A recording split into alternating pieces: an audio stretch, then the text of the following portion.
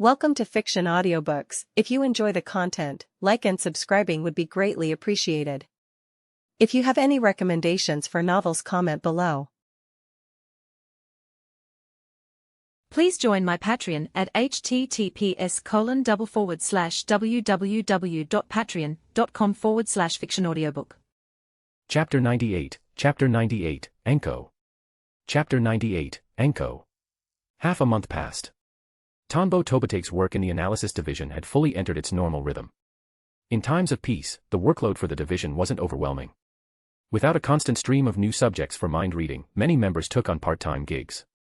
A small faction remained dedicated to analyzing ninjutsu data extracted from past corpses to find countermeasures. These processes ran themselves. Tanbo didn't need to micromanage. He was leisurely. Then there was the barrier team. The inverted golden bell barrier was undergoing further strengthening in terms of lightweighting, deployment speed, and defense against specialized ninjutsu infiltration. However, there was no rush. The current version was sufficient. They were simply researching a new version to prevent the old version from being countered. Aside from these duties, Tanbo's life was relaxed. Every day after work, he spent time with his children, taking them for strolls. Occasionally, he used a shadow clone to watch the kids while he took Ayam out for a walk. Life was incredibly comfortable. His two little ones were growing stronger by the day. On this day, at Ichiraku Ramen, Tanbo had arranged a meeting between two people. "Hi, Enko. Long time no see. You're getting prettier and prettier," Tanbo said as he walked into the shop, seeing an impatient Enko Mitarashi waiting there. Seeing him, Enko immediately recalled the trauma of once being dominated by the taste of chili. "Hey, why did you ask me out? I haven't even finished my mission reports yet. And why meet here? You should know I prefer sweets. Is this how you invite people? Besides, you're a married man, you don't actually have feelings for me, do you?" Enko didn't even give Tanbo a chance to speak, letting it all out in one breath. Tucci, who was busy making ramen, twitched his ears. His hands actually stopped for a second. Sweat beaded on Tanbo's forehead. "Hey, don't talk nonsense. I'm here to introduce you to someone. He'll treat you to 3-color dango later." "What is she talking about? I am the most devoted man alive." Hearing Tanbo's explanation, Tucci resumed his noodle-pulling craft. "What? I'm not interested in men. If you had said that from the start, I wouldn't have come." Enko's face turned bright red as she shouted. "Besides, plenty of guys chase me, I just haven't accepted their affection yet." Sure. I just feel that since you love sweets so much, you might end up as a round-faced, wide-waisted old lady one day. Then no one will want you. Don't worry, the person I'm introducing is my prized disciple, he's already a full jonin." Tanbo thought of the Enko from Boruto and shuddered. In that timeline, she really did struggle. Hearing the round-faced, wide-waisted comment, veins popped on Enko's forehead, her knuckles cracking as she clenched her fists. "You bastard. Who says no one will want me? And I'm a ninja. How could I possibly end up like that?" She only focused on the insults. Tap, tap. Just then, a figure walked in from outside. "Sensei. Shinobu is here. Quick, take a look. This is the excellent kunoichi I told you about, the next Lady Tsunade of Konoha. Come, introduce yourselves." Tanbo's eyes lit up as his disciple arrived, and he quickly pulled him over. Then he said to Enko, "See. This is Mibu Shinobu, my disciple. He's the same age as you. It couldn't be more perfect." Hearing herself described as the next Lady Tsunade, Enko's anger dissipated slightly as she looked at Mibu Shinobu. He had a plain, ordinary face, a small ponytail, and a slightly awkward smile. "Enko Mitarashi. Hello. Mibu Shinobu. Hello." Shinobu also looked at the kunoichi his teacher spoke so highly of. Her purple hair and sharp eyes made his own eyes light up. The awkwardness of a blind date had officially spread to the ninja world. Looking at the two of them, Tanbo felt so awkward he wanted to dig a hole in the floor. "All right, you two go out and chat. I won't disturb you." Poof. He vanished on the spot, leaving the two even more embarrassed. In reality, Tanbo hadn't left. He used a presence concealment genjutsu to lower his presence and hid in the corner to watch. This was his first time matchmaking, and it was strangely nerve-wracking. He really wanted to know if this pair would work. He wondered if this was becoming a quirk of his. As his power grew, his mindset was slowly changing. "Go for it, Shinobu. Win her over and you'll have a 2-jonin household." Currently, Enko wasn't a jonin yet, but she would be. "Enko, you're a jonin." "Aha, I was just promoted," Shinobu laughed awkwardly. He didn't know what to say. He wanted to talk, but the words wouldn't come. He never imagined Sensei would be so decisive, introducing him to a date so soon. He felt there was no need to rush. Are you a mute? You only answer when asked. I'm starting to wonder how you became a jonin. Ah, haha. It's just my first time being around a girl like this. I'm a bit flustered. Are you really Tanbo Tobate's disciple? Yeah. He's been my team leader since I graduated from the academy. Then, have you ever tasted that specific genjutsu of his? That disgusting one? Of course. Sensei used that to punish us back in the day so we wouldn't dare slack off. Do you hold a grudge over it? No. Sensei treats us very well. Liar. You must have wanted to punch him at least once, just to make him taste those flavors himself, right? Maybe a little. Tanbo, listening from the shadows, was initially frustrated. What kind of guy just gives one-word answers? Shinobu is a hopeless case. But then the conversation took a turn. Good grief. So you're just like Irika, hiding a desire to punch me in your heart, huh? If both of them feel that way, Togtake Tatusen must think so too. Humph, I'll deal with you lot later. I think you're all right, Anko said suddenly. Let's go. We can go on a date and try to get to know each other. Ah. Shinobu was stunned. A date, just like that. It's a date. I like 3-color dango and red bean soup. You don't dislike them, do you? Ah, no. Then let's go. Anko slapped his shoulder in her characteristic boisterous manner and walked out the door. Mibu Shinobu followed behind, looking completely dazed. Wait, isn't this moving too fast? What happened to being not interested in men? Tanbo was also stunned. He recalled the dating games of his past life and looked at Shinobu's awkward, bashful expression. Isn't he just going to be wrapped around Anko's finger? Man, that change of heart was way too quick. He immediately followed them, utilizing his ninja skills to trail them openly. Since they couldn't break his genjutsu anyway, he followed along. He truly hoped his introduction was the right call. Chapter 99, The Concept of Illusory Taijutsu. Chapter 99, The Concept of Illusory Taijutsu. Konoha Main Street. Tanbo Tobate was openly spying on the two of them. Anko and Shinobu, as well as the surrounding residents, completely ignored him. It was as if he were a person who didn't exist in this world. Watching them eat their way through the street while Mibu Shinobu constantly pulled out his wallet, Tanbo began to wonder if he had introduced the wrong girl. If Anko ate like this every day, even a jonin's salary wouldn't last very long. The two seemed to be getting familiar with each other, and Shinobu gradually began to relax and interact more. However, the initiative always remained in Anko's hands. Idiot. Back when I was chasing Iam, the initiative was always in my hands. Tanbo felt his disciple was quite dense, his talent clearly only resided in being a ninja. But seeing them interact reminded him of his own younger days. It was beautiful. Unconsciously, he had survived in the ninja world for 7 years. He had grown from an 11-year-old boy into an 18-year-old young man. He had fought in a great war, been a teacher, acted as a spy, he even had a wife and children. Time truly flew.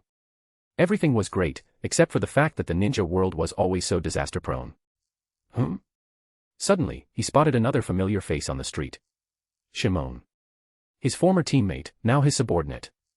Currently, Shimon was holding a girl's hand, laughing and talking as they fed each other skewers. Hiss. I was wondering why I hadn't seen you at work lately, and I hadn't heard about any part-time teaching gigs. Turns out you were out picking up girls, and it looks like things are going pretty well. Tanbo was happy for him. Seeing another acquaintance find love was good. However, he remembered that in the original story, Shimon seemed to be single. Did he get triggered by me having a wife and rush out to find one? Looking at the receding backs of Shinobu and Anko, Tanbo felt Shimon's gossip was slightly more interesting. He'd let his disciple handle his own affairs, he was just the matchmaker, and his job was done. Tanbo maintained his genjutsu and drew closer to Shimon. Shimon-kun, you're so good to me. Of course. There's only one person in my heart, and I'll love you for 10,000 years. Smooch. Humph, here's a gift for you, don't you dare dislike it, the girl said after kissing his cheek. How could I? Shimon looked like he was on top of the world. I remember you said before that you didn't want to find a wife. Why the sudden change? That was the plan.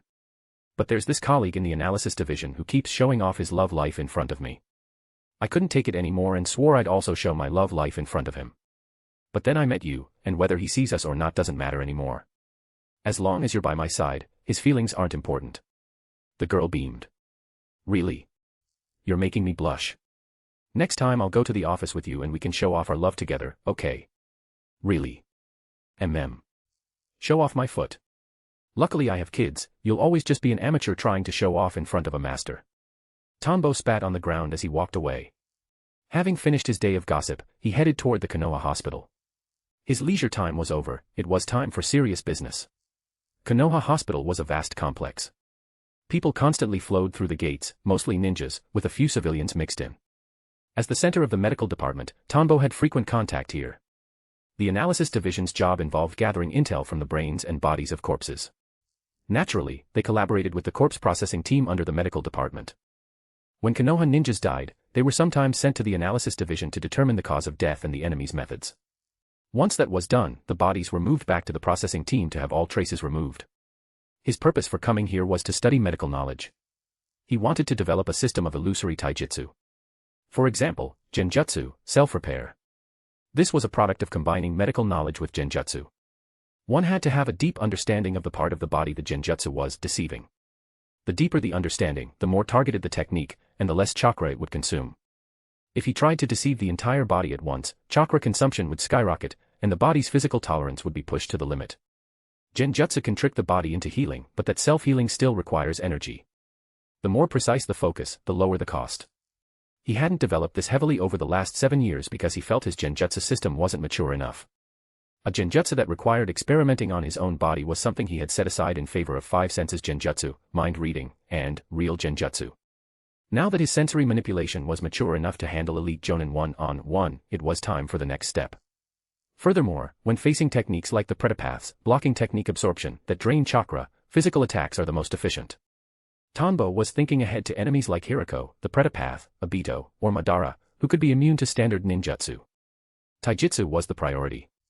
If he could develop a genjutsu that deceived his own body to drastically boost its physical capabilities, this internal genjutsu wouldn't be affected by an enemy's external absorption or negation. This was his direction for dealing with enemies up to the Otsutsuki level. He would have liked to try Sage Mode, but he had no way in. He wouldn't try to research it himself, he didn't want to turn into a stone statue. He had a family to provide for, he couldn't afford to take unnecessary risks. If he could push genjutsu to its peak, be it Yakumo Kurama's reality warping ability, illusory taijutsu, or the depth of his touch of life, he could hold his own.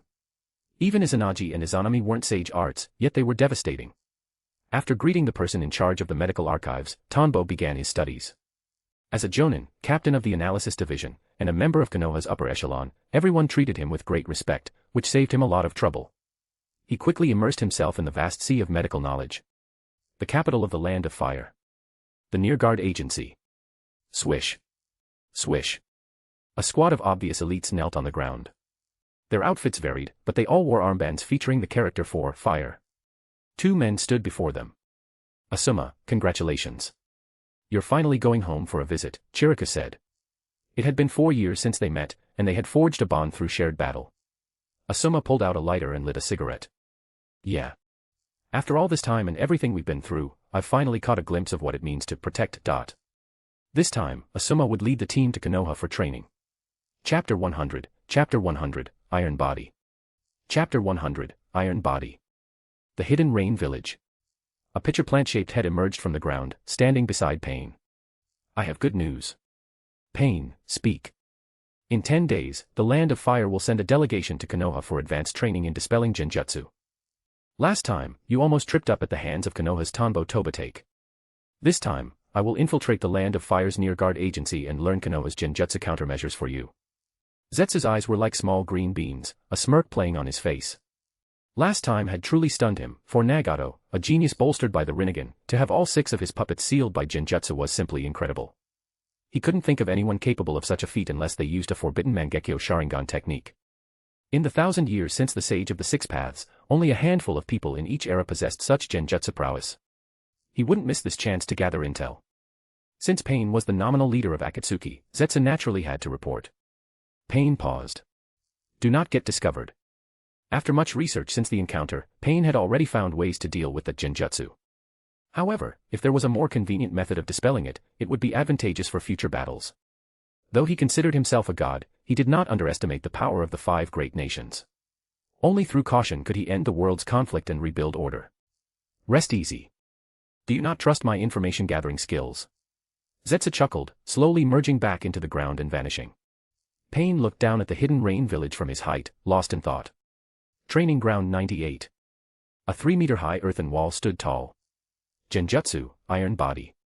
As the technique was cast, chakra surged through the meridian system in Tanbo Tobate's right arm while a separate pulse shot into his brain. A specific neural signal issued a command from his mind to his hand. Combining with the chakra, a unique nature transformation occurred. His right hand gradually turned black. Chakra transformed into a special substance, flooding the muscles, cells, bone marrow, joints, skin, and meridians. Tanbo clenched his fist. He felt as if the world was within his grasp. He looked at the earth-style mud wall before him and swung. Boom. Crack. Thud. The sound of breaking air, the sound of snapping bone, the explosive sound of the wall shattering. The air 3 inches ahead of his fist compressed before even touching the wall. The wall buckled in a conical shape from the pressure, then the compressed air exploded, obliterating the mud wall inch by inch. The airburst even tore up the ground in a fan-shaped wake, leaving only the base of the wall intact. Humph. Tanbo groaned. He felt the connection between his arm and shoulder, bones were fractured, and muscles and ligaments were torn. As the technique deactivated, his arm went limp and hung at his side. He immediately used his left hand to cast Mystical Palm technique, using the medical knowledge he'd acquired for emergency first aid. Still not right. Even though the Touch of Life Genjutsu allows me to use in release to create a second, independent yet linked musculoskeletal system on my arm to push power to the limit, the recoil is too much for the physical body to handle. After roughly patching up his arm, Tanbo headed toward the Konoha hospital. That second musculoskeletal system was a concept he'd adapted from various animals, the 100x weightlifting structure of an ant, the strike of a peacock mantis shrimp, and the leg power of a frog.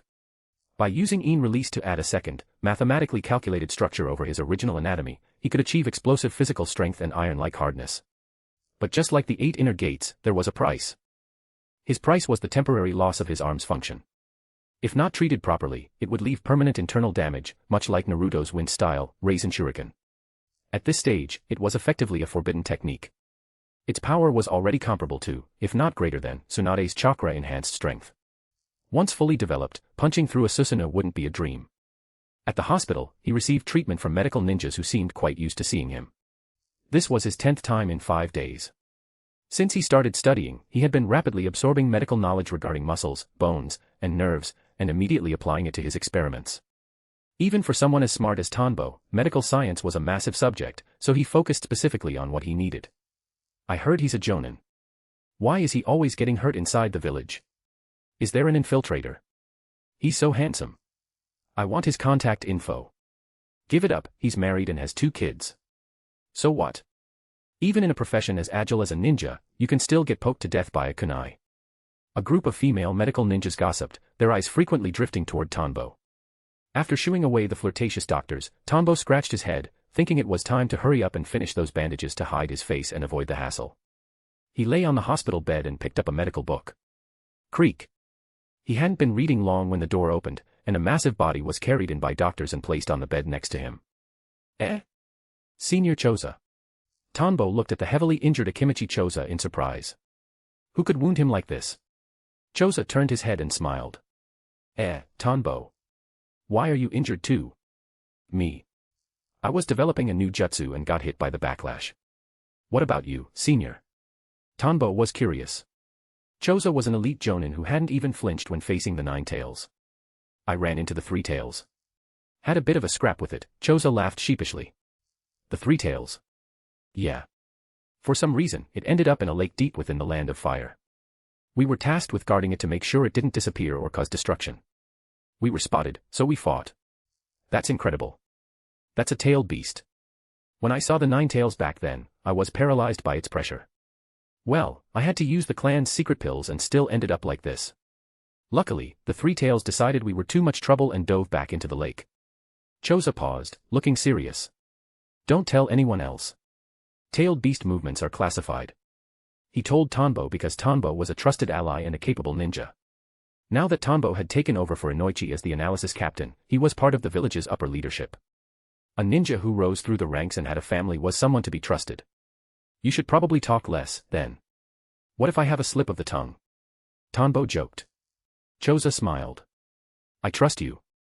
Anyway, what kind of jutsu are you developing? Maybe I can give you some inspiration. Since we're both stuck here, we might as well chat. Chapter 101, Chapter 101, The Nearguard Agency Team. Chapter 101, The Nearguard Agency Team. Learning always makes time fly. Akimichi Chosa's family secret techniques belong to a branch of yang release nature transformation. Although they were vastly different from Tanbo Tobate's in release, they provided him with ample inspiration. This played a crucial role in his subsequent ninjutsu development.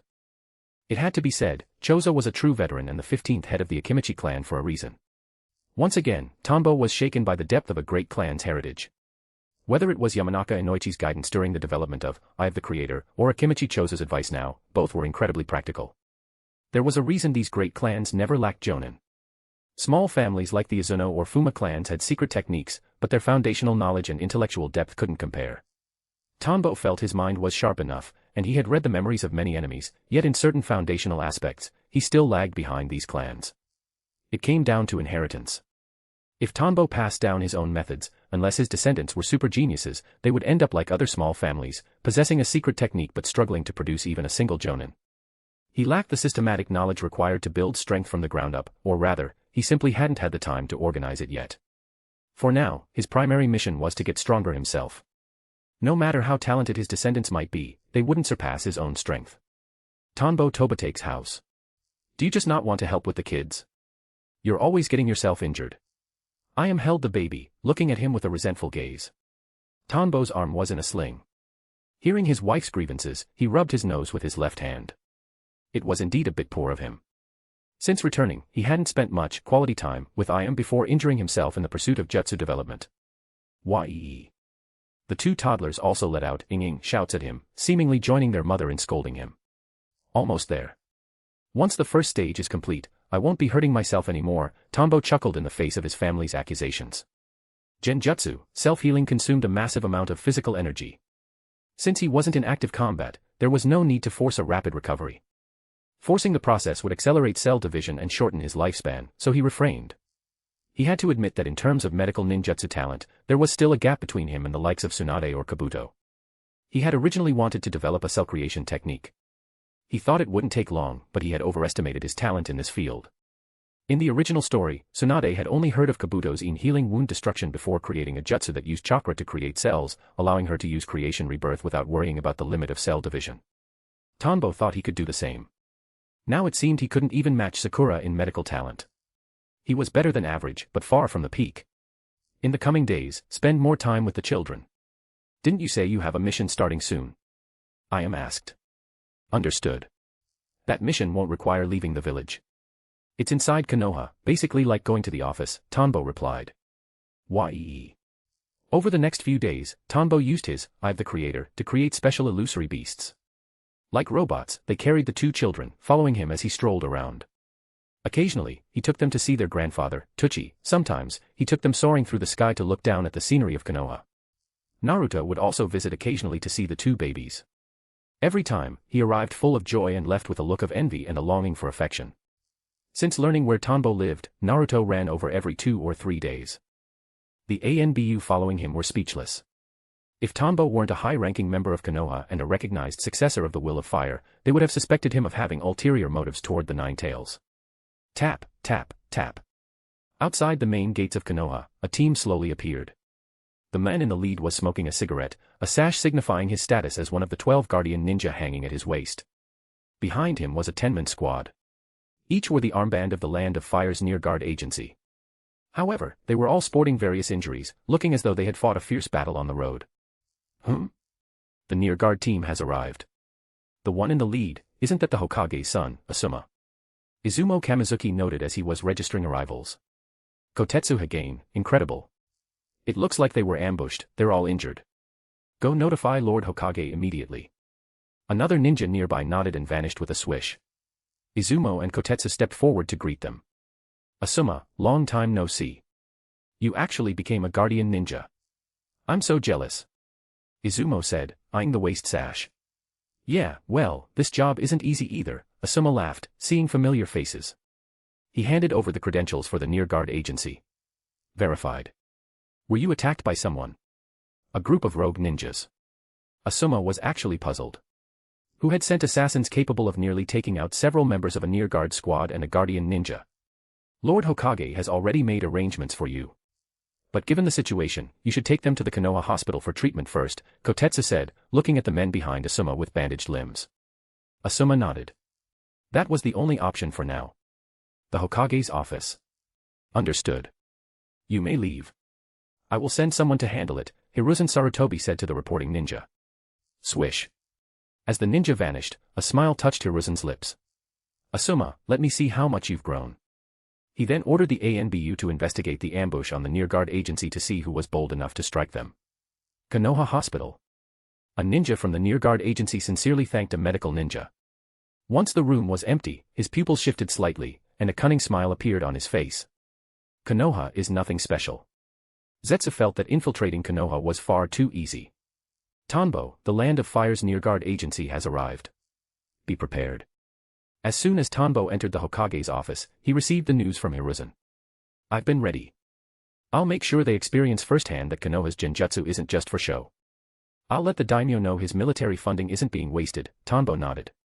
He was a veteran at teaching. Having taught so many people, he was more than proficient, it was second nature. Furthermore, he didn't need to teach any secret techniques, he was just teaching Genjutsu dispelling, a field he knew better than anyone.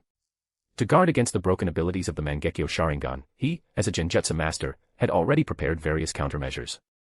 Dispelling Genjutsu was his specialty. As for Koto Amatsukami, he hadn't tried it yet, so he wasn't sure if he could handle it.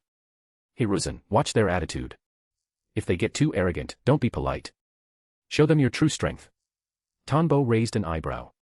Understood. The meaning is clear, if they dare to act out, I can put them in their place. Chapter 102, I didn't want to show off, but the third told me to show my skills.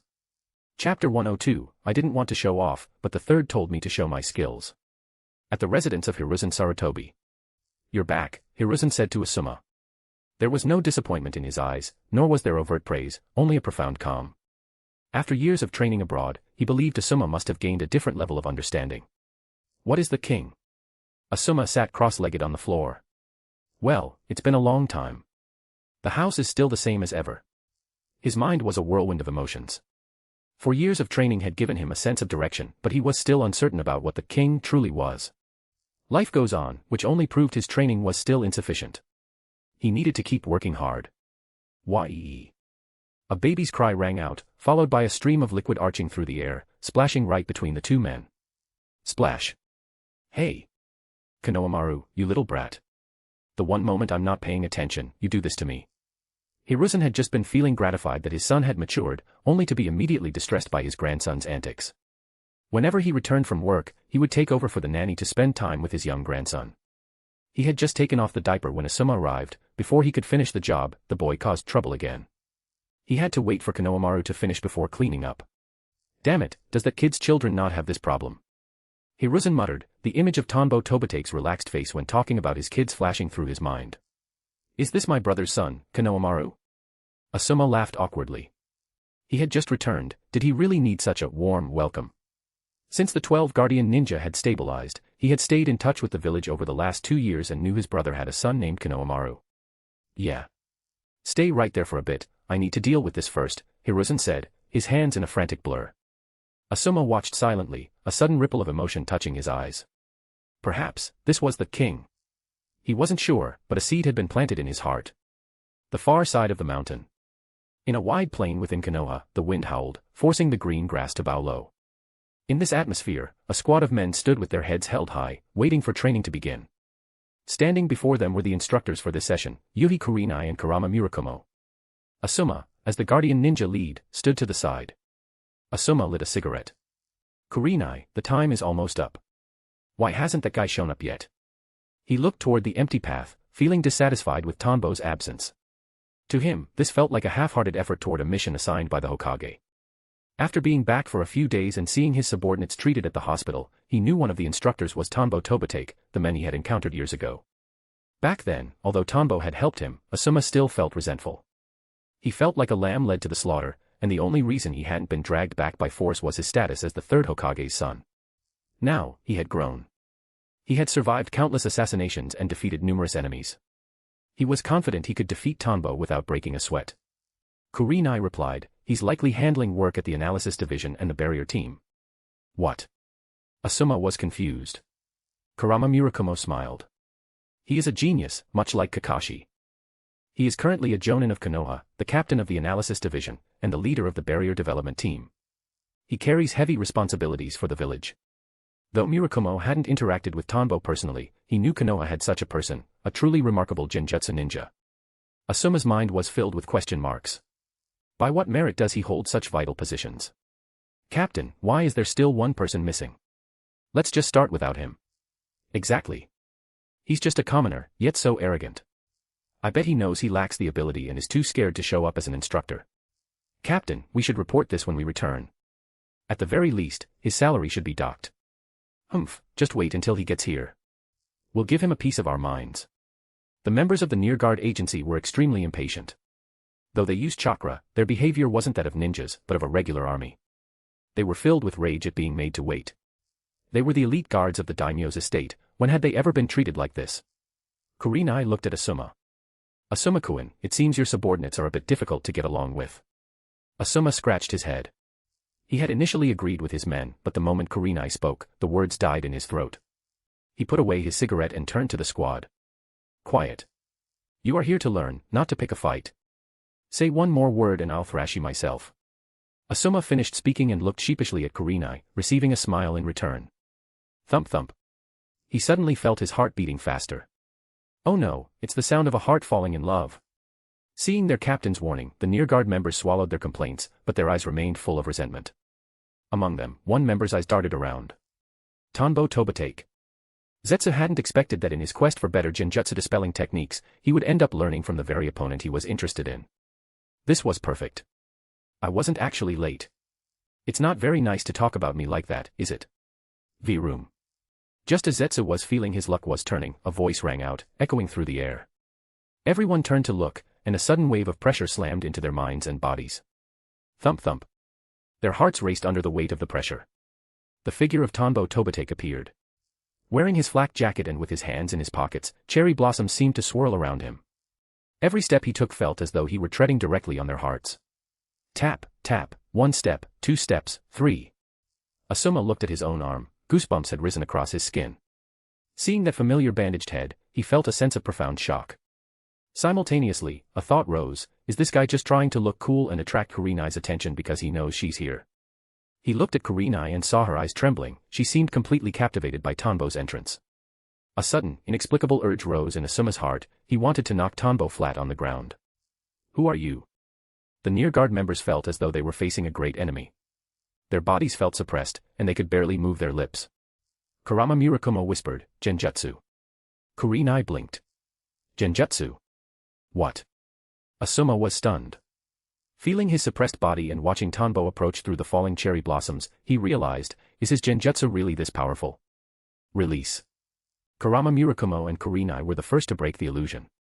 Kurenai then placed her hand on Asuma's shoulder, injecting chakra to dispel his Genjutsu. Asuma's vision finally returned to normal. There were no cherry blossoms around Tanbo, and no crushing pressure. There was only a young man with a bandaged head and a smirk on his face. However, being the innocent youth he was, Asuma found himself wishing Kurenai's hand would stay on his shoulder just a little longer. Kurenai pulled her hand away. Asuma's face was slightly flushed.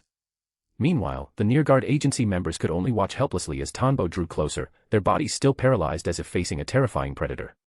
Cold sweat dripped. Drip. Chapter 103, Chapter 103, Unruly. Chapter 103, Unruly. As expected, you really do need to learn. To think you couldn't even dispel a simple Genjutsu like that. Tanbo Tobatake approached, slowly dispersing the Genjutsu coverage. The members of the Near Guard agency finally broke free from that crushing pressure. Looking at the men before them, they felt a lingering fear. If he had thrown a few shuriken just now, their entire squad would have been wiped out. They were elites of the Near Guard, not weaklings. Yet that Genjutsu, standard dispelling techniques had been completely useless. Of course they were useless. He had created this move specifically for showing off, drawing inspiration from the conqueror's haki of a certain pirate world. However, the internal mechanics were different. It wasn't based on an internal energy like haki. Instead, it used Genjutsu to overwhelm the enemy's skin receptors and the neural speed of their muscle control, creating the illusion of being physically unable to move.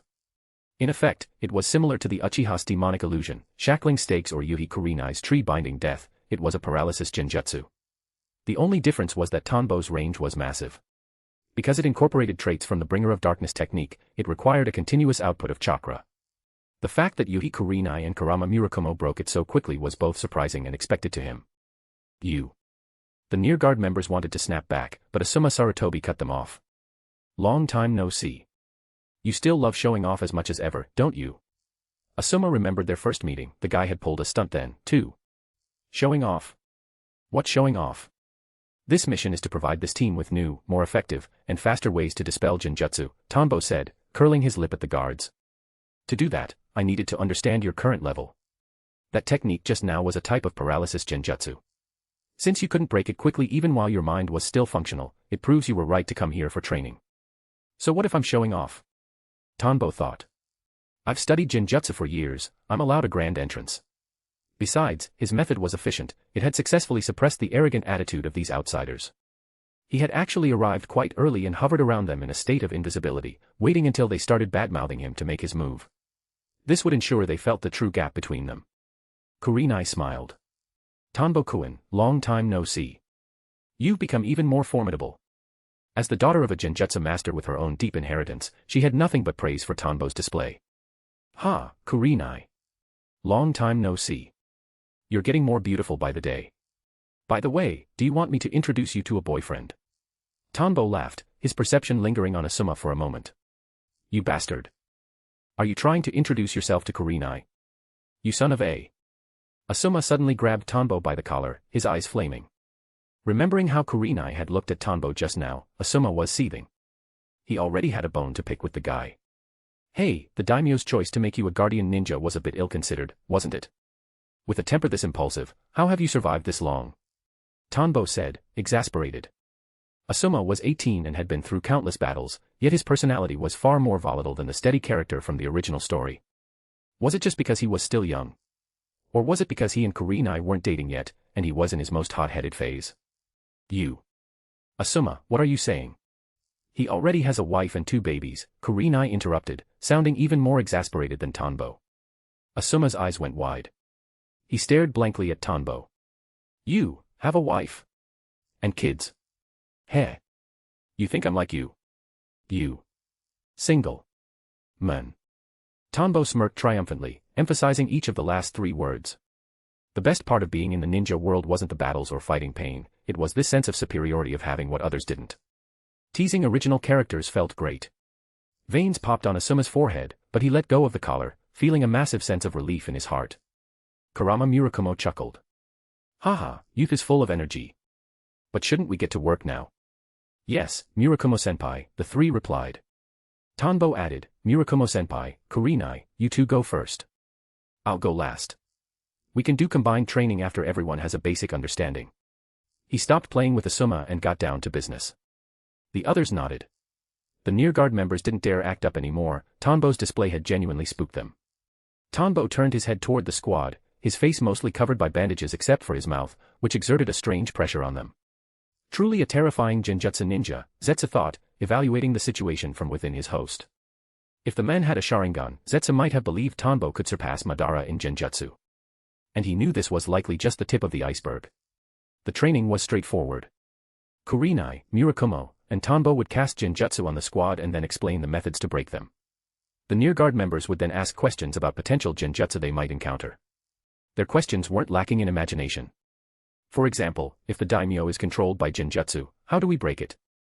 This led to many specific sub-questions. What type of Genjutsu is it? How do you identify it? How do you differentiate between types? How do you prevent it? This squad was indeed made up of specialists. They had a natural talent for dispelling and learned quickly. This continued for nearly a month, but it was a month of misery for the guards. They could handle Kurenai and Murakumo's Genjutsu. But Tanbo's was different. Gag. Just thinking about it made them want to vomit. Visual, auditory, and even through different methods of chakra distribution, Tanbo attacked them with Genjutsu. In the illusionary space, they experienced flavors from different regions, flavors that refined the sense of taste to an extreme. Specifically, flavors that were nauseating even after the Genjutsu was broken. As Tanbo explained it to them, he had dozens of flavors, and he never used the same one twice in a row. Paralysis Genjutsu, mental pulling Genjutsu, control type, hypnosis, no matter the type, they suffered. Hey, isn't your Genjutsu a bit too much? Asuma finally couldn't watch any longer. Tanbo replied, really? This is child's play. I haven't used any actual forbidden techniques, they wouldn't be able to take it. They just need to know the solution. In truth, Tanbo's Genjutsu was designed so that even if you solved it, the experience remained unpleasant. He had no intention of letting them see his new version techniques that could be used against him later. He followed the philosophy of his previous life, only the versions that are 4 generations behind are released for civilian use. No one is stupid enough to reveal their trump cards, especially a ninja. In the squad, Zetsu listened with great interest, silently praising Tanbo's logic for dispelling Genjutsu. Chapter 104, Chapter 104, The Kurama Story. Chapter 104, The Kurama Story. The Gates of Konoha. Alright, this is as far as I go. I've taught you about everything I can, you can take the team back now, Tanbo Tobitake said to Asuma. The Nearguard agency members behind Asuma looked visibly overjoyed upon hearing this. Do they know how they spent this past month? They never want to come back. They had initially thought that since he was a commoner, he wouldn't dare do anything to them, but they hadn't expected his Genjutsu to be so creative. Then I'm off. Kurenai. Asuma looked at Yuhi Kurenai with a face full of reluctance. He felt that the month had passed far too quickly. He had made up his mind, as soon as he returned to the capital, he would resign from his position as a guardian ninja and return to Konoha to assist the old man. The old man was too lonely raising Konohamaru by himself, and his older brother was away all year round, it wasn't right. Yuhi Kurenai, goodbye. Asuma led the team away, looking back every 3 steps. Seeing the smile on Kurenai's face only strengthened his resolve. The mission was over. Watching the team disappear into the distance, Tanbo felt relaxed again. He then turned to Kurama Murakumo beside him. Murakumo-senpai, I was wondering if you have some time. I've heard much of your clan's talent for Genjutsu, and I've long looked forward to discussing it. Would you be open to an exchange of ideas? Over the past month, Tanbo had already gained some useful insights by picking up various Genjutsu tips and logic from the 2 of them, but he wasn't satisfied. The Kurama clan was the only family he knew of that possessed a genuine Genjutsu bloodline limit, something far rarer in the ninja world than even the Sharingan. No problem. I was actually hoping to chat with you as well. Your attainments in Genjutsu will likely surpass most of my clan's ancestors, Murakumo laughed. Much appreciated, Tanbo replied. The Kurama clan estate. Murakumo-senpai, has your family gone out? I don't see anyone else around, Tanbo remarked as he walked down the corridor, sensing his surroundings. Aside from a few cleaning ladies, there were very few people in the massive manor. He didn't see Kurama Yukumo from the original story. In fact, his perception didn't pick up a single child in the vicinity. Oh, my wife is out at the hot springs with some friends. She's not home right now, Kurama Murakumo explained, leading the way. I've heard that every few generations, your clan produces a brilliant genius. I wonder if your daughter might be one. Tanbo had long coveted the legendary reality warping power of the Kurama bloodline. Having finally secured an opportunity to enter their home, he wanted to see that power for himself. His recent progress with illusory taijutsu was rapid, but he believed that if he could get close to someone like Yukumo and experience her genjutsu firsthand, he would find a way to replicate the logic. Daughter. My wife and I don't have any children yet, Murakumo laughed awkwardly. None. Tanbo was stunned. Murakumo thought Tanbo found it strange that someone his age had no children. Sigh. There's no helping it. Neither my wife nor I have a constitution suited for conceiving children. It's been a great regret of mine all these years. In that regard, I truly envy you for having both a son and a daughter. His tone was genuinely envious. However, our clan's bloodline limit is a bit different from the legends outside. Murakumo's face wore a complex expression, somewhere between relief and regret. Tanbo. No way. If there's no Kurama Yukumo, it means the world's direction isn't exactly like the anime I watched. Have a seat first, I'll go look for some records. Murakumo brought him to the parlor and then headed to the study, returning with a massive, heavy volume. These are the thoughts and theories on Genjutsu left behind by our ancestors. Because our clan's secret techniques are unsuitable for outsiders, this volume on Genjutsu logic and analysis was created instead. However, the value of this book is no less than that of a secret technique. A secret technique, as a family's inheritance, is never lightly shared, especially since the Kurama clan was no small family, but one that continuously produced jonin. Tanbo took the book and opened the cover. In the author's credits, a familiar name caught his eye. Kurama Yukumo. Tanbo saw the name at the very top of the list, third head of the Kurama clan, Kurama Yukumo. Below her were the names of other clan members who had contributed to the work. Haha, yes. Kurama Yukumo. She is the source of the legend you heard, Murakumo laughed. What do you mean? Tanbo was confused. Kurama Yakumo, the third head, was the origin of the Kurama bloodline. The legend that a genius appears every few generations comes from her. During the Warring States period, the Kurama clan was quite famous in the Land of Fire, using Genjutsu to compete with other clans for resources. Fearing for the clan's survival after seeing so many members die in battle, Ancestor Yakumo developed a forbidden bloodline limit technique, Genjutsu reincarnation. As long as the Kurama bloodline exists, a bloodline genius will appear every few generations to deter other families and allow the clan to develop in peace. Tanbo was floored. This was ridiculous. Seeing his confusion, Murakumo continued. Does it sound like this forbidden technique isn't really a curse, but rather a very beneficial inheritance technique? Haha, but as the Warring States ended and the Kurama joined Konoha, we found that the purpose of this technique was no longer necessary, and it might even threaten us. Murakumo sighed. The ancestors' intentions were good, but reality rarely follows a set path. Who could have predicted the rise of the hidden village system? Why? Tanbo was completely hooked. Good lord. Even with his current talent, strength, and accumulated knowledge, a technique like that felt impossible to complete. If he could learn it, could he provide a safety net for his own descendants? It didn't matter if they weren't a genius every single time, but he knew the importance of a pity system. If a genius appeared every few generations, even if they didn't have the population base of the Senju, Uchiha, Sarutobi, or Shimura to produce geniuses every single year, they would at least avoid the fate of the Fuma or Izuno clans, where the chance of producing a Jonin was nearly zero. This could ensure the continuation of his bloodline, the mark he would leave on this world. He would eventually die, he had never planned on living forever. He just wanted to live well while he was alive. If he could leave behind his own mark, that would be perfect. And this forbidden technique was exactly what he wanted. Chapter 105, Chapter 105, A Horrifying Genjutsu. Chapter 105, A Horrifying Genjutsu. Because this forbidden technique isn't actually about a genius appearing every few generations. All the information leaked to the outside world is a lie, Kurama Murakumo stated, helplessly revealing the truth. Huh. A giant question mark flashed through Tanbo Tobate's mind. Isn't this something that can be debunked with a simple check? He had looked up the records himself, the history of the Kurama clan clearly showed that a genius appeared in every era. I wonder if you've noticed something. In all the data you've heard outside, there is only the legend of the Kurama genius, but never the names of those geniuses. Murakumo poured Tanbo a cup of tea and then filled his own, smiling. As Tanbo began to recall, a chill slowly crept into his heart. He asked, this. I pride myself on having a photographic memory, yet I seem to have completely overlooked this issue. I never even gave it a thought. Could this be related to your clan's power, senior? It was terrifying. In his memory, it was exactly as Murakumo said.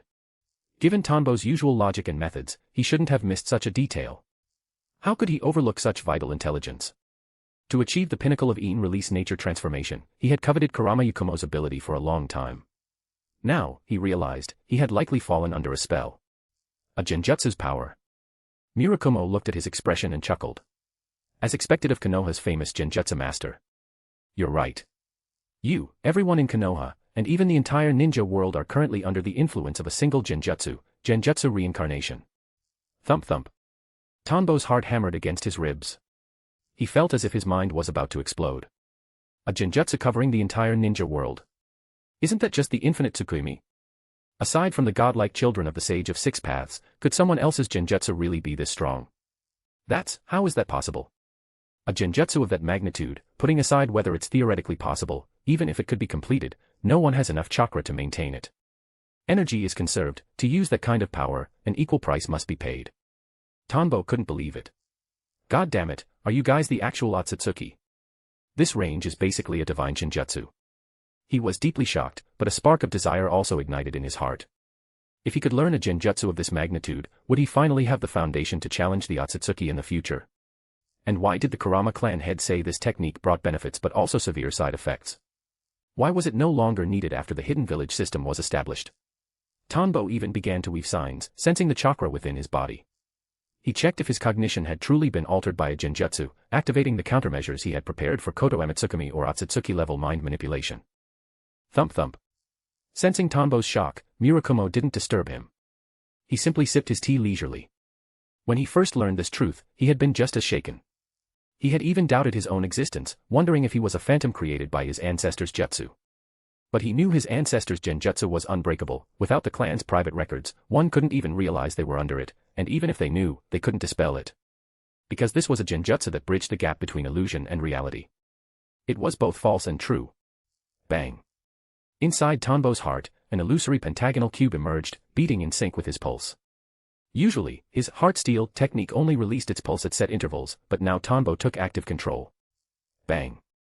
A massive flood of information and memory surged from his heart back to his brain.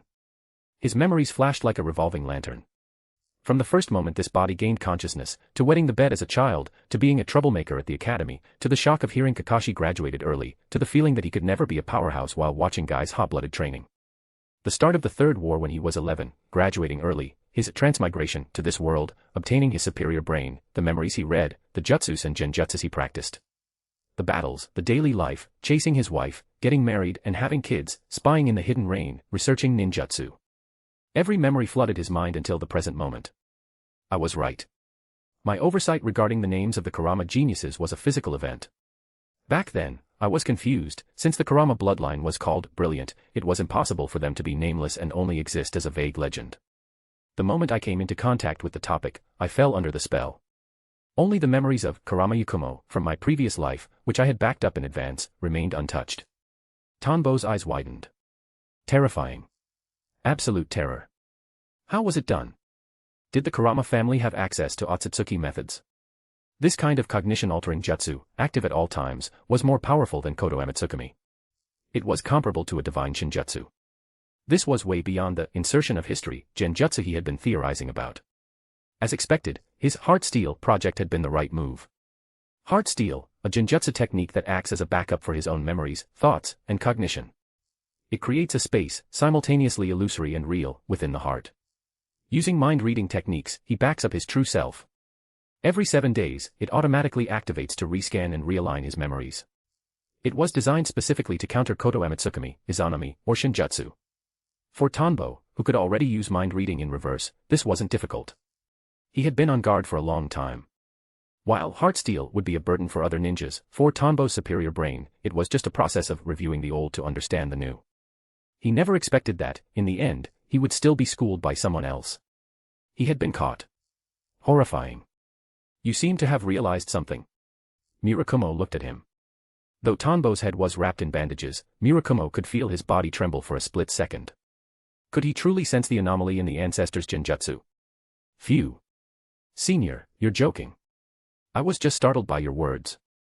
How could anyone cast such a terrifying genjutsu? Tanbo exhaled a long breath of turbid air and spoke.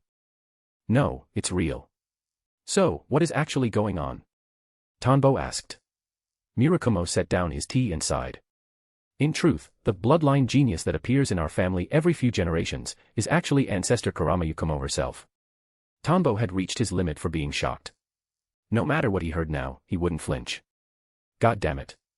I'm usually the one shocking people. Today, I just wanted to talk about genjutsu and see Yakumo's real genjutsu, and I get flexed on by someone from 10 generations ago. Every few generations, Ancestor Yakumo is born anew from the chakra within our family members, becoming a real person existing in this world. Perhaps one day, you will find that I suddenly have a daughter, and her genjutsu talent is so strong it's a threat to the village. You won't be confused, nor will you wonder why I suddenly have a daughter. Because in the cognition of the world, including everyone in it, she is a person who truly exists. A real, physical human being. She will be recorded in Konoha's confidential archives. They will remember the Kurama clan produced such a genius under the name Anonymous, and then she will suddenly disappear. It is only after several generations pass that the influence on the Kurama descendants weakens. Only then, by finding the old records in the clan's secret grounds, does the influence fade for a short period. That is why I am able to tell you this secret now. Chapter 106, Chapter 106, The Absolute Best. Chapter 106, The Absolute Best. Then why did you say this is both a good and a bad thing for the Kurama clan? Tanbo Tobite couldn't quite wrap his head around it. It didn't sound like a bad thing on the surface. At the same time, it made him realize that when Kurama Yakumo first appeared, her power was at its peak. As time passed, the genjutsu would weaken, and she would eventually disappear. He could only remark to himself that there was a reason Black Zetsu hadn't managed to unseal Kagaya Otsutsuki for over 1,000 years. If every era produced a few ridiculous ninjas like this, achieving his goal would indeed be difficult. Because the genius created by the ancestors' Genjutsu is flawed, Kurama Murakumo explained helplessly. Her personality is defective. A demon will be born within her heart named Ito. It will unknowingly kill her relatives and eventually erupt, allowing Ito to seize control of the power. After a certain amount of destruction is caused, the ancestor will, for various reasons, reclaim her sense of self and kill Ito. Finally, the Genjutsu will fade, and she will slowly vanish from our collective cognition. Walking along the streets of Konoha, Tanbo's heart was a whirlpool of complex emotions. This trip to the Kurama clan had truly shaken him. He used to think Masashi Kishimoto's original settings were ridiculous enough, but it turned out there were masters hidden even deeper. This actually matched the plot he remembered.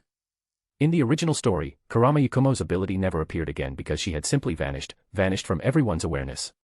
Thus, the appearance of a Kurama Yakumo in the Warring States period could indeed deter other clans. But in the Hidden Village era, where wars drained ninja populations and a time bomb existed within the family, it brought immense trouble to the Kurama clan. A pity the specific implementation of the Genjutsu wasn't recorded. But it's fine. Even without that specific jutsu, obtaining the Kurama clan's theoretical research on Genjutsu is far more valuable. In the end, Tanbo received a gift from the Kurama patriarch, that massive volume. According to Kurama Murakumo, he saw that Tanbo's attainments in Genjutsu might one day surpass the ancestor and help them unravel that forbidden curse, which is why he gifted it to him. At the same time, Tanbo was very proud of his self-created heart steel technique. It worked exactly as he intended. While others can influence a soul, they cannot change the fundamental history of one's memories. Heart steel can effectively break cognition-altering Genjutsu because cognition is built upon memory. The moment the backup memories return, the sense of self is reconstructed. It was a bountiful harvest, leaving him with the realization that there is always a higher heaven. Woof. Woof. Akamaru. Haimaru, wait for us. As he was lost in thought, the sound of barking and playfulness drifted over. His perception picked up the Haimaru brothers and Akamaru sprinting ahead, with Hana Inuzuka and a little kid with a sharp fang chasing after them. Sniff, sniff. The Haimaru brothers were having a great time playing with their owners when their noses caught a scent. They looked toward the source and a familiar back came into view. Screech. The three Haimaru brothers braked so hard their paws skidded. They began to step backward gingerly. Quietly, very quietly. Woof. Akamaru was confused. Why had his companions stopped and started retreating? If they kept this up, they'd be caught. Haimaru, what's wrong? Hana Inuzuka finally caught up. She was about to celebrate her victory when she saw the dog's strange behavior. Sister, we won. Kiba Inuzuka picked up a dejected Akamaru, showing off his fangs with a loud laugh. Woo. Haimaru boss let out a tiny howl, seemingly afraid of waking someone up, but his feet didn't stop moving backward. Hana felt a pang of unease. Following Haimaru's lead, she looked in one direction but saw no one. There's nobody there. Haimaru, you're too cowardly. Don't tell me you're afraid of ghosts. Hee hee. Kiba mocked, covering his mouth. Akamaru is way better. He's super brave. Woof woof. Akamaru agreed. Hana, however, felt a sense of impending doom. Haimaru wouldn't lie to her. It's Hana. Long time no see. You've grown quite a bit, and gotten much stronger too. Haimaru as well. Tanbo Tobitake suddenly appeared beside her, patting her shoulder and smiling at her and the dogs. Thump. Tanbo-sensei. You're too scary. Why do you always appear out of nowhere? Hana felt her heart was about to burst from the fright. Woof woof. The Haimaru brothers' eyes went wide and they bolted. But as they ran, they realized they were just running in circles on the spot, as if the distance between them and Tanbo refused to increase. They gave up. They were caught in a Genjutsu.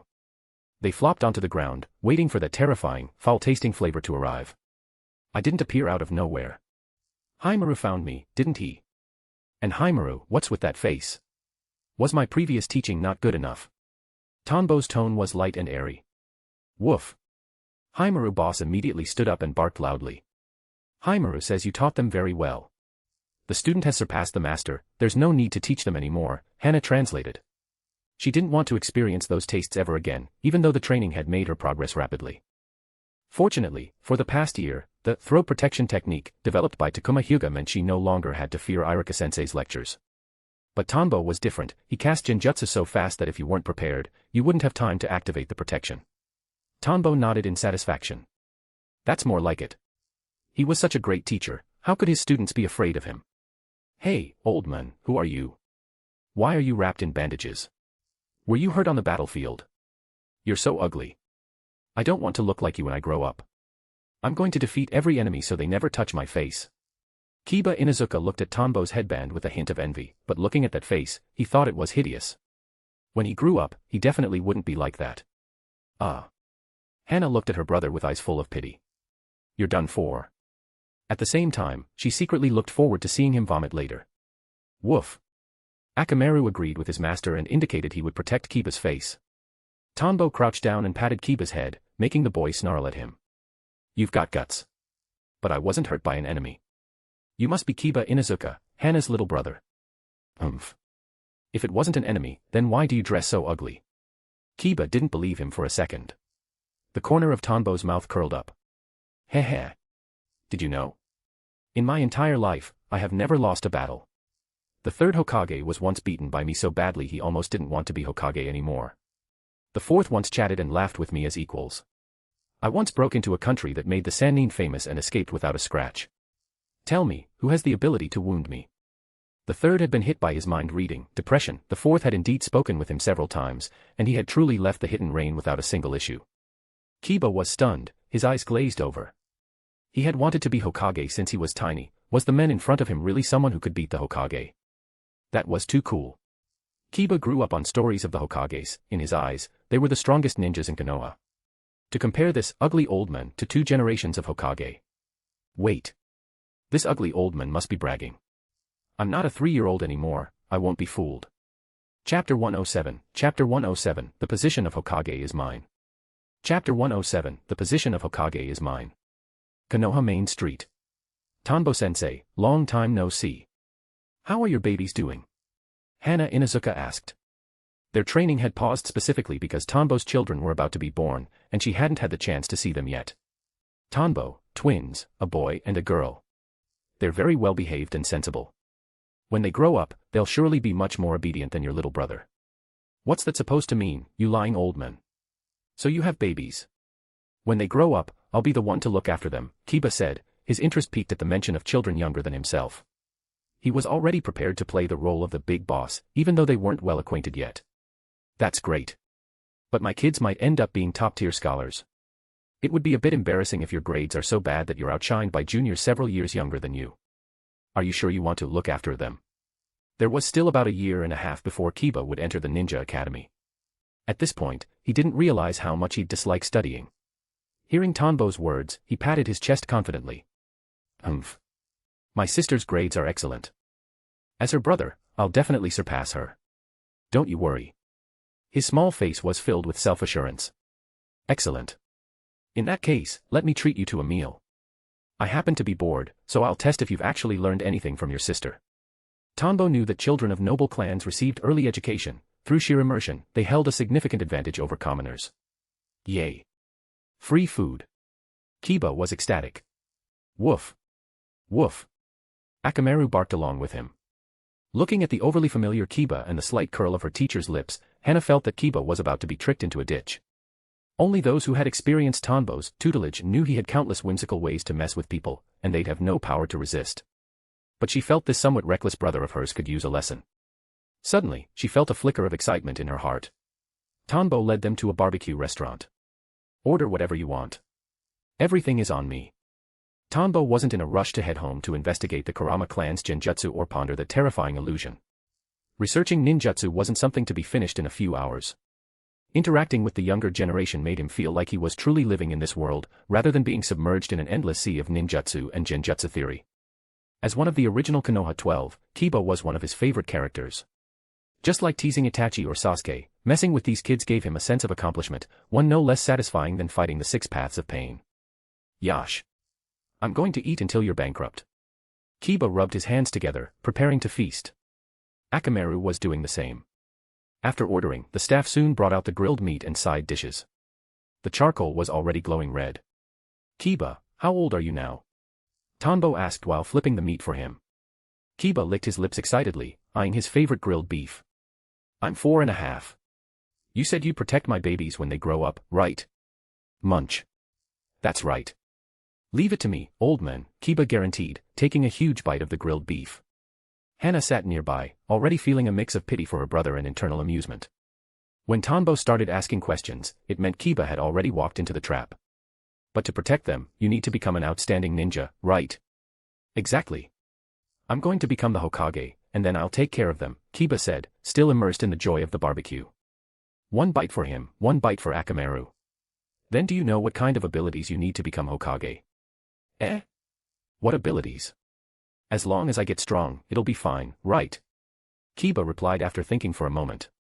Hana covered her face. Too naive. He was just like the boys in her class, zero self-awareness. Tanbo smiled and nodded in agreement. As expected of you, Kiba. To have the mindset of a Hokage at age 4, the chances of you becoming Hokage are very high. Hearing this, Kiba felt a surge of energy fill his chest. Ugly old man, really? Are you so drunk on meat that you're calling me that? Tanbo nodded. Correct. You have the potential.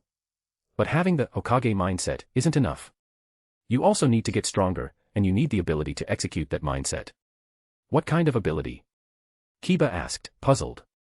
At 4 years old, he didn't care about such things. But he could feel Tanbo's validation. The ugly old man was right, he did have the potential. Here it comes. Hana thought, watching the show. In a year or so, you'll enter the academy. The way to get stronger is in there. I'll let you in on a secret to becoming Hokage. This is what the 4th Hokage told me personally when we were chatting. As a ninja, intel and counter-intel skills are essential. Tanbo didn't feel like he was lying, he was training Kiba. That's amazing. You really knew the 4th. Kiba's trust in the ugly old man grew. He treated me to barbecue, he definitely wouldn't lie to me. He became even more excited for school. Of course. I'm also working hard, hoping that after I become Hokage, I can pass the title to you. But I'm getting older, and I learned this secret too late. I probably won't have the chance. But you're different, you're young. If you learn well now, you can pass the title to my babies when you retire. Tanbo led him in step by step. Kiba was dying of impatience. After all that talk, he still hadn't heard the secret. Just say it, old man. Lord Fourth said, as long as you get a perfect score in every single subject at the academy, your chances of becoming Hokage increase by half. Tanbo spoke nonchalantly, even citing a famous quote. All you had to do was attach the name of a figure Kiba admired to the statement. Ah, will it be very hard? My sister said it's really difficult, Kiba said, stunned by the requirement for total perfect scores. Had he misheard? His parents criticized his sister all the time, saying she was lacking in this or that. Hana. Keep on bluffing, sensei. Just keep bluffing. There were dozens of subjects in the academy, and when subdivided, there were hundreds of categories. No one could get a perfect score in everything. Even Tanbo couldn't do it, and she doubted the 4th Hokage could have either. Only those who had actually attended school knew the struggle. Tanbo shook his head. It's hard if you make it hard, and easy if you don't. If it were easy, wouldn't everyone be the Hokage? The reason it's hard is that others don't have your firm will to become Hokage. As long as you carry that will and study with determination, you will become the pride of your parents, the pride of your sister, the pride of Akamaru, and the pride of the entire Hidden Leaf village. That's right. None of them have a will as strong as mine. For me, it definitely won't be hard. Kiba felt the old man was right. It was just drawing and writing on paper with a pen, it surely couldn't be harder than playing hide-and-seek with Akamaru. The position of Hokage was as good as his. Chapter 108, Chapter 108, Dreams. Chapter 108, Dreams. The barbecue restaurant. Not bad. I truly admire you, but there's one more thing you must pay attention to. Seeing Kiba's burning fighting spirit, Tanbo Tobitake nodded in approval. Pay attention to what? Kiba was completely lost in the series of compliments, especially under Akamaru's admiring gaze. If your classmates are just like you, constantly shouting about wanting to be the Hokage, what should you do? Tanbo didn't answer directly. Kiba, impossible. I'm the Hokage. He thought about it, realized he hadn't grown up yet, and added, so, what should I do? His little head CPU was struggling to keep up. So smart. I didn't expect you to be so humble as to ask for advice at only 4 years old. Truly a future Hokage. As your senior, my answer must not disappoint you.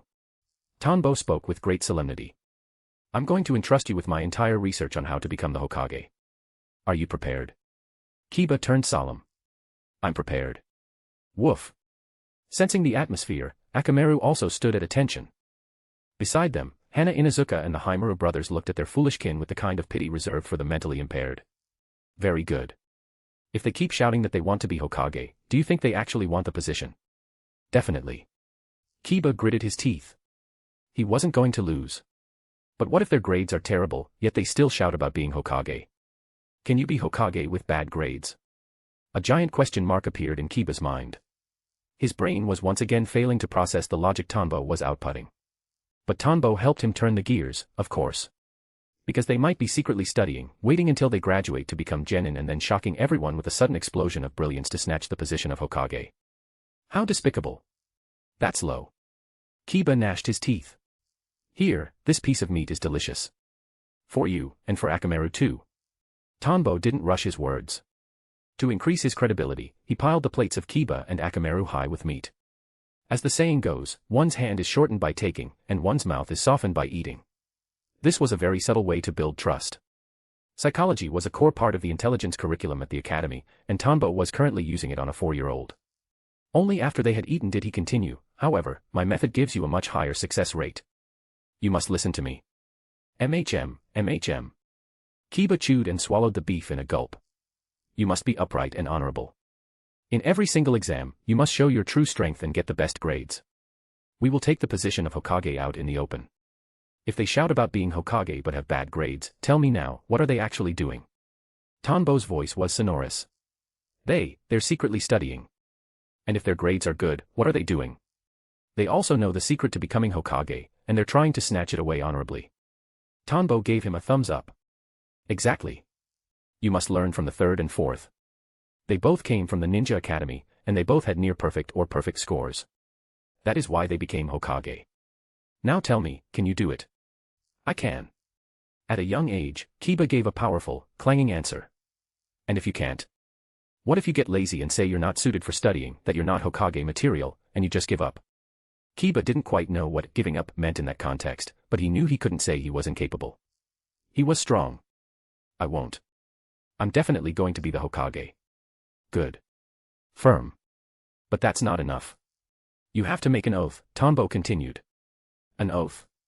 Kiba was dazed. Tonbo looked at Akamaru. You know, you're still small. You only think being Hokage is cool, but you don't know the real benefits. I'll tell you, once you're Hokage, you can establish a national dog festival. You can make Akamaru the king of dogs for a day, receiving the worship of every dog in the village. You don't want Akamaru to be mocked by other dogs, do you? You wouldn't want to let him down, right? Woof. Woof. When Akamaru heard he could have his own festival and be the dog king, imagining a day where the Himura brothers would have to bow and scrape before him, he immediately signaled to Kiba that they had to work hard together. Kiba's blood was boiling. He looked into Akamaru's eyes with deep emotion. I swear. I won't let Akamaru down. I will become Hokage and establish the dog festival. Tonbo felt the deal was sealed. He didn't even bother asking about punishments for failing the oath, because he believed in Kiba's bond with Akamaru and his own competitive nature. He felt a secret glee. He wondered if the Ninja Academy would become very interesting in the future. Would Kiba really become the king of grinders at the academy because of this string of lies? The children of the ninja world were different from those of his previous life.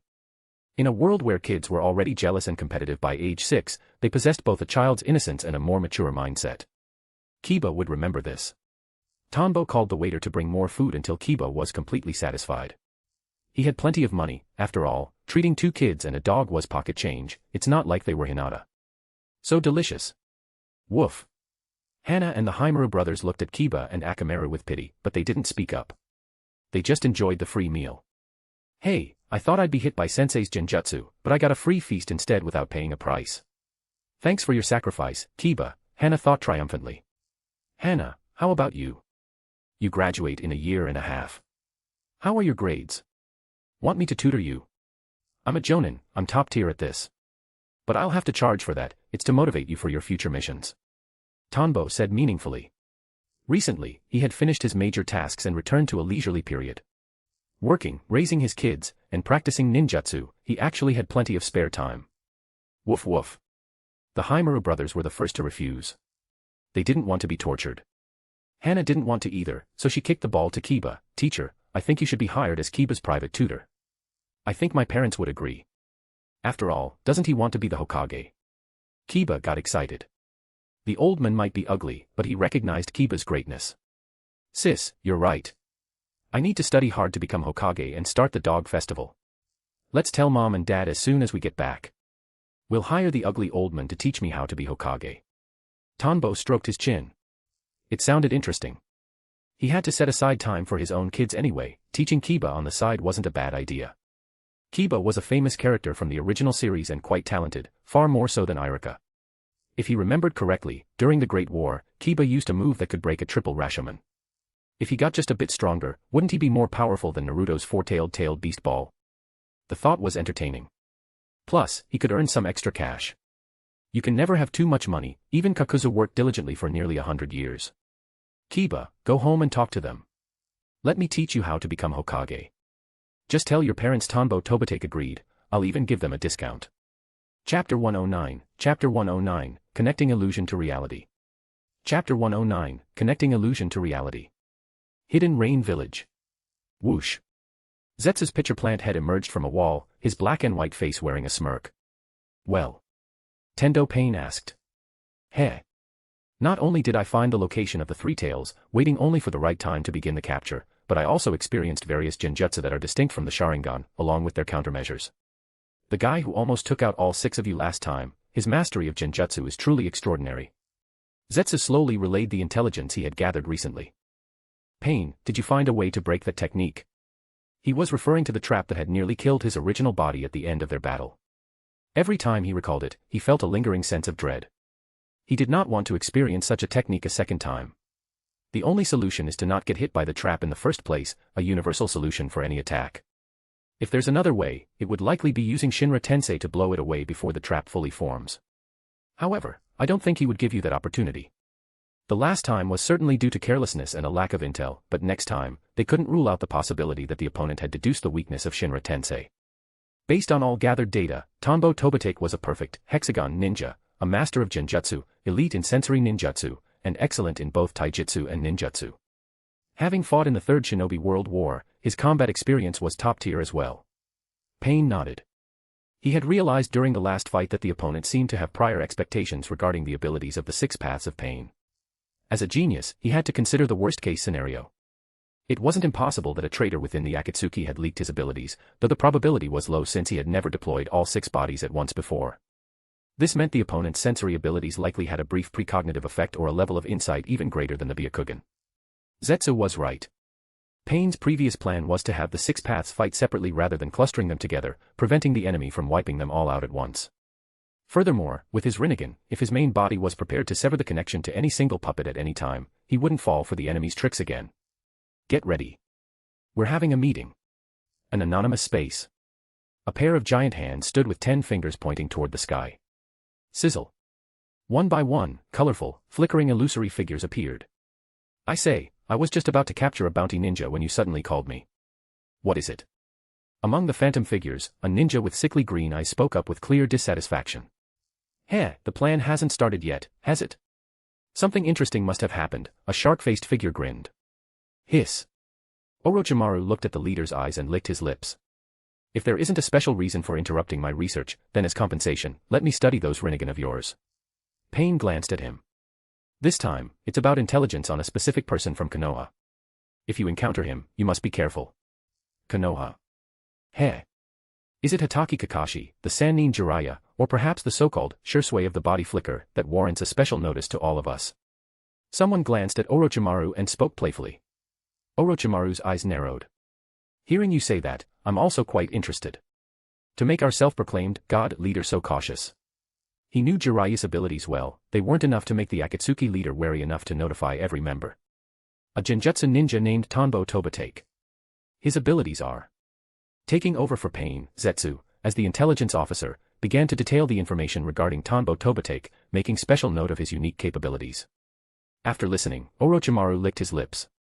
What an outstanding ninja. I didn't expect Konoha to produce such a talent in the few years since I left. Tanbo Tobitake, I'll remember that. As a versatile genius, Orochimaru was also proficient in genjutsu, but he understood the power of the Rinnegan better than anyone. To make a Rinnegan wielder fall for a technique, that was no ordinary feat. That sounds quite terrifying. I really want to meet him. Understood. Sounds like a bit of a counter to me. If I see him, I'll just run.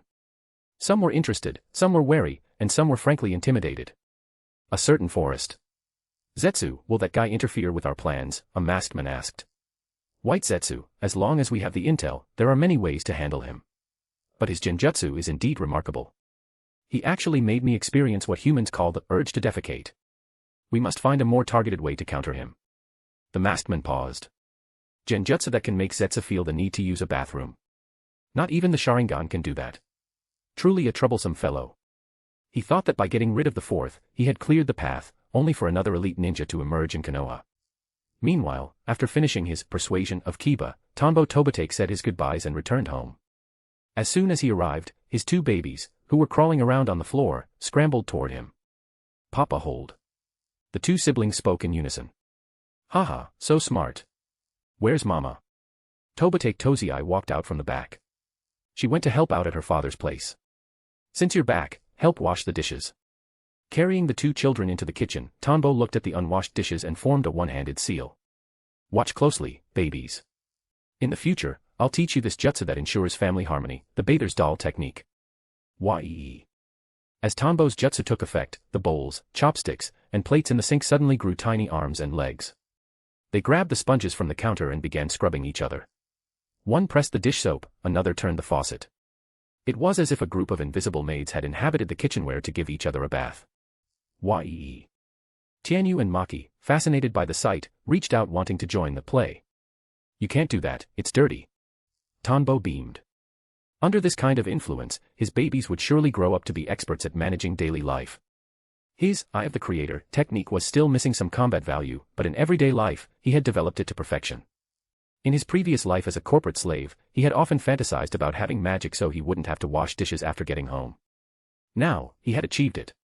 This jutsu didn't require much chakra, yet it was incredibly practical. He used it for almost all household chores. Papa awesome. Tianyu suddenly spoke. Maki echoed, awesome. Tanbo's face lit up with joy. His babies had added 2 more words to their vocabulary. He decided he had to show off more often to consolidate his status in the family. After playing with the children for hours, Tanbo felt a profound sense of happiness. Finally, after they grew tired and fell asleep, he tucked them in and retreated to his own study. He pulled out the book he had been eager to read. He had skimmed through it at the Kurama estate. It contained the theory of connecting illusion to reality that he had been desperately needing. It was exactly what he needed to fill the gap in his knowledge. While Eye of the Creator had similar effects, the direction of its application was different. It couldn't influence natural phenomena like wind, rain, thunder, or lightning. He began to read with intense focus. Chapter 110, Giving Kiba a Cheat Code. Chapter 110, Giving Kiba a Cheat Code. Konoha. The Inuzuka household. Hana and Kiba Inuzuka reported the matter of Tanbo Tobitake to their parents. Kiba's eyes were brimming with anticipation. In his mind, an illusory scene had already begun to play. He was sitting in the Hokage's seat, and Akamaru, as the king of dogs, was receiving the worship of a massive pack of dogs below. Because of this vision, he was more enthusiastic than anyone about hiring Tanbo as a private tutor. I see. Since Kiba is so motivated, let's give it a try, his parents agreed. Although the Inuzuka clan had no shortage of jonin, no one was free enough to act as a private tutor for Kiba. Even as parents, their duties kept them away from home more often than not. They knew Tanbo Tobitake, the captain of the intelligence analysis squad, and his capabilities were beyond doubt. They were just puzzled as to why he would offer to be a tutor. Was the analysis squad that bored? Or was he short on money? Tutoring for cash. He hadn't charged anything when he taught Hana before. They couldn't figure it out, but they knew it was a good thing for Kiba. They had witnessed Hana's growth under his guidance. Tanbo was indeed an exceptional teacher. Yay. I'm going to be the Hokage. Woof. Kiba and Akamaru descended into their own fantasies. Their parents were left scratching their heads. What does the Hokage have to do with you? In their eyes, the personality of the Inuzuka clan wasn't exactly Hokage material. Hana quickly pulled her parents aside and recounted how Tanbo had persuaded Kiba. Only then did they realize what had happened. They were impressed. Tanbo's teaching ability was even stronger than they imagined if he could make Kiba this motivated. A few days later. At Tanbo's home, Kiba followed his parents, carrying gifts to pay a visit. His small face was flushed with excitement. He was about to start his path to becoming Hokage and was full of fighting spirit. When he saw the babies, Tianyu and Maki, he got even more excited. These were his future little brothers, after all. You're Tianyu, and you're Maki. From now on, I'm your big bro, call me Big Bro Kiba. Kiba sniffed the air, memorizing their scents. Tianyu and Maki looked at him. Brother. It's big brother, not just brother. Big brother. Wow, so smart. Don't worry, I'll be looking after you from now on. Kiba was satisfied and played with the two children for a while. The moment Kiba turned his head, Tianyu and Maki simultaneously showed expressions of disdain. They clearly weren't thrilled about calling him big brother. But as soon as Kiba looked back, they flashed their innocent baby smiles. Yee. Meanwhile, Tanbo and Kiba's parents reached an agreement, 200,000 ryo per month. That was nearly half the base salary of a jonin. However, Kiba's parents felt they were getting a bargain. Not only was Kiba receiving the influence of an elite jonin, but they were also dropping off their high-energy son so they didn't have to watch him constantly, much like parents in another world feeling relieved after dropping their kids off at kindergarten. After seeing the Inuzuka family off, Tanbo returned to his room. The tutoring would start tomorrow, and he wanted to use this opportunity to perform a ninjutsu experiment on Kiba. A power leveling token appeared in his hand, spinning between his fingers. After several days of research, his understanding of Genjutsu had made massive strides. Whether it was illusory taijutsu or the theory of illusion influencing reality, he had progressed significantly. Genjutsu, Iron Body. Through his recent research, he had successfully removed the side effects, but he had also resolved its excessive power. At the cost of reduced potency, the jutsu had been downgraded from a forbidden technique to an A rank, but it could now be used as a standard attack. As for the ability of illusion influencing reality, he was working on the ratio of physical energy to spiritual energy, gaining new insights into nature transformation. Just like mind transfer or the shadow possession jutsu, these were all different nature transformations of Yin release. This was a very clear direction. Once he finished this research, he could develop genjutsu that influenced the weather. However, it would take time. Even Naruto, with over 200 shadow clones, took over a week to master wind release nature transformation. Tanbo considered himself talented, but developing a new nature transformation would likely take at least a year. He estimated he would finish it around the time Naruto and the others started school. This nature transformation differed from his Eye of the Creator, but would be much more practical in combat. But that wasn't his current task. His focus was on the history insertion, genjutsu he had been theorizing about. After obtaining the Kurama records, he finally had a breakthrough. Acting as Kiba's tutor gave him the perfect chance for a practical experiment. Kiba, be my guinea pig. It won't be dangerous, Tanbo thought, his lips curling into a smirk. It was all too perfect. He happened to be free, he happened to run into Kiba, he happened to become his tutor, he happened to get the Kurama research, and he happened to have an idea. Kiba, accept your fate. It's not like I'm doing this on purpose, this is a gift from destiny. Naturally, as someone who grew up with modern values, he wouldn't let Kiba be in any danger. Research into inserting history, which was essentially inserting memory, would be fine as long as he adjusted it to fit the capacity of Kiba's brain. Of course, since Kiba was one of his own, he wouldn't do anything reckless. As the captain of the analysis squad, even if there were fewer enemies caught in peacetime, he still had some subjects. Whether he was reading memories or implanting them was up to him. That was the power of his position. The version he wanted to study now was for education. Like using his power leveling token, he would use ninjutsu to create a genjutsu space containing specific insights. This would allow Kiba to experience genius-level comprehension during different stages of learning. This was his research direction. Whether it would succeed and how effective it would be remained to be seen in practice. Compared to combat use, this direction was clearly more suited for education. His research couldn't match Kurama Yukumo's ability to influence entire eras, so it was inferior for direct combat. If changing one person's cognition could change the cognition of everyone associated with them, then it would be worth pursuing for combat, but clearly, it couldn't. 1-to-many versus many-to-one, it was like the difference between nuclear fission and fusion. The difficulty was on a different level. He pulled out his notebook and changed the concept of inserting history to a support type. Meanwhile, 5 senses manipulation would be the combat type.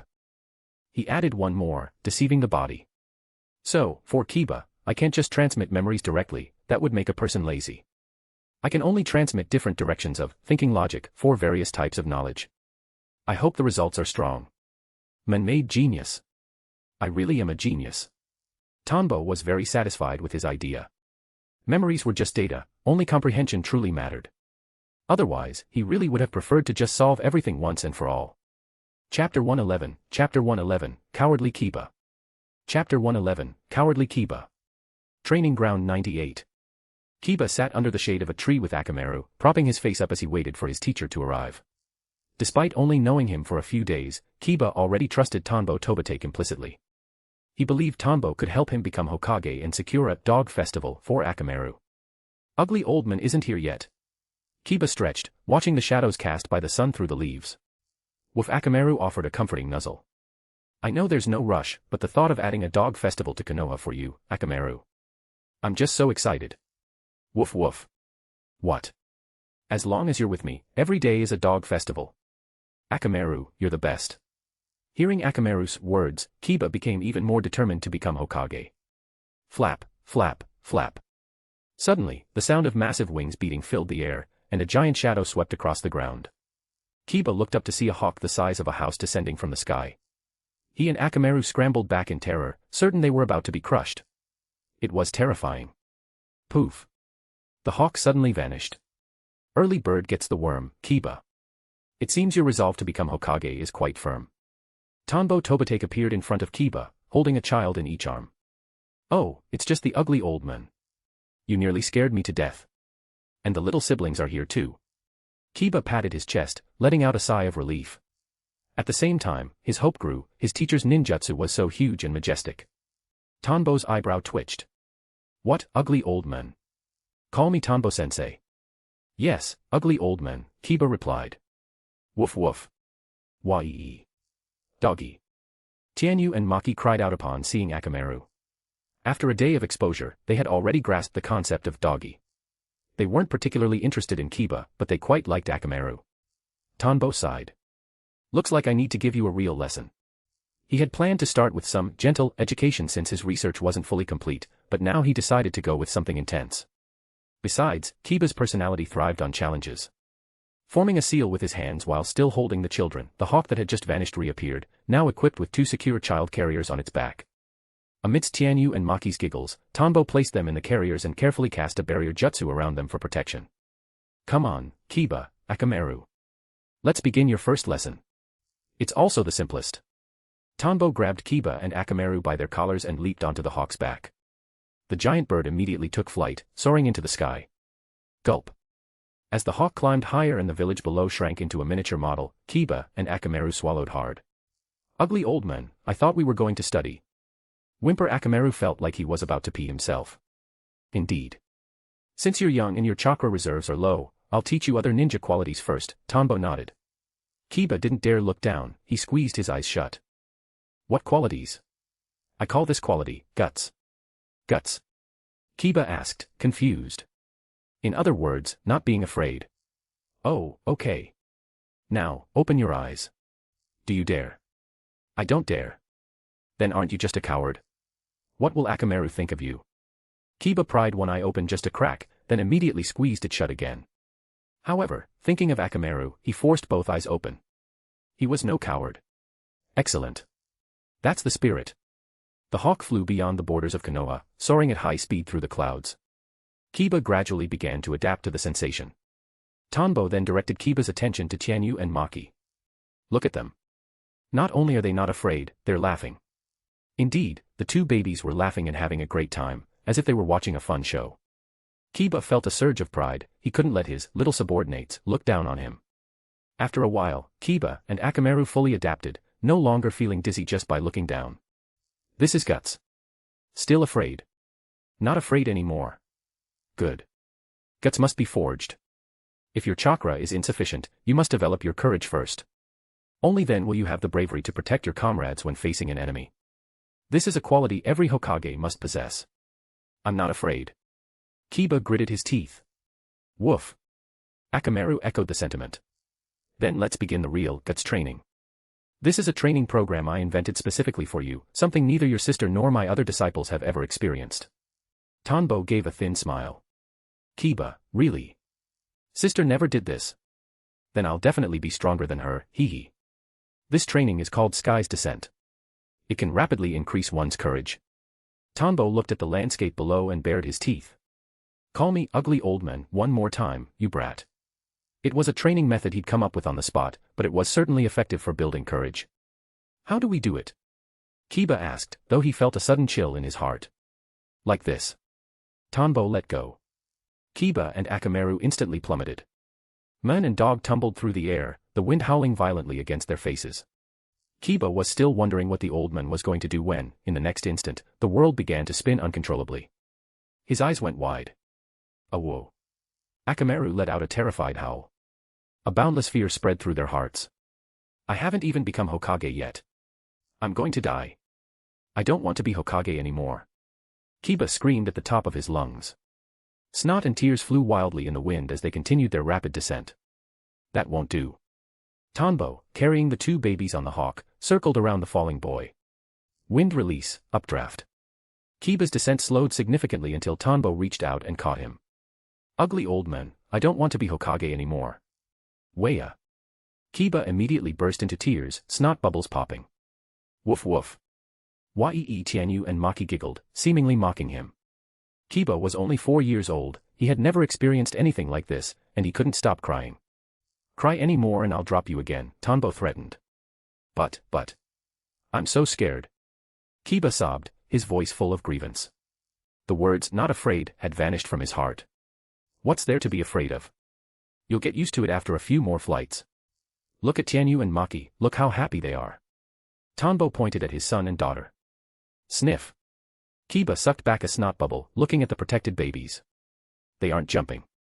I was waiting for you to say that. Is that so? Then I'll have them jump with you. No excuses this time, right?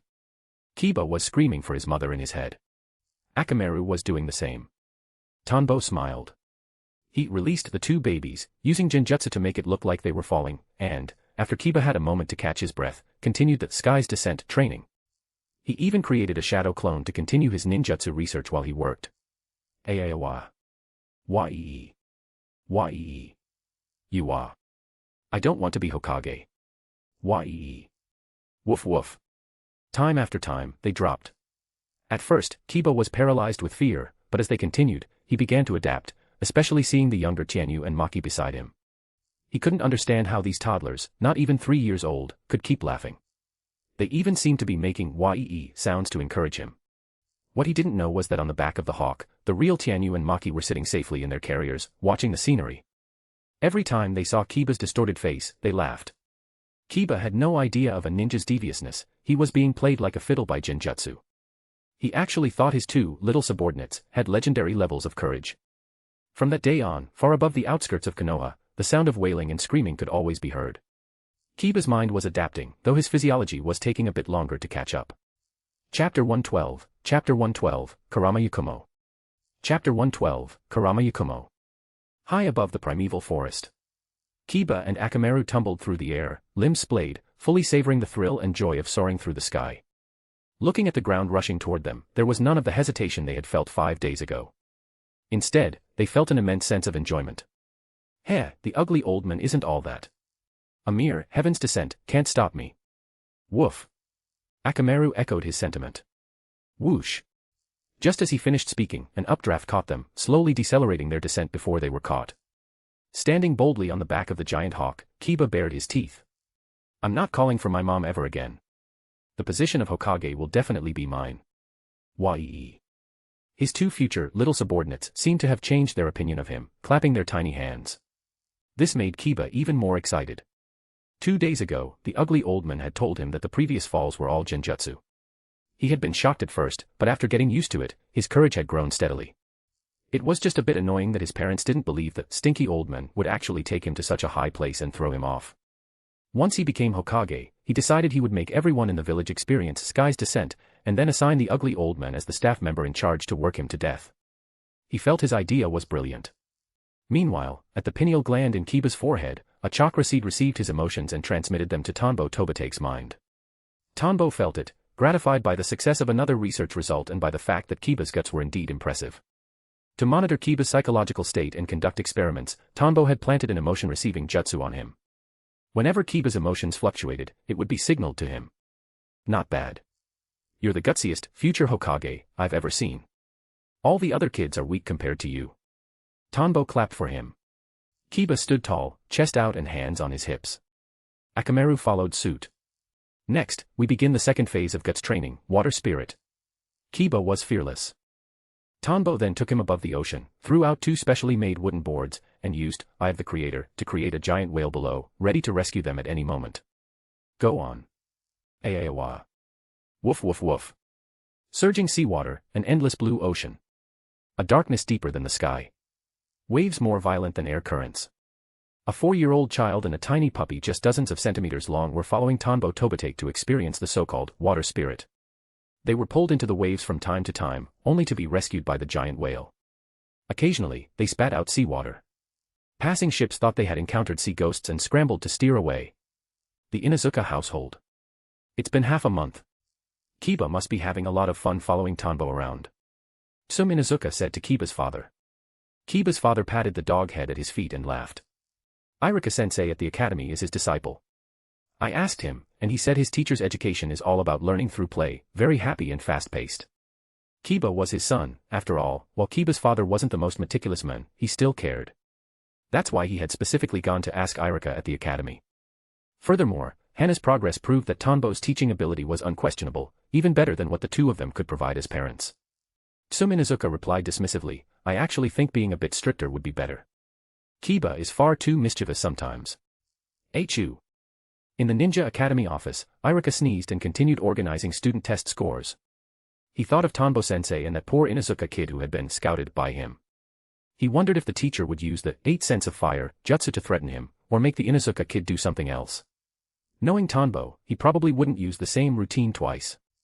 The longer Irika served as a teacher, the more he understood Tanbo's educational methods, and he knew for sure the teacher wouldn't let the brat off easy. The ocean. Bang. Bang. Boom. Excellent. You overcame the fear of the water spirit so quickly. Although you're still young and lack the strength to fully master a surfboard against the power of nature, you've completed the pressure training for this project. Tanbo looked at the little figure surfing beside him.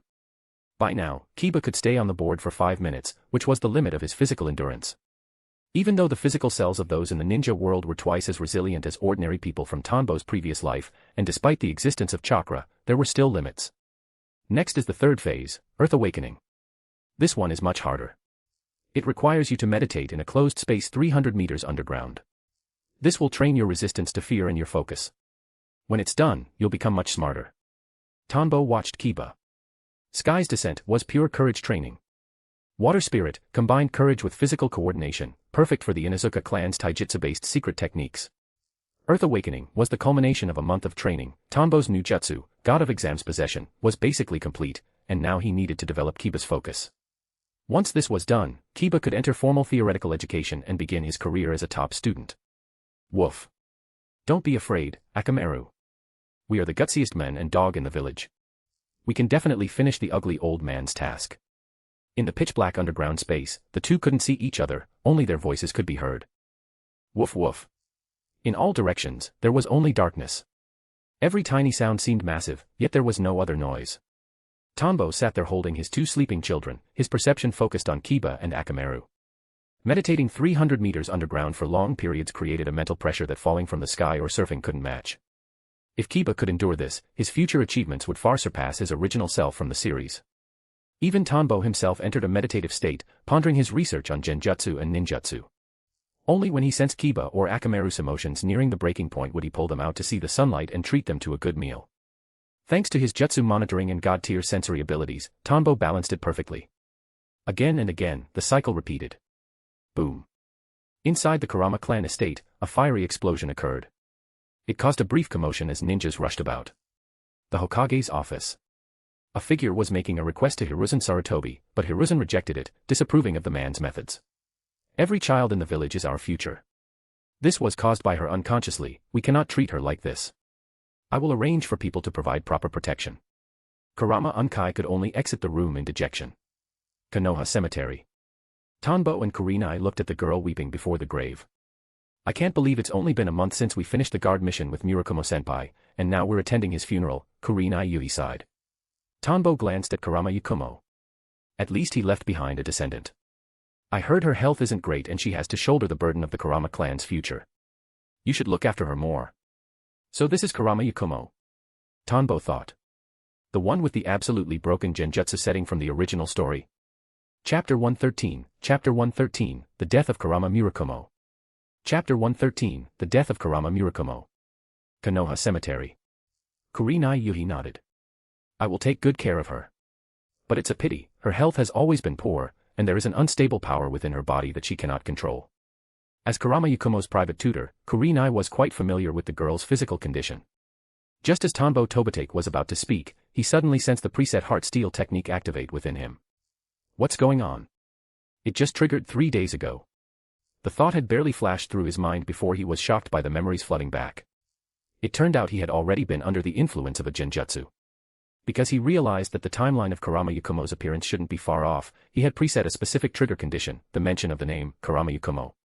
Looking at Kurenai Yui again, it was clear she had absolutely no idea she was currently trapped in a genjutsu. She genuinely seemed to believe she had been acting as a tutor for some time and had even sealed the power of Ito within the girl. He turned his gaze back to Yakumo standing before the grave. Even with his perception pushed to the maximum, he couldn't tell that she was a creation of genjutsu. In his senses, she was a living, breathing person. Grief, weeping, mourning.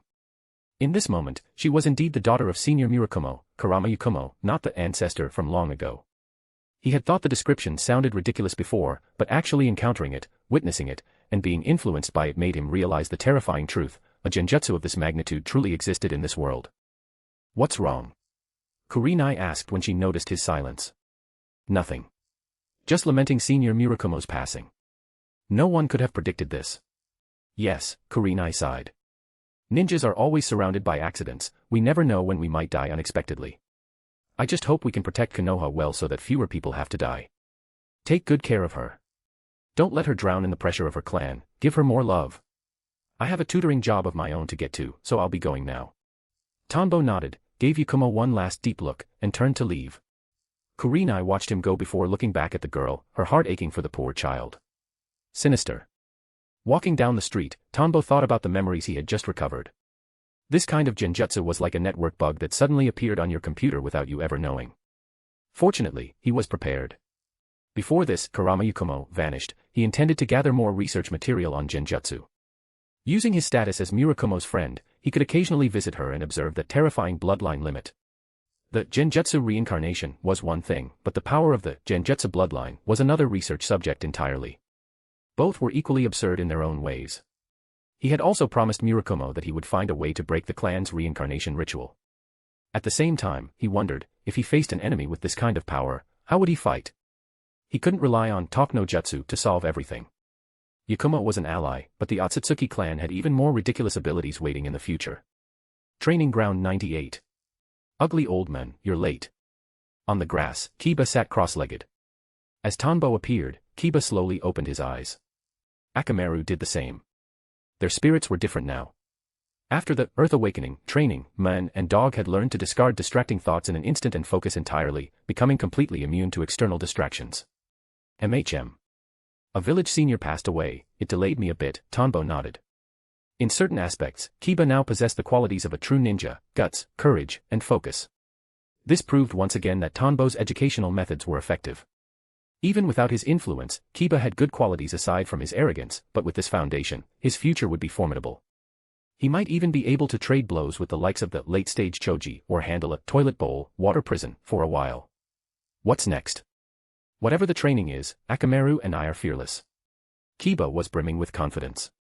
From his initial terror to the thrill and confidence gained from each subsequent task, he was ready. Woof woof.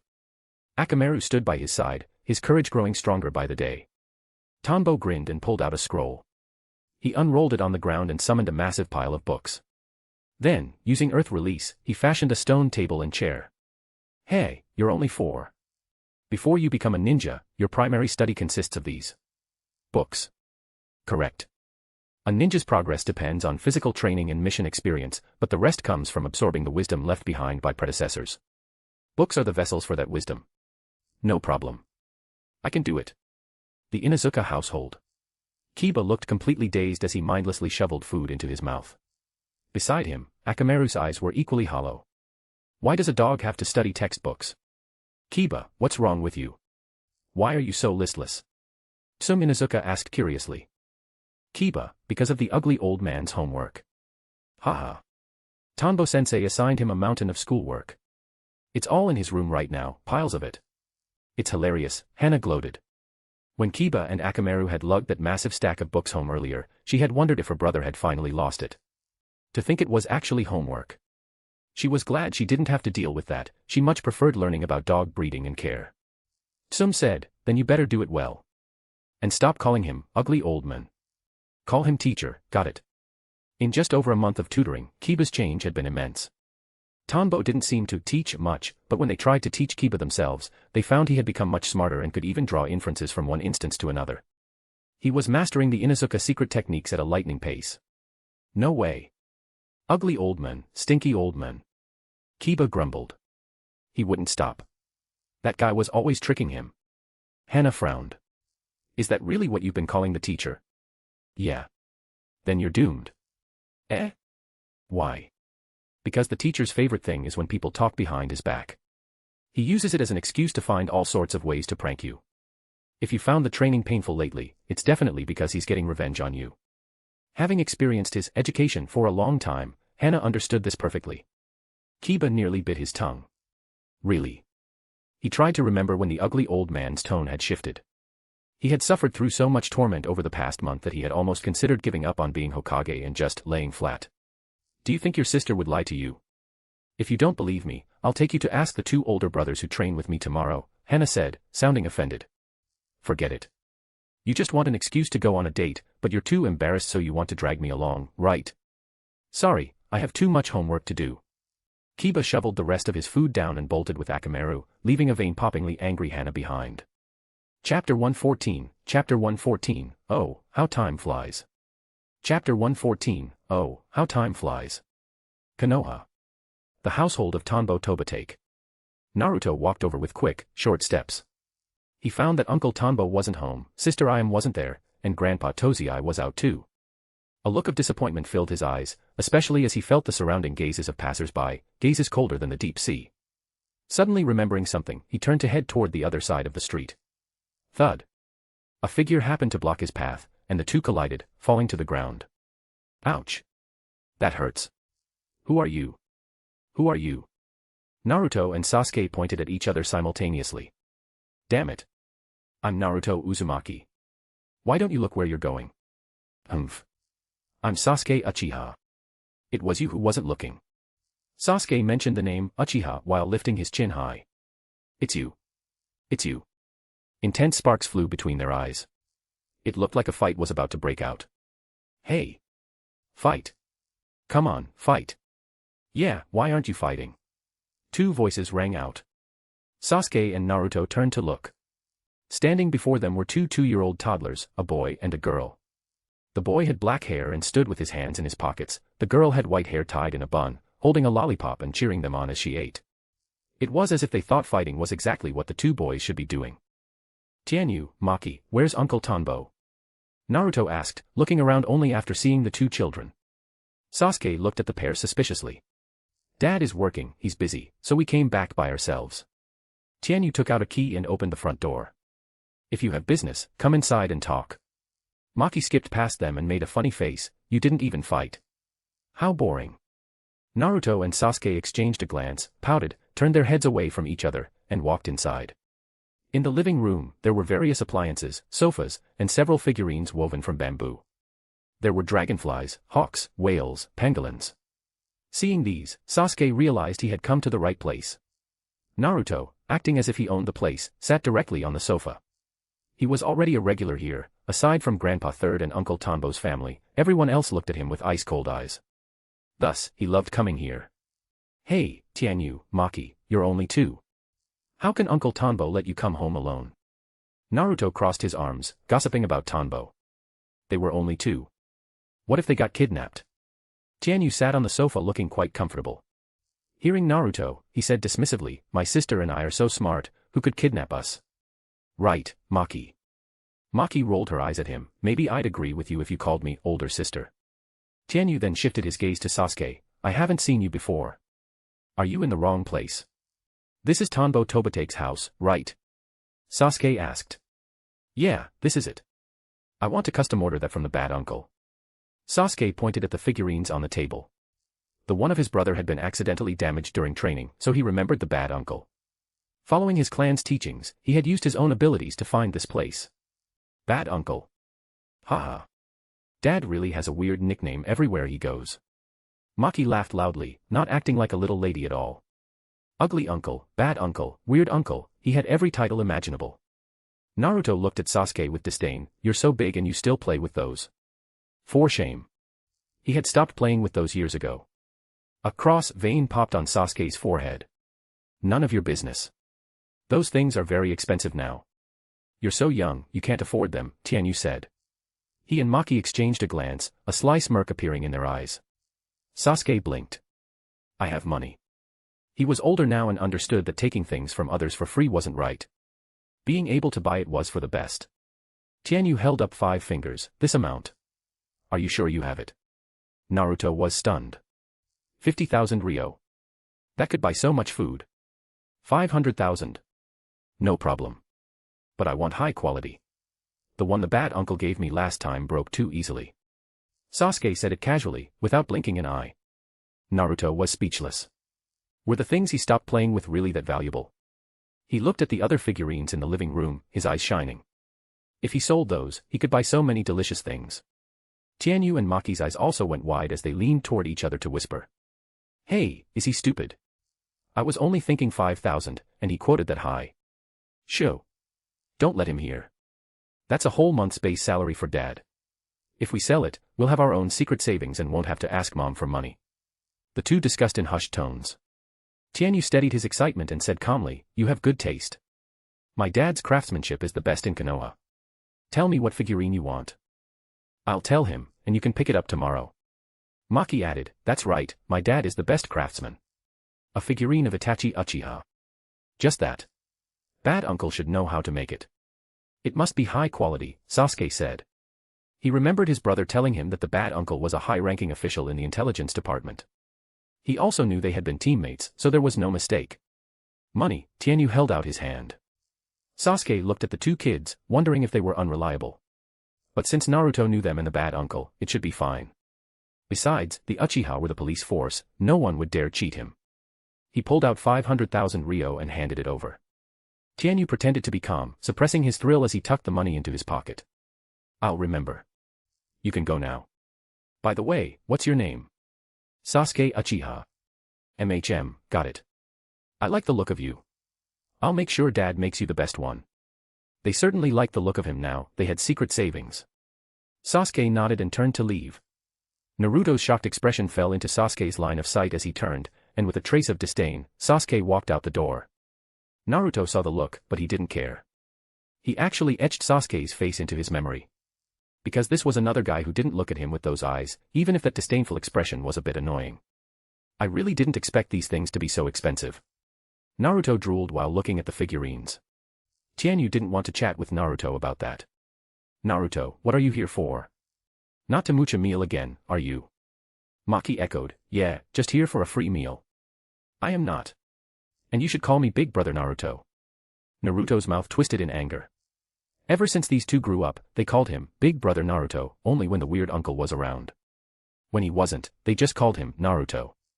Infuriating. Speak up or we're kicking you out, Tianyu said, impatient to split the loot with his sister. Damn it. I'm entering the ninja academy in a few days. I'm finally going to become a ninja like the uncle. I came to tell him. As Naruto spoke, excitement returned to his face. Grandpa Third already knew the news, Uncle Tanbo was the only other person he wanted to share it with. Chapter 115, Holding Back. Chapter 115, Holding Back. Konoha. On a high rooftop, 3 figures leaned against the railing.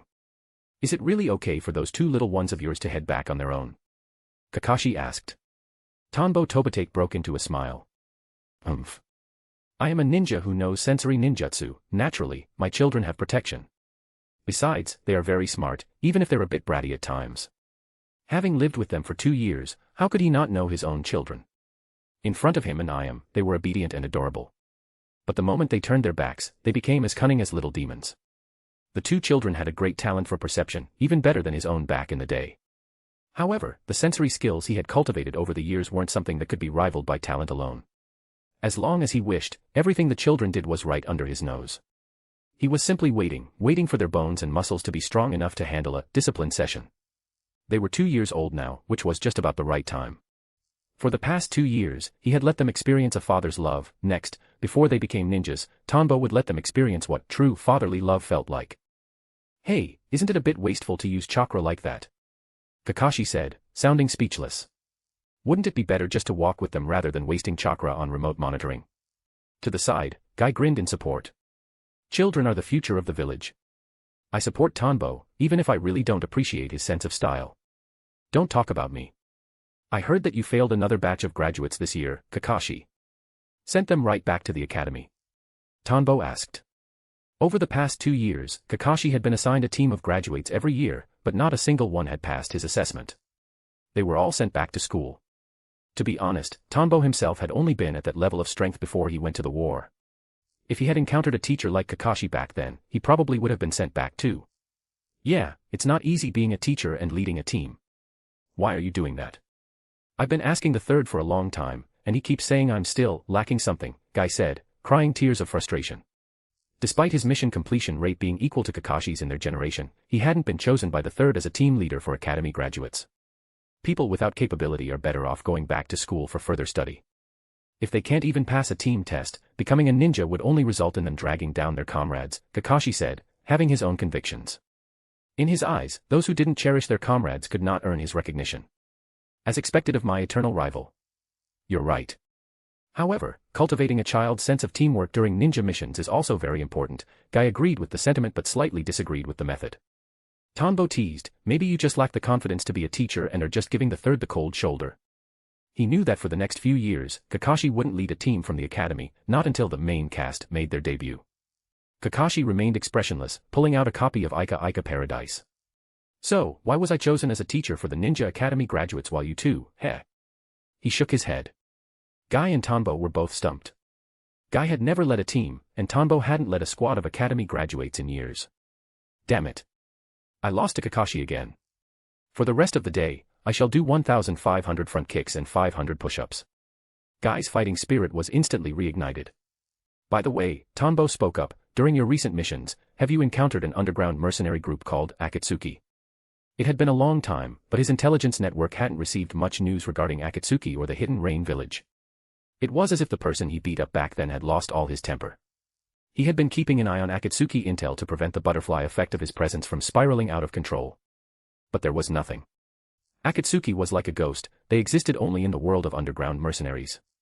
Because he had the advantage of knowing the plot, he knew that during this stage, Nagato's plan for the Akatsuki was to surround the great nations with small nations, thereby eating away at the ninja mercenary resources of the major powers. His intelligence network paid special attention to the situation in small countries. There was indeed a super-strong underground organization that completed every mission they took, attracting many nobles and daimyos of smaller nations. However, beyond that, he hadn't received much detailed information. Underground mercenary organization. Kakashi looked puzzled. Never heard of them, Guy added. A ninja organization that wanders through small countries. Their ninjas are extremely powerful. I heard that since their debut, they haven't failed a single mission. Many nobles and armies in small countries seem to love using them to handle certain affairs. Orochimaru is just one of their members, Tanbo said slowly. It seems the third has hidden all the intelligence regarding the Rinnegan, Tanbo thought. Is he worried that the Rinnegan would cause chaos in the shinobi world? What? Guy was shocked. Orochimaru. Kakashi recalled that day, the men who had made him tremble. Just passing by him had caused an involuntary chill, leaving him able only to watch him leave without moving a muscle. That's right. Orochimaru. One of the Sannin, just like Lord Jiraiya and Lady Tsunade, Tanbo emphasized. This news made both Guy and Kakashi turn solemn. What kind of organization could actually take Orochimaru under its wing? That truly is explosive news. Are they only active in small countries? Unlike Guy, Kakashi focused on the organization's objective. Yeah. You might want to keep an eye out when you're on missions, Tanbo replied. The Inazuka training ground. Whoosh. Whoosh. Passing Fang, Tsuga. Boom. A massive boulder was instantly blasted apart, sending stone fragments flying everywhere. Whoosh. Kiba, having transformed into a tornado, bounced back the moment he struck. As he hung in the air, a grin spread across his face. Woof woof. Akamaru offered high praise. Landing on the ground, Kiba put his hands on his hips and looked at his stunned sister and mother. How is this possible? Kiba, are you sick or something? Hana and Sum spoke at the same time but said different things.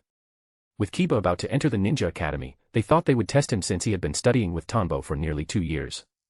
They didn't expect that in just a few days of specific training, Kiba would have mastered the 4 legs technique, the beast human clone, and passing Fang. Although Kiba's chakra reserves were still low due to his age, exhausting him after only 1 or 2 uses. This learning speed was insane. Humph. You guys have no idea how Tanbo-sensei trained me. I'm going to get much stronger in the future. Kiba was full of confidence. When he was younger, neither his parents nor his sister believed him when he tried to tattle on Tanbo's harsh methods, so he eventually stopped. Now that the training had stabilized, he felt like nothing could stop him. Yes, our Kiba is the best. But school starts in a few days. Are you ready? Tsum smiled. Tanbo Tobate's teaching ability was truly formidable. Only Hana felt a bit slighted. Why wasn't I that amazing? That cursed Tanbo-sensei, he definitely held back when he taught me. Chapter 116, Naruto enrolls. Chapter 116, Naruto enrolls. The Tobate household. Snap. Wah. Stop hitting us. Tianyu and Maki were being struck on the legs with a bamboo whip, 1 meter long and thin as a strip of jerky. Red welts appeared on their skin. Both of them were crying their eyes out, hands incessantly rubbing the sore spots as if that could soothe the sting. Papa, I was wrong. Wrong about what? I shouldn't lie to people. Nonsense. You still need to lie to people, otherwise, how will you be a ninja in the future? Then. I shouldn't lie to our own people. What did I teach you? If you can't even fool your own people, how do you expect to fool the enemy? Then what exactly did we do wrong? You still say you're not wrong. I think your skin is just itching for a beating. Snap. You wanna know? Tianyu and Maki, feeling the pain on their legs, hopped around trying to dodge. Tanbo didn't put the whip down until he had satisfied his parental urge. The educational methods of his past life were truly excellent. A small bamboo whip didn't hurt the meat or the bone, it just caused pure, unadulterated pain. It was perfect for discipline. Rubbing their legs and sitting across from their father, the 2 toddlers had tear-streaked faces. They sensed their dad had something to say. First, a person must have a bottom line. You can't just cheat people. The 2 little ones could only nod. Second, if you cheat, don't cheat your own people. Wait, didn't you just say the opposite? Third, to use your father's craftsmanship to empty-handedly trick someone out of money is very wrong. Tanbo lectured them earnestly. Understood. That last sentence was the only one you actually meant, the 2 thought, looking at their father with disdain. The foundation of all this depends on your standpoint. Right now, your standpoint is that you are the sons of Tanbo Tobate, the grandsons of Tozai Tobate, and the grandsons of Tuchi from Ichiraku Ramen. If word gets out that you do things like this, it will ruin our family reputation, do you understand? Our family is not short on petty cash. We don't need to use deception to get money. Don't think others are stupid, he just didn't want to argue with you. Blah, blah, blah. Tanbo spoke at length. Tianyu and Maki nodded non-stop. I know you're smart enough to understand me. If I catch you again, you'll get to experience your big brother Kiba's ultimate experience ahead of schedule. Tanbo flashed a terrifying smile. Did these 2 really think they could hide things from their father? With his sensory abilities active, the life signs of the entire Konoha village were under his surveillance. Furthermore, after successfully developing the emotion-sensing jutsu he used on Kiba, he had planted it on his own children long ago to keep track of their location. Every move they made was in his sight. The terrifying tone of their father finally scared Tianyu and Maki. They could only nod frantically. They did not want to experience Big Brother Kiba's training. It was too horrifying. Alright, here is the figurine for Sasuke. Give it to him tomorrow. You can keep the money, but don't do it again. Tanbo pulled out an Itachi figurine. This was a special edition, woven with special materials from the ninja world and crafted using ninja tool-making techniques. Since they took the money, he might as well provide a quality product. This thing couldn't even be pierced by a standard kunai, it should be enough for Sasuke. He really didn't expect the 6-year-old Sasuke to still be this naive. Compared to the emo Sasuke of the later years, boys really do change as they grow. Hearing that they could keep the money, the tear-streaked faces of Tianyu and Maki immediately blossomed into smiles. That night. Wife, I was wrong. Wrong about what? Tanbo, who had just finished disciplining the kids, was immediately disciplined by Iam. All because he forgot to heal the welts on the children's legs. Damn it, how did Dad know what we did? Tianyu thought for a long time but couldn't figure it out. Maki, it must be a ninja ability. Just like how we can feel someone approaching without turning around. Once we become ninjas, Dad definitely won't be able to find out. But we aren't grown up yet, we can't learn it. It's okay. We still have the money, and Mom will naturally take care of Dad. The gates of the Ninja Academy. Swish. Swish. Umbu ninjas surrounded the school from the shadows. Kakashi was among them.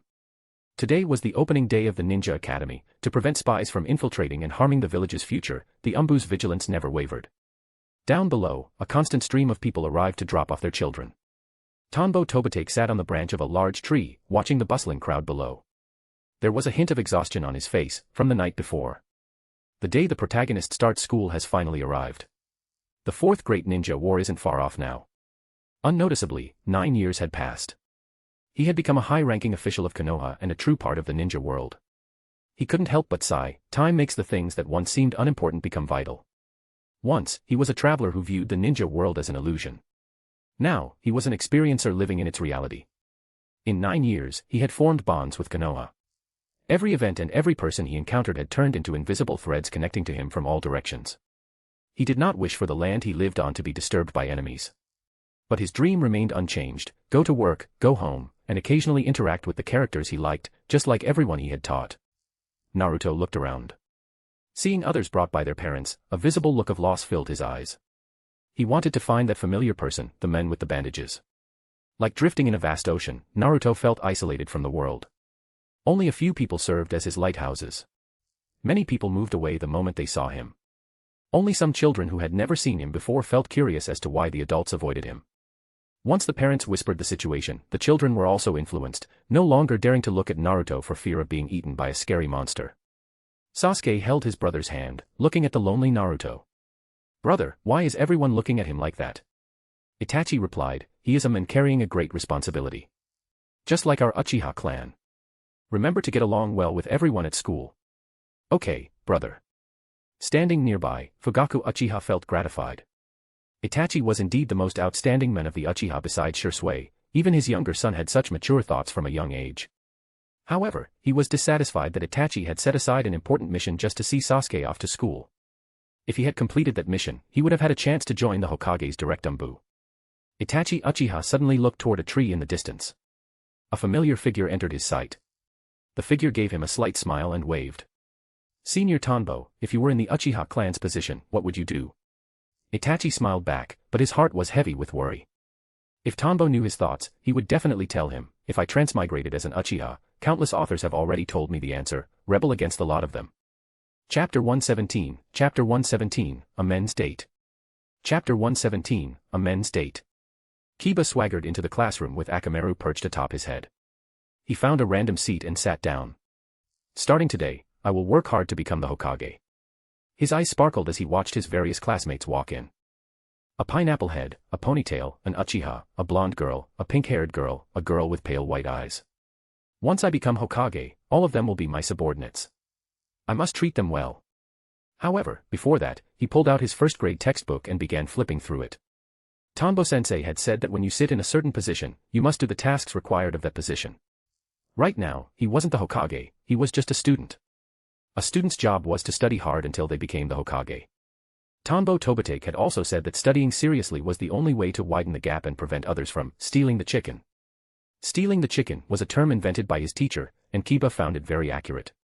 If others studied in secret and surpassed him, Inuzuka Kiba, then his chance at becoming Hokage would be gone, and all his hard work would be in vain. Therefore, he had to study not only at home but also diligently in class. Even Akamaru was influenced by this. Tanbo-sensei had secretly told him, "Who says a dog is inferior to a human? As long as you study hard and surpass your master Kiba, you can decide when he gets to pet you." Akamaru was looking at the book very seriously. He was a genius dog and Kiba's capable right-hand man. Man and dog started studying even before all the students had entered the room and before the teacher had begun the lesson. In the distance, Shikamaru watched the duo flipping through books and rolled his eyes. Studying before class even starts.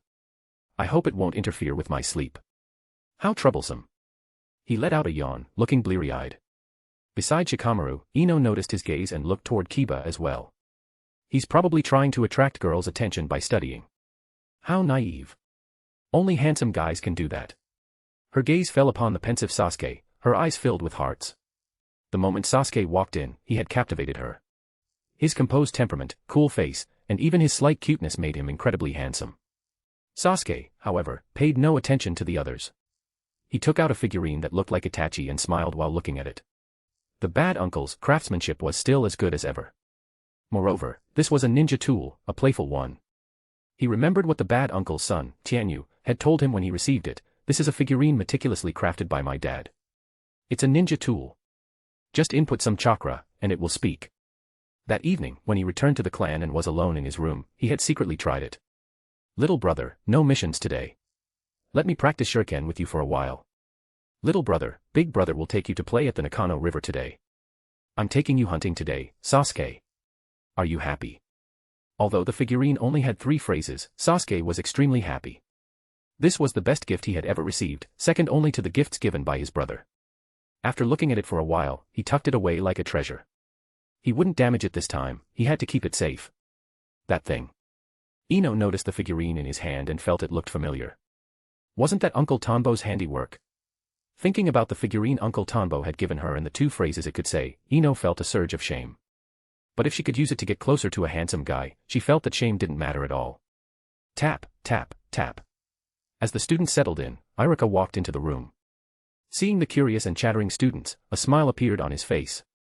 When he passed Naruto, he paused for a moment, but remembering the teachings of Tanbo-sensei and the 3rd Hokage regarding the will of fire, he didn't feel too much hatred. What he hated was the 9 tails that caused his parents' deaths and the lingering wars of this world. If Tanbo Tobitake knew what Irika was thinking, he would surely be gratified. But right now, he didn't know.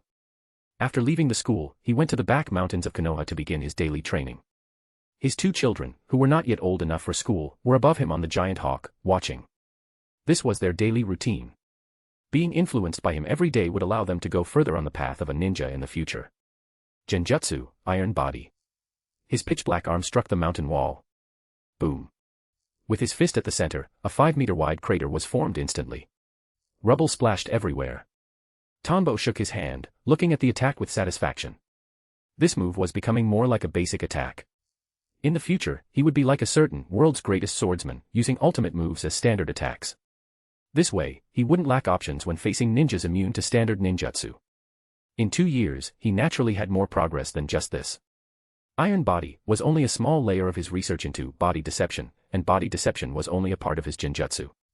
Today, he intended to integrate all his moves and show his children what he was capable of. Yo, Tanbo. You're here early. A man walking on his hands appeared slowly from the path, his white teeth flashing. Guy arrived in front of Tanbo, looked at the crater on the mountain wall, and gave him a thumbs up. Impressive. Did you use some kind of ninjutsu? It's taijutsu. Are you scared? Today I'll only play taijutsu with you. Also, has that guy Kakashi arrived yet? Tanbo laughed. He had invited Guy and Kakashi for a friendly spar today. He had originally wanted to invite Shirakumo Hayama, but unfortunately, he was away on a mission. Hayama was a man with a heavy sense of responsibility and had gone to the border for guard duty again. Luckily, these 2 were free because the new generation was starting school. Eh? You only use taijutsu? Guy was stunned for a moment, and then a raging fire ignited in his eyes. It turned out Tanbo was also a taijutsu enthusiast who had trained to such a degree. He felt an instant sense of kinship. Of course. To beat a mere blue beast like you, taijutsu is enough. Tanbo also flashed his white teeth, his tone full of teasing. Curse you. It's the blue beast of prey. I'll show you how powerful I am in a moment, humph. Guy was fired up. He began swinging his fists as if to warm up. In the sky. Dad is so strong. That pervert in the green spandex, won't he be blown away by one punch from Dad? Tianyu and Maki watched the 2 talking below and whispered to each other. In their eyes, no one was a match for their father. Their father was a super ninja who could fly, burrow underground, and swim in the water. This pervert with the bowl cut and spandex definitely wouldn't stand a chance. Even washing dishes, sweeping, and doing laundry were easy tasks for their father. Other ninjas were simply no match. Look, another one is coming. He's a Cyclops. Ha! That book. I recognize it. I've seen it in an old man's hands before.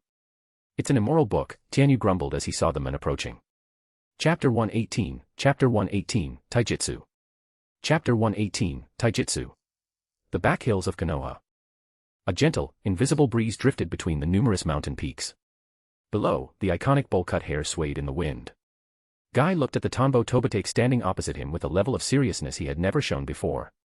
Kakashi set aside his book and glanced up at the giant hawk and the 2 children flying in the sky. Many years have passed. I wonder how far Tanbo Tobitake has grown in these last 2 years. This man was becoming increasingly powerful. Boom. As a single leaf fell to the ground, two figures collided with a sharp schwa sound. Tanbo Tobitake and Guy locked arms, grinning at each other face to face. Swoosh. Swoosh.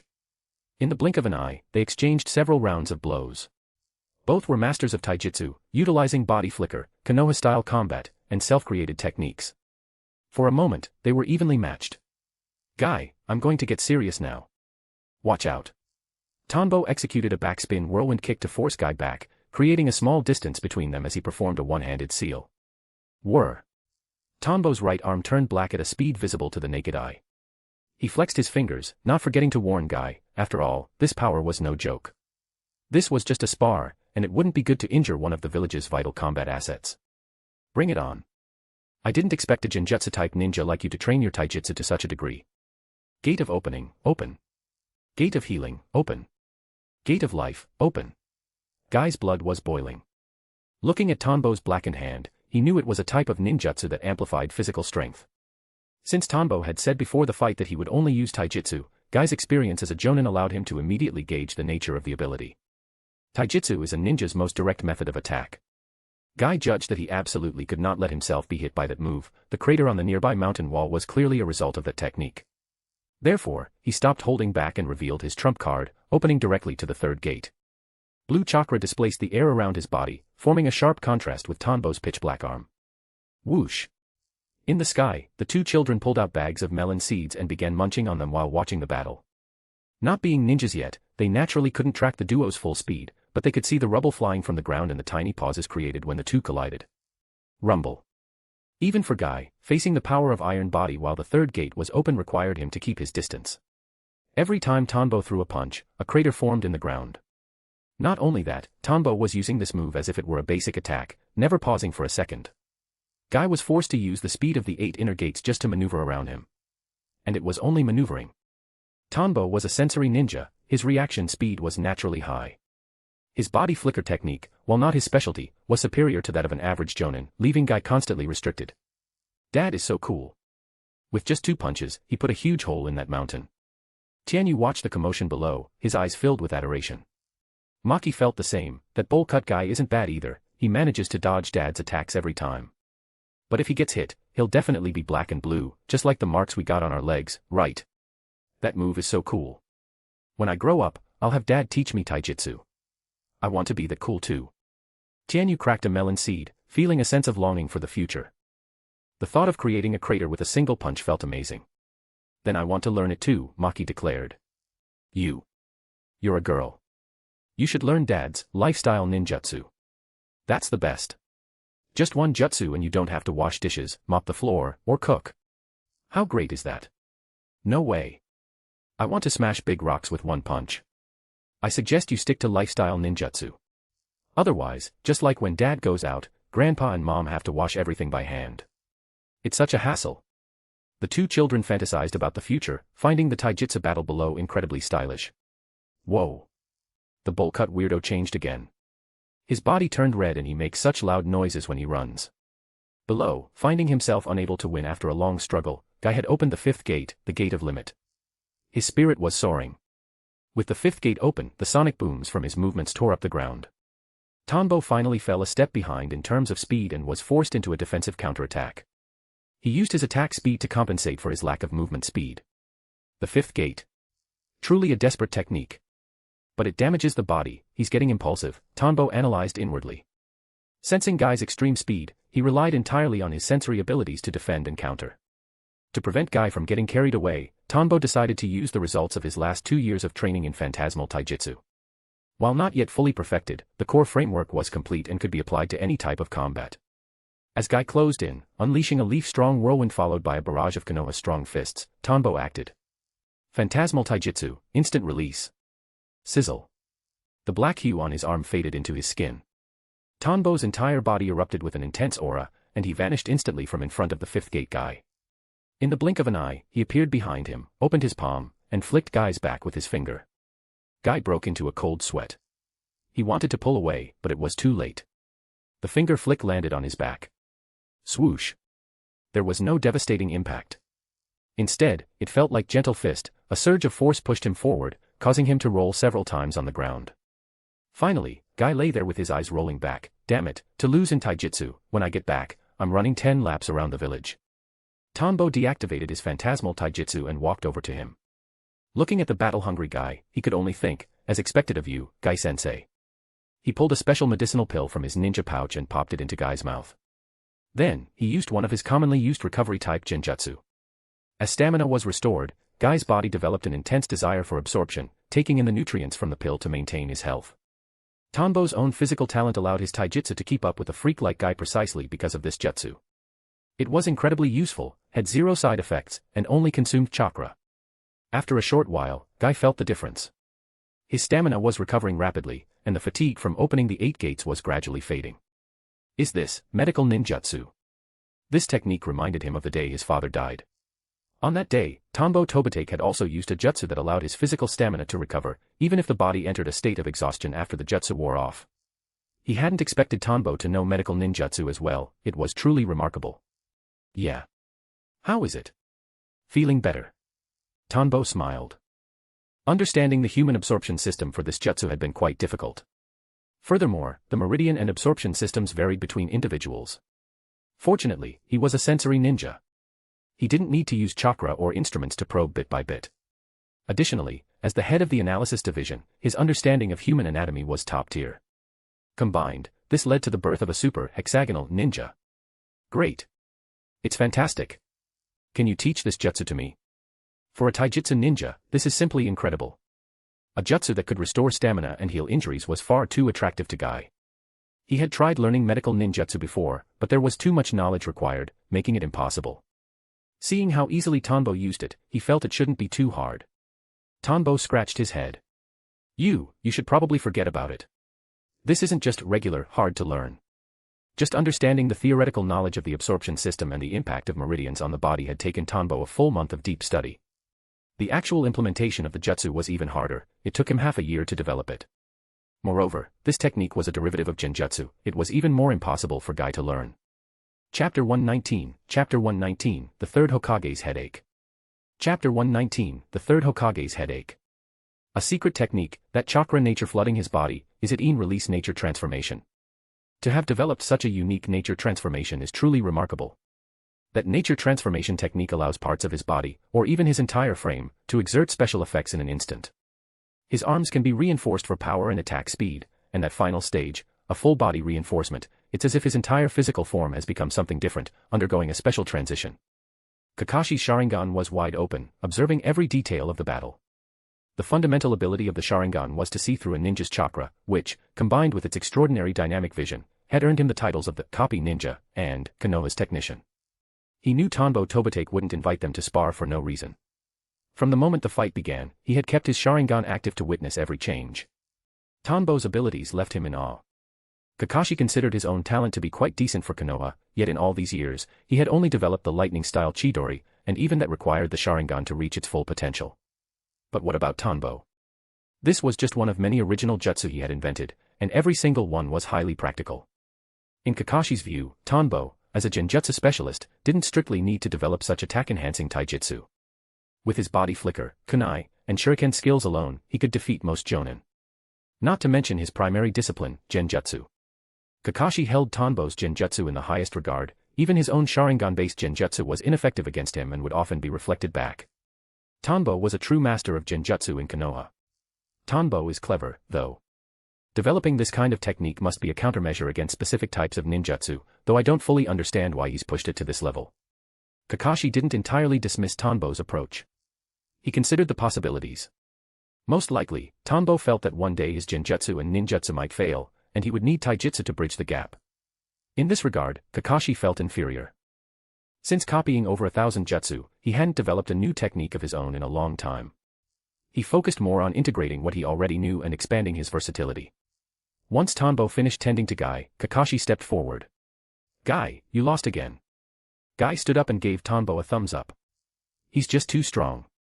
As expected of him and fit to be a division head. It's my turn to fight you now. Do you need to rest? Kakashi looked at Tanbo. No need. My chakra reserves are higher than yours, so this makes it a bit more fair, Tanbo joked. Kakashi stared back with his signature dead fish eyes, speechless. Haha. Good luck, Kakashi. Defeat him. You are my eternal rival, after all, don't go losing to him. Guy laughed as he walked to the sidelines. The two remaining ninjas faced each other with interest. They backed away to a set distance and exchanged the seal of confrontation, signaling the start of the spar. Tanbo, Kakashi the technician, Kakashi the copy ninja, so many titles. I don't even have one yet.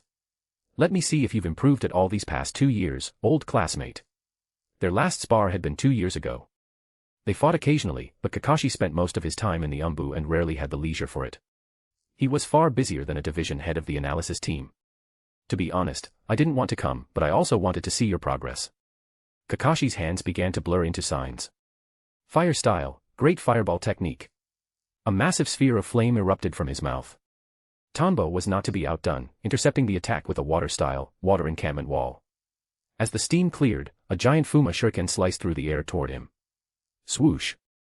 Performing a one-handed seal, Tanbo threw his own Fuma shuriken, which multiplied into countless clones in midair. Clang clang clang. Not only did he intercept Kakashi's attack, but he also launched a counteroffensive. This was the advantage of a sensory ninja, always staying one step ahead. However, Kakashi was no weakling. The dynamic vision of the Sharingan allowed him to match Tanbo's pace. He used a substitution jutsu to negate the shuriken shadow clone technique. This time, Tanbo didn't plan on using Genjutsu. His progress in that field over the last 2 years was mostly reflected in his phantasmal taijutsu. His other Genjutsu hadn't seen a breakthrough yet. The only revolutionary progress he had made was another release nature transformation completed 6 months ago. However, the application of that technique was unfinished. He still needed time to complete the first spell of phantasmal deception, heaven and earth weather. It wasn't purely Genjutsu anymore, but a special secret technique combining nature transformation with illusion. Bang. Bang. The two used ninja tactics, ninjutsu trades, taijutsu, shuriken traps, and breath concealment, to a masterful degree. Compared to the warrior-like brawl with Guy, the fight with Kakashi was a traditional ninja battle. It was about stealth, ambushes, traps, and counters. One was the copy ninja who knew over 1,000 jutsu. The other was the mind-reading ninja who, while not knowing 1,000, certainly knew hundreds. Both were ninjas who had mastered 5 or more nature transformations, making the cycle of elemental counters a dizzying spectacle. Rumble. Fighting without restraint, the backhills were occasionally rocked by explosions. Other times, it was deathly silent, as if they were in a field of 1,000 ambushes, with a blade ready to strike from behind at any second. As expected of my eternal rival. This is brilliant. Guy watched, his blood boiling. The passion of the day kept his spirits high. He already wanted another round. Watching the three-way battle through his crystal ball, Hiruzen Sarutobi smiled. The juniors of yesterday had all grown up. Whether it was Guy, Tanbo, or Kakashi, they were all young men he had watched grow, and they had all made outstanding contributions to Konoha. It was proof that his spark had been passed down. And these juniors would continue to pass it on. Tanbo and Kakashi are fine, but Guy is a real headache. Can't he just be a normal jonin? He's always coming to ask for an Umbu position. Is that really a job for you, Guy? Looking at Guy made Hiruzen's head ache slightly. Over the years, Guy had never given up on his initial dream. Every few weeks, he would come to ask for a position in the Umbu. It wasn't that he didn't trust Guy, but Guy's personality was far too loud and distinct, he simply didn't fit the role. Fortunately, the frequency of his requests had decreased in the last 2 years, giving Hiruzen a rare bit of peace to spend with his grandson. Thinking of his grandson, he shifted the focus of his telescope technique to the Ninja Academy. Today was the first day of school, the time to pass on the will of fire. Before school let out this afternoon, he, as the principal, would personally explain to the future of Woodleaf what the will of fire truly meant. Looking at Irika teaching and the hard-working children in the crystal ball, he felt immensely gratified. What vibrant little youngsters. This is exactly why I must do my best to prevent war from coming, he thought. Chapter 120, Flying Dragon Striking the Enemy Thunder Cannon. Chapter 120, Flying Dragon Striking the Enemy Thunder Cannon. Clang. At the critical moment, Tanbo Tobitake spun around, kunai in hand, and parried Kakashi's blade. Sparks flew from the clashing steel. Wind style, great breakthrough. Performing a one-handed seal in the brief moment of contact, a massive gale blasted toward Kakashi. Impressive. You actually managed to evade my sensory perception, Tanbo laughed as the wind blew his opponent back. Whoosh. Kakashi tumbled through the air, quickly stabilizing his stance. He faced Tanbo, breathing heavily. Ever since our last fight, I've been researching how to bypass your sensory net. I didn't expect that even now, I still couldn't defeat you. It was indeed unexpected. As an Umbu captain, his perfect assassination attempt had ended in failure. However, let this final move decide the winner, Kakashi said. He began forming seals, and a high-pitched chirping sound erupted from his hand as lightning surged forth. His Sharingan spun slowly, capturing Tanbo's every movement. I happened to develop a lightning-style jutsu out of boredom myself. It hasn't been battle-tested yet, so let's try it out in this fight. Seeing the lightning, Tanbo grinned and performed a set of hand seals. He placed his left hand over his right, aiming his right palm directly at Kakashi as chakra surged wildly through his body. Static electricity swirled around the jutsu core in his palm, gradually forming into a concentrated mass. Raikiri, lightning blade. Flying dragon striking the enemy thunder cannon. Screech. Crackle. The sound of 1,000 birds chirping collided with a beam of light fired from Tanbo's palm. In Guy's field of vision, it looked as if Kakashi had used Raikiri to slice right through Tanbo's jutsu. ZZZZZZT. Chirp chirp chirp. The Raikiri cut through the beam, lightning radiating in a cone shape. The two forces deadlocked before finally canceling each other out. Huff, huff. Both men were fairly exhausted. Looking at each other, both essentially unscathed, they performed the seal of reconciliation. As expected of my eternal rival. Kakashi actually fought Tanbo to a draw. Guy approached, giving Kakashi a thumbs up. And Tanbo, your jutsu was incredibly flashy. Tanbo rolled his eyes, though Guy couldn't see it under the bandages. Of course it was flashy. This move was easily an A-rank lightning-style jutsu, specifically designed against ninjas who have the ability to absorb ninjutsu. As the saying goes, with intelligence and time, a ninja is a god. In the past, the ability to absorb ninjutsu was extremely rare in the shinobi world, so there were few specialized counters. But as long as one has the intel, developing a targeted jutsu is no problem for a talented ninja. The flying dragon striking the enemy thunder cannon was based on lightning nature transformation and modern theories of electrical appliances. Using the jutsu as a core, it attracted natural lightning and surrounded it with a massive amount of positrons and electrons to form an attack. The beam of light released was an optical illusion caused by the dense concentration of electrons affecting light rays. The principle was similar to Kashin Koji's summoning of natural flames from Flaming Mountain. Both summoned natural forces to strike the enemy. However, Tanbo had developed this mostly for fun. Unlike a summoning jutsu, the core of this move was still chakra. He wasn't sure what the absorption range of an enemy might be. It was a bit risky, so he'd have to test it properly later. Kakashi straightened his clothes, feeling a numbing sensation on his skin. He knew that last attack had still affected him. He hadn't realized Tanbo's mastery of lightning style had reached such heights. He's a genius on the level of Minato-sensei, Kakashi thought. Genjutsu, taijutsu, body flicker, sensory, ninjutsu, secret techniques, it was ridiculous. Who was the one who graduated early again? Looks like I'm still the strongest. Tanbo teased. Whether it was the Mr. 50-50 or the Guy Sensei, they were both defeated by him today. Mwah. A sense of accomplishment welled up inside him. I know how strong you are. I'm not fighting you again, Kakashi said. Though he said that, his mind was already simulating how to defeat a Tanbo of this caliber. This was a ninja's habit, regardless of whether you were allies, they prepared for the possibility of you being an enemy later. The moment you expose intel, they simulate a countermeasure. Guy, let's call it a day. Next time, I'll definitely find a way to beat you, Tanbo. In that case, want to train with me again? I've prepared a new look for us, Tanbo laughed. Guy's face immediately soured. He remembered the red flash incident, it was his biggest scandal. Being called the duo-colored duo of Konoha due to that aesthetic was a disgrace. No. I do not agree with your aesthetics. I'll stick with Kakashi. He waved his hand in refusal. Other things could be read, but his clothes absolutely could not. Hey, that's too blunt. You should be more tactful, Tanbo complained.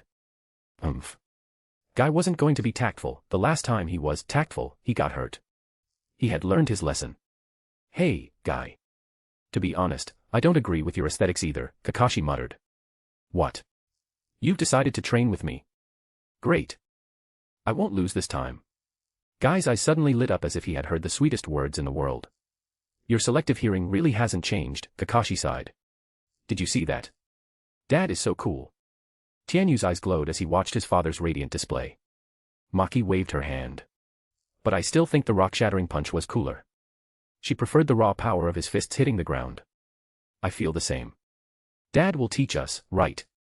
Tianyu rubbed his chin. He will. Dad said once we turn 4, we'll start preschool special training just like Big Brother Kiba. Maki fantasized about smashing a boulder and being praised by her father.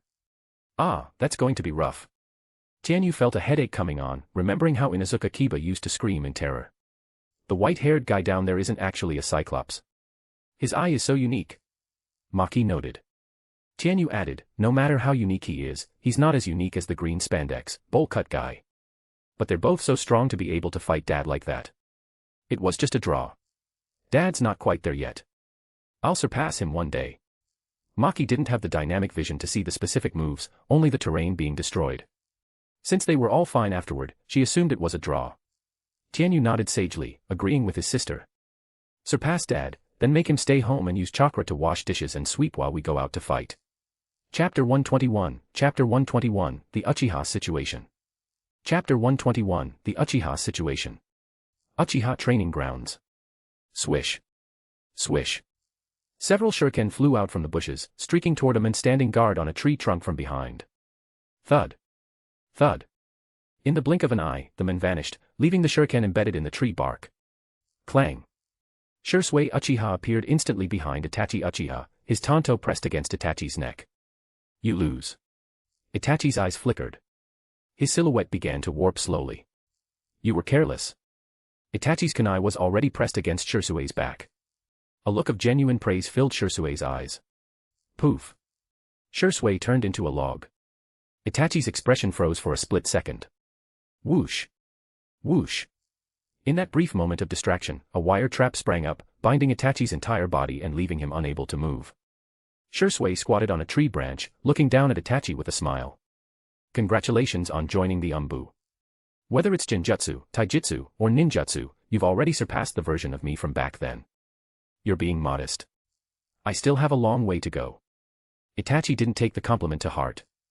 Currently, the undisputed number one expert of the Uchiha was still Shursui Uchiha. He knew he still had a journey ahead of him. Itachi and Shursui leaned against a large boulder, eating sweets while watching the Naka River flow peacefully before them. Can the situation with the clan really not be eased any further? Itachi asked after enjoying a moment of silence. Lately, the ideas of the radical faction within the clan had become increasingly active, causing him great concern. As he grew older and his status rose, the more he learned, the more he felt the current situation was precarious. I'm afraid it might not be possible, Shursui said slowly, sharing his thoughts. Even though I've tried my best to act as a buffer between the clan and the village, the clan elders don't approve of my methods. They want to seize power in the village rather than living like this, monitored at every turn. Lord Third hopes that you or I can act as a bridge, but that requires both sides to align their thinking, not just unilateral concessions from the village.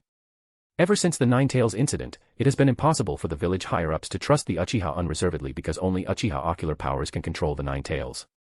The mutual distrust between the village leadership and the Uchiha leadership has become a death spiral. Our efforts, along with Lord Third's intentions, aren't enough to resolve the conflict between the two sides.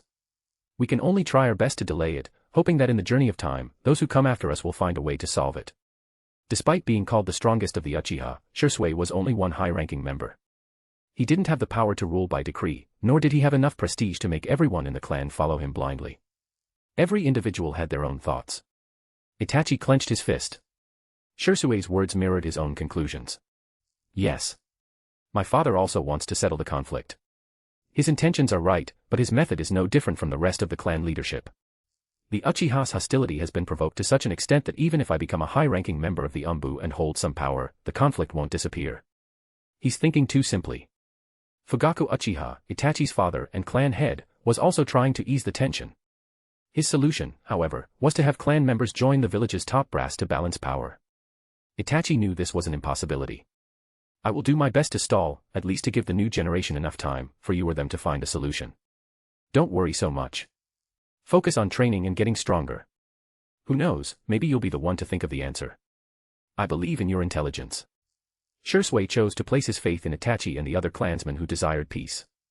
This single sentence caused the pressure on Itachi to surge, but he knew Shursui wasn't trying to burden him, he truly believed in him. By the way, I heard Sasuke started school. How is he? Is he more of a genius than you were? Shursui changed the subject.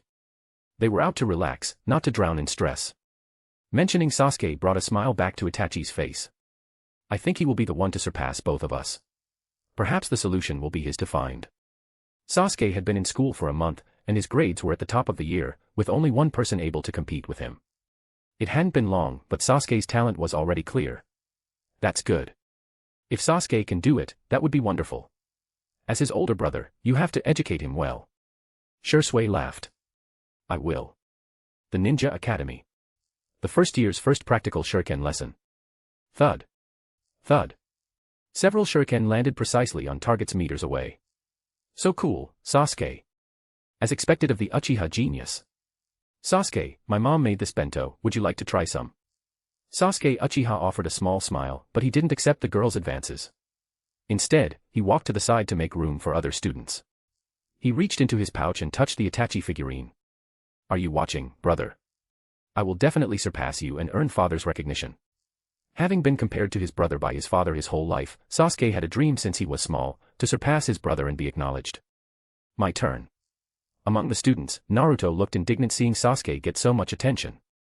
Go for it, Naruto. If you want to be my lackey, you can't be too pathetic. Behind him, Kiba Inuzuka shouted, Akamaru barking in agreement on his head. Shut up. Who wants to be your lackey? Don't flatter yourself. I'm the man who's going to be Hokage. When that happens, you'll be my lackey. Naruto shouted back, venting his frustration. Although Kiba was one of the few who didn't look at him strangely, his big mouth was still infuriating. Naruto pulled up his pants, rolled up his sleeves, and picked up a shuriken, his gaze turning serious. I'm going to be the Hokage and get everyone's recognition.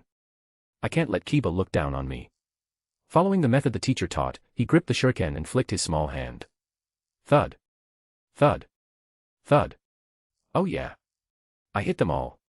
Naruto jumped for joy seeing the shuriken in the target. See that, Kiba? I hit every single one. He grinned at Kiba and shot a provocative glance at Sasuke. However, he quickly noticed that his classmates' expressions were off. Naruto Uzumaki, 0 points. Irika announced the score, looking speechless. Eh? Why? Because you hit the target next to yours. Kiba pointed to the adjacent board. Naruto looked, and his face instantly slumped. Damn it. I did exactly what Irika-sensei taught. He hung his head in dejection, wanting to try again, but Irika stopped him. Humph, as expected of the fox. Better if he can't even become a ninja. Next, Kiba Inuzuka. As Naruto endured the barrage of negative energy from his classmates, it was finally Kiba's turn. Naruto sat on the ground, pouting as he watched. Humph. If I failed, you'll fail too. Chapter 122, Chapter 122, Shock. Chapter 122, Shock. The Ninja Academy. Kiba Inuzuka had a grin on his face. Holding his shuriken, he looked at the target with absolute confidence. Even Sasuke and other top-performing students shifted their gaze toward him. Over the past month, everyone had come to realize that Kiba was a model student who loved to learn. His grades were tied with Sasuke Uchiha for first place in the entire year. He just wasn't as handsome as Sasuke, so he didn't attract as much attention from the girls. But that didn't matter, he had the boys' attention. This was a man whose academic performance could stand side by side with the Uchiha genius. Everyone wondered what kind of results he would produce in their first practical shuriken exam. If he failed here, he wouldn't be able to stay tied with Sasuke in the practical rankings. Watch closely. I'm the man who's going to become Hokage. Kiba bared his teeth and twitched his nose, activating the Inuzuka clan's ability, a sense of smell tens of thousands of times stronger than an average human's. Several shuriken collided in midair. Just as the classmates began to look disappointed, thinking Kiba had messed up the throw, the shuriken redirected along different trajectories and hit the target simultaneously. This display of skill stunned everyone present, including Irika. Even with his abilities as a chunin, he couldn't pull off a maneuver like that. My teaching skills have improved again. Irika thought. Since becoming a teacher, Irika realized how difficult Tanbo Tobate's job had been. Teaching students was a form of torture. Things that seemed simple to the teacher had to be reviewed and explained over and over again. He knew Kiba had been tutored by Tanbo, but he hadn't expected a child only a few years old to be taught so well. He decided he needed to visit his old teacher's house soon to learn a few more tricks. Irika, once you become a teacher, don't assume that just because you've lived through your own student days, you can teach them well. As people grow, the skills and processes of childhood learning become integrated into the body. When teaching, it's easy to fall into a cognitive barrier. Things you see through at a glance and find simple require constant explanation for students. Looking from small to large, a child isn't necessarily inferior to an elder. Looking from large to small, you might not necessarily see through a child's mind. If you can't see through them, you will analyze many things wrong during your instruction. Tanbo-sensei had told him that once, and now he understood it deeply. He admired his teacher's educational prowess more than ever. However, there was one thing he wouldn't forgive his teacher for: Tanbo had introduced a girlfriend to Mibu Shinobu but not to him. Infuriating. Every time he brought Anko over to show off, Irika's teeth itched with envy. Even though they were just dating, it was painful to see his teammate have someone while he remained single, despite his desire to dedicate his life to teaching. His reflections lasted only a second. Meanwhile, Sasuke Uchiha's pupils dilated in shock. The Uchiha Shuriken Jutsu. Wasn't this a maneuver that only Uchiha clan members with the Sharingan could perform? He had always believed so. Even his brother had said as much, which was why he longed for the power of the Sharingan. But what was with the Kiba in front of him? He clearly didn't have the Sharingan. Sasuke looked closely. Kiba was definitely not using one. Eh? How is that possible? Naruto's mouth hung wide open. So strong, said a boy standing near Naruto, wearing sunglasses and high street-style clothing. Whoa. When did you get here? Naruto was startled. There had been no one there a moment ago. I've been standing here the whole time. As expected, even you didn't notice me. How depressing. Shino Abure muttered incessantly, as if talking to himself. Naruto felt like someone was chanting a spell in his ear and quickly covered his ears. Kiba wiped his nose, satisfied with his score, and walked back to the group. This was a technique he had pioneered himself. Since he was going to be Hokage, he had to have a stylish signature move. It just put a bit of a strain on his nose. How did you do it? The moment he returned to the line, Sasuke Uchiha stepped forward and asked. His heart was itching with curiosity.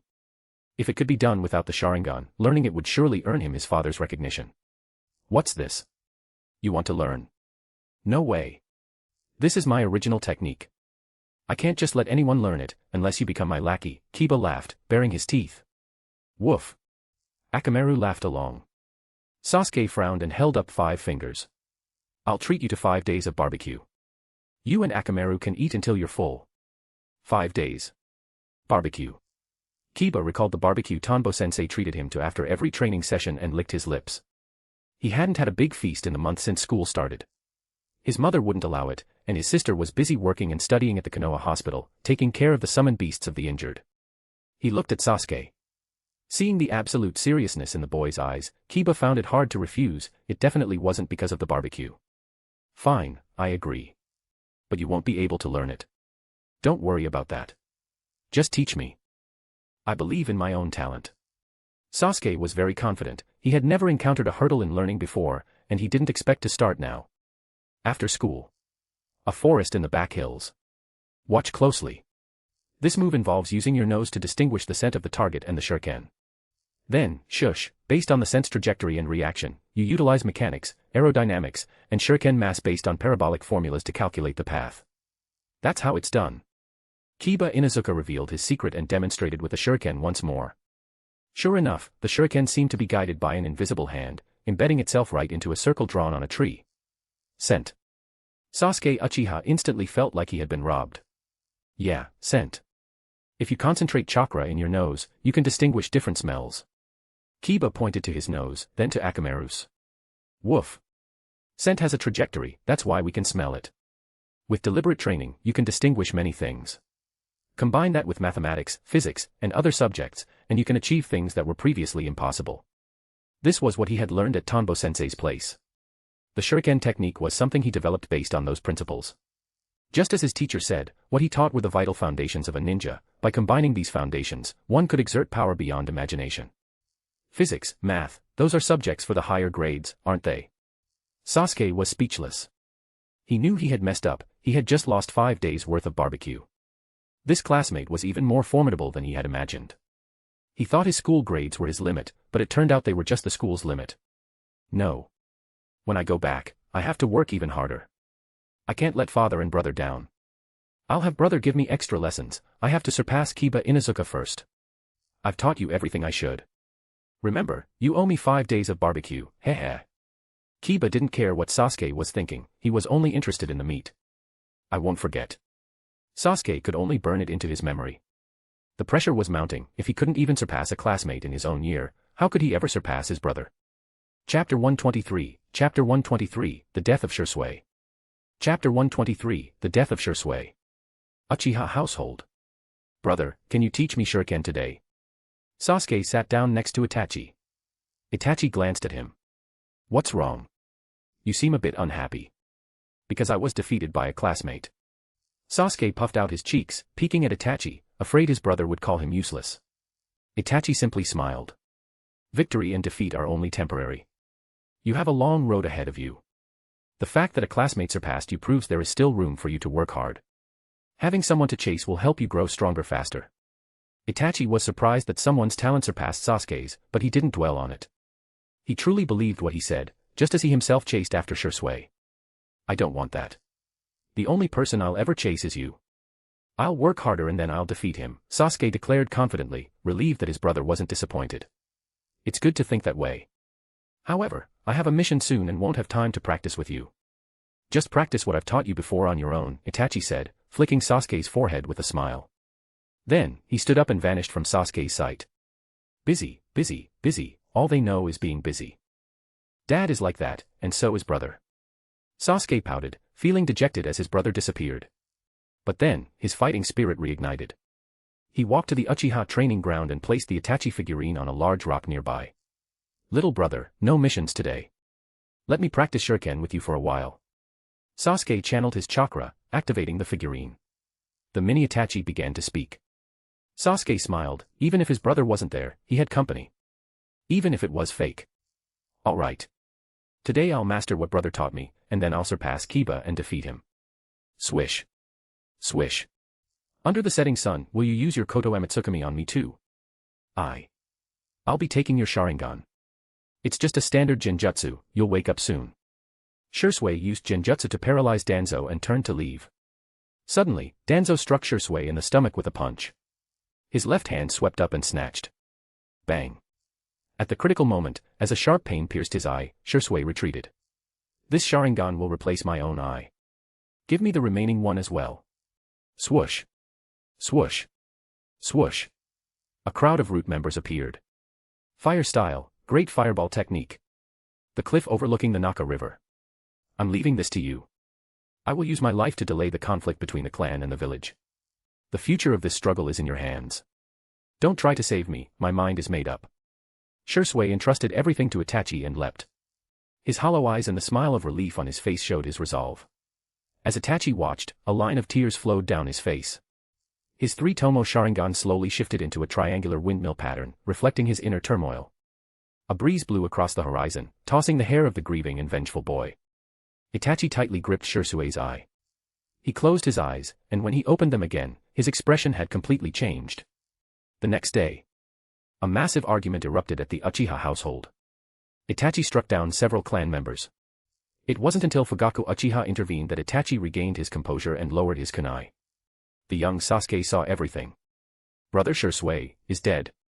The argument was about the suicide note Shisui had left. The clan members had provoked Itachi, causing the usually steady youth to act impulsively. Fugaku looked at the fallen members and then at the effortlessly calm Itachi. He looked into his son's eyes and seemed to guess something. Bang. Damn it, he actually let him escape. Danzo was extremely dissatisfied with his subordinates. The entire squad had been wiped out. Atop the Hokage rock. Senior Tanbo, is your will of fire still as firm today as it was years ago? Itachi Uchiha asked, looking down at Konoha. It's rare for the genius Itachi to seek me out, and just to ask that. Tanbo laughed. This was the first time in years. It seemed something had shaken Itachi's resolve. Given the timeline, only that event could have such an impact. Yes. Among everyone I know, it seems only you can give me an answer. Itachi truly felt this way. Although they hadn't met in years, he had kept tabs on Tanbo, teaching children, getting married, having kids, he knew it all. Tanbo rubbed his chin. I don't know if my will of fire is particularly noble, but I know that once I've made a decision, I don't look back. So, my will has never changed. Tanbo stated his inner thoughts, though he omitted the fact that his will of fire had a very flexible bottom line. By the standards of the ninja world, his answer was normal. I understand. Thank you, senior. I'll take my leave. Swoosh. Itachi vanished. Tanbo stared blankly. Wait, what exactly did you understand? Did he even say anything profound? He shook his head. As expected of the world-famous, mentally unstable clan, they sure do think a lot. But Shisui was dead, and only the Uchiha clan showed any reaction. Danzo's reach was truly long if he could suppress this. If Itachi hadn't sought him out, Tanbo wouldn't have known yet. Living in the ninja world for 9 years, he didn't always recall events unless he stumbled upon them. These past few days had indeed been quiet. Konoha was peaceful as always. However, Tanbo wasn't very interested in the drama between the Uchiha and the village anymore. Plus, he had no interest in the Sharingan itself. He wasn't the same man who had just arrived in this world, interested in every bit of gossip. As a ninja, intel is important but also lethal. His focus now was on his daily work and his family, unless a whim struck him to do something fun, like education or teasing the future. Konoha 11. Or perhaps, I should finish my theory on Genjutsu.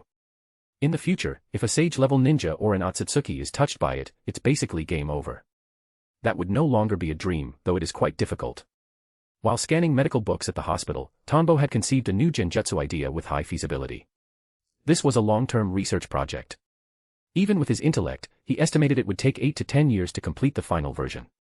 Things like 5-sense manipulation, weather deception, and false memories were all relegated to minor or support roles in this theory. But since it was only a theory, he still had to study other ninja techniques until he had results. After all, his time had to be split between his life and his job. Research time wasn't exactly abundant. Chapter 124, Chapter 124, Spatial Fluctuations. Chapter 124, Spatial Fluctuations. The death of Shisui Uchiha caused a brief ripple among the shinobi who closely monitored the Uchiha situation, but it failed to stir a major public commotion. Most of Konoha's high-ranking officials were aware of the clan's predicament. However, the prevailing attitude was to mind one's own business. No one cared about the frost on another's roof unless it threatened the very foundations of the village. The Hyuga acted this way, as did the Sarutobi and the Shimura clans. A world had been born where only Hiruzen Sarutobi and his 2 advisors felt the crushing weight of this headache. How to handle the Uchiha without destabilizing the village's core was a monumental challenge. They weren't like the hawk Danzo, who had only one thought: eliminate it. To Danzo, any potential threat to Konoha had to be purged. But the Hokage had to consider every possible consequence. Tanbo Tobotake's mindset aligned with the heads of the other great clans. The Uchiha's business had nothing to do with him. One's position determines one's thoughts. If he were the Hokage, he would have to worry about it, but he wasn't. He was merely the head of the analysis division and the captain of a barrier development team. His duties were to gather intelligence, develop barrier techniques, and be a good father, husband, son, and teacher. If he tried to manage everything, he would work himself to death. Besides, he had no real personal ties to the Uchiha. His relationship with Itachi was simply that of fellow Konoha shinobi. Thus, while Tanbo kept a watchful eye, he didn't intervene. Time flowed on. Everything returned to its regular track. The death of Shisui, the Uchiha's top combatant, caused the radical faction within the clan to pause for a time. Itachi Uchiha continued his daily routine of picking up Sasuke from school, explaining ninja techniques to him along the way as if nothing had happened. Only Sasuke felt a vague, growing sense that his brother had changed. This realization made him study even harder, striving to surpass Kiba so his brother would look at him with pride once more. The Barrier Division. Report. We have detected abnormal spatial fluctuations within the barrier.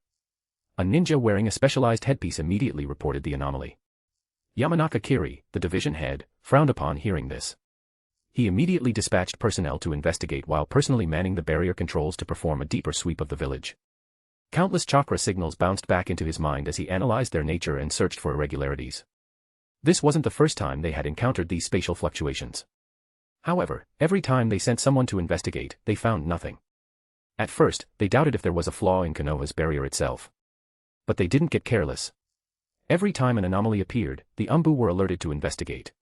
Every time, they returned empty-handed.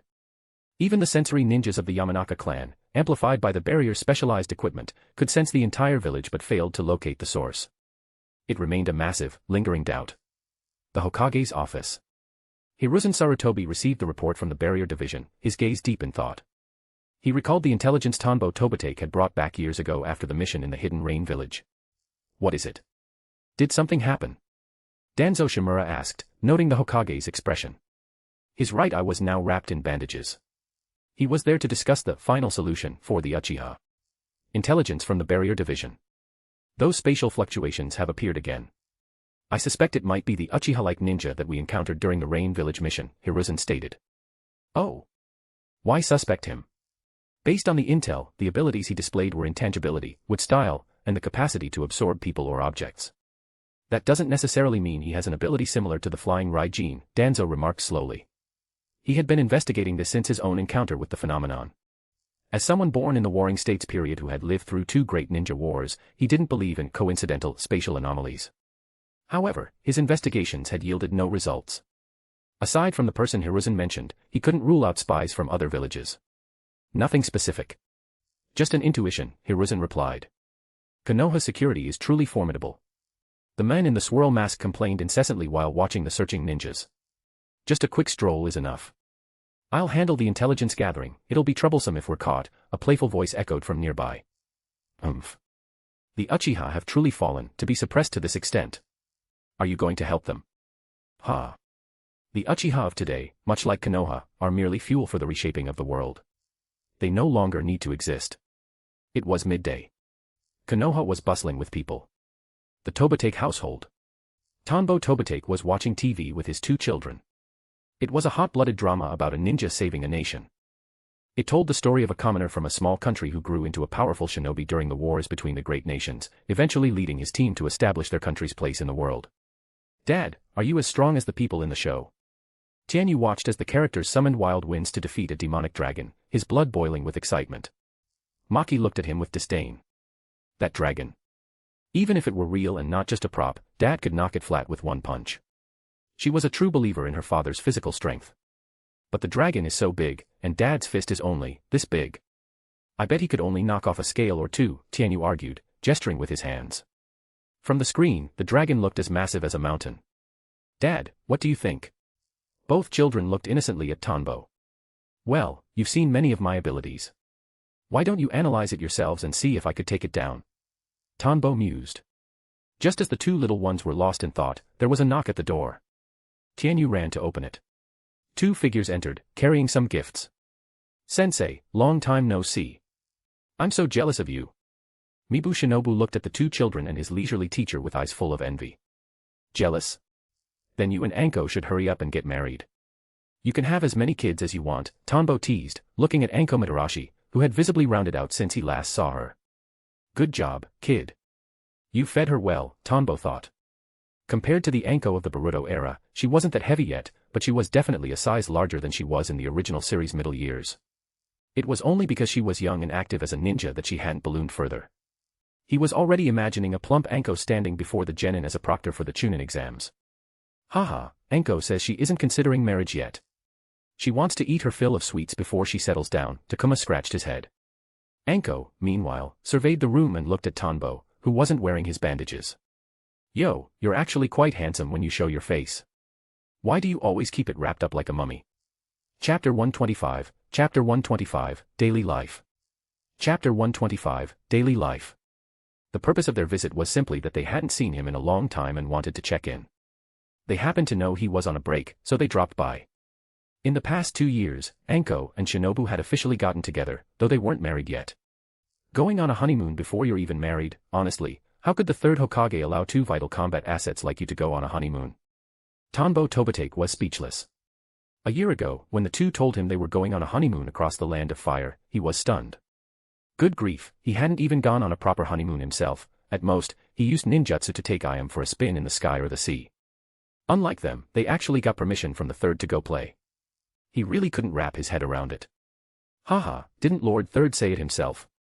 The village's combat strength is gradually recovering, and what we need now is a steady stream of descendants. He hopes that after we get back, we can produce a few healthy baby boys. Mibu Shinobu laughed heartily. Didn't you say you wanted to have 4? Why is it still just 2? Anko asked, looking at Tianyu and Maki. The 2 children watching TV pricked up their ears. Are we going to have younger brothers or sisters? I'm not considering it for now. I'll wait a few years until these 2 grow up a bit. My workload isn't exactly small, I don't have time to raise so many right now. Tanbo did want more children, but time simply wouldn't permit it. As for you 2. Anko, Shinobu has actually managed to feed you so well that you've gotten this plump. Just how much have you been eating? Are you even going to fit into a wedding dress by the time the day comes? Tanbo teased. He really hadn't expected these 2 to actually make it work. Thinking about Anko wearing a plus-sized wedding dress made him want to laugh. While Tanbo was chatting about domestic life, back at the Ninja Academy. Blay. The first student to fall victim to Irika's trick appeared, Naruto. He leaned against the wall, vomiting uncontrollably, trying to expel everything in his stomach. The surrounding classmates felt a chill run down their spines as they watched.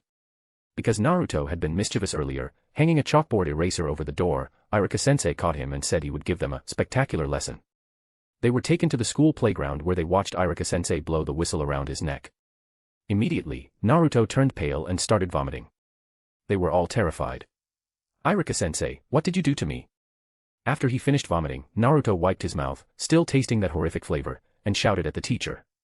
That taste was the most unbearable thing he had ever experienced. "Is that the legendary, ultimate punishment of the academy?" "Irika-sensei's 8 cents of fire," one student whispered, recalling a rumor. 8 cents of fire. The other students were in the same grade and were naturally curious. Sasuke's brow furrowed. Naruto's condition was very similar to what his brother had described as the bad uncle's ninjutsu. According to his brother, if you were hit by this move, you would taste the flavor you hated most.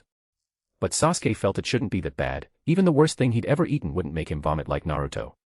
Meanwhile, a little chubby boy's eyes lit up at the word "cent." He looked toward Naruto. 8 cents. Choji's mouth watered. Did the teacher give Naruto something delicious? The student continued, "Legend says this is a terrifying ninjutsu Irika-sensei uses to deal with students. If you don't listen or behave in class, he'll use it to make your life a living hell." Whoa, so scary. A living hell. What does it feel like? They were incredibly curious. Judging by Naruto's face, it clearly wasn't pleasant. Irika smiled. "This is the ninjutsu 8 cents of fire. It was created by a powerful ninja specifically to educate mischievous students like you." He hadn't used this move in a long time. Generally, it was only used on the new first-year students. This was because the second-year students had already mastered chakra and begun learning ninjutsu. The throat protection jutsu created by Takuma Hyuga had already flourished among the upper grades. Basic skills like the 3 basic jutsu or the rope escape jutsu weren't nearly as important to those students as learning the throat protection jutsu as quickly as possible. You never knew when you might accidentally get hit with the sense yourself. Every student who had experienced it made it their priority to learn the countermeasure first. As for the first years, except for a few geniuses, they could only behave and listen. Originally, after hearing Ebisu's advice, Irika hadn't planned on using it. But seeing students who were already good at throat protection, he felt it would stimulate their potential. After discussing it with other teachers, they decided to use it on the first year so they could experience it once, which would then motivate them to study harder. Takuma Hyuga had done it that way and even invented his own jutsu because of it. The teachers felt they shouldn't stop eating for fear of choking. The tools should be used when appropriate. Who? Exactly who created this disgusting ninjutsu? Naruto was furious. Which jerk created such a loathsome technique? The lingering taste of vomit was still in his throat, making him feel miserable. It was worse than vegetables. Ah, well. Irika thought of Tanbo Tobitake, who occasionally said he wanted to test him, and decided it was better to keep his mouth shut. He had suffered quite a bit because of that man. "Tell me. Who is it? Once I become Hokage, I'll make them taste this flavor first." Naruto's eyes were practically spitting fire. Hearing this, Irika's brow twitched. "Are you trying to tell me how to do my job? Do you want to try it one more time? I am the teacher here." Ah. Naruto chickened out and retreated 2 steps with a forced laugh. "Get back in line. Because of you, we don't have enough time for the math lesson. Everyone, start running laps around the playground to build your stamina," Irika ordered. He then led the children in physical training. 1, 2, 1, 2. "Naruto, what did Irika-sensei give you to eat?" Choji ran up beside him and asked, his mouth still watering. "The worst taste in the world. 100 times worse than vegetables." Naruto babbled incessantly about how bad it was. Choji hurried to keep up. "Really? There's a taste 100 times worse than vegetables. I really want to try it." He dreamed of eating every delicacy in the world. Naruto recalled the taste and shuddered. "Yes, the absolute worst. Is it really that bad?" Suddenly, Shino Aburame appeared beside them. Naruto was startled. "Who are you? Are you in our class?" Shino paused. "As expected, you don't even remember your own classmate." He began to mutter and ramble under his breath. Even though Shino was buzzing in his ear, Naruto actually enjoyed it a little. Although Choji and Shino hadn't fully accepted him yet, they didn't look at him with those other eyes. In the distance, Kiba Inuzuka remembered the throat protection jutsu his sister had mentioned. It turned out the foul taste she talked about was Irika-sensei's doing. But he wouldn't give the teacher a chance. As a model student, he had nothing to fear. Chapter 126, Chapter 126, Yin and Yang. Chapter 126, Yin and Yang. Konoha Village. Kurama Estate. Little Yakumo, I've come to see you again. Tanbo Tobitake arrived carrying a food container. He smiled as he saw the young girl approaching him. Thank you, Uncle Tanbo. Yakumo Kurama took the box, a bright, happy smile lighting up her face. MHM. How has your health been lately?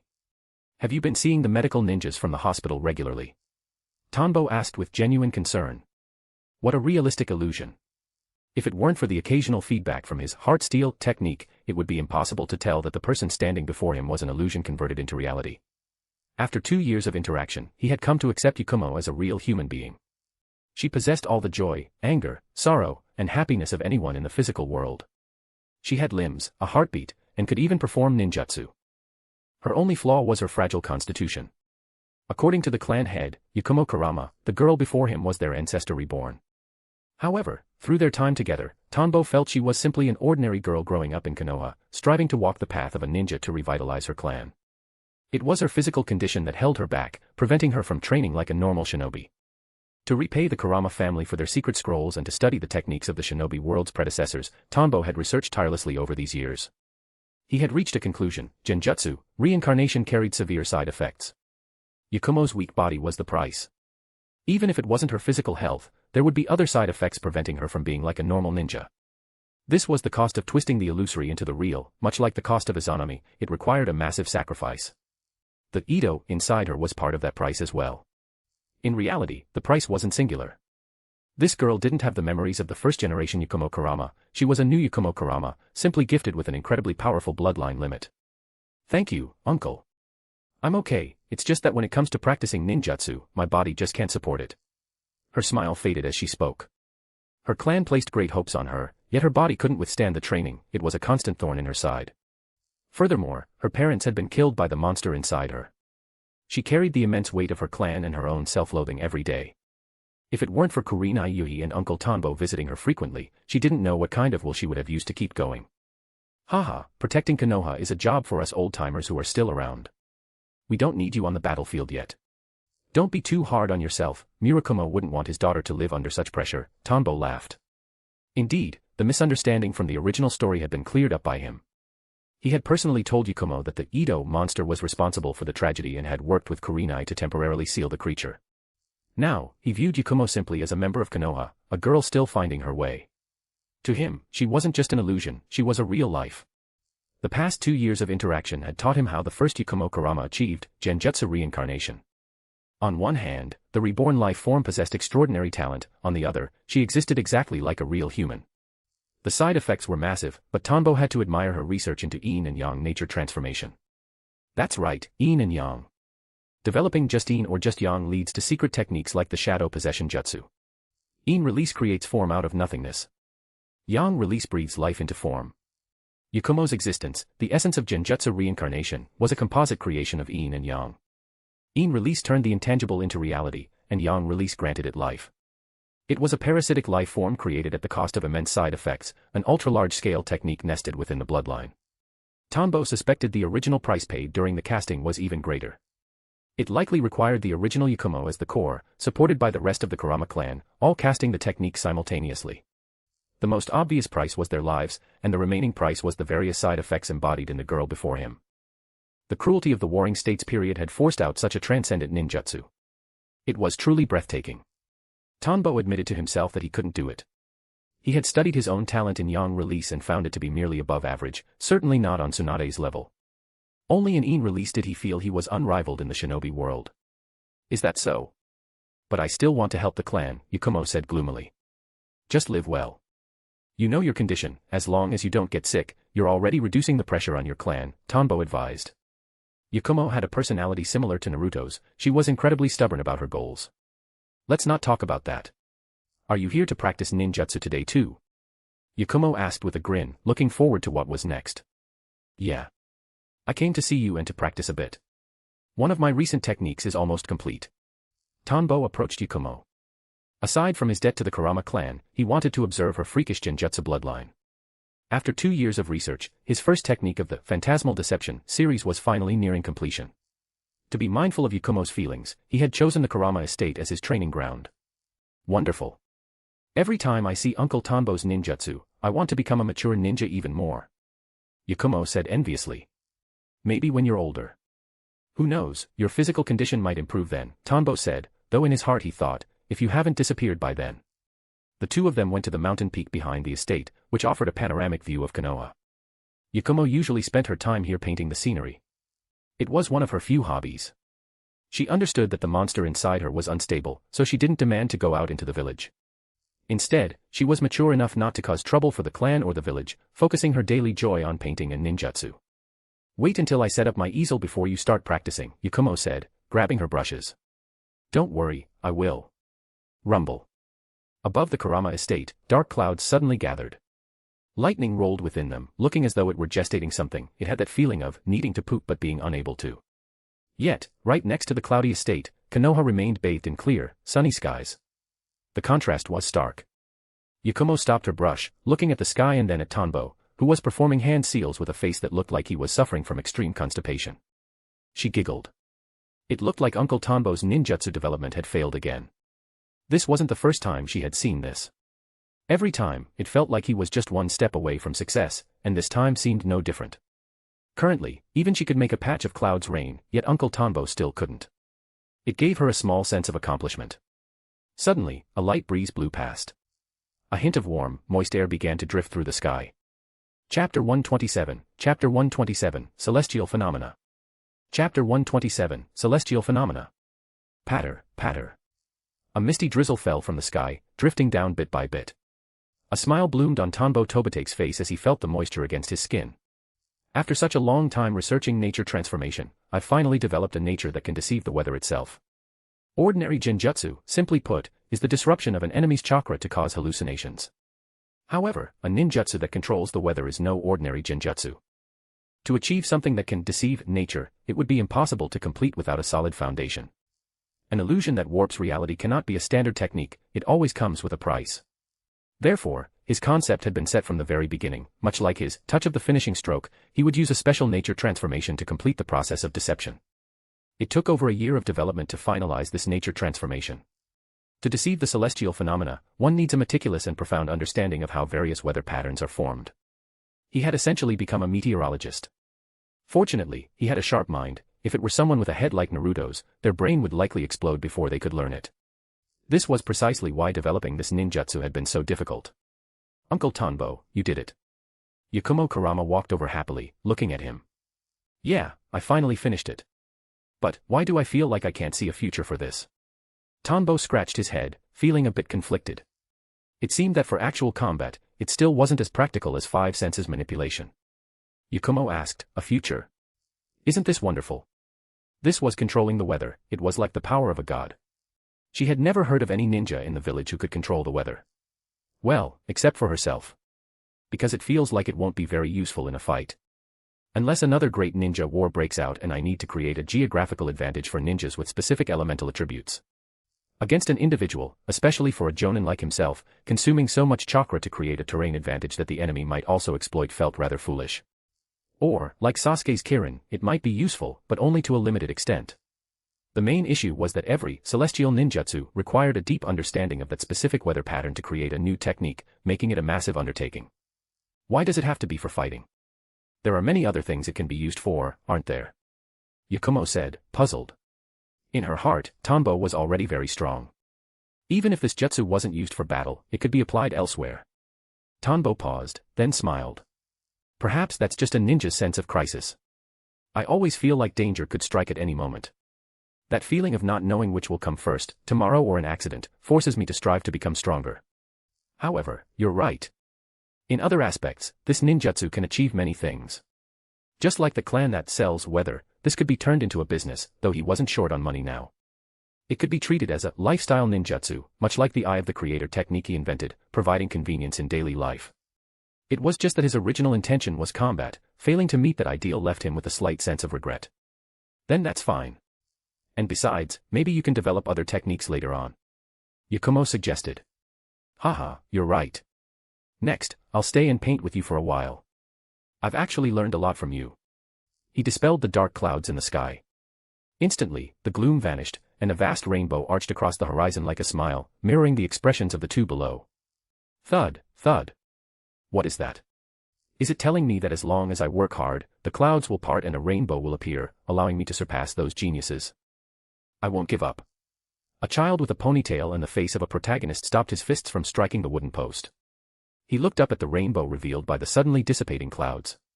This sudden beautiful weather seemed to encourage him, and a surging fighting spirit welled up in his heart. He believed that through hard work, he would surely surpass those geniuses. The Tobitake household. A hand-painted picture was hung on the wall of the room.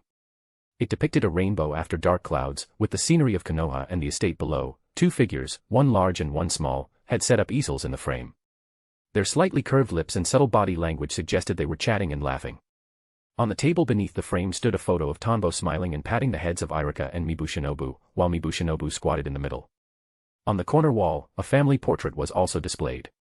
The two complemented each other, making the room feel exceptionally warm. "Dad, where did you get this painting? Who is that woman?" Tianyu stood to the side watching, pointing at the woman in the painting. "That's a big sister, a very hard-working big sister." "A big sister? Can I ask her to paint for me?" What do you want painted?" "I want to paint a cool version of myself. Put my head up there on the Hokage rock." Tianyu imagined his own head hanging in the most prominent place in Konoha, feeling quite smug. "Dunk." Tanbo gave him a flick on the forehead. "If you want it up there, you have to work hard yourself. What's the point of painting it?" "I will. When I become the Hokage, Dad, you'll be my subordinate. Then I'll order you to take me out to play every day and buy me delicious food." Tianyu clutched his head, giggling. "Don't just talk. If you can actually become the Hokage, I'll buy you all the snacks you like every single day." Tanbo wanted to laugh at his son's ambition. He would support his son in whatever he wanted to do, but he himself would absolutely never be the Hokage. Whether it was the first, second, third, or fourth, every generation was a workaholic, so busy that they couldn't accompany their families. The second was even more tragic, he didn't even have a wife. The sixth was the same. Heavens, poor kids. Then it's a deal. Tianyu's mouth watered at the thought of having snacks every day. "All right, that's that. I'm going out to get some things done. Look after your sister." Tanbo smiled and disappeared from the room with a poof. "Haha, great. When I'm Hokage and Dad buys the snacks, I'll let my sister carry them for me, and I'll give her half." Tianyu clenched his fists, full of excitement. "Brother, what are you doing? What snacks are you giving me half of?" Maki appeared at the door, clutching a teddy bear and looking bleary-eyed. Tanbo appeared at the intelligence department and began querying geographical information both inside and outside the Land of Fire. He hadn't given up on using the celestial deception ninjutsu in battle. How could he discard years of results just like that? Weather phenomena can be used for combat, that much was certain. Whether it was Yakumo Kurama or the concept of Kirin, using ninjutsu to control weather proved its power. Another example was Uchiha Madara's Tengai Shinsei. These all belonged to natural phenomena materialized through ninjutsu. The nature transformation he had grasped allowed him to deceive the naturally flowing substances of heaven and earth, materializing them according to the causes of weather formation. It was like mastering the zeros and ones of a computer. The deeper your understanding of nature, the more diverse the celestial phenomena you could program. For this search, he wanted to find locations where natural weather phenomena existed so he could study them and replicate them. Chapter 128, Chapter 128, Valley of the Resting Wind. Chapter 128, Valley of the Resting Wind. The Valley of the Resting Wind, located in the northern part of the Land of Fire, is a land of death where hurricanes never cease. It currently serves as the trial grounds for the Hagoromo clan. A clan crest featuring a full moon above three ribbon-like patterns appeared before Tanbo Tobitake's eyes. Looking at this data, Tanbo frowned.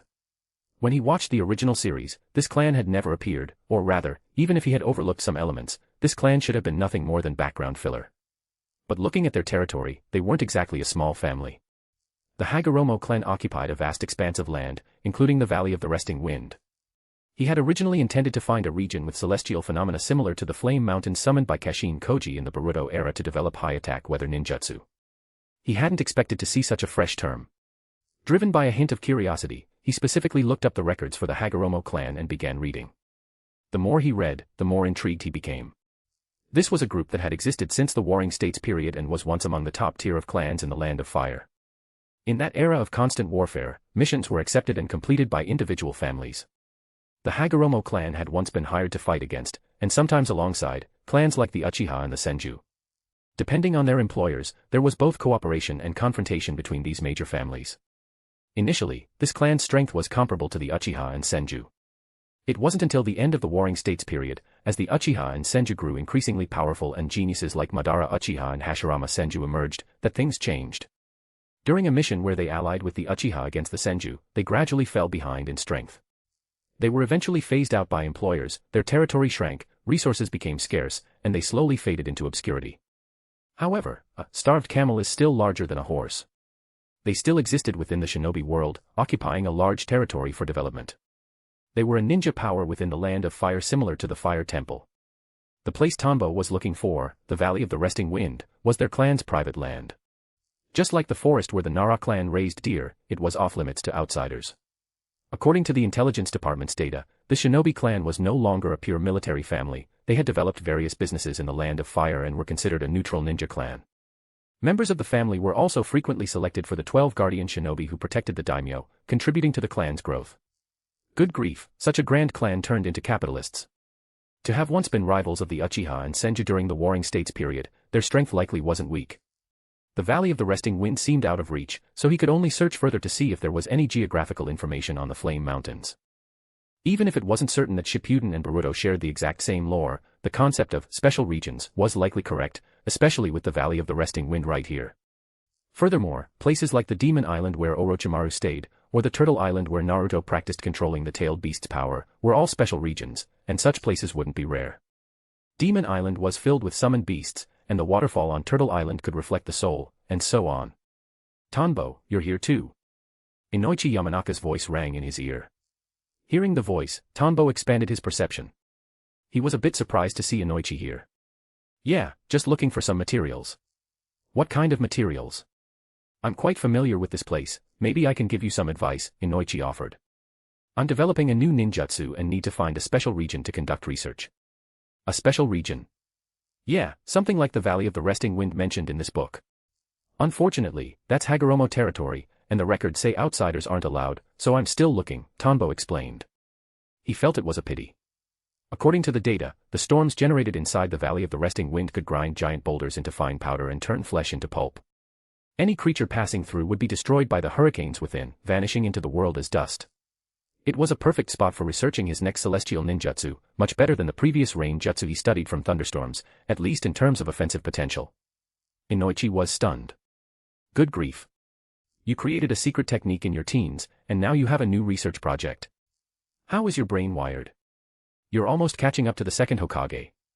When Tanbo created the Eye of the Creator, Inoichi had been the one explaining the combination of physical and spiritual energy, as well as the techniques of nature transformation. Now, he was at it again. This talent was truly worthy of being his subordinate. There's still a big gap between me and the second. Don't overpraise me, Chief, Tanbo chuckled awkwardly. In his eyes, his achievements were worlds apart from the entire scroll of seals. Most of his current ninjutsu research was developed slowly by standing on the shoulders of the giant that was the second Hokage. Haha, true. But I actually have a way to solve your problem, Inoichi laughed heartily. What way? It's a huge coincidence, even the heavens are helping you. There is an opportunity to enter the Valley of the Resting Wind you just mentioned in 5 days. However, you can only stay for a short period, and you'll have to figure out the rest yourself afterward. Eh? What kind of opportunity?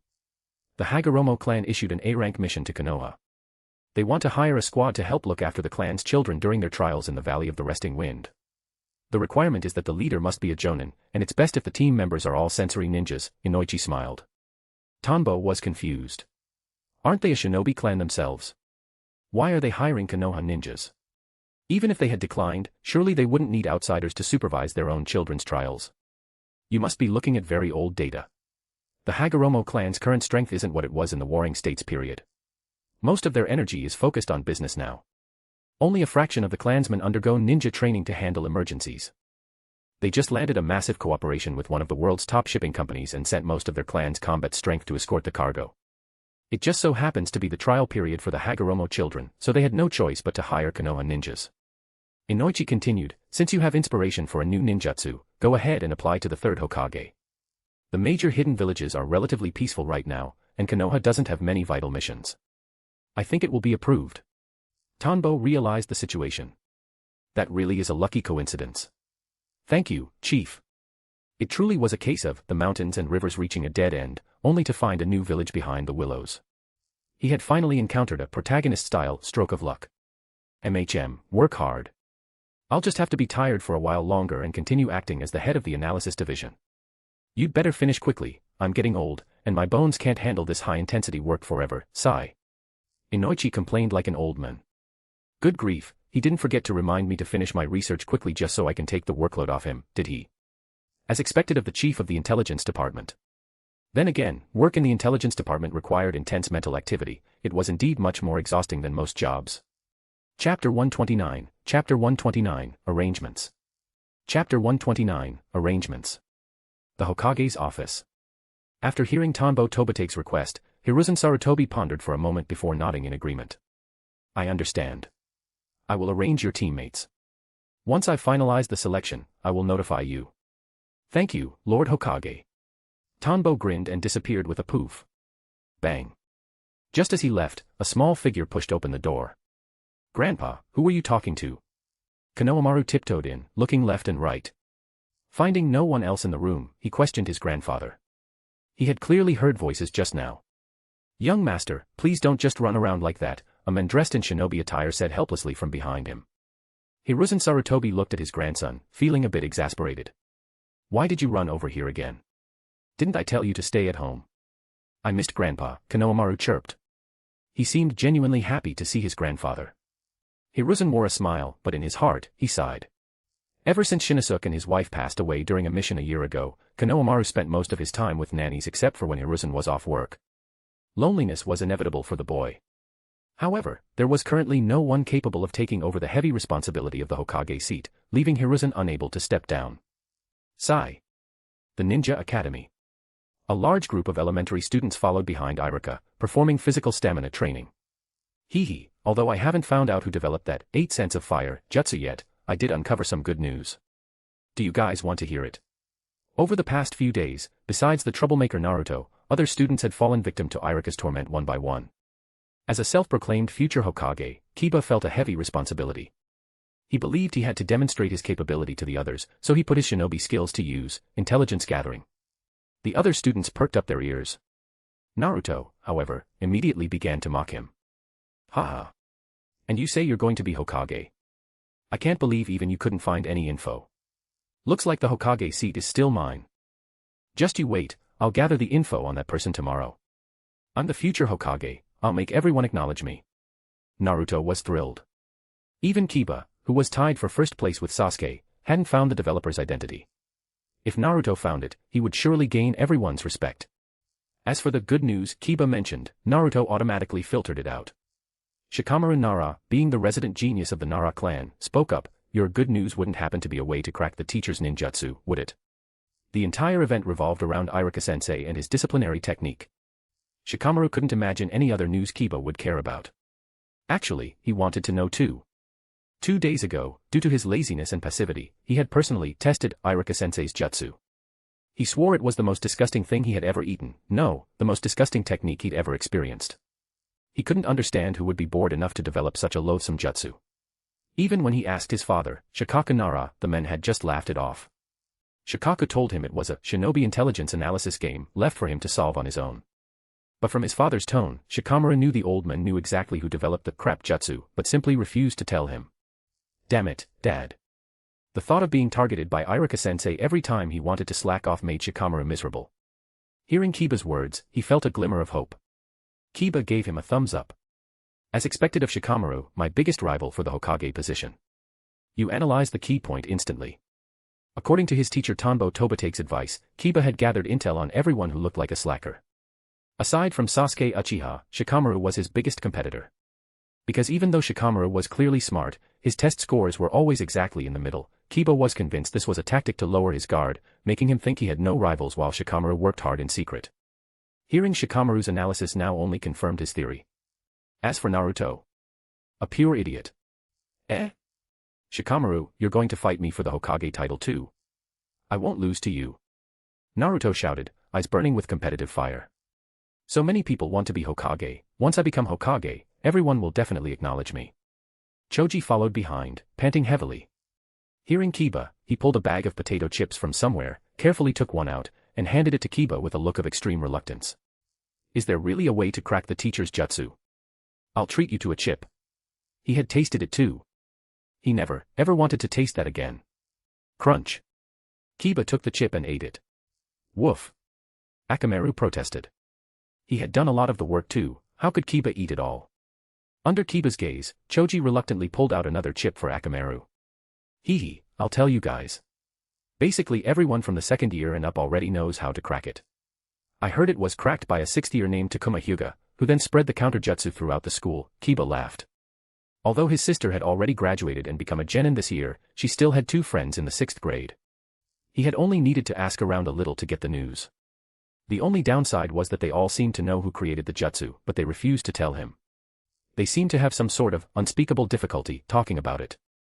Fortunately, Kiba was a model student and had never been punished by Irika, so he was quite relaxed about the whole thing. It didn't matter if he couldn't find the creator yet.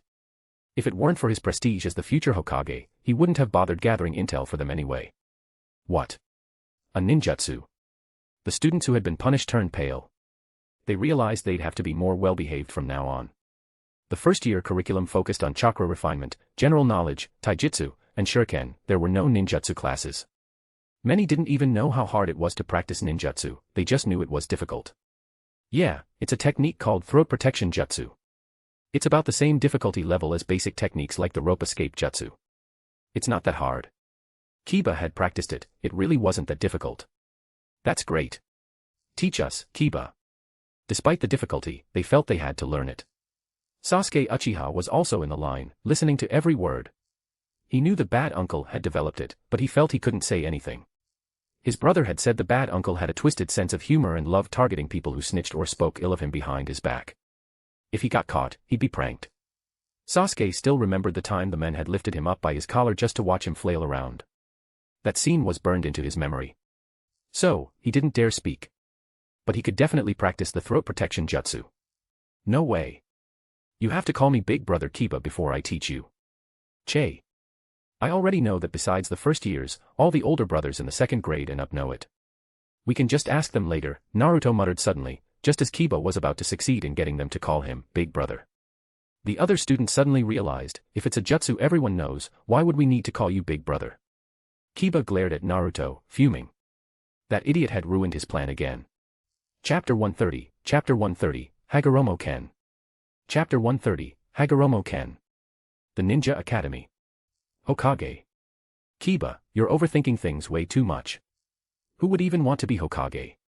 It's such a drag, Shikamaru thought to himself while listening to their conversation. He was speechless, especially after hearing Kiba and Naruto's grand proclamations. What was the point of being Hokage? You'd be busy to death every day, dealing with this and that. It was much better to just be a comfortable, lazy young master. Seeing no other way out, Kiba had to teach them the training method for the throat protection jutsu, lest they all run off to find upperclassmen to learn from. Hey! What are you doing? No slacking off. Just as they finished listening to Kiba's explanation, their faces lit up with excitement and anticipation, only to be cut short by Irika's roar as he looked back. Yes, sensei. Everyone shouted in unison, though their minds were already racing, wondering how they could master the technique quickly. Even if it was difficult, they had to learn it. Konoha Main Street. Eh? You're going on a mission again. I said as she walked beside Tanbo Tobitake, her arm linked in his. Tanbo nodded. Yeah. This one will probably take a bit of time. I'll have to leave the kids to you. Don't worry. They're so well behaved, they hardly give us any trouble at all, I replied. Tanbo twitched his lips slightly at that. Well behaved? Sure, because they were disciplined with the leather whip method. He wondered if those two would still remember their lessons once he was out the door. Hey, forget about them for now. Let's just enjoy our time together. Whoosh. Whoosh. Several figures landed near the great gate of Konoha. Leading them was Tanbo Tobitake, followed by his 3 subordinates. Hyuga Shoinazuka Go Aburame Jichiang. All were sensory ninjas and Konoha Chunin. Tanbo didn't personally know any of them, he only knew a bit about them from their files. They were all traditional clan ninjas who had received systematic training from their respective families. Hyuga Sho was from the branch house, Inazuka Go was accompanied by a massive husky, and the insects contracted by Aburame Jichiang were the common Kakachu of his clan. Too slow. We paid good money, couldn't you be faster? A man dressed in a sharp suit and wearing gold-rimmed glasses looked at them with dissatisfaction. A clan crest, 3 ribbons beneath a full moon, hung on his chest. Ninjas with no sense of time, Hagoromo Ken thought with disdain. In his mind, he felt his ancestors had made the right choice, transitioning the shinobi clan into a commercial family, retaining only enough power to guard the family, and hiring village ninjas for everything else. Even if you were from a clan that once dominated an era, you still had to work obediently in the face of money. If it weren't for the fact that this specific business deal was too important to trust to other organizations, and their own elite family guards were busy escorting the main cargo, they wouldn't have needed Konoha's strength at all. My apologies. Tombo checked the time and noted they weren't actually late. However, as the employer was involved, there was no need to argue with a fool. They just needed to complete the mission and take the pay. The employer's attitude was irrelevant.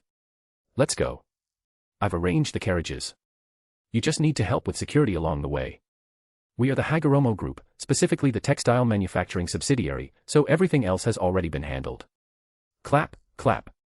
With a clap of his hands, a large convoy appeared nearby. There were over a dozen carriages, most were cargo wagons, but the lead carriage was elegantly decorated. It even featured a small, porch-like seating rail on the exterior. Hagoromo Ken set aside his annoyance and regained his smile. He gestured with his right hand for them to board. Elegance. The Hagoromo clan was no longer a group of ninjas relying on killing to obtain resources, they were aristocrats. Elegant aristocrats. Understood. Much appreciated. Tanbo and his teammates stood on the exterior seating rail of the carriage, where small seats allowed them to sit. As ninjas of Chunin rank and above, they entered a state of high alert the moment they boarded. In Tanbo's perception, Inuzuka Go's nose and Aburame Jichiang's insects had already begun a discreet sweep of the area. Hyuga Sho's Byakugan also activated briefly to observe their surroundings. Their mission was to guard the Hagoromo juniors heading to the Valley of the Resting Wind for their trial, but no one was going to let their guard down. Even if they hadn't reached the mission site yet, taking precautions for their own safety was a basic requirement. Move out. Supported by a woman in a kimono, Hagoromo Ken stepped into the carriage. He then gave the order for the convoy to start. Clatter, clatter, clatter.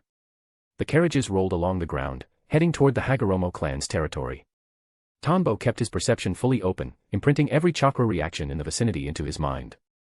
The entire convoy consisted of about 20 people, with Tanbo's team, they were 30. Excluding the staff handling chores, there were 10 guards with chakra reactions. Judging by their movements, they were all professional ninja bodyguards. Interestingly, their employer, Hagoromo Ken, possessed a chakra volume that was not inferior to Tanbo's teammates. Captain Tanbo, no anomalies detected, Hyuga Sho said, deactivating his Byakugan. Aburame Jichiang added, my insects haven't found anything either. Inuzuka Go sniffed the air and said, I found something. What is it?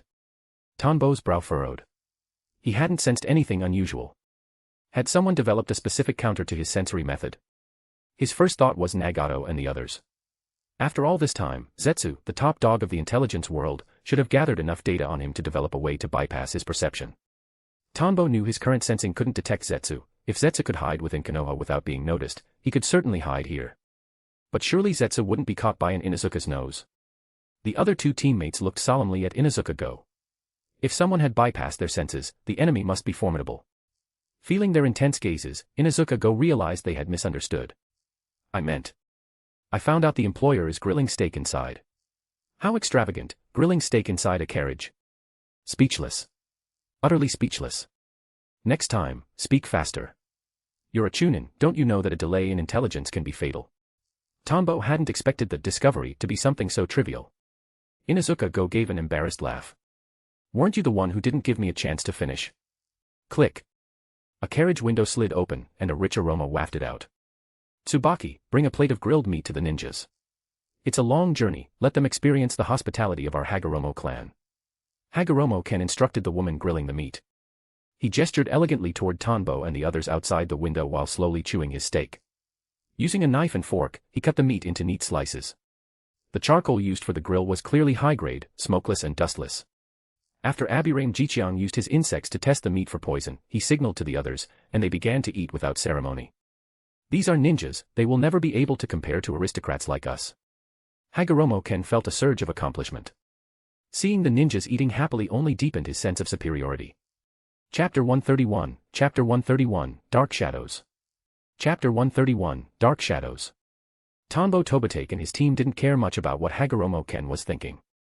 As ninjas, as long as safety and mission completion were guaranteed, they were more than happy to take advantage of any perks offered.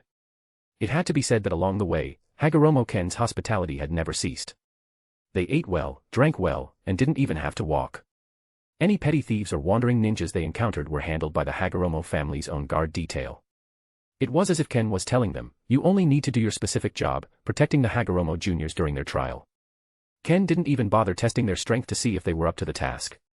To the Hagoromo clan, money talked. Hiruzen Sarutobi, the Hokage, would never send incompetent ninjas to serve such a major client. Throughout the journey, Tanbo and his team didn't just indulge in the luxury. They took turns on sentry duty. With the Byakugan, keen noses, and insects, the three subordinates provided different methods of perception, creating a comprehensive, all-encompassing detection web. Among the three, aside from Inuzuka Kairo, who was quite active, the other two, Hyuga Ren and Aburame Shenra, were men of few words. None of them were problem youths. All three were 19 years old, just 1 year younger than Tanbo himself, and could be considered talented individuals in their own right. As expected of those from great clans, their advantage over civilians is just too large, Tanbo thought. Back when he watched the original series, he only saw the ninjas on screen and felt they were just okay. In reality, being able to become a chunin before the age of 30 in Konoha already marked one as a person of minor talent. He pushed these thoughts aside and began to immerse himself in ninjutsu research. During this mission, he intended to complete his analysis of the Valley of the Resting Wind, mastering the patterns of the celestial phenomena within so he could eventually replicate them artificially.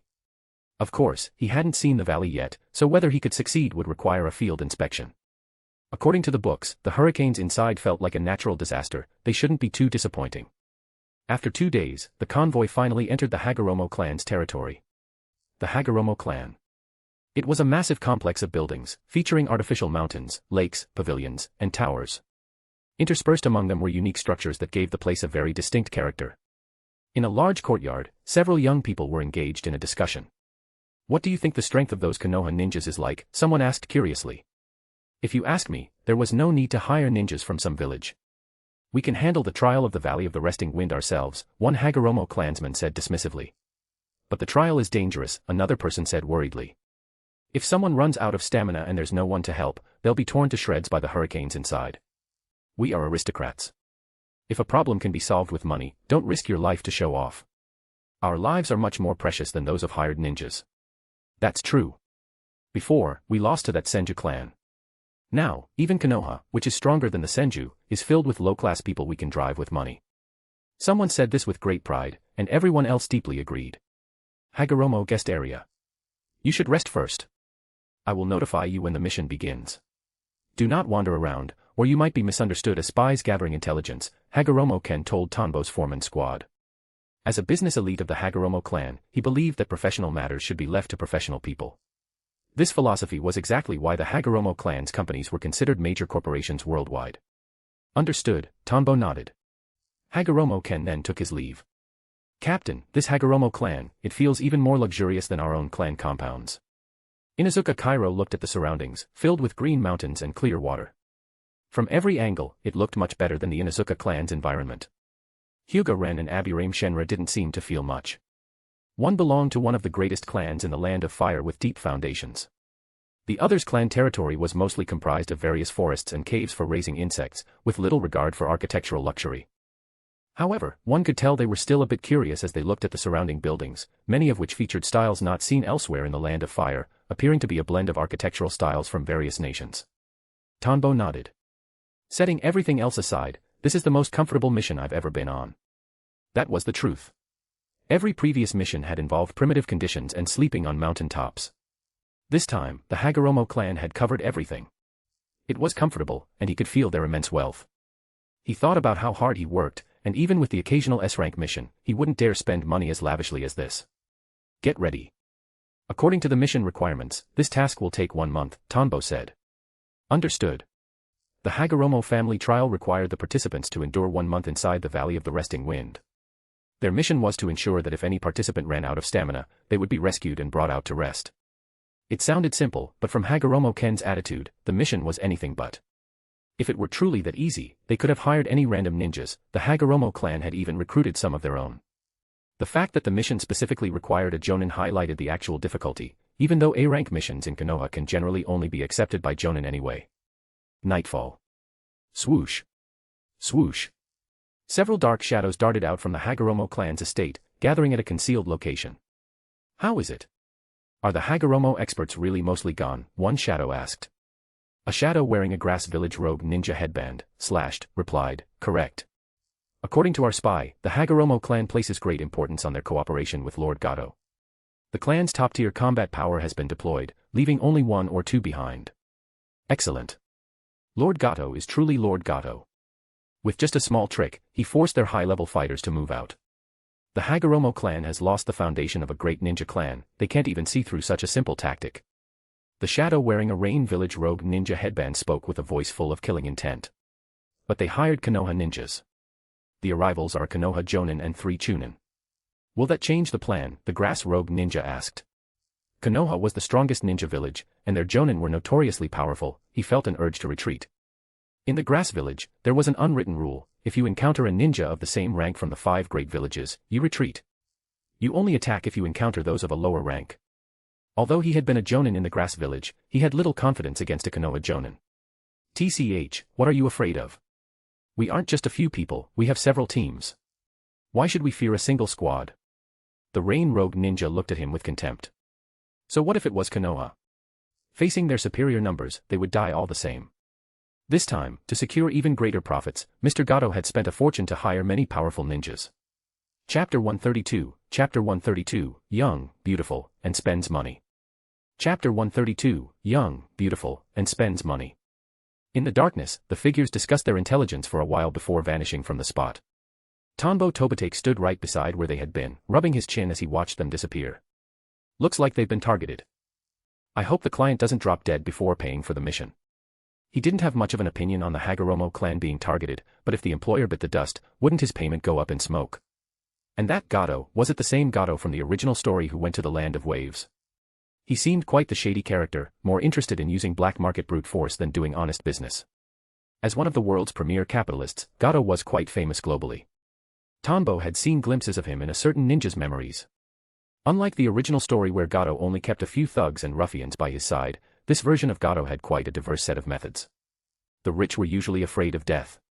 As Gato's wealth grew, so did his paranoia. The group of ninjas gathered around him was substantial, it wasn't something 1 or 2 Jonin could easily break through. Whether some catastrophe happened later to make him stupid enough to personally lead men against Tsubusa and Kakashi, Tanbo didn't know. At least based on Tanbo's current intelligence network, Gato had at least 2 Jonin-level ninjas protecting him daily. It seemed Gato's methods of accumulating wealth through illicit means never stopped. This world had many differences, not everything followed the original plot perfectly.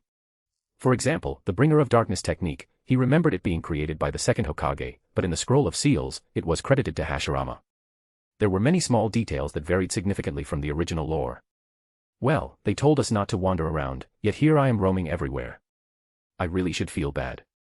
We'll see how it goes. These guys couldn't even tell they were under an illusion. Even if the other teams are similar, there's no reason they should be able to take down a capitalist like the Hagoromo clan, right?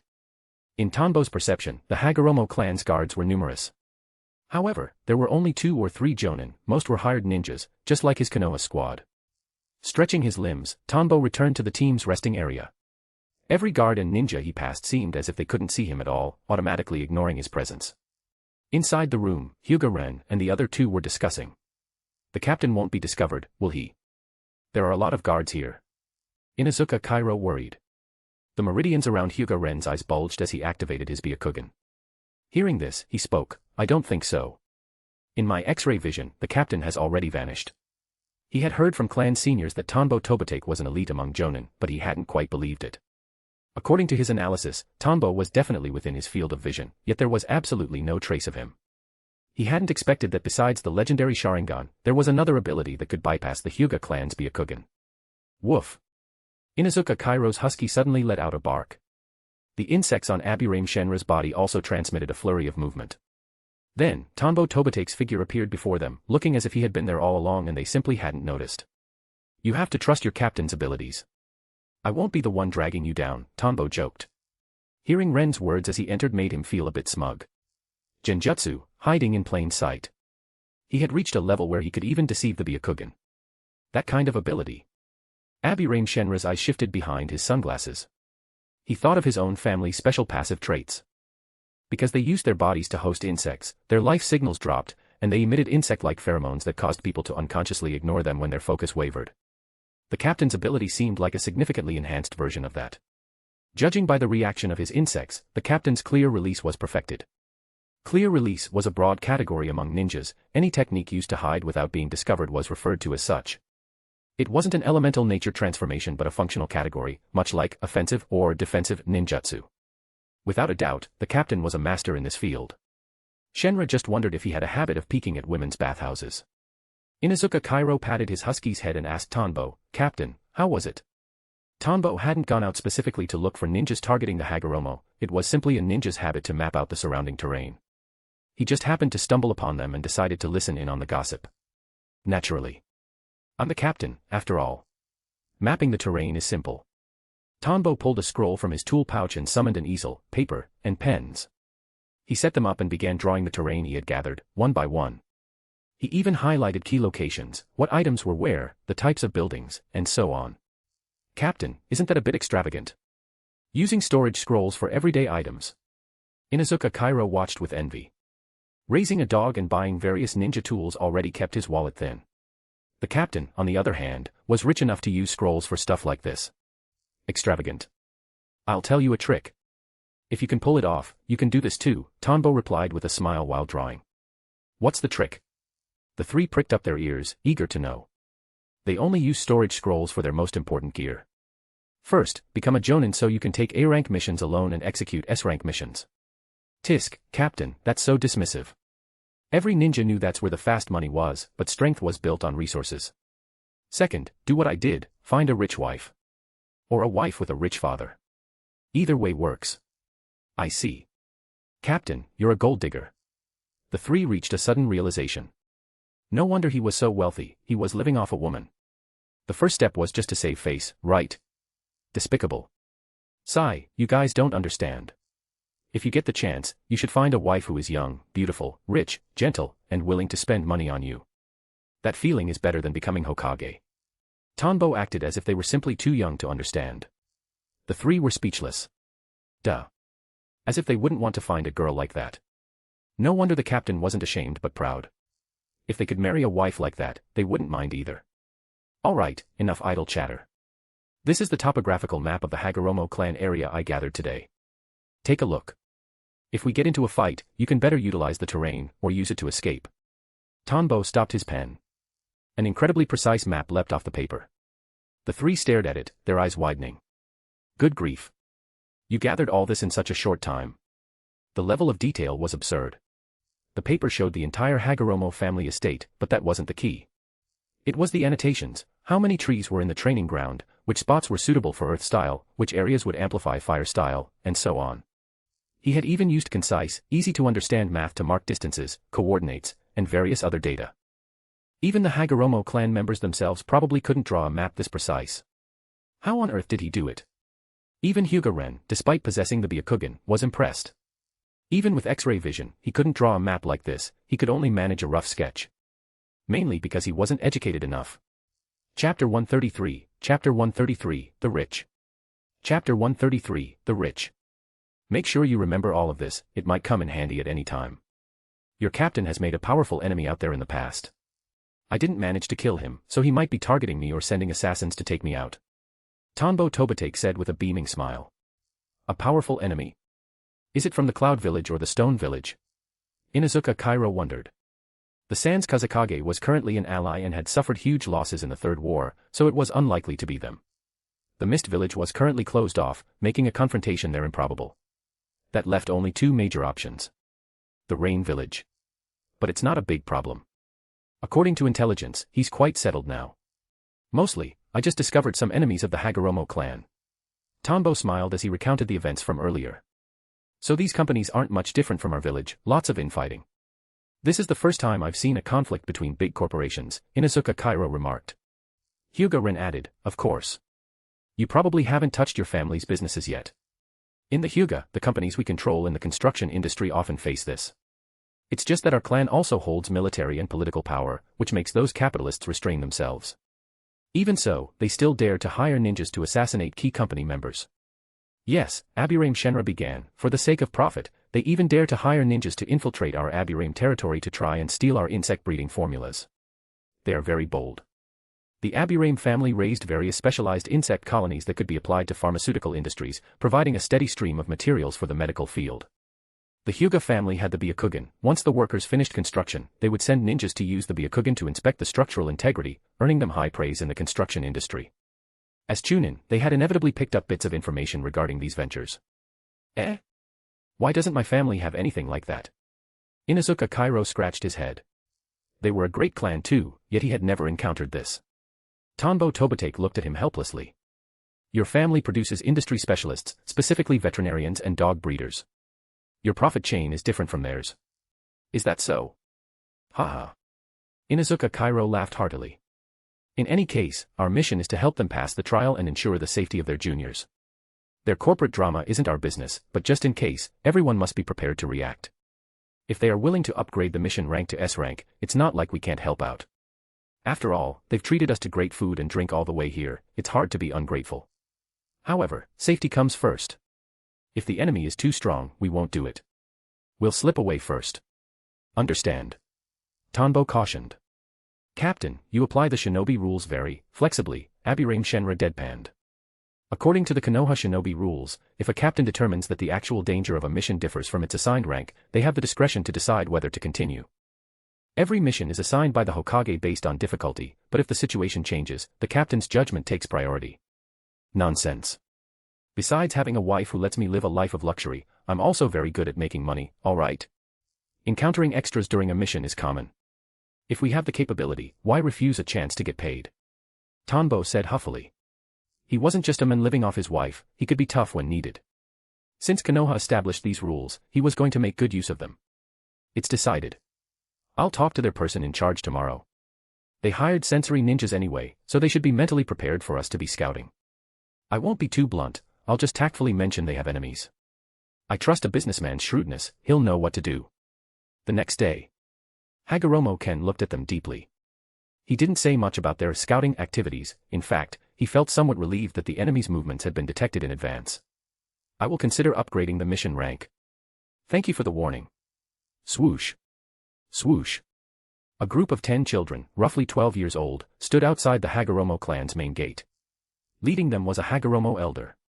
Tanbo Tobitake and his team landed nearby. Sorry for the trouble. I am Hagoromo Genzo, responsible for leading everyone to the trial grounds at the Valley of the Resting Wind. Hagoromo Genzo placed his right hand over his chest and gave a gentlemanly bow. The Hagoromo juniors beside him all wore kensiken, star-pulling braces, on their heads, which served as the symbol of the Hagoromo guardian ninjas. They looked at Tanbo and his team with curiosity.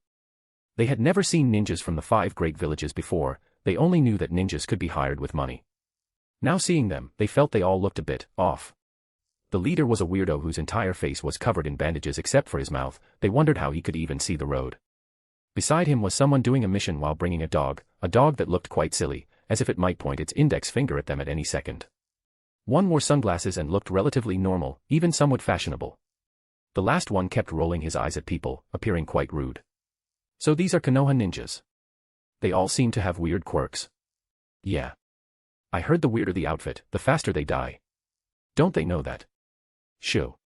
Let them be ugly, we'll stay handsome. If they were handsome, what would be left for us? Compared to Tanbo's squad, who wore standard ninja flak jackets, except for Aburaim Shenra, the Hagoromo clan's vests were far more ornate. They had just as many functions as Konoha's, if not more. With the development of technology in the shinobi world, these capitalist families clearly utilized high-tech gear. Their vests obviously had much higher defensive capabilities than Konoha's, likely made of special materials, and had summoning formulas engraved on them, allowing them to summon various ninja tools at a moment's notice. Captain, their equipment is so luxurious. Inuzuka Kairo looked at their gear, green with envy. Hyuga Rin noted, indeed. Their vests are infused with various summoning seals. They're using the latest high-tech headsets from the Land of Lightning's wireless company, which can communicate in extreme environments. That equipment is usually restricted from export. Even their underarmor has higher defensive properties than ours. It's good to be rich, Aburaim Shenra remarked. Tanbo Tobitake smiled. It's luxurious, all right. But they still need us to look after them. You can tell this mission isn't simple. They only prepared these things because the Valley of the Resting Wind requires them. We need to make similar preparations. Be careful. The storage summoning seals indicated they needed to carry a lot of supplies for emergencies. The reinforced vests suggested the valley could cause physical harm, and the advanced radios implied that ordinary communication likely wouldn't work there. Chapter 134, The Ninja's Essential Compendium. Chapter 134, The Ninja's Essential Compendium. Konoha. Ugh, Dad's not here. I'm so bored. Tanbo Tianyu sat in the back of a Chiraku ramen, muttering to himself as he watched his mother and grandfather busily working. Yeah, I want to grow up fast like Dad so I can fly everywhere and play. Tanbo Maki sat beside him, licking a candied hawthorn stick and mumbling through her teeth. Usually, when Tanbo Tobitake was free, he would take them flying all over the place to play in the surrounding regions. Now, they were confined to playing within the borders of Konoha. Since their mother had to help their grandfather and they were too young to roam freely, they felt utterly stifled. Dad said if we want to fly, we have to read a lot of books, otherwise we won't be able to learn ninjutsu. But we don't even know all our characters yet. Maybe we should find a teacher to teach us to read. Tianyu suddenly came up with what he thought was a brilliant idea. Maki looked at him with disdain. That is not a good idea. Don't you remember how painful it was for Big Brother Kiba? He used to scratch his head till it hurt whenever he had to learn stuff. Both children had excellent memories. Back when their father acted as a home tutor, he would look after them at the same time, so they vividly remembered the agony on the faces of Inuzuka Kiba and Akamaru. But it's just so boring. Tianyu propped his face up on his hands. What's so boring? As the two children were chatting, Naruto's head suddenly popped in. Hey, how did you get back here? Tianyu said, though he didn't look surprised at all. He had sensed a monster walking in moments ago and knew it was Naruto. Well, you see. I'm here to gather intelligence. Naruto looked left and right, appearing to be searching for something. Intelligence? Are you playing a ninja game? Take us with you. Tianyu's eyes lit up. This was perfect. Maki also stared at him intently. I'm not that childish. I'm tracking the traces of the teacher of the Ninja Academy's Great Demon King, Iruka-sensei's teacher, Naruto whispered mysteriously, his tone even turning a bit spooky. A childish ninja game can't even compare to this. Upon hearing Iruka-sensei's teacher, a specific figure simultaneously appeared in the minds of Tianyu and Maki. Iruka-sensei's teacher, isn't that just Dad? Why are you looking for him? The two siblings asked in unison. To become Hokage, of course. If I find him, I'll finally get my classmates' recognition. Naruto thought of the person that even Kiba and Sasuke couldn't find at school. If he succeeded, everyone would have to look at him in a new light. He didn't know that Sasuke was simply too afraid of being pranked to say anything. Finding him makes you Hokage. The two children thought of the four heads carved into the Hokage rock, then looked at the silly-looking Naruto. They felt his head wouldn't quite fit up there. Well, it's not that simple, but I'll work hard. Naruto grinned. The siblings shared a look and said at the same time, we'll go with you. Huh? You too? Forget it, don't waste my time. Naruto looked at the two toddlers with a face of rejection. In his eyes, these two, who weren't even 3 years old, couldn't possibly help him. He wanted to find him on his own. Humph, do you even know who our dad is? Tianyu huffed. Isn't it Uncle Tanbo? Naruto tilted his head and answered. Our dad is a jonin. You're in school now, you should know what that means, right? Naruto counted on his fingers. Genin, Chunin, Jonin. Eh? Uncle Tanbo is actually a jonin. He had never paid attention to that before. Recalling that face covered in bandages, he thought to himself, he doesn't look like one at all. That's right. And we know where Dad keeps his Ninja's Essential Compendium. If you let us join, we might let you borrow it. Tianyu didn't tell Naruto that their dad was the person he was looking for. Instead, he wanted Naruto to find the intelligence himself. Dad had told Big Brother Kiba that a ninja must learn to gather their own intel. Exactly, that was the reason, not because they were bored. Ninja's Essential Compendium. A book flashed through Naruto's mind. He imagined himself flipping through pages, putting on a headband, and instantly becoming a great ninja. Drool slowly began to leak from the corner of his mouth. In that case, I'll allow you to join my ninja intelligence squad. But you have to listen to me. Naruto's lips curled up as he agreed. All right. Mission accepted, Captain Naruto. Tianyu and Maki said solemnly, perfectly in sync. Captain Naruto. Naruto's chest swelled with pride. Captain. I'm a captain now. Captain Naruto. Having underlings felt great, no wonder Kiba was always trying to get people to call him Big Brother Kiba. Wait, you guys want to go to home? I am asked the two little ones. The two nodded obediently. Naruto chimed in, don't worry, I am Nichin. Leave them to me, I'll definitely keep an eye on them. He even puffed out his chest like a little adult. I am looked at him, a bead of sweat forming on her forehead. It's exactly because I'm leaving them to you that I'm worried. The thought of Naruto leading her children into mischief made her feel uneasy. But seeing the hopeful eyes of her kids and Naruto's determined gaze, her heart softened. Just this once, just once. She remembered that her husband occasionally let the kids run back home on their own, so it should be fine. All right, just this once. Don't teach them any bad habits. Yay. Naruto jumped for joy. With Naruto leading the way with a swaggering, overconfident gait, the trio headed toward Tanbo Tobate's house. The two little ones followed behind, marching with heads held high. Today wasn't boring anymore. That guy Tanbo, he's even corrupted you. How can you let two toddlers follow a slightly older kid like that? Tucci shook his head and sighed. This couple's way of raising kids really stressed the old man out. If Tanbo hadn't demonstrated to him that ninjutsu could be used for household miracles as well as protection, he would never have been so relaxed about his grandchildren. Tanbo Tobate's house. Study. The two little ones were flipping through books with Naruto. Although they couldn't recognize every word, they had learned many characters under their father's tutelage. Where is this ninja's essential compendium? Naruto felt his head beginning to ache looking at the rows of books. Is there really such a book? Is it just another one that makes you sleepy? Still, the words, Ninja's Essential, gripped him. Found it. This is the one Dad calls the Ninja's Essential Compendium, Intelligence Gathering, from Introduction to the Grave. Tianyu quickly relied on his memory to find the book his father had once used to teach Kiba. It was a massive tome, 10 centimeters thick and 30 centimeters long. Yet, with his 2-year-old body, Tianyu picked it up with ease. Naruto took the book and felt his hand sink. Cold sweat broke out. This is so heavy, and so big.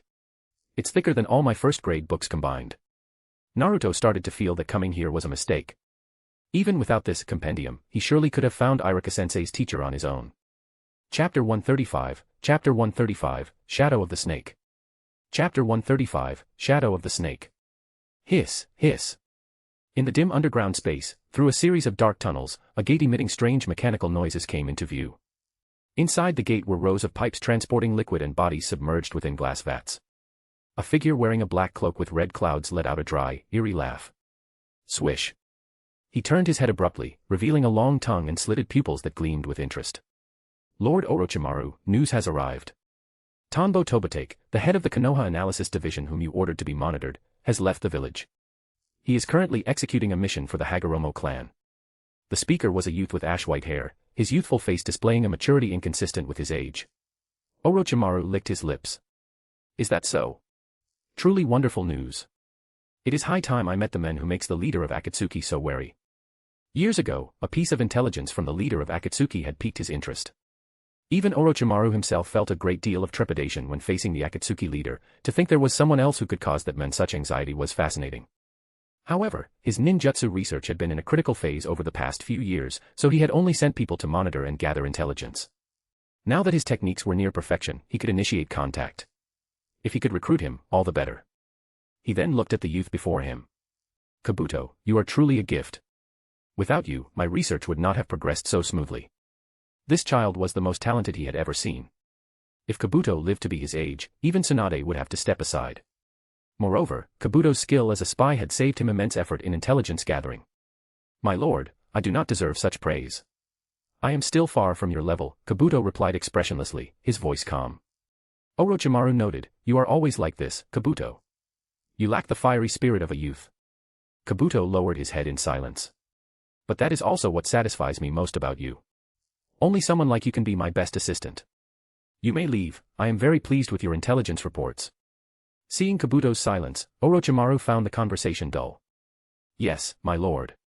Kabuto remained expressionless, but internally he savored every bit of Orochimaru's praise as he silently withdrew. Orochimaru turned back to the table behind him, where a corpse lay surrounded by various instruments and sealing formulas. A smile curved his lips. Tanbo Tobate, is it? The little guy who was promoted to Chunin in the Battlefield Analysis Division, to think he has grown to this extent. It is truly unexpected. As a commander for Konoha during the Third War, Orochimaru remembered the names, abilities, and general information of every ninja promoted to Chunin under his watch. When he first heard the warning from the Akatsuki leader, Tanbo's files had flashed through his mind. At the time, he thought the leader meant someone else, because in his impression, Tanbo Tobitake did not possess the talent to become a Konoha Jonin. He was only suited for gathering intel in the analysis division. Now, it seemed he had misjudged. That was rare. He wanted to see this uniquely gifted young man for himself even more now. Whoosh! The sky shifted as clouds surged and winds rose. An aura of world-ending destruction surged from the valley in the distance. Tanbo Tobitake and his team stood on the very edge of the valley's highest peak. They had to use chakra to stick to the ground, increasing their traction, while holding up their hands to block the aftershocks of the raging gales. Captain, is this the Valley of the Resting Wind? This is terrifying.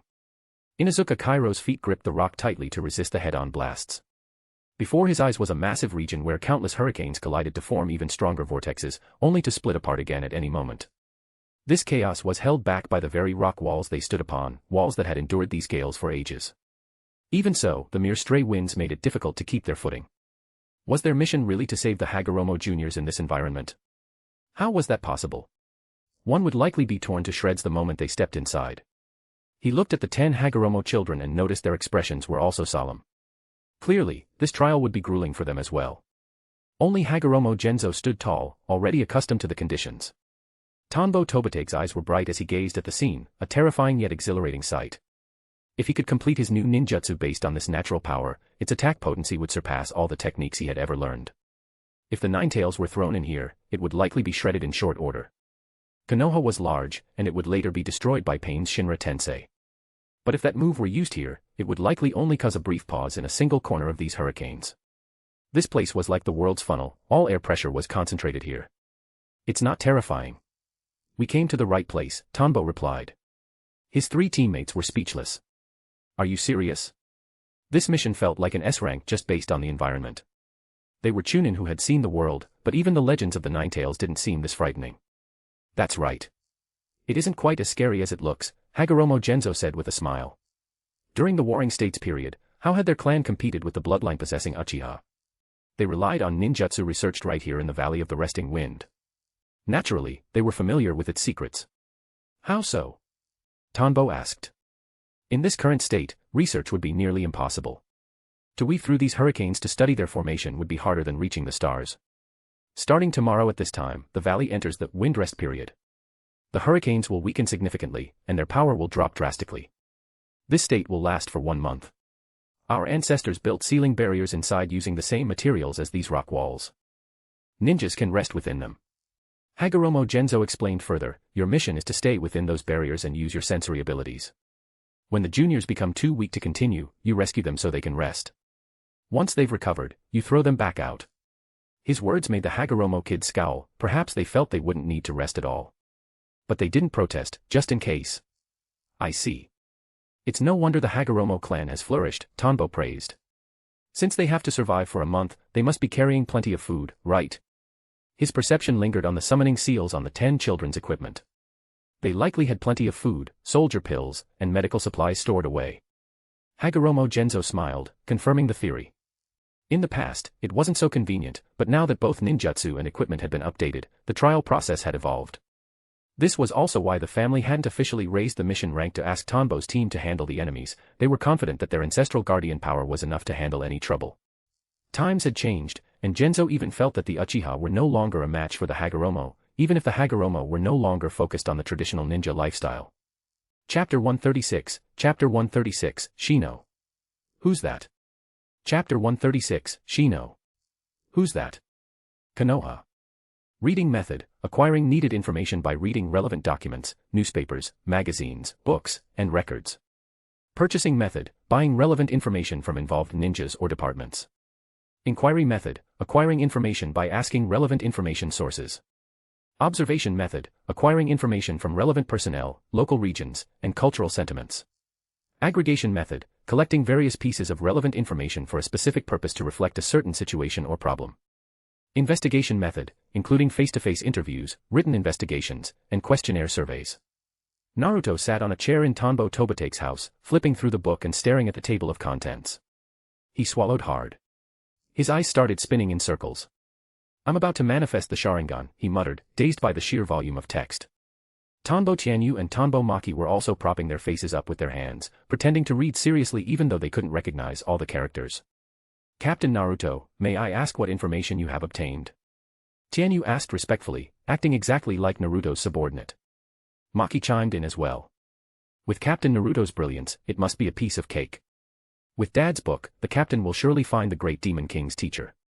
Under the barrage of compliments, Naruto's dizzy eyes finally cleared a bit. He was too embarrassed to admit he didn't understand a word of it. Suddenly, he had a brainwave. PSH. Even without Uncle Tanbo's book, I can find the great Demon King's teacher just the same. We're not looking at this anymore, I'll take you guys out to find him. Closing the book, he prepared to lead the two out, only to be met by their scrutinizing, doubtful glares. Captain Naruto, you couldn't possibly be unable to read it, right? The two looked at Naruto with suspicion. How could they allow Naruto to give up on such a fun game? Fine, what of it? I just can't understand it. Naruto wanted recognition, but he wasn't going to lie about being confused. He was just a kid who had barely started school, after all. Brother Naruto is so silly.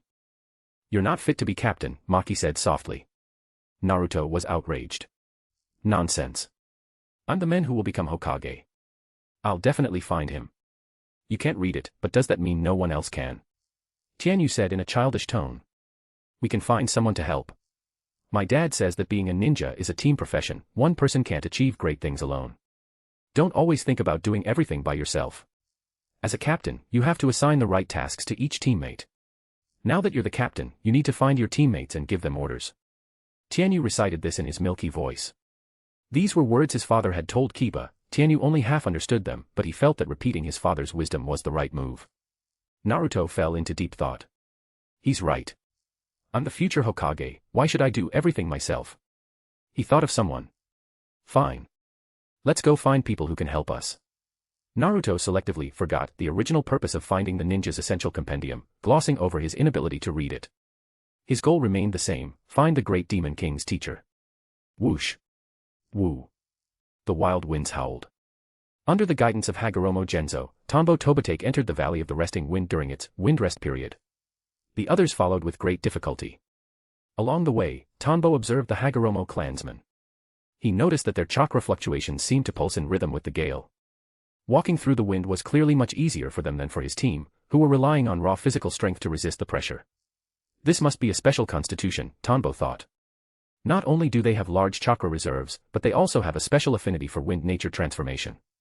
This trial must be meant to help them experience the nature of the valley's wind to enhance the power of their wind-style ninjutsu. Hagoromo, a name that sounded like a certain sage.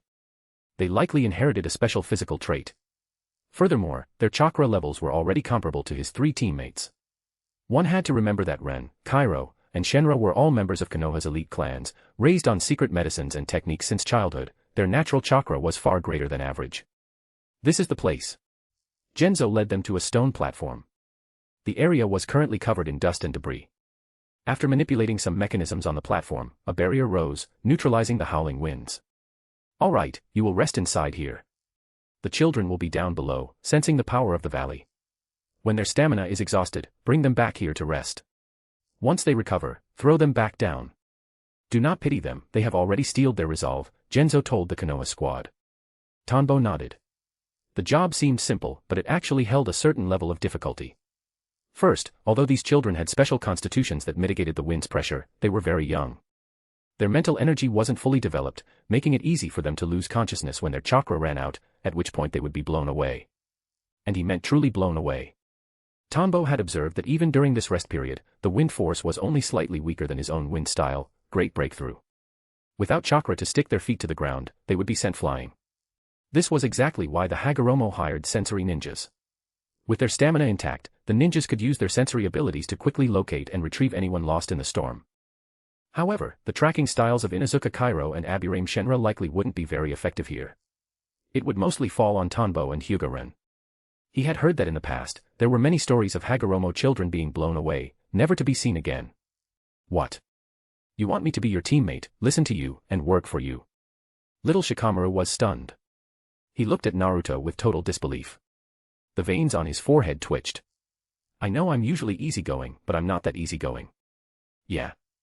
I've acknowledged you. When I become Hokage, I'll let you be my chief grand strategist.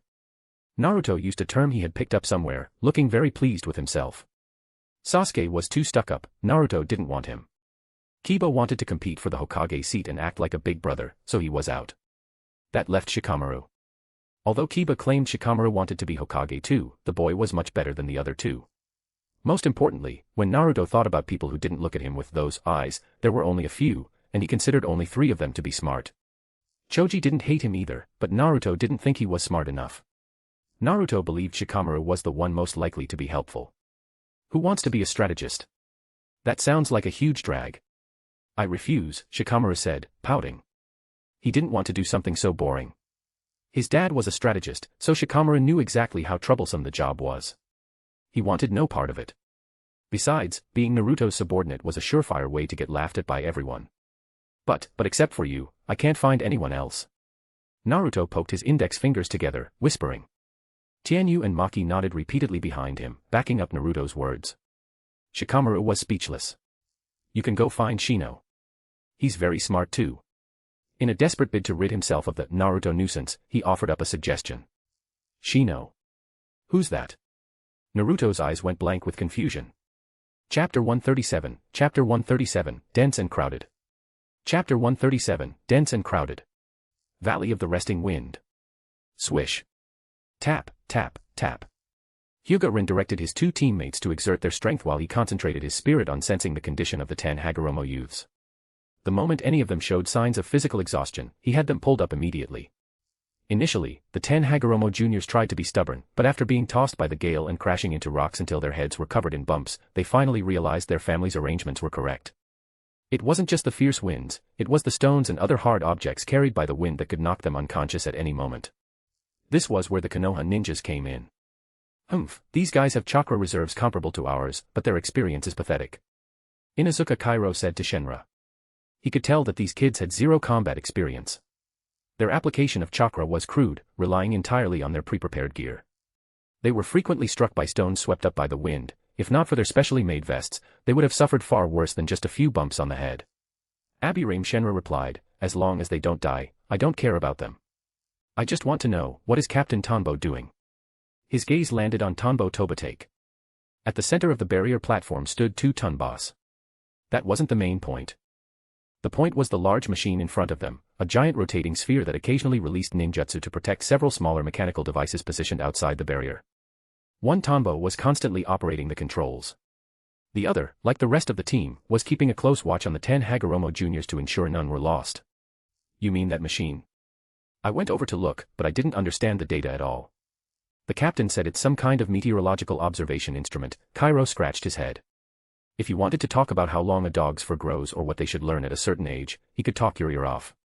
But this meteorological instrument was completely beyond him. All he knew was that it was used to observe the weather. It seems the captain has other objectives besides the mission, Shenra noted. What objective could there be in observing the weather? Kairo looked at the valley, which felt oppressive even during the windrest period, and remained bewildered. I can only think of one, ninjutsu.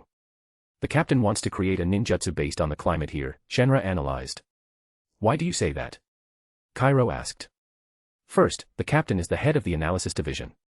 Unless it's a mission concerning major village affairs, he wouldn't leave the village easily. Second, our mission is merely to protect these Hagoromo members, there's nothing special about it, no enemy spies or anything. Third, even if the captain is rich from living off his wife, he wouldn't carry so many instruments for no reason, it must be related to his goal.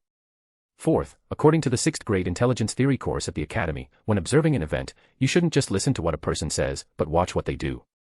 Clearly, what the captain is doing is only relevant to ninjutsu research. Furthermore, the captain isn't a meteorologist or a scholar. Therefore, I speculate the captain's goal is to create a wind-based ninjutsu. Oh, I see. Kairo had a sudden realization. Although he didn't follow the logic at the beginning, he understood the conclusion, the captain was creating a wind ninjutsu. Shenra glanced at his expression, it was like playing a lute to a cow. Shenra, 5 o'clock direction, Hyuga-ren's voice rang in his ear. Zip. Abirame Shenra fired a kunai attached to a wire. Following the direction provided, he instantly snagged a person and hauled them back. This Hagoromo trial taker was bruised and swollen. Seeing the people inside the barrier, he let out a sigh of relief. He had almost thought he was going to die, a stone had blown over and smashed into his face, dazing him and causing his footing to slip instantly. Your stamina hasn't been depleted much. Go back out there. Shenra sensed the boy's ample chakra and, with a flick of his wrist, tossed him right back out. No. The boy let out a tragic scream. Tanbo Tobitake, with only his eyes exposed, stared at the data on the meteorological monitor. He controlled the flight protection gear he had created with his dotting the eyes technique, moving them through the air. He was gathering information on air pressure, humidity, temperature, and various other factors from both high altitudes and the ground. He kept his sensory perception at maximum to observe the wind's path. Worth it. This was a product of a certain technology company in the land of lightning, costing 35 million Rio. It was worth one Asuma. It could accurately measure various meteorological data. Fortunately, since it was a weather instrument, the land of lightning hadn't considered its combat applications and hadn't restricted its export. Otherwise, getting hold of it would have required a lot more effort, and the risk of being hunted by the Cloud Village. To complete his ninjutsu, he had spent a fortune. A normal S-rank mission only paid between 10 to 20 million Rio, money really burned through fast. No wonder Orochimaru would eventually have to convince the daimyo of the land of rice fields to let him establish the hidden sound village. Experiments require money. However, Tanbo believed that if this technique were completed, it would be worth it. Based on the power he had seen earlier, few could withstand the hurricane attacks of the Valley of the Resting Wind, unless they used space-time ninjutsu.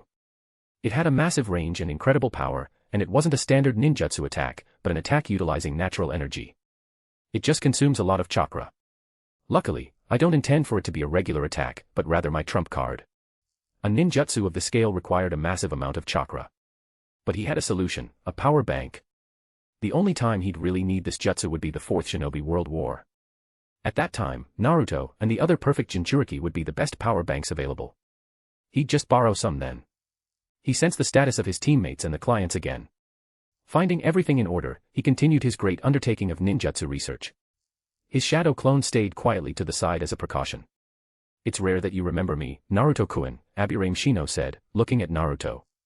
It was quite a surprise to Shino that Naruto actually remembered him. Naruto gave an awkward laugh and scratched his head. Haha, so, can you be my subordinate for a bit and help me out? If Shikamaru hadn't insisted, how could he have remembered this person?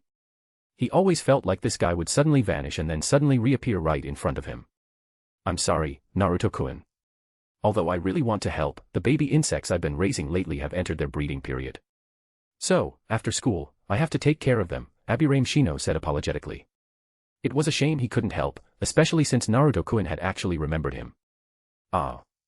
Naruto immediately put on a mask of pain. What a coincidence. What kind of baby insects? Naruto asked, not giving up. These. Countless tiny black insects began to crawl out of Shino's sleeves, sunglasses, and collar. They're cute, aren't they? The ones my dad raises are even cuter. Do you want me to give you a few? Retreat, retreat, retreat. The moment they saw the bugs, Naruto, Tianyu, and Maki scrambled backward. Looking at the dense, crawling mass, all three of them simultaneously broke out in goosebumps. Chapter 138, Chapter 138, Bloody Night. Chapter 138, Bloody Night. Fleeing in terror from Shino, the trio finally let out a sigh of relief, wiping cold sweat from their brows. Captain Naruto, why are you so afraid of bugs? Tianyu teased. Naruto huffed, I'm not afraid of bugs. I just didn't want to hurt them. Like Shino said, they're so, cute.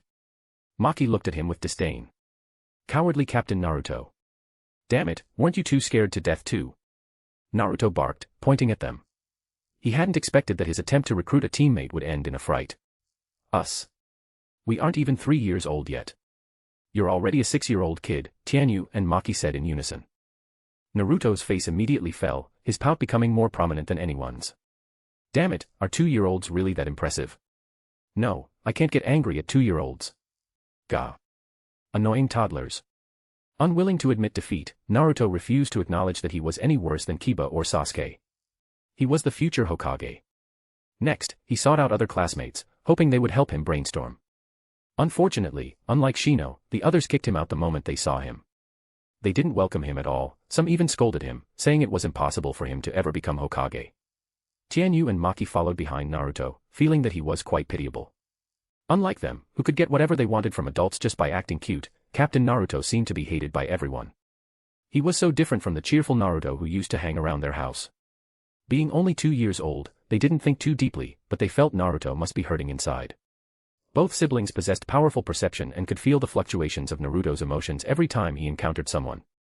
Affected by this, they stopped mocking him. Instead, they addressed him as Captain Naruto at every turn, which made Naruto incredibly happy. He felt like he was finally being recognized, even if it was just by two toddlers. Hey, should we tell him that Dad is actually Iruka-sensei's teacher? Probably not. He seems to be having fun. True. Let's just keep following him. Tianyu and Maki exchanged glances and followed closely behind. Little Naruto was indeed enjoying himself. He realized that there were still people in the village who treated him like a normal person instead of a monster, like Shikamaru and Shino.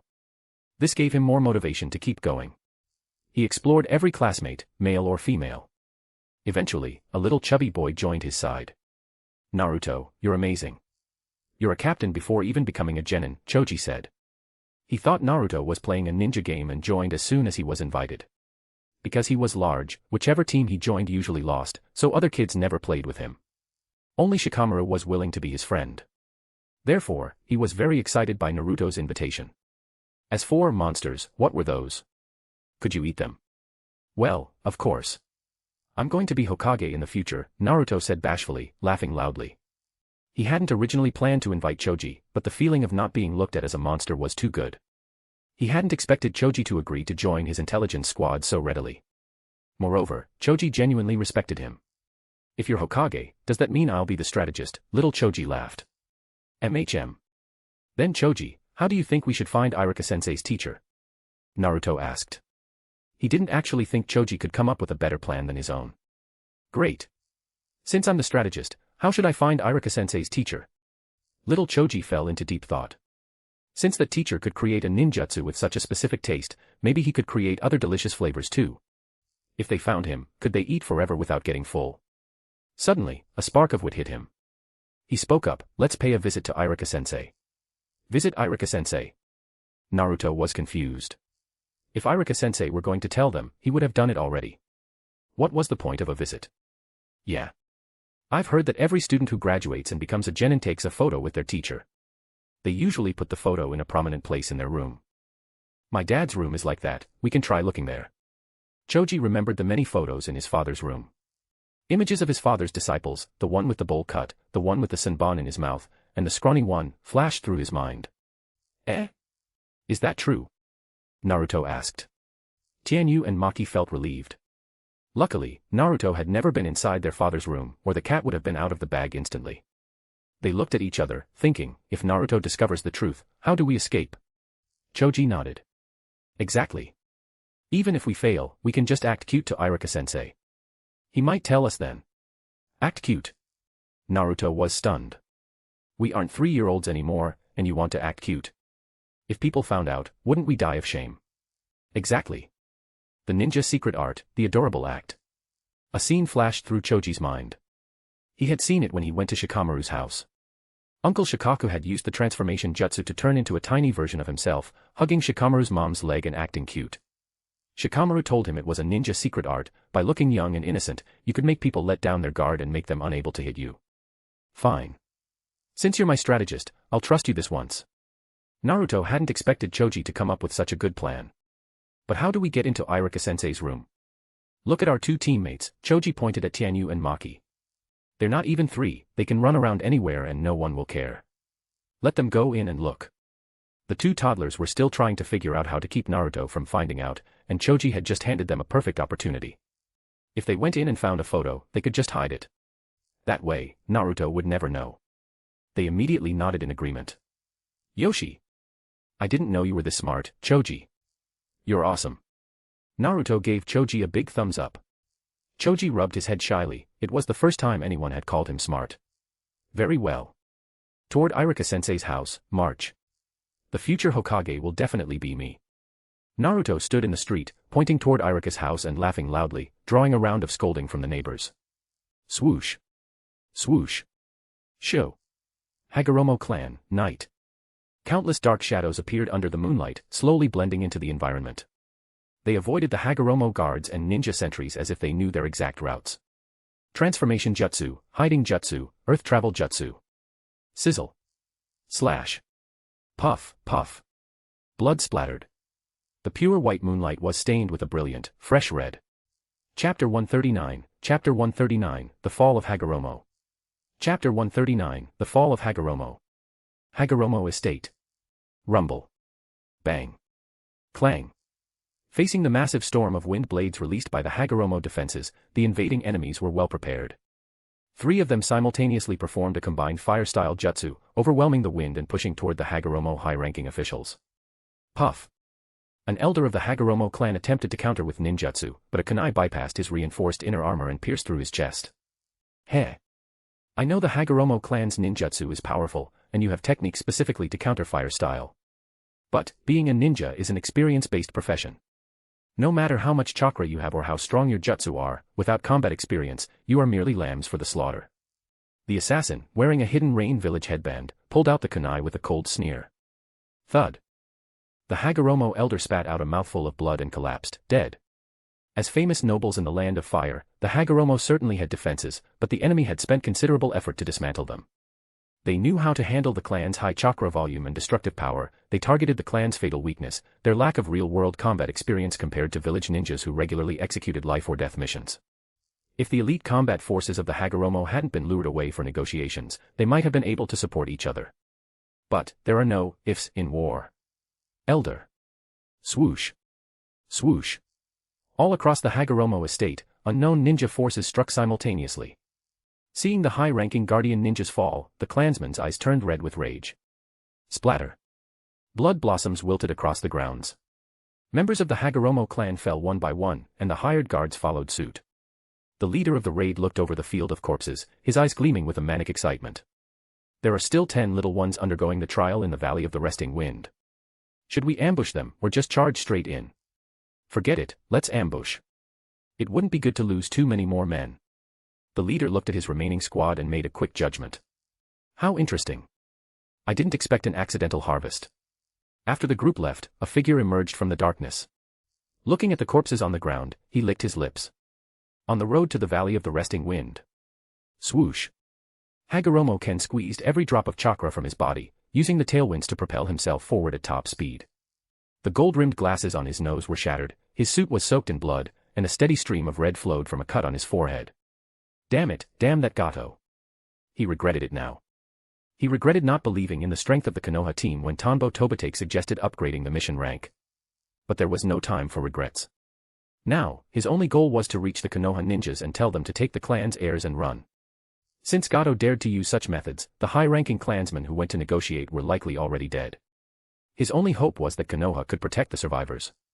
Behind him, 4 figures pursued him relentlessly. They wore gas masks, looking at Hagoromo Ken with cruel indifference. Back at the research site, Tanbo Tobitake suddenly stopped his movements. He began packing everything away with clinical efficiency. Eh? Captain, why are you packing up? Inuzuka Kairo asked. Tanbo sighed. No choice. Our mission payment is about to go up in smoke. The worries he had earlier had finally materialized. Poof. Before Kairo could say another word, Tanbo vanished from the spot. Why would the captain say that? Does the Hagoromo clan dare to withhold payment? Kairo was confused. This wasn't a foreign land. In the Land of Fire, almost no noble dared to stiff a Konoha bill. Aburame Shenra turned to Hyuga Ren. The captain must have discovered something. Prepare for battle. Pull everyone back first. Ren nodded, his veins bulging. 8 o'clock, 9 o'clock. As Ren called out the coordinates, Kairo and Shenra moved to haul the 10 juniors back. What's going on? I still have stamina. Why are you pulling me back? Yeah. I just started getting a feel for the wind nature. This is going to ruin my progress. Hey. What do you think you're doing? The 10 Hagoromo youths, still full of energy, were indignant at being dragged back so abruptly. Shut up and stay put, Shenra commanded. Countless black insects swarmed out from his body, forming a dark, buzzing cloud around them. The sight terrified the juniors into silence, though they secretly planned to file a complaint later. How dare Konoha threaten their employers? On the cliff edge of the valley, Hagoromo Ken's leg had been pierced by a large senbon. Enduring the agony, he tried to limp into the valley. Heh. So this is the Valley of the Resting Wind. Thinking of asking those Konoha brats for help? How naive. Even if they knew, they'd just die alongside you at the hands of us 4 Rain Brothers, the leader of the pursuing ninjas sneered. He looked into the valley with disdain. Reaching into his pouch, he pulled out 3 senbon to finish off Hagoromo Ken. Zip. Zip. Thud. Thud. Clang. What? The rain captain sensed danger. He flicked the senbon meant for Ken to block a kunai aimed at his own throat. However, his 3 teammates weren't so lucky. All 3 were struck through the throat simultaneously, instant kills. Who's there? The rain captain slammed several smoke bombs onto the ground. Within seconds, the thick smoke was dispersed by the valley winds, but he had already vanished. He reappeared behind a large rock, heart racing as he surveyed the area.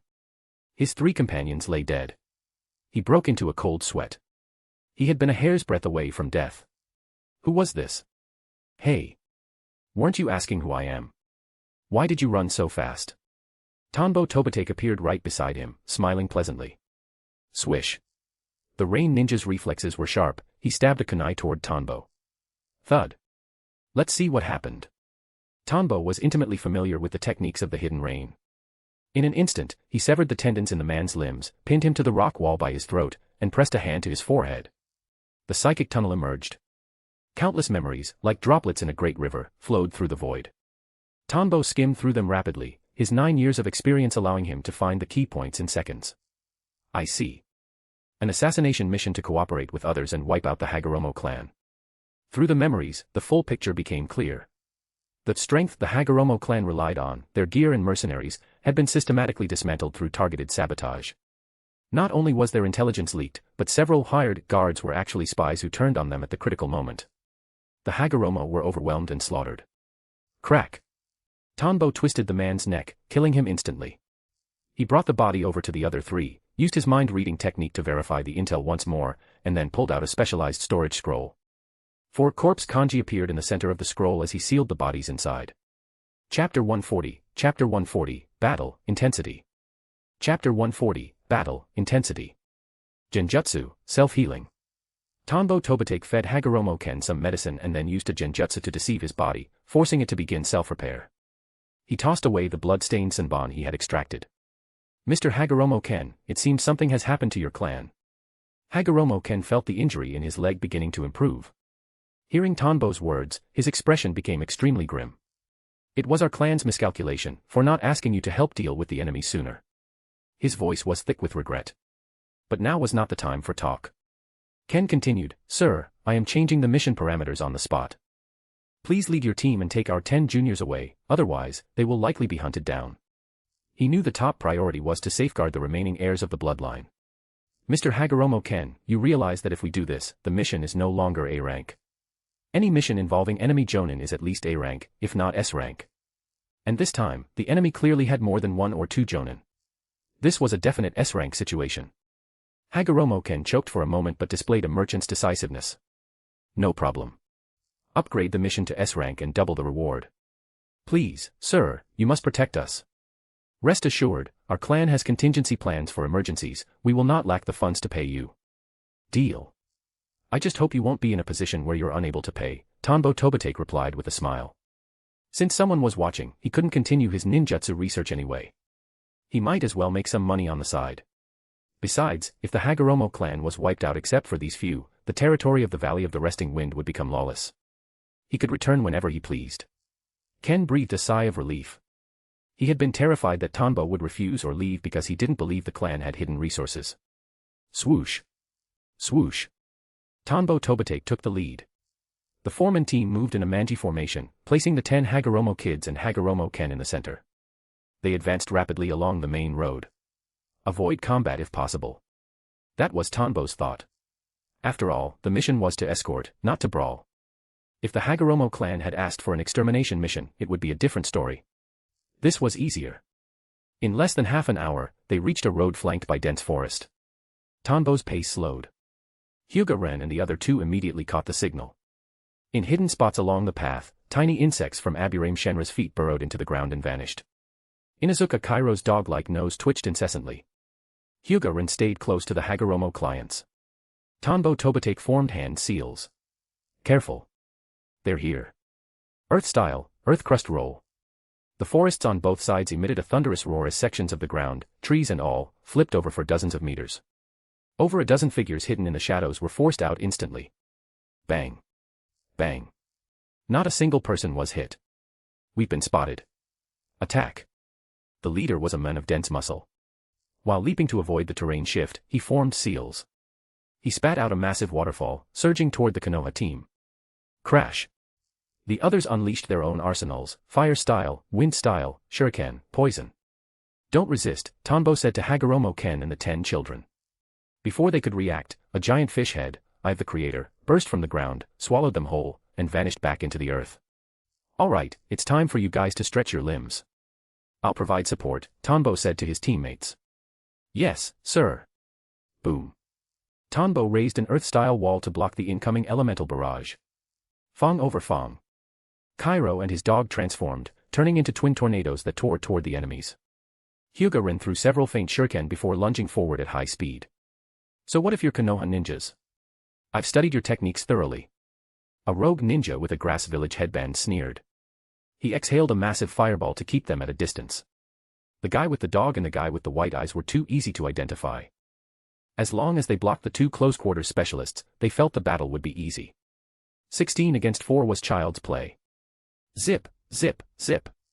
One ninja in a gas mask launched an umbrella into the air, raining down metallic spheres.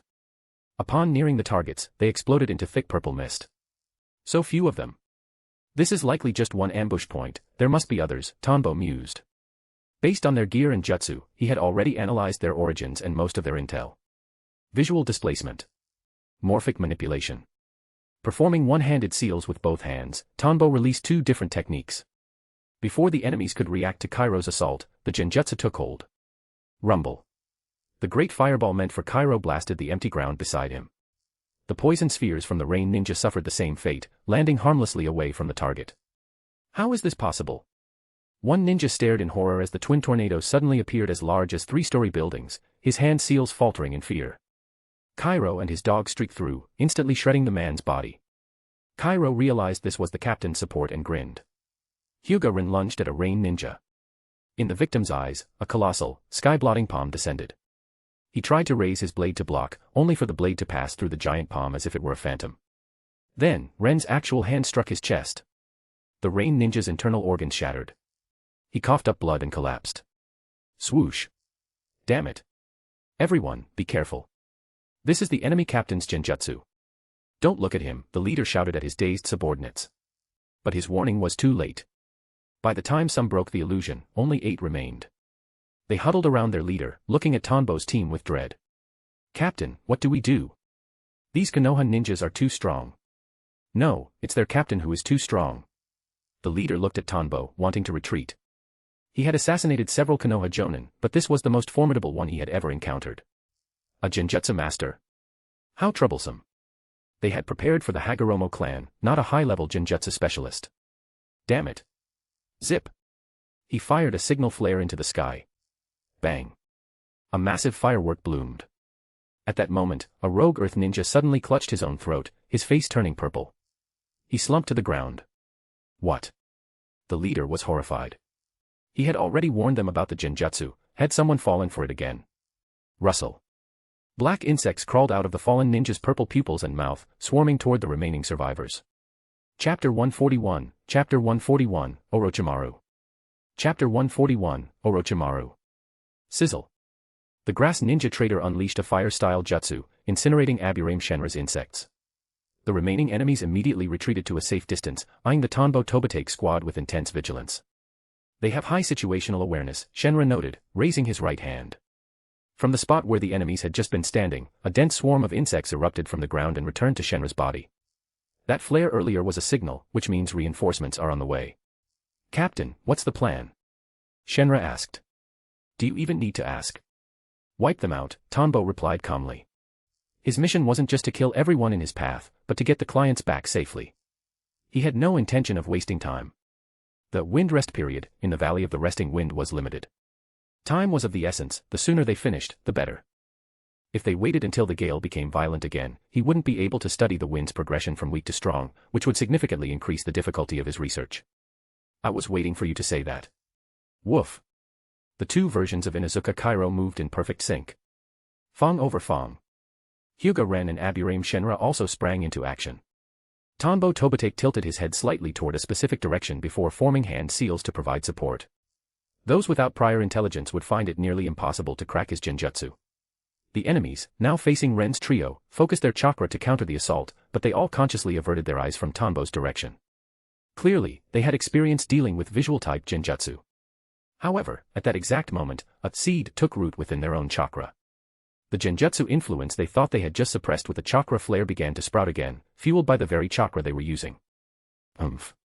Just hold out for a bit, and you'll all die here, the leader gritted his teeth as he faced the twin tornadoes. He formed hand seals rapidly. Water style, dual water dragon bullet. He wasn't afraid of this level of attack. Splosh. 2 water dragons rose from the ground to meet Kairo's spinning assault. But the leader was struck with bewilderment.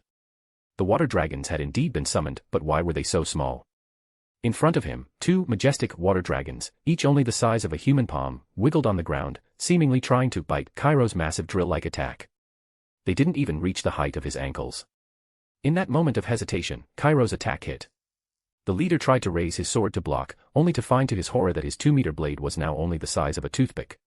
Bam. Caught in a series of hallucinations and errors, the leader was cut clean in half as Kairo streaked past. Confusion filled the leader's fading vision. He had been a jonin of the Hidden Mist Village, how could he be taken down like this? His final gaze landed on the motionless Tonbo Tobitake. I see, the genjutsu from earlier was never truly broken. That was his final thought before his consciousness vanished. The others fared no better. Under the combined effects of visual displacement and morphic manipulation, the Chunin fell into a state of total illusion. Misjudging the range and power of the incoming attacks, they were slaughtered on the spot. One of the enemy jonin was highly experienced and possessed a secret technique. At the critical moment, he used an earth clone to dodge Hyuga Ren's colossal palm. However, he was greeted by a swarm of insects waiting at his landing spot. Ayakak. A blood-curdling scream rang out as his chakra was devoured instantly. He left the world with eyes wide in shock and resentment. Russell. Abirame Shenra recalled his bugs. Hyuga Ren and Inuzuka Kairo returned to their captain's side, smiles on their faces, though they all felt a secret sense of relief. The jutsu those enemies had unleashed were quite powerful, a single mistake could have cost them their lives. These were clearly rogue jonin from other villages, and seeing them dead was a weight off their shoulders. Truthfully, the trio had initially thought they would be lucky just to escape. After all, they only had 1 jonin, Tonbo, and 3 chunin. They shouldn't have been a match for the force that wiped out the Hagoromo clan. But their training told them that running blindly would only lead to a faster death, so they stuck to the formation most likely to ensure survival. They hadn't expected their captain's genjutsu to be this powerful. It was easy, too easy. With the captain's support, facing a squad of over a dozen ninjas including jonin was easier than facing a few mid-level chunin on their own. Captain, you're incredible. As expected of the head of the analysis division. I think you're even stronger than Kakashi the copy ninja. I feel like you're stronger than my uncle. Confirming the enemies were dead, they showered him with praise. Haha, I'm still far off. Compared to Senior Shibi or Kakashi, I have a long way to go, haha, Tonbo laughed it off, refusing to entertain the comparison. There was no benefit in accepting such high praise. In the ninja world, there is no such thing as a guaranteed win, it all comes down to who has more intelligence. Even his win against Kakashi in the past was because he had the right intel. As for Abirame Shibi, the man had too little screen time in his memories for Tonbo to be certain. Shibi was a ninja who had mastered offense, defense, and support, the world-renowned insect user. During the Third War, his name struck terror into the hearts of enemies. Though not as famous as Minato Namikaze or the Sannin, he was a formidable veteran. Kakashi and Asuma were still green compared to a predecessor with that much combat experience. Tonbo took a small scroll from his pouch, enlarged it with chakra, and performed a sealing formula to suck all the corpses from the battlefield into the scroll. These bodies were valuable to Konoha and could be exchanged for merit points. Accumulating merit was essential so that when he needed to learn a new jutsu, he wouldn't have to scramble at the last minute. Boom. You guys go ahead.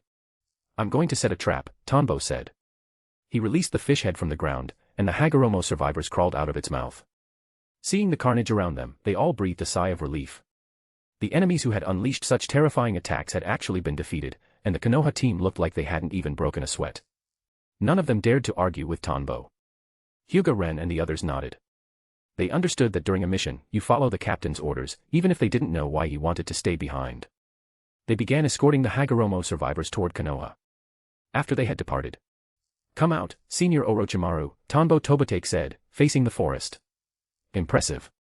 It's no wonder you're the men who made our leader suffer, Konoha's sensory ninja, Tanbo Tobitake. On a large tree, a small green snake suddenly spoke. It opened its mouth wide, and a figure slithered out from within it. Orochimaru looked at Tanbo with eyes full of curiosity. A technique that even the Byakugan couldn't see through was discovered by you. How did you do it? Is your sensory talent already on par with the Byakugan? Orochimaru laughed. Tanbo replied, Senior Orochimaru, isn't it a bit rude to ask for my intel the moment we meet? He was under no obligation to answer. My apologies, Tanbo-kun. You seem to recognize me. We shouldn't have met before. Orochimaru offered a smiling apology. I saw you once in front of the memorial stone. Besides, Lord Orochimaru was the commander-in-chief of the Third War, how could I not recognize you? Tanbo said. He didn't understand what Orochimaru wanted. Based on the first sentence, Orochimaru knew about the setback Pain had suffered, perhaps Pain had told him personally. This meant that the intel from his battle with Pain, and any info he had leaked in Konoha, had likely reached the ears of the Akatsuki members. Chapter 142, Chapter 142, Cleverness. Chapter 142, Cleverness. I see. Morning fallen comrades. I suppose I hadn't noticed that, Orochimaru said with a light chuckle. So, Lord Orochimaru, what is it you want from me? If I recall correctly, you are currently a rogue ninja of Konoha. Although I am not part of the pursuit squad, I have an obligation to bring a traitor back, or kill them. Especially someone like you, who holds so many of Konoha's secrets. Tanbo Tobitake pulled a small knife from his tool pouch. Using his Eye of the Creator technique, he magnified it into a massive blade. His gaze toward Orochimaru became sharp and piercing. Even though he had no desire to fight Orochimaru, and knew Orochimaru wasn't particularly fond of unnecessary combat either, he had to maintain appearances. He was, after all, an inheritor of the will of fire. Don't be so tense. I've only come to make a deal with you, Orochimaru smiled, unfazed by the weapon. A deal. We aren't exactly close. I'm not sure what we have to trade, Tanbo replied. I want information on the Rinnegan, Orochimaru said, cutting straight to the chase. He had coveted the Rinnegan for a long time. However, the opponent's abilities were too troublesome, and without more intel, he found it difficult to make a move. After learning that Tanbo Tobitake had managed to make Pain suffer a setback, he had been dying to know what method Tanbo used. He had only delayed his search because his own jutsu development had been at a critical stage. Tanbo's voice turned low and serious. A rogue ninja asking me for a trade, are you trying to get me to defect? You should spend more time worrying about how to deal with Konoha's pursuit squad. I can grant you eternal life. I have already created a technique for immortality, Orochimaru threw out his bait. A man like you, who has experienced war, should understand the fragility of life. You know how precious such a technique is. The Tanbo Tobitake standing before him was unlike any child he had met before. As a man with both elders and children to care for, Tanbo was full of hope for the future. Therefore, Orochimaru offered his highest stake. Or perhaps you need other ninjutsu. I can teach you anything. I know most of the techniques within the Scroll of Seals. Tanbo wasn't tempted in the slightest. He could obtain ninjutsu through legitimate channels, and more importantly, he didn't want to derail Orochimaru's destiny. Sasuke's future growth depended on Orochimaru's involvement. Before he was strong enough to face every enemy the protagonist group encountered, all his plans were just theories. If the protagonist's cheats failed because he interfered, and his own plans didn't meet their goals, he'd be dead. Thus, holding the sword in his right hand, he formed a seal with his left. These are all meaningless things that cannot sway my convictions. So, Senior Orochimaru, you should just come back to Konoha with me. Swoosh. Stab. Using body flicker, he appeared instantly in front of Orochimaru, plunging the long blade into his body. What impressive genjutsu, and such steadfast conviction. That old man Sarutobi Hiruzen made a wise decision in spreading that will of fire. However, yesterday's sun cannot shine on today's leaves. Such will, when faced with the fragility of life, will eventually twist and break, Orochimaru chuckled, completely indifferent to the blade impaling his torso. His mouth opened wide, and another Orochimaru slithered out, simultaneously breaking the genjutsu Tanbo had just cast. Seeing this, Tanbo retracted his sword. As expected of the legendary Sannin. Just try not to die out here, it would cause Konoha quite a lot of trouble. Swoosh. With one last look at Orochimaru, Tanbo vanished using body flicker. Orochimaru didn't say anything more. He simply smiled. Thank you for the concern. It seems I won't be getting any intel out of him. They were both clever men. They understood that neither could truly defeat the other at this moment, so they didn't waste time lingering. As for Tanbo's parting words, Orochimaru understood the meaning. Because he carried so many of Konoha's secrets, even his corpse would leak immense amounts of intelligence. It truly would be a headache for the village. That is exactly why I seek eternal life, Orochimaru thought. Swoosh. Tanbo Tobite caught up with his team, safe and sound. The enemy signal flare from earlier had likely been sent from too far away, and they hadn't caught up. There was no need for them to, anyway. After seeing the battlefield Tanbo left behind, the reinforcements likely realized their comrades were all dead. Sure enough, the rest of the journey was uneventful. They successfully brought the 11 survivors of the Hagoromo clan back to Konoha. Tanbo handed them over to Sarutobi Hiruzen for processing. For the time being, they were placed under ANBU supervision to ensure this wasn't some elaborate plot by an enemy nation. Hokage's office. You've done excellent work. I will upgrade this mission to S rank, Sarutobi Hiruzen said, a smile on his face as he reviewed the mission report.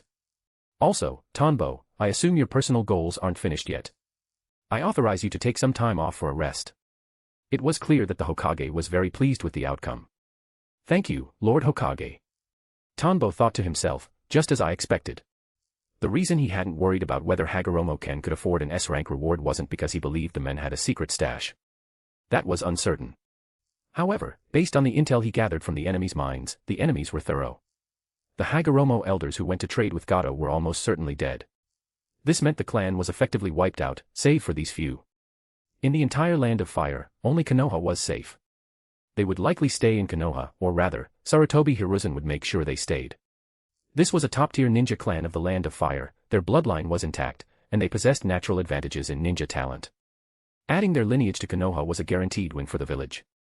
Thus, the reward money was never an issue, the Hokage would see to it, and Tanbo had earned massive favor points in the process. He had gained the reward, the credit, and the time off. A perfect result. Otherwise, he wouldn't have bothered fighting so many people for a group of strangers. After finishing their report, the squad vanished from the office.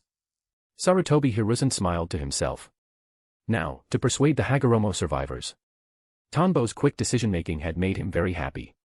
Konoha was about to gain another great clan, growing even stronger for the future. The 4 teammates went their separate ways. They were all at least Chunin capable of leading their own units, this had only been a temporary team-up.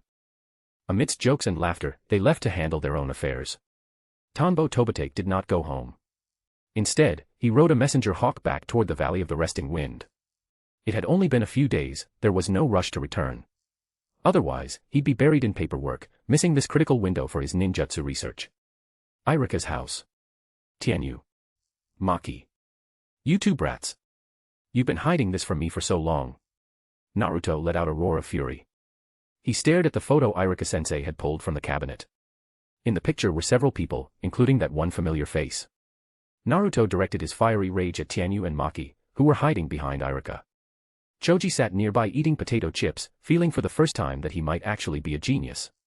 Chapter 143, 2.5 years. Chapter 143, 2.5 years. Everything had unfolded exactly as Choji had predicted in his role as the strategist. Everything had also gone according to the plans of Tianyu and Maki. However, the world is never lacking in accidents, especially when Naruto, the man who is #1 in Leaf Village Surprises, is involved. Irika was overjoyed by the group's visit. They were all familiar faces, Naruto, Choji, and the young Tianyu and Maki. He welcomed them warmly, serving sweets and fruit. Tianyu and Maki, using their status as toddlers, managed to slip into Irika's room and spot the photo of the group with their sunny smiles. They stealthily hid the photo inside a cabinet. When they came back out, they claimed they hadn't seen any photos at all. Everything was going smoothly. Choji and Naruto both thought they had failed and were beginning to brainstorm a new plan. But then, on a sudden whim, Naruto remembered Choji's words and spoke directly to Irika. "Teacher, I heard that every student takes a photo with their teacher and teammates after graduation to keep as a memory. Do you have one?" Irika didn't think twice. He simply assumed that under his tutelage, they had become very eager about becoming ninjas. He led them into his room to show them his own graduation photo. At first, he was surprised that the photo was missing, but eventually, he pulled open a cabinet and found it lying there. He assumed he had just misremembered where he put it because he had been so busy with school work lately. And that was when Naruto's explosive scolding of the two children occurred. "Naruto, why are you yelling at them? Do you need a lesson in discipline?" Irika pulled out a whistle, using it as a threat. Feeling his authority was being challenged, he wasn't about to let Naruto bully children in front of him. "Haha, no. I was just a bit loud all of a sudden." I didn't mean to yell. Naruto laughed awkwardly at the sight of the whistle. Crunch. Choji was eating happily on the side, watching the interaction. He was delighted. As the strategist, he had helped Naruto find the target. He was truly amazing. He hadn't expected Iruka-sensei's teacher to be that weird uncle. Choji had seen him many times, because the man was always wrapped in bandages. Choji had a strong impression of him. He occasionally visited Choji's father. Konoha Main Street. Don't run, you two. I'm definitely going to give you a beating today. As soon as they left Iruka's house, Naruto immediately began chasing the two toddlers, his eyes burning with fury. However, whether it was Naruto or the two little ones, their stamina was incredible. Choji eventually ran out of breath and had to head home, though he was quite happy with the day's events.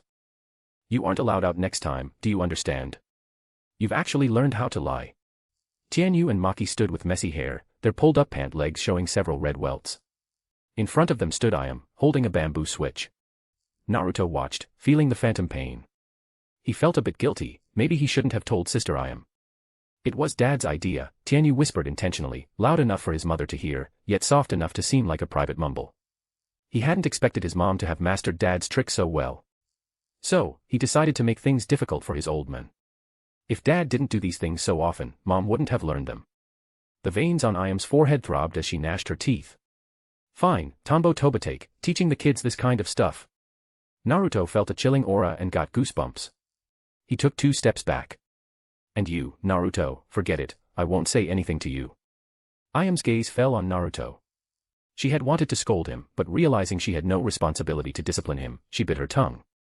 I can't believe Uncle Tonbo is Iruka-sensei's teacher. And I can't believe Sister Ayam has such a terrifying side. So scary, Naruto muttered to himself on the way home. Then, he pouted. Uncle Tonbo was the culprit who caused them to receive such a painful punishment. When he got back, Naruto decided he had to play a prank on him. He was already thinking about where to buy something truly disgusting to give to Tonbo as a gift. Courtesy demands a return. He reached into his pocket but realized he had no money, which dampened his spirits. However, despite the minor setbacks, he was happy today. He had learned that there were many people in the world who didn't care about him being a monster and treated him like a regular person. Suddenly, he looked back but saw no one. He scratched his head and, carrying the day's excitement, headed home. After he left, a head popped out from around a corner to look at his departing back, a slight blush on her face. Konoha returned to its normal rhythm. Time flowed by. After Tombo Tobitake finished his research and returned home, he was subjected to a mysterious scolding and lashing from Ayam. He had no idea what he had done wrong this time. Naruto's prank, of course, failed miserably, and Tonbo sent him a return gift that kept Naruto away from Tombo's house for an entire week. Naturally, Naruto's dream of gaining recognition through a single piece of intel failed as well. Only a few people thought he had a bit of a brain, but even that was overshadowed by the brilliance of Inuzuka Kiba and Uchiha Sasuke. Their grades were perfect, full marks in theory, taijutsu, and shuriken throwing. The Hagoromo clan also integrated into Konoha. Under the persuasion of Sarutobi Hiruzen, they became part of the village. According to Konoha's intelligence, the Hagoromo elite had indeed been wiped out in a trap set by Gato. A deserted wasteland in the land of fire. Hurricane phenomenon. Wind rose from the flat ground. Countless air currents formed within a short time, and within mere seconds, numerous tornadoes were born. Yellow sand filled the sky. The hurricane swept through the valley, flipping sections of the terrain. Bang. Bang. Bang. Clumps of dirt and stones collided violently within the gale. The ultimate offensive ninjutsu is complete. Tonbo Tobitake panted as he watched the scene, feeling immensely satisfied. After 2.5 years, he had finally completed the ninjutsu based on the Valley of the Resting Wind. He could now be called a meteorological expert. He could use special in-release nature transformation to deceive the flow of air currents, thereby creating a scene similar to the Valley of the Resting Wind. He could also lower the power according to his needs. As for why he didn't increase it, it was because his chakra wasn't sufficient. The full version required a massive amount of chakra. His current reserves could only produce a mini version. S-rank ninjutsu, hurricane phenomenon. On a micro level, Tonbo felt it couldn't compare to Naruto's wind release, Raisin Shuriken, but in terms of macro-scale power and duration, the Raisin Shuriken was no match. To put it bluntly, if a tailed beast blundered into this, it would have to tank the damage until the jutsu ended before it could escape. However, it required support. Casting the jutsu took a few seconds for the air currents to form the hurricane tornadoes. Fortunately, his original intention was to target bosses on the level of the tailed beasts, the Ten-Tails, or Obito. He was still young, only 22 years old. His progress would only get faster. Wisdom comes from accumulating enough experience and knowledge to form one's own unique system of learning and analysis. Now that he had laid a solid foundation in all areas, his understanding of ninjutsu was about to enter a period of explosive growth. Chapter 144, Chapter 144, Night of Slaughter. Chapter 144, Night of Slaughter. Night. The wind soughs mournfully. The moon. Pure white. Chirp, chirp. Crick, crick. Cicadas cried, and crickets wailed. Konoha, the Uchiha clan district. Swish. Itachi Uchiha landed atop a utility pole, a kodachi strapped to his back. His Sharingan gazed coldly at the world below. Begin the operation. Let me see the extent of your capacity, a masked man said, emerging from a swirl of distorted space. Clang. Itachi slowly drew the blade from his back, his face devoid of emotion. Uchiha residential area. Only a dozen or so days until graduation. When the time comes, I'm definitely joining the police force, getting stronger, and then arresting Tanbo Tobitake to give him a taste of his own medicine. Inside a room, Uchiha-do was studying hard under the lamp. Since 3rd grade, when Irika-sensei used the 8 Sense of Fire ninjutsu on him, he had targeted the developer of that technique. He swore that when he grew up, he would give that person a beating. For this purpose, Uchiha-do worked harder than ever before, often reading late into the night. He didn't know why he was so obsessed, he only knew he wouldn't feel right until he accomplished it. Even though Hyuga Takuma had developed a throat protection technique, and they never had to endure that scent again, Do had not forgotten. Dukuin, it's time for bed. Why are you still studying? A silver-haired, elderly grandmother opened the door. Seeing that Do was still studying, she carried a lunchbox over to him. Grandma, didn't I tell you? I have to surpass a certain ninja and give him a beating. Go back and rest, don't worry about me. Despite his words, Uchiha-do took the lunchbox. Opening it, he found some sweets his grandmother had made. Haha, don't think your grandma is old. I'm a veteran who survived the Warring States period. I've lived longer than several of the Hokage-samas, don't look down on my health. The grandmother waved her cane to show how robust she was. Ayaya. Suddenly, she propped her cane on the floor and clutched her waist. Grandma, don't move around like that. Uchiha-do put down the sweets and went over to support her. I know you're amazing, Grandma, but stop being reckless. It's fine. I've lived long enough, even if I die now, it's no loss, Grandma laughed heartily, unconcerned. She felt that at her age, death was just death. Grandma, don't talk about death. It's bad luck. Why don't you tell me stories of when you were young? I want to know how handsome Uchiha Madara, our clan's strongest ninja, really was. Uchiha-do set his studies aside and asked her. He felt that if he became a ninja like that, he could definitely beat that man. You mean Uncle Madara? When I was only 6, he had already slain countless enemies on the battlefield. He was the most talented ninja of our clan's generations. Ninja school. Sasuke, Naruto, and the others had just finished their night training for the day. So this is night training. In this environment, it's way too easy to bang your head on things. Naruto panted. A circle of people, all third-year students, stood around him. Like him, they were covered in marks and bruises from the session. Only 2 people showed no signs of distress. Night training was a staple that began in the 3rd year, designed to train ninjas in nocturnal combat and utility. Fighting at night was a standard occurrence for ninjas. Training began in the academy so they could adapt to the darkness during future missions. Even so, most of them were quite disheveled after this session, save for a select few. How many times has it been? You still don't learn your lesson. Go back and practice properly. At this rate, forget becoming Hokage, you'll struggle even to promote to Genin. Inuzuka Kiba, with Akamaru perched on his head, bared his teeth at Naruto. Kiba had long since noticed this guy who always tried to grab attention. Naruto often skipped class and played pranks, but never studied properly, yet constantly talked about becoming Hokage and gaining everyone's recognition. After nearly 3 years of school, Kiba had already investigated the study habits of everyone in class. Except for Sasuke and Shikamaru, no one was secretly studying to become Hokage, as teacher Tanbo Tobitake had claimed. However, having 2 rivals was plenty for him. He was full of fighting spirit. Shikamaru spoke up, don't be like that. Without long-term training or night vision abilities, it's very difficult to train in this environment. Even his clothes were stained with a bit of dirt. Exactly. Even Shikamaru fell down. Naruto argued defiantly. Shikamaru scratched his head. He had been knocked down because Naruto bumped into him. Mizuki-sensei, can we stop the night training? It's really bad for a girl's skin.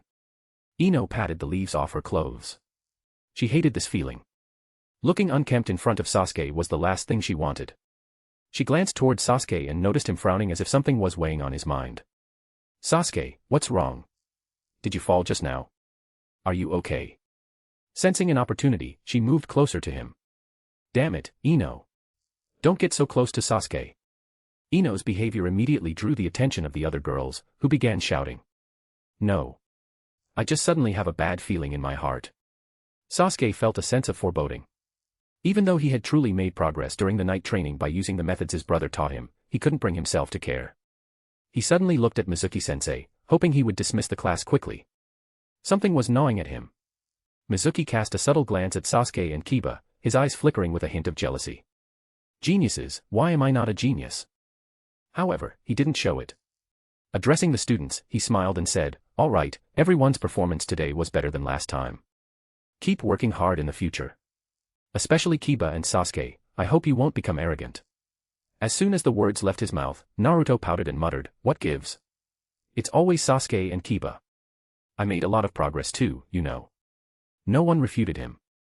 Although Naruto was a disaster in theoretical classes, his progress in taijutsu and combat had always been exceptionally fast. Yes, your progress was fast too. Now then, class dismissed, Mizuki glanced at him and gave the order. Yeah.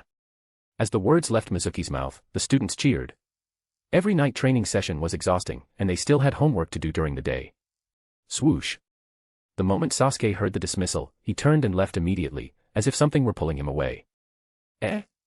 That stuck-up Sasuke, why is he leaving so fast today? Naruto wondered. The others were equally confused. Usually, Sasuke walked back at a leisurely pace. Kiba smiled and said to Naruto, maybe there's something going on at home, or maybe he's rushing back to secretly study. Keep it up, Naruto. Naruto was no longer a threat to him, he would likely be his subordinate in the future, so he couldn't let Naruto fall too far behind.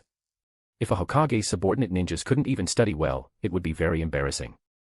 Chapter 145, The Defection of Itachi Uchiha. Chapter 145, The Defection of Itachi Uchiha. The Colors of the Night. Puff. A lithe figure moved with clinical precision, devoid of any flashy maneuvers. He evaded the incoming shuriken and swung his long blade toward his own kinsman.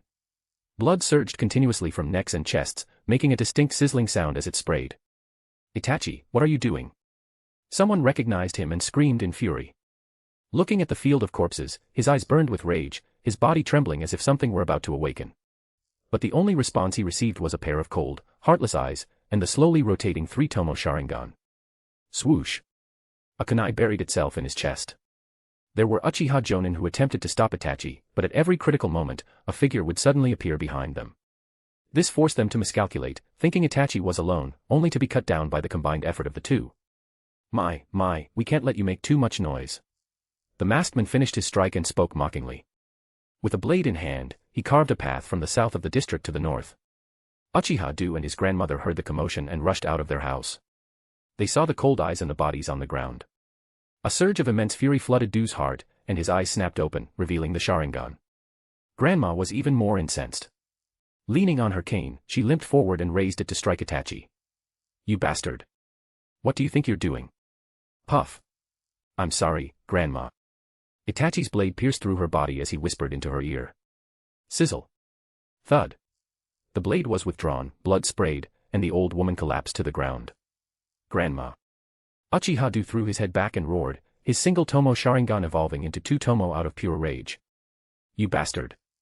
Clang. Clang. Do scooped up a shuriken from the ground and unleashed a frantic assault on Itachi. The shuriken sank into Itachi's body, and a blade slit his throat. Seeing Itachi fall, Do stopped his attack and ran to his grandmother's side, wailing in grief. Then, he lost consciousness. The scene shifted. In reality, Uchiha Do had stood frozen on the spot since the moment he awakened his two-tomo Sharingan.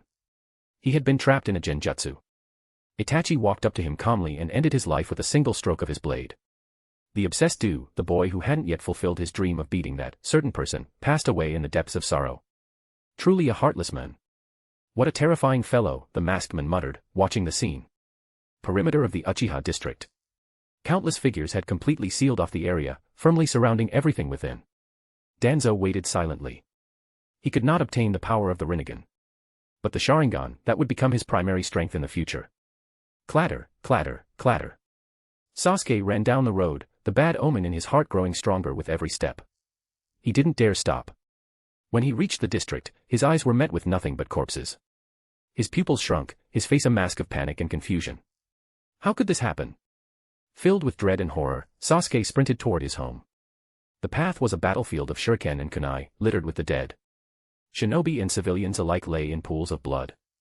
Thud, thud, thud. His footsteps grew heavy. The joy of the progress he had made during training was completely buried by terror. Brother, no. Don't kill me. Grip onto that grudge, and hate me. On the road outside Konoha, Itachi Uchiha cast one final look back at the village before leaving quickly with the masked men. He had no intention of engaging Konoha's pursuit squads. No. Brother, don't kill me. Sasuke woke from the nightmare. His vision was met with a white room. He was lying on a hospital bed. In front of him, a white-clad figure was organizing medical supplies. Hearing his voice, she turned to look at him. You're awake. Your body is still very weak, don't move around too much, the hospital nurse said to Sasuke. What happened? Images flashed through Sasuke's mind. The bodies on the ground, the battlefield of ninja tools, and his brother walking out from over the corpses of their parents. The brother who wanted to kill him. He refused to believe it was real. You just suffered from extreme chakra exhaustion, which weakened your body. You just need a bit of rest. Don't overuse your chakra in the future, it's bad for your health, the nurse said gently with a smile. I'm asking what happened to the Uchiha. Sasuke realized his memories of the previous night were real, but he held onto a sliver of hope. The Uchiha. The nurse's smile faded. Itachi Uchiha massacred the clan and defected from Konoha. You are the last survivor. Before dawn today, every ninja in Konoha had been notified. The Uchiha prodigy had, for unknown reasons, slaughtered his clan and fled.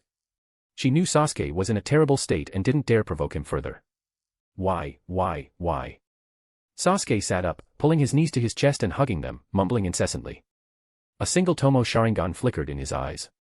Emotions he had never experienced surged through his heart. He couldn't understand why. The brilliant brother who taught him ninjutsu, the brother who carried him home when he was tired, the brother who picked him up from school every day, why did he do it? Why kill their uncles, aunts, grandmothers, and even their parents? Why? He clenched his fists tightly. Beyond his confusion was an unspeakable horror. Why hadn't he been killed? Was it so he could live in hatred? Regardless of the reason, Sasuke knew one thing was certain, his brother had murdered the entire clan. He had killed their parents. I'm going to kill him. His peripheral vision caught his school bag sitting on the cabinet next to the bed. With a look of profound grief, he grabbed the bag and pulled out an action figure. It was a custom figure of his brother that he had spent a lot of money to order from that bad uncle. His gaze turned resolute. He gripped the figure in his right hand, squeezing with all his might, wanting to crush it to vent the chaos in his heart. Nothing happened. The figure didn't deform at all, it was incredibly solid. He used both hands, reinforcing his grip with chakra. Still nothing. The figure remained completely intact. What are you doing? Take your medicine first, the nurse said, bringing over a bowl of herbal decoction. Sasuke didn't answer. He pulled a kunai from his bag and stabbed it directly into the figure. Clink. This time there was a sound, but the kunai just slid off. The figure didn't have a single scratch on it. Damn it. Sasuke's resolute gaze was replaced by frustration. The smirk on the Itachi figure's face seemed to be mocking him. You are still too weak, you can't even destroy a toy. Thud. In his anger, Sasuke hurled the figure against the wall. It bounced off and landed on the floor. The figure's eyes were still staring right at him. I can't even destroy a doll, but I won't give up. Sooner or later, I will kill you, Sasuke muttered, frustrated by his own weakness. He then took the medicine from the nurse and downed it in one go. Only by getting healthy could he resume training. Only by getting stronger could he kill him. Chapter 146, Danzo, am the scapegoat again and again. Chapter 146, Danzo, am the scapegoat again and again. At the moment Sasuke attempted to destroy the action figure, far away in the Valley of the Resting Wind in the Land of Fire, Tonbo Tobitake, who was still researching further possibilities for his hurricane phenomenon, suddenly felt a trigger. This sensation. He formed a hand seal, and within the mental space deep in his mind, several points of light appeared. All were concentrated in the direction of Konoha. One of those points was flashing. The action figure I made for Sasuke is being violently destroyed. He had placed a tracking ninjutsu on every ninja tool he created that was infused with his chakra. He could sense whenever there was an unusual disturbance. As for why he even gave one to Sasuke, it was simply a precaution. From the details of the Third War, the Nine Tails incident, and the identity of the creator of the Bringer of Darkness technique, he knew that while major events were happening, many details differed from the anime he remembered. He knew that things in this ninja world wouldn't be exactly the same as the story he had watched.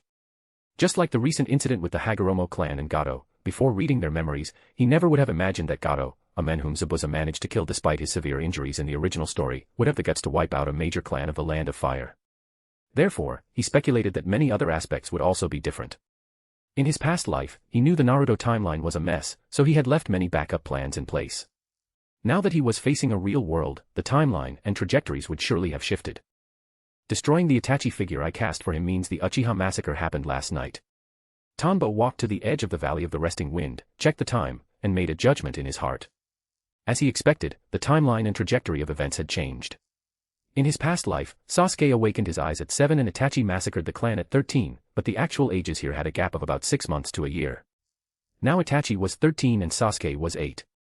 Itachi still carried out the massacre at 13, meaning Sasuke's prodigy status was delayed by a year. It's here. Screech. Just as he was thinking, a messenger hawk streaked across the sky, eventually circling above him. After Tanbo whistled a code, the hawk descended. He retrieved the letter, decrypted it using his code-breaking skills, and read it carefully. Indeed. It was intelligence sent by Sarutobi Hiruzen. Itachi Uchiha had massacred the clan and defected last night. His current whereabouts were unknown. The message was to notify him to return and handle certain matters, and to attend the memorial for the fallen Uchiha comrades. It seems I'm still not part of the true inner circle of Konoha High Command, Tanbo chuckled. Logically, for an event of this magnitude, he should have known before it happened. Even if the Uchiha lived in a remote part of the village, as the head of the analysis division, he shouldn't have been completely without news. Despite knowing the general plot, he still didn't know the exact timing of the High Command's move. Or perhaps Danzo and the others feared his surging will of fire would disrupt their plans. But he didn't care. His will of fire wasn't like that of the third Hokage or Jiraiya, it was very flexible. His goal in this world had always been to live well and follow his own ideas. Occasionally teasing cats, walking the dog, being a working man who clocks in and out, and staying out of high-level politics wasn't a bad thing. As long as they didn't plot against the safety of him or his family, the most he would do was mock them in his heart. Does this count as fulfilling my original dream from when I first crossed over? Well, almost. I only have 2 children so far. Tanbo pulled out a hawk action figure, used his Eye of the Creator technique to transform it, and jumped on. Konoha Council meeting. A massive roar erupted. Absurd. Utterly absurd. How could you let a junior wipe out the Uchiha clan right under Konoha's nose without anyone noticing? It's as absurd as if Uchiha Madara himself returned from the Pure Land just to slaughter his own family. Has Konoha been at peace for too long? Even if you didn't discover it beforehand, you shouldn't have only found out after they were all dead. Doesn't this mean Konoha's defenses are like an open field for our enemies?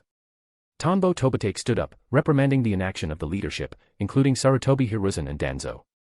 Kakashi, Guy, and his other classmates twitched their eyebrows when they heard his roar. Publicly roaring at the Konoha High Command in a meeting, you are one brave man.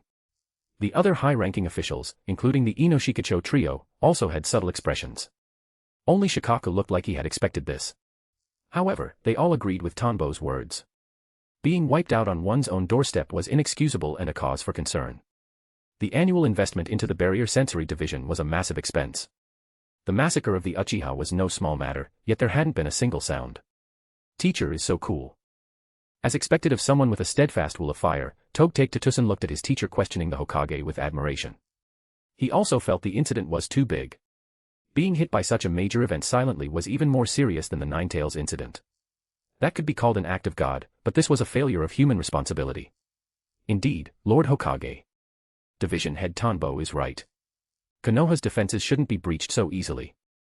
This is a massive loophole, we must respond. At the same time, we must dispatch elite squads to pursue the traitor Itachi Uchiha, otherwise the residents of Konoha will lose their sense of security. Forget the residents, the officials didn't feel secure either. That's why they didn't speak out against Tanbo's outburst. Everyone looked toward Sarutobi Hiruzen and the elders. Kohara Udatane spoke, the enemy was very familiar with Konoha's situation. Before Itachi Uchiha carried out the massacre, he used Genjutsu to control the Barrier Sensory Division, so we lost surveillance over the entire village. Hamura Mitokado added, Danzo, you were the one arranging the various missions Itachi performed in the ANBU. Since the weaknesses of the barrier were exposed, you cannot escape responsibility, can you? No, this responsibility is mine. I place too much trust in Uchiha Shisui and Itachi. As our teacher said, they are a clan that cannot control their emotions. I suggest that the remaining Sasuke Uchiha be handed over to me for management, Danzo said expressionlessly. Faced with Tanbo's questioning, the high command made no attempt to dodge. They took the blame entirely, or rather, Danzo took the blame. He even tried to take Sasuke back with him as a bonus. Enough, Danzo. Sasuke Uchiha will not be handed over to you. Furthermore, this was a major failure on your part. I hereby announce that the ANBU training department led by Danzo is disbanded as of today. Members of the root will return to the regular shinobi force to contribute to Konoha. Danzo, do you have any objections? Sarutobi Hiruzen expressed his approval of Tanbo's stance and then addressed Danzo. Chapter 147, Chapter 147, wait, why are you all looking at me? Chapter 147, wait, why are you all looking at me? No objections.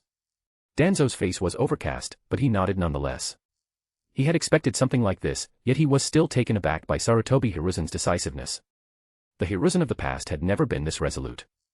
It seemed the disappearance of an entire clan had placed immense psychological pressure even on the usually steady Hiruzen. He was clearly terrified that this would cause a catastrophic impact on Konoha. This time, Danzo was here to serve as the scapegoat. Combined with the tolerance Hiruzen usually showed him reaching its limit, he was being cleaned up in the process. The other two advisors also nodded, feeling that this was an appropriate way to handle it. Danzo had indeed been too extremist lately and needed time to settle down. With Hiruzen successfully shifting the blame to Danzo and kicking him out of the power center, the subordinates present felt quite satisfied. However, the issues that needed solving remained. So, next is the matter of Konoha's security. From this Uchiha incident, we can see that the protection of the village's sensory division is insufficient. What are everyone's thoughts? Hiruzen addressed all the high-ranking officials in the room. As soon as he spoke, the group discussed for a while. Finally, Narashikaka proposed a suggestion: strengthen the guard force of the sensory division and make adjustments to the sensory barrier to prevent traitors who have already defected, like Itachi Uchiha or Orochimaru, from leaking intelligence. No one disagreed with this. This incident had shown everyone the vacuum in Konoha's defenses. Even if the expenditure would be higher and the pressure on Konoha greater, it provided a stronger sense of security. Then, the second matter, designate Itachi as an S-rank rogue ninja and notify the other villages. This command was to prevent other villages from using Itachi Uchiha as a pretext to launch a war against Konoha. An S-rank rogue ninja's influence on the shinobi world could be quite large. If they didn't speak up first, it could very well become a fuse for war later on. No one had objections to this. For someone who killed his father, murdered his mother, and wiped out his entire clan, if the highest rank wasn't S, Itachi would have deserved a rank even higher. Such behavior, even among ninjas, was considered extremely heinous. A ninja's nature is to have blood-stained hands and be unsentimental, but that is only the definition of a ninja in terms of war. No one can truly discard their emotions, and ninjas are no different. Inoichi, how are the residents of the village reacting? Hiruzen asked. The Uchiha were gone. Although he had placed a gag order among the ninjas, the disappearance of a great clan was bound to be noticed by the more observant civilians. Yamanaka Inoichi reported, although no one is saying it explicitly, according to our investigations, everyone who knows about it is in a state of panic. A small number of merchants have even withdrawn from the Konoha market. This will cause some negative impact on trade within the village. Lord Hokage, this situation is very similar to what happened with my father years ago. It's the unease of residents who don't know the truth. We need something to shift their attention. Kakashi suddenly spoke up to offer a suggestion. Having suffered deeply himself, he knew the power of such rumors. This time, it wasn't targeted at a single person, but at the entirety of Konoha. If Konoha couldn't protect everyone's safety, then both residents and merchants would move to other, safer places to develop. Those who had deep roots would also suffer from great internal anxiety. Such an impact is something even Konoha would find hard to endure. You're quite right. We indeed need something to distract them, Hiruzen nodded. So, do you all have any good suggestions? While they were discussing, Tanbo Tobitake had already quietly shrunk back. It was enough just to express his initial thoughts. He couldn't be silent every time. He was also very tactful in his speech. He said exactly what everyone wanted to hear and didn't offer any outlandish suggestions. Besides, yelling at the four old fogies of Konoha felt truly great. Just then, Kakashi spoke up again. Lord Hokage, we need a hero. Just like the Sannin and the fourth Hokage once were. During the wars, the fame of the Sannin and the succession of the fourth had greatly stabilized the hearts of Konoha's people. But who will be the hero? A single voice made everyone present fall silent. Back then, the Sannin and Minato Namikes were powerful ninjas who galloped across the battlefield, and their contributions to Konoha were famous. Only then could they be candidates for a hero. Of course, they weren't choosing a fifth Hokage to attract attention now, they just needed a ninja people could admire, like the Sannin or the White Fang. Tanbo was also curious. In the anime, there was no mention of how Konoha handled these PR issues. All that could be seen was the first part, Itachi being labeled an S-rank wanted criminal.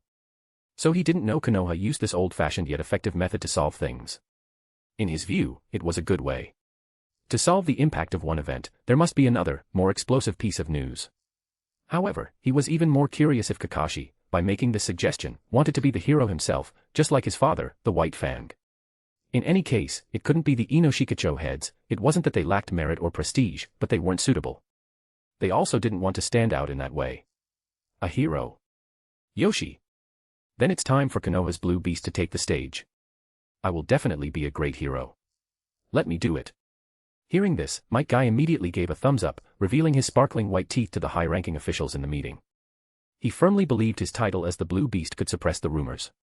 A sense of mission to save Konoha rose in Guy's heart, a firm feeling of duty. Looking at the green jumpsuit, the pose, and the attire, the people present felt the tense atmosphere from earlier disappear. Tanbo Tobitake laughed. Guy, you'd better forget it. I'm afraid the whole of Konoha would be led astray by you and everyone would end up wearing that jumpsuit. Just thinking about the whole village in green jumpsuits made even him shiver. Although he usually used transformation jutsu to turn into a mysterious red figure, it wasn't because he liked it, it just felt like a release of pressure. Damn it, Tanbo, are you trying to compete with me for the hero's position? If that's the case, I'll be generous for once and give the chance to be a hero to you. Since it was this guy Tanbo, his blue beast of Konoha would step back for once. He then gave a thumbs up to Tanbo.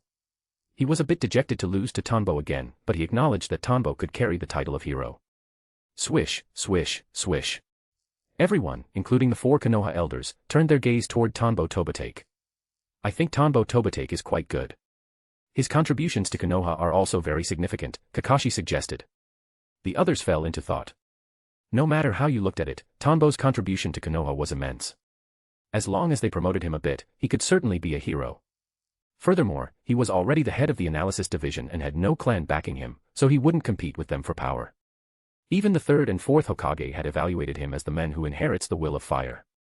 Sarutobi Hiruzen and the other top leaders were also very much in agreement with Kakashi's statement. Tanbo indeed had no flaws. Whether in terms of strength, merit, or character, he was excellent. Even Danzo, who had been dismissed from his duties, agreed with Kakashi's recommendation of Tanbo. Because in his heart, Tanbo was not someone who posed a threat to Konoha.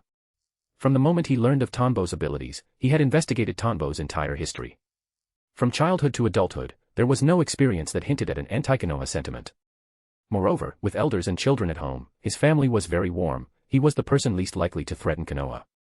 Tanbo blinked, looking around at the expectant faces. Wait, why are you all looking at me?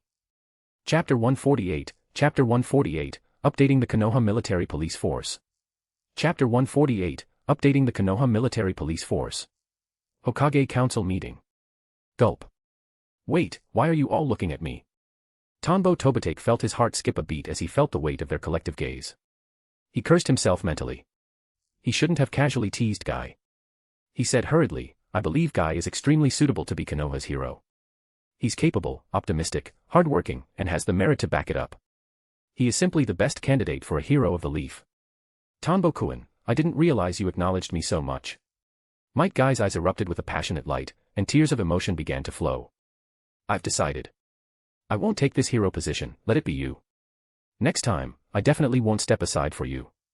Kakashi is right, Tanbo, Sarutobi Hiruzen said, feeling this idea was excellent. He still looked around for other opinions, though. You have the ability, the seniority, and the achievements. I think you're a fine choice. What does everyone else think? Danzo spoke up, in terms of both capability and merit, he is qualified. Koharu Yuditane nodded as well. Yes, I agree with this proposal. Hamura Mitokado added, no objections from me. With the 4 elders of Konoha speaking up, the others, who didn't have any objections to begin with, naturally all agreed. Tanbo had a very good reputation in Konoha, he got along with everyone. Even those who didn't know him well had heard of his favorable standing. No, no, no. I feel this is too hasty. Tanbo tried to reject it immediately. I'm just an ordinary guy. No matter how you look at it, Kakashi is more suitable. Copy Ninja Kakashi sounds much more like a hero. Damn it, Tanbo thought, how did this turn back to me? Kakashi replied, no. I'm not suitable. I'm already too well known, so it's hard to use me to grab new attention. You are the optimal candidate. Togtake Tatusen cheered him on, go for it, teacher. Yamanaka and Noichi patted his shoulder. It's a rare opportunity. I'd take it if I had the chance. Tanbo was speechless. If you want it, then volunteer yourself. But since everyone was in favor and he was publicly a steadfast supporter of the will of fire, he couldn't exactly argue. Maybe, we could find another way to shift the attention. Tanbo suggested cautiously. He really didn't want to be a hero. Heroes have a hard life, except for a certain bald guy. It's decided. This needs to be settled quickly. Everyone, speak freely on how to maximize the reduction of the massacre's impact on the residents, Sarutobi Hiruzen declared, bringing the hammer down. The specific implementation was still up for debate, but the four elders were masters of this craft.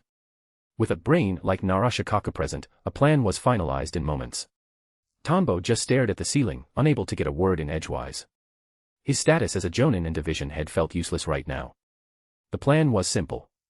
Since the threat was perceived to come from Itachi Uchiha, Konoha would publicize Tanbo's achievements and appoint him as the captain of the pursuit squad, tasked with hunting down Itachi.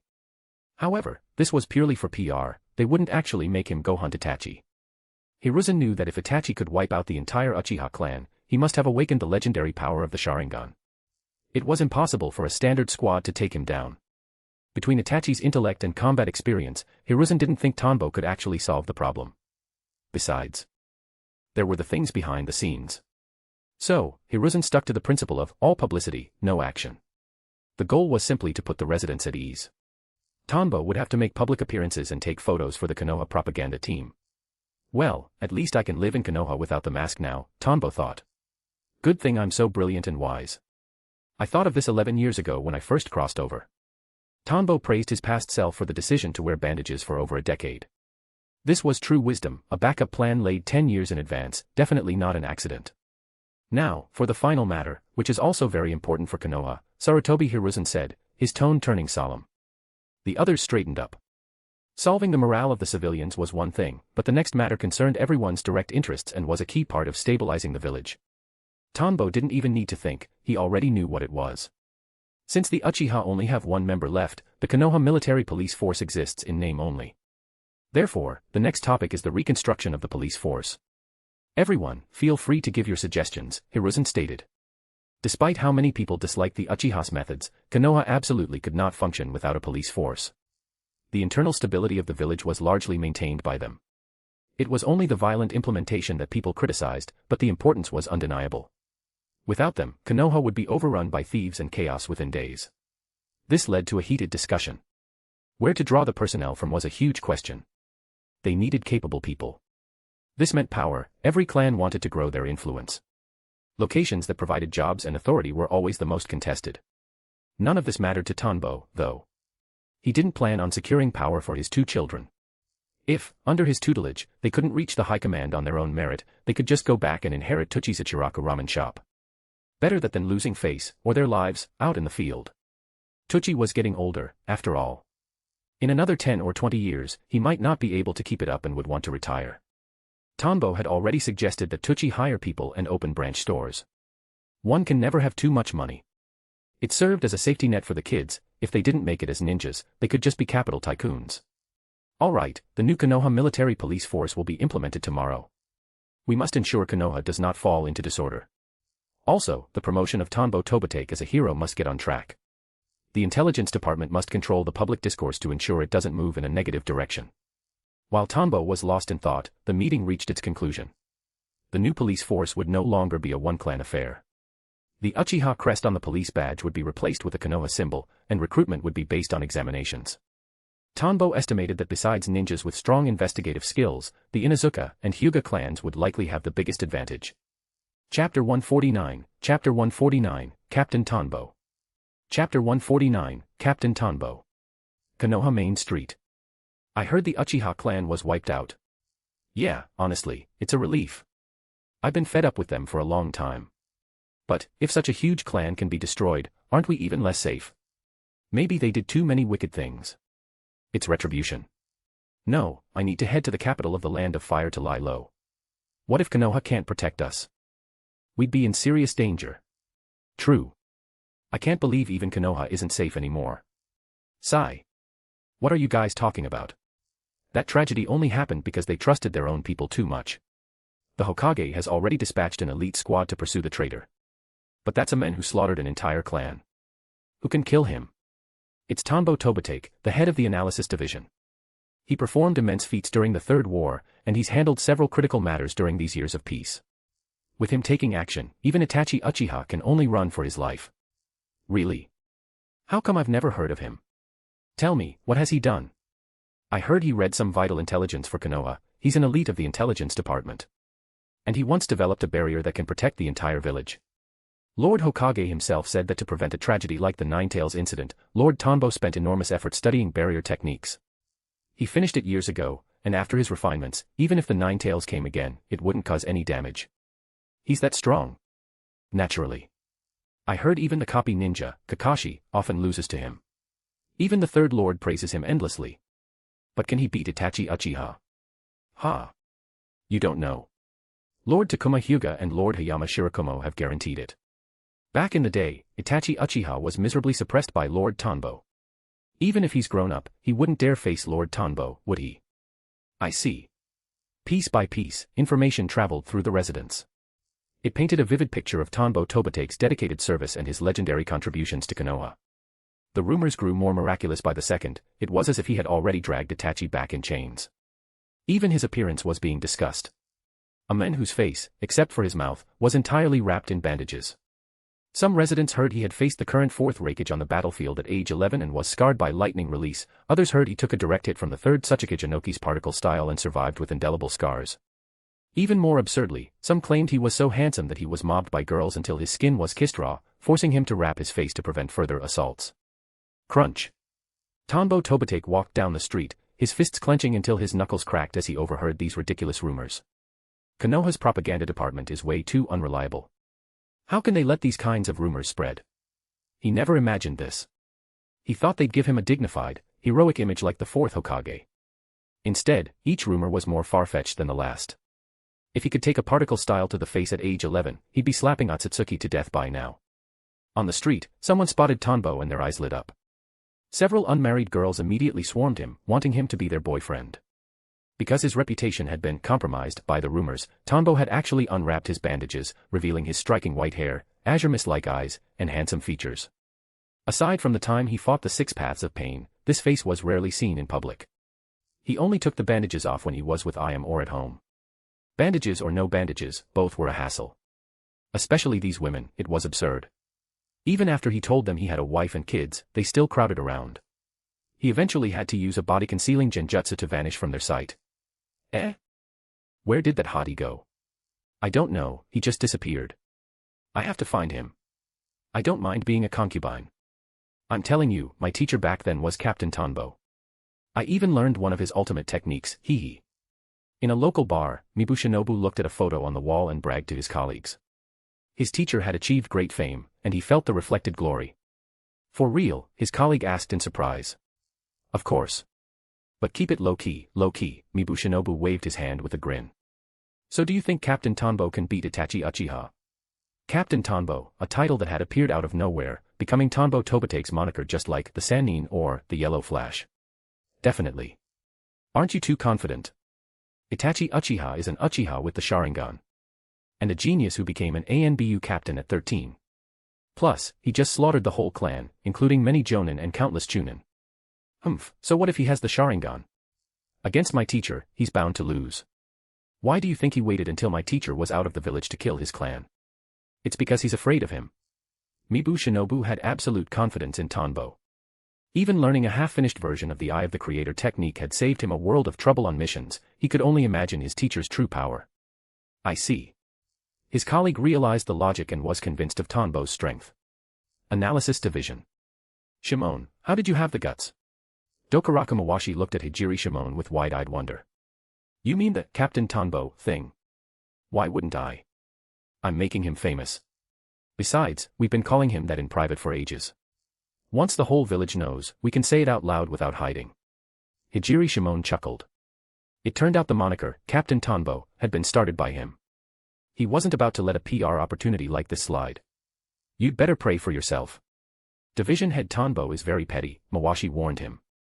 It was true, Tanbo Tobite could be quite petty about certain things. The staff in the analysis division knew this well. For instance, if he caught you calling him Captain Tanbo, you never knew when a prank or a dose of 8 cents of fire was coming your way. Mawashi was also very proud. Tanbo had grown up under his wing, and now he was not only the division head but a powerful elite.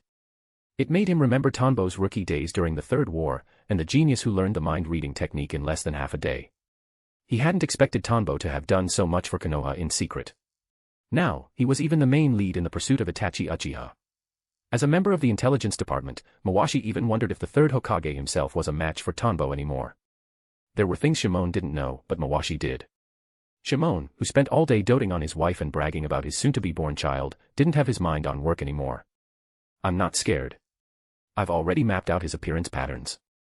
There's no way he knows I'm the one who leaked it, Shimon said confidently. Is that so? Behind him, Tanbo Tobite tapped him on the shoulder and spoke in a cold, low voice. Chapter 150, alas. A youth filled with hatred. Chapter 150, alas. A youth filled with hatred. Well, Hijiri Shimon. So it was you who ruined my reputation. Tanbo Tobite said with a sinister tone. No. I only spread the title, Captain Tanbo. I didn't ruin your reputation. Shimon felt incredibly awkward. He had just finished boasting when the man himself appeared.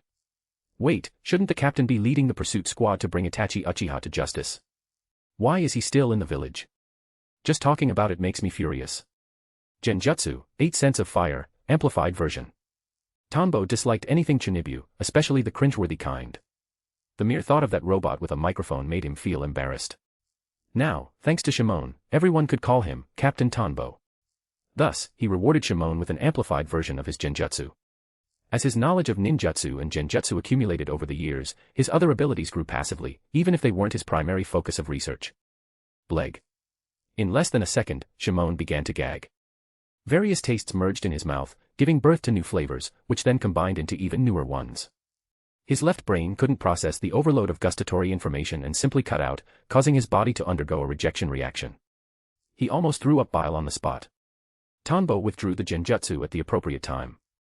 Even so, tears streamed down Shimon's face. It wasn't just because it tasted bad. At this point, he couldn't even taste anything. It was a natural physical reaction to the body's defense mechanisms being overwhelmed. Dokuraku Mawashi watched, breaking into a cold sweat. He was glad he hadn't said anything wrong. Tanbo's genjutsu was becoming increasingly terrifying. Let's see if you dare gossip about your superior behind his back again, Tanbo huffed. However, the efficacy of this move surprised him. Looking at the results, this could be quite useful in combat. It was extremely fast, giving enemies no time to break the illusion. They would have to be on guard before it even hit. Otherwise, they'd have to accept their left brain disconnecting from their motor signals. What started as a sudden flash of inspiration based on years of accumulated knowledge had unintentionally become a powerful tool. Though it seemed minor, its utility was immense. He had subconsciously applied medical knowledge learned from the Konoha hospital. In medicine, the left brain is primarily responsible for logical understanding, memory, time, language, classification, logical analysis, writing, reasoning, and the senses of smell, touch, and taste. Therefore, the left hemisphere is the conscious brain, the academic brain, and the language brain. If one could overload the left brain from a single sensory angle, they could sever the opponent's ability to analyze, reason, and understand logic. For a ninja, this was fatal. Without the ability to analyze, a ninja becomes a lamb to the slaughter. A simple kunai could end their life. I won't do it again, I won't do it again. Shimon cried out in misery. Soon, he realized the state had vanished, leaving him only with the urge to dry heave. Looking at the wet patches on the ground from his involuntary tears, it was clear his body had suffered a severe adverse reaction. He smacked his lips and moved his limbs, finding that the experience felt like a hallucination. Tanbo noted this. It seemed that as soon as the genjutsu was lifted, the left brain quickly reconnected and took back control of the body. He filed this away in his mind. Ahem. I heard your wife is almost due. Well. Did the checkup say if it's a boy or a girl? Tanbo asked. Shimon had good luck. He actually managed to find a wife and keep up with Tanbo's pace. Truly a former teammate and current subordinate. Kakashi, Might Guy, Rado Namishi, those guys were still single dogs, a total disgrace to their graduating class. We didn't check. My wife said that whether it's a boy or a girl, we'll raise them well. It's better to leave it as a surprise. Mentioning his wife, Shimon's bitter melon face vanished, replaced by a silly grin. He cast a smug glance at Captain Mawashi. Among them, only he and Tanbo had wives and children. He was proud. Mawashi clenched his fist and said harshly, "You brat, what's with that look? If I didn't lack the division head's skills, I'd definitely make you experience that taste too. Is it that I don't want to get married?" Mawashi wondered. The work at the analysis division isn't that busy lately, so why can't I find a wife? Mawashi began to question if there was something wrong with his orientation. Shimon just chuckled. "All right, division head, did you come here for something specific?" Mawashi knew some of the intel. Tanbo was currently Konoha's manufactured hero and was supposed to be in hiding to make the villagers believe he was pursuing Itachi Uchiha. However, he looked at Tanbo's face. Removing the bandages was indeed one way to hide in plain sight. "I came because I want to know who is handling the disposal of the Uchiha clan's bodies. Is it the analysis division or someone else?" Tanbo asked. Since he was being forced to carry such a heavy burden of karma for the village, he had to get something out of it. He wanted to see if the ANBU were handling it or if the task had been delegated to his division. He didn't have high hopes, though. As expected, Mawashi replied, "The Uchiha matter is being handled entirely by the ANBU. They took charge of the bodies, nothing was transferred to the analysis division or the medical department. In normal procedures, whether it was a villager's body or an enemy's, they would pass through the medical department's body disposal squad or the analysis division. This was either to destroy secret medicinal components, chakra residues, and traces of ninjutsu on allies, or to dissect and analyze the secrets of enemies. ANBU, huh? Forget it then. I wanted to analyze them to see how much Itachi Uchiha's abilities have improved to be able to wipe out the clan. I wanted to get a feel for his depth." Tanbo didn't dwell on it. It would have been a nice bonus, but he wasn't discouraged. The Uchiha's abilities were strong, but his own methods weren't weak either. He just wanted a reference, and perhaps some compensation for his damaged reputation. Once the ANBU took over a case, other departments no longer had jurisdiction. In front of the memorial stone, countless ninjas dressed in black stood to the side, mourning the members of the Uchiha clan. With so many dead, the village had to keep up appearances. Led by the third Hokage, the ninjas placed chrysanthemums one by one to show their respect. With death, sins are dispersed. No matter how extremist the Uchiha had been or if they had planned to rebel, now that they were gone, no one said anything disparaging. Only one youth stood before the memorial stone in silence. He watched the people offer their condolences to his clan elders. His fists were tightly clenched, and his eyes were filled with confusion. Dead. They're all dead. The entire world felt as if he were the only one left. An endless loneliness was born from the void, threatening to consume all of Sasuke's thoughts. He radiated an aura of deathly stillness. Until a flame of hatred surged within his heart, incinerating the stillness. Sasuke's eyes became resolute. Chapter 151, Chapter 151, Famous Throughout Konoha. Chapter 151, Famous Throughout Konoha. Tanbo Tobitake didn't bother with the subsequent fallout. Publicly, he was part of the pursuit squad currently hunting down Itachi Uchiha.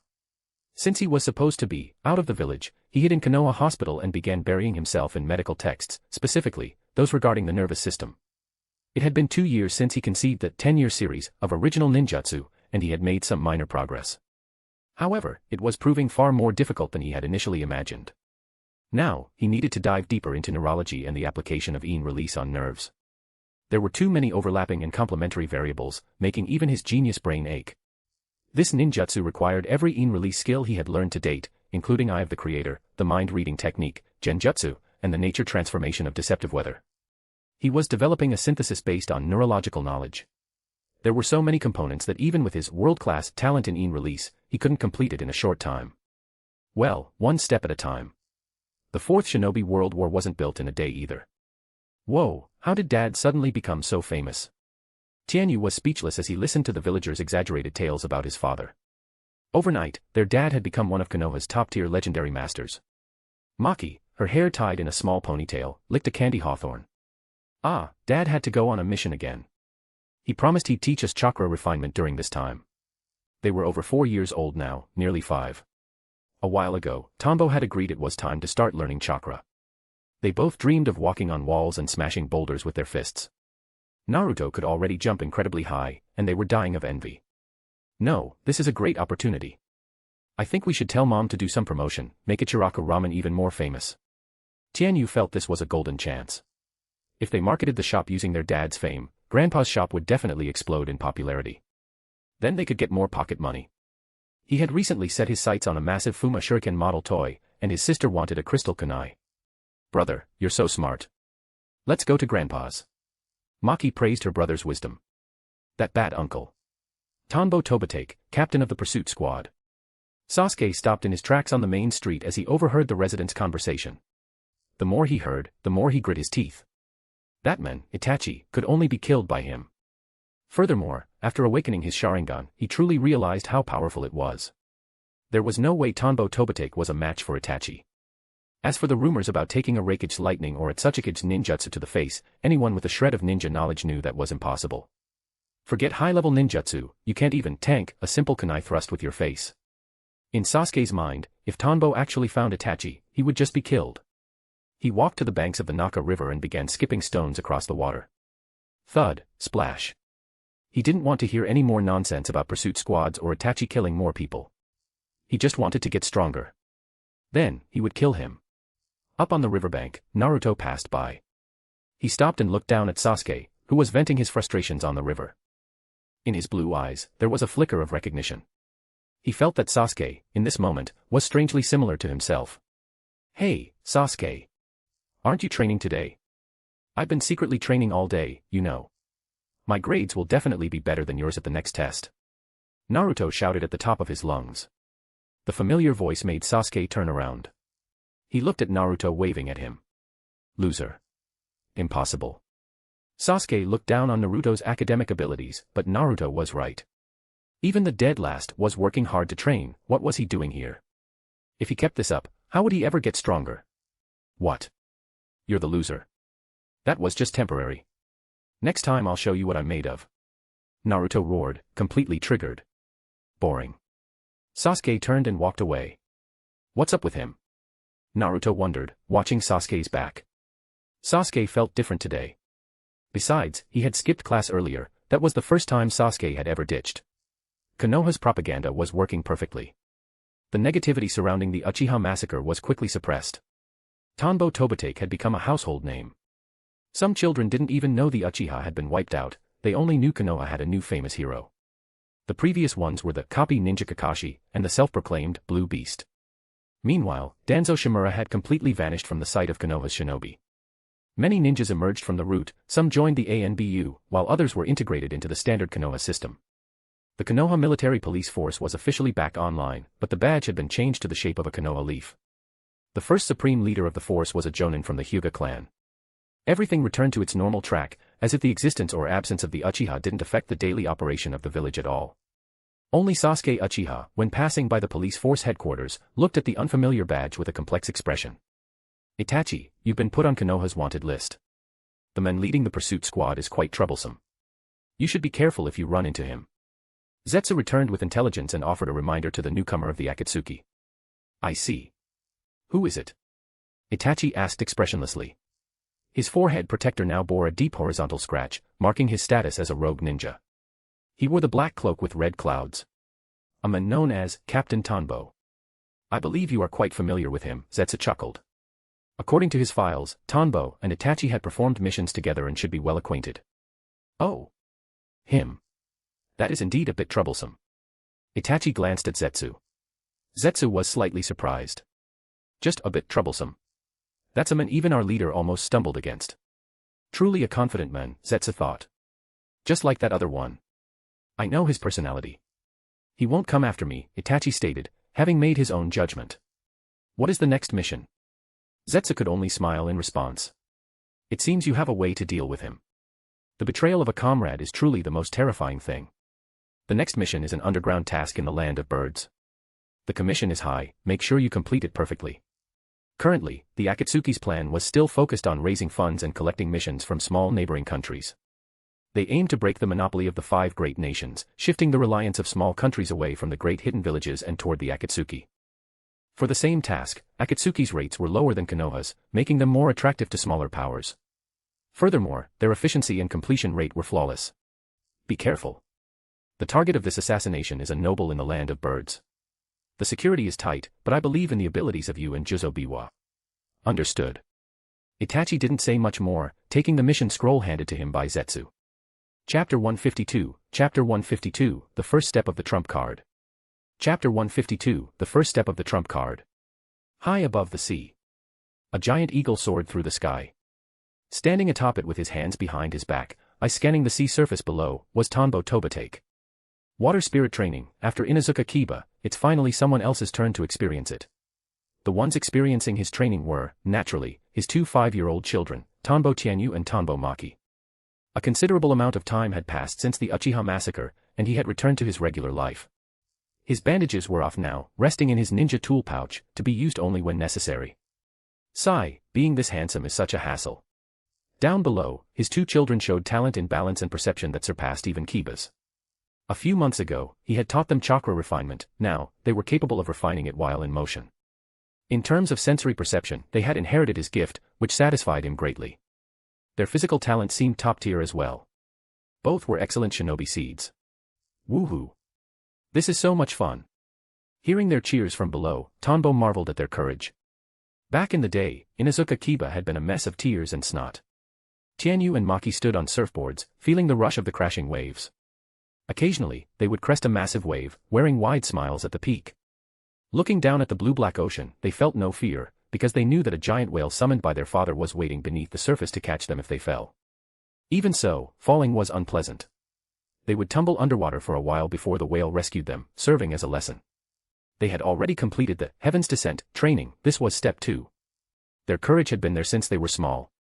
Though knowledge usually brings fear as one grows, Tanbo made sure their grit remained. Confirming everything was fine, Tanbo took a piece of wood from his pouch. He formed a complex series of seals, and branch-like lines extended from his right hand, seeping into the wood. At that moment, information regarding the wood's structure, age, decay level, and fiber density flooded his mind. Regardless of how long it took, this research finally has results. If his previous Genjutsu, Eye of the Creator, and Celestial Ninjutsu were considered standard techniques, this new jutsu, once completed, would be a trump card on the level of Chibaku Tensei, the Reaper Death Seal, or All-Killing Ash Bones. Even though it was only in its infancy, it combined release nature transformation, Eye of the Creator, the mind-reading technique, and neurological science. It utilized the release property of creating form out of nothing to extend his internal nerves outside his body, much like the Shadow Possession Jutsu, to invade the interior of a living being or object and read its information. This wasn't a simple release spell, it was a synthesis of knowledge, the crystallization of Tanbo's wisdom. This would become his core technique. When cast, the surface of the object would show branch-like patterns, but the interior was actually being mapped by his nerves. Nerves are microscopic. The current flaws were obvious: long casting time, short duration, the brain's inability to process the sensory overload of the neural invasion, which triggered physical defense mechanisms, and the requirement of physical touch. But it was a brilliant start. His next phase of research would be to overcome these weaknesses and integrate more knowledge. The second step of his vision was to use this ability to solve his low chakra reserves problem. But first, I need to fix these bugs. Otherwise, it's only useful for research and useless in a real fight. Tanbo sighed. This was undoubtedly the hardest jutsu he had ever conceived. Even so, he wouldn't hesitate to trade this small breakthrough for Orochimaru's living corpse reincarnation. This was a true god-tier skill for a scientist. Aya! A shout came from Tianyu. Tanbo sensed it immediately, the boy had fallen in again. The Ninja Academy. Whiz! Whiz! Inuzuka Kiba flicked his wrist, sending 5 shuriken flying toward Sasuke, while simultaneously forming hand seals. Sasuke's Sharingan was active, he threw his own shuriken in response. His powerful visual prowess allowed him to see Kiba's trajectory with absolute clarity. Clang! Clang! The shuriken cancelled each other out. Kiba wasn't discouraged. He lunged forward with Fang passing Fang. Go, Sasuke! Sasuke, you can do it! Outside the sparring ring, a crowd of girls cheered for Sasuke. Truly remarkable talent. To think that Sasuke, who awakened his eyes at 8, still can't defeat Kiba, Mizuki remarked, his eyes full of envy as he watched the battle. Why did he have no clan? Why did he have no talent? If he did, he wouldn't be a mere teacher at the academy. Even Irika was rising in rank, now a head teacher managing several classes. Irika didn't notice the look in Mizuki's eyes. He smiled and said, "These two are hardworking. I think Kiba actually motivates him. Sasuke was never this intense before." It was true. Since enrollment, Kiba had been the top student in both theory and practice. At only 9 years old, he was already no weaker than Iruka had been when he first graduated. If this weren't an era of peace, Kiba could have graduated early. His effort put immense pressure on others. He wasn't a quiet genius like Sakura, Kiba was loud and flamboyant. Like a catfish in a pond, he forced everyone to swim faster or face his mockery. Sasuke was the same. Since meeting Kiba, he had worked tirelessly to surpass him. After the massacre, he spent his nights buried in books and training. Under Kiba's influence, their class was now the highest achieving of all 8 sections in the 4th grade. Fire style, Great Fireball. Sasuke formed seals, puffed his cheeks, and unleashed a blast of flame. Iruka refined his chakra, ready to intervene. He hadn't expected Sasuke to master such a high-level jutsu at this age. Too naive. Kiba used the all-fours technique to leap out of the blast zone, continuously shifting directions as Sasuke tried to aim the flames. Woof. Akamaru barked from the sidelines, "Don't you dare lose, it would be too embarrassing." "As if I'd lose." Kiba roared. As he ran, phantoms appeared around him. Clone Jutsu. Sasuke wouldn't fall for such a basic trick. Realizing the fireball was useless, he cut off the chakra flow, pulled out shuriken, and let them fly. With the dynamic vision of the Sharingan and the ability to see chakra, he easily identified the real Kiba. He launched several projectiles at the main body. "You fell for it." Kiba grinned. From behind a clone, a kunai attached to a wire shot out, instantly wrapping around Sasuke. Sniffing the air, Kiba dodged Sasuke's projectiles, and even the shadow shuriken trap Sasuke had hidden beneath the first volley failed to touch him. Zip. Chapter 153, Chapter 153, I want to brag. Chapter 153, I want to brag. Inuzuka Kiba wins. Seeing this, Iruka announced that Sasuke Uchiha had once again failed in practical combat. After Kiba released him, Sasuke used the body flickering technique to free himself, looking at Kiba with a hint of indignation. Just a little bit more. I was just a little bit short. He hadn't expected Kiba to use the clone jutsu not to deceive him, but simply to block his vision. The Sharingan grants dynamic vision, but it isn't an X-ray eye. If something obstructs the line of sight, one naturally cannot see what is behind it. He noted this weakness. Having gained experience this time, he was determined not to be defeated by such a small trick again. Sasuke lost again. Kiba, you jerk, couldn't you have gone easy on him? Exactly. You've already won so many times. Ino, Sakura, and the other girls shouted at Kiba. Seeing their male god lose yet again made them gnash their teeth at Inuzuka Kiba. Of course, there were those who liked Kiba as well, and they quickly got into an argument with the Sasuke fans. Inuzuka Kiba retreated from the combat field and landed next to Hinata, avoiding the crowd of infatuated women. At the same time, he felt a sense of pressure. Since awakening the Sharingan, Sasuke's progress had been incredibly fast, especially in taijutsu and his ability to absorb combat experience. With those eyes, his ability to track movements was terrifyingly strong, it was almost absurd. It was much more effective than Kiba's own nose. If this keeps up, won't Sasuke overtake me? Kiba thought to himself. He couldn't let that happen, otherwise, wouldn't all his years of hard work be for nothing? He was a man who intended to become Hokage. Woof. Looking at Akamaru at his feet, Kiba picked him up and placed him on his head. That was just a sparring match, so there was no need for Akamaru to join in, it was just a way to test the waters. Damn it, Kiba, you stole the spotlight again. Naruto walked up to him, clenching his fists with a look of dissatisfaction. Every time, the glory was snatched away by Sasuke and Kiba, which made him feel like his head was going to explode. Spotlight. That's earned through hard work. If you aren't working hard enough, you naturally won't get any spotlight, Kiba provoked. In his eyes, Naruto was the synonym for laziness. After studying for so long, Naruto couldn't even release a proper clone jutsu, there was no reason for it other than being lazy. After all, the teachers at the Ninja Academy had no issues with their teaching methods. Kiba. Naruto-kun is working very hard. Hinata, hearing Kiba speak of Naruto this way, couldn't help but whisper with a blush. Only she, who always watched him, knew how hard Naruto worked. Aside from being mischievous, he often practiced taijutsu and ninjutsu late into the evening. Exactly. How could I be lazy? Naruto gritted his teeth.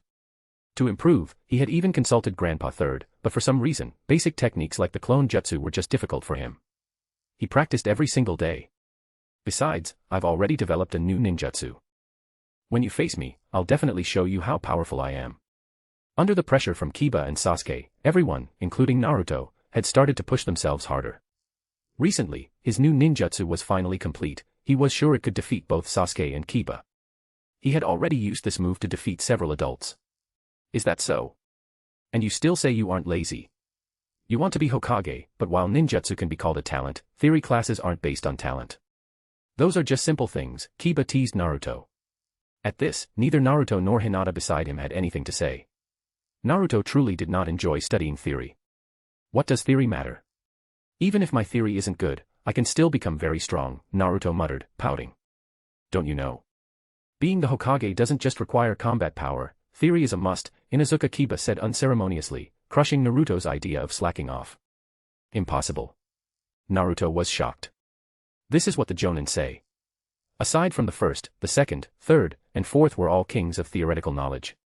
Each of them was a wise man with vast knowledge, that's why they could become Hokage, Kiba continued. He intended to become just like them, a wise man with profound knowledge. Che, I don't believe you. As long as I become strong enough, I can still be Hokage. Naruto didn't believe it at all. In his heart, the Hokage was the strongest person in the village. Furthermore, since Kiba was his rival for the position of Hokage, he figured Kiba was just trying to discourage him. Next, Shikamaru Nara and Choji Akimichi. I forfeit. No way. Shikamaru, you fight him, or I'll hit you myself. Iruka watched Shikamaru's laziness and felt his temper rising. It seemed he needed to consult his own teacher. The 8 Sense of Fire technique was no longer working on these kids. It was now only being used to train the children's throw protection techniques and wasn't practical for discipline anymore. Ninja Academy, 2nd floor. Yo, that boy looks a lot like you, guy, Tombo Tobitake said, looking out the window at a youth on the training ground. The boy had already finished the teacher's exercises but was still adding extra training for himself. He's a hard-working kid. But I'm still a bit more handsome, Guy said, looking down at the child training diligently. He admired him greatly. However, in terms of style, he felt he possessed more charm. Still, he thought if he gave the boy a set of thin, breathable, and elastic green spandex, it would surely suit him. You were just like that back then, always training hard while the other classmates were resting. I really admired you then, except for your taste in clothes. You were a man overflowing with masculine charm, Tombo chuckled, thinking back to the acorn incident. You bastard. Only your taste in clothes is bad. My outfit is the most charming attire in the history of Konoha. It even provides excellent support for training, it's practically the essential clothing for a ninja. Guy did not agree with his view and held firm to his philosophy. You guys are so boring. You invited me here just to talk about this. Kakashi said with his hands in his pockets, looking down at the energetic youths. He didn't have many memories of his time at the academy. With his outstanding talent, he had only bothered to remember his classmates' names, except for Guy. But looking at the situation now, it seemed his youthful mindset had indeed caused him to miss out on much. Otherwise, let's talk about your marriage problems. You're both 24 and still haven't found girlfriends. I'm worried for you. My kids are almost ready to start school next year, and I wanted to arrange a marriage connection with your children. Seems there's no chance now, sigh. Tombo said, sounding like he was disappointed in them, but the curl of his lips betrayed his bragging. Crunch. Guy, how about we team up and give him a beating? I think that's a great idea, Kakashi. It's been a long time since we fought side by side. The two of them looked at Tombo with gleaming eyes. Forget it, I won't talk about you guys anymore. It's so lonely at the top. If Konoha declines in the future, it will surely be because of your inaction, Tombo sighed. Crunch. Haha, never mind. I suddenly feel like giving a lecture to the students. I'll go apply for it now. Tombo laughed. He suddenly felt the urge to brag. Whoosh. A lecture. Guy scratched his head. Yeah. I heard that when the whim strikes him, he likes to educate children. I guess it's his way of relieving the pressure from missions, Kakashi said. He didn't quite understand why Tombo liked doing it, but he surmised it was for psychological relief, much like how he read Ika Ika Paradise. Chapter 154, Chapter 154, If one cannot use ninjutsu, can they still become a great ninja? Chapter 154, If one cannot use ninjutsu, can they still become a great ninja? The following day. Ninja Academy, 5th year classroom. The students were bustling with excitement. The next period is the Q&A session Iruka-sensei mentioned. It's being taught by Iruka-sensei's own teacher, one student whispered. A Q&A session. I wonder if it's actually useful. Can it help me become a ninja? Didn't Iruka-sensei say it? We can ask any question, and he'll provide answers.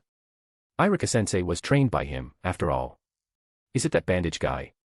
The 5th year students already knew what Iruka's teacher looked like, plus, he had become quite famous a few months ago. Originally, they disliked him. After all, he was the one who developed the 8 sense of fire. However, after hearing rumors that he could take a ninjutsu to the face, they were curious. What kind of thick skin did one need to tank a ninjutsu? Captain Tanbo. I definitely have to ask him, if I can't use ninjutsu, can I still become an excellent ninja? A youth with a small ponytail was filled with the urge to ask. His ideas had never been validated. He sincerely hoped that a powerful ninja of Konoha could resolve his doubts. This was his chance.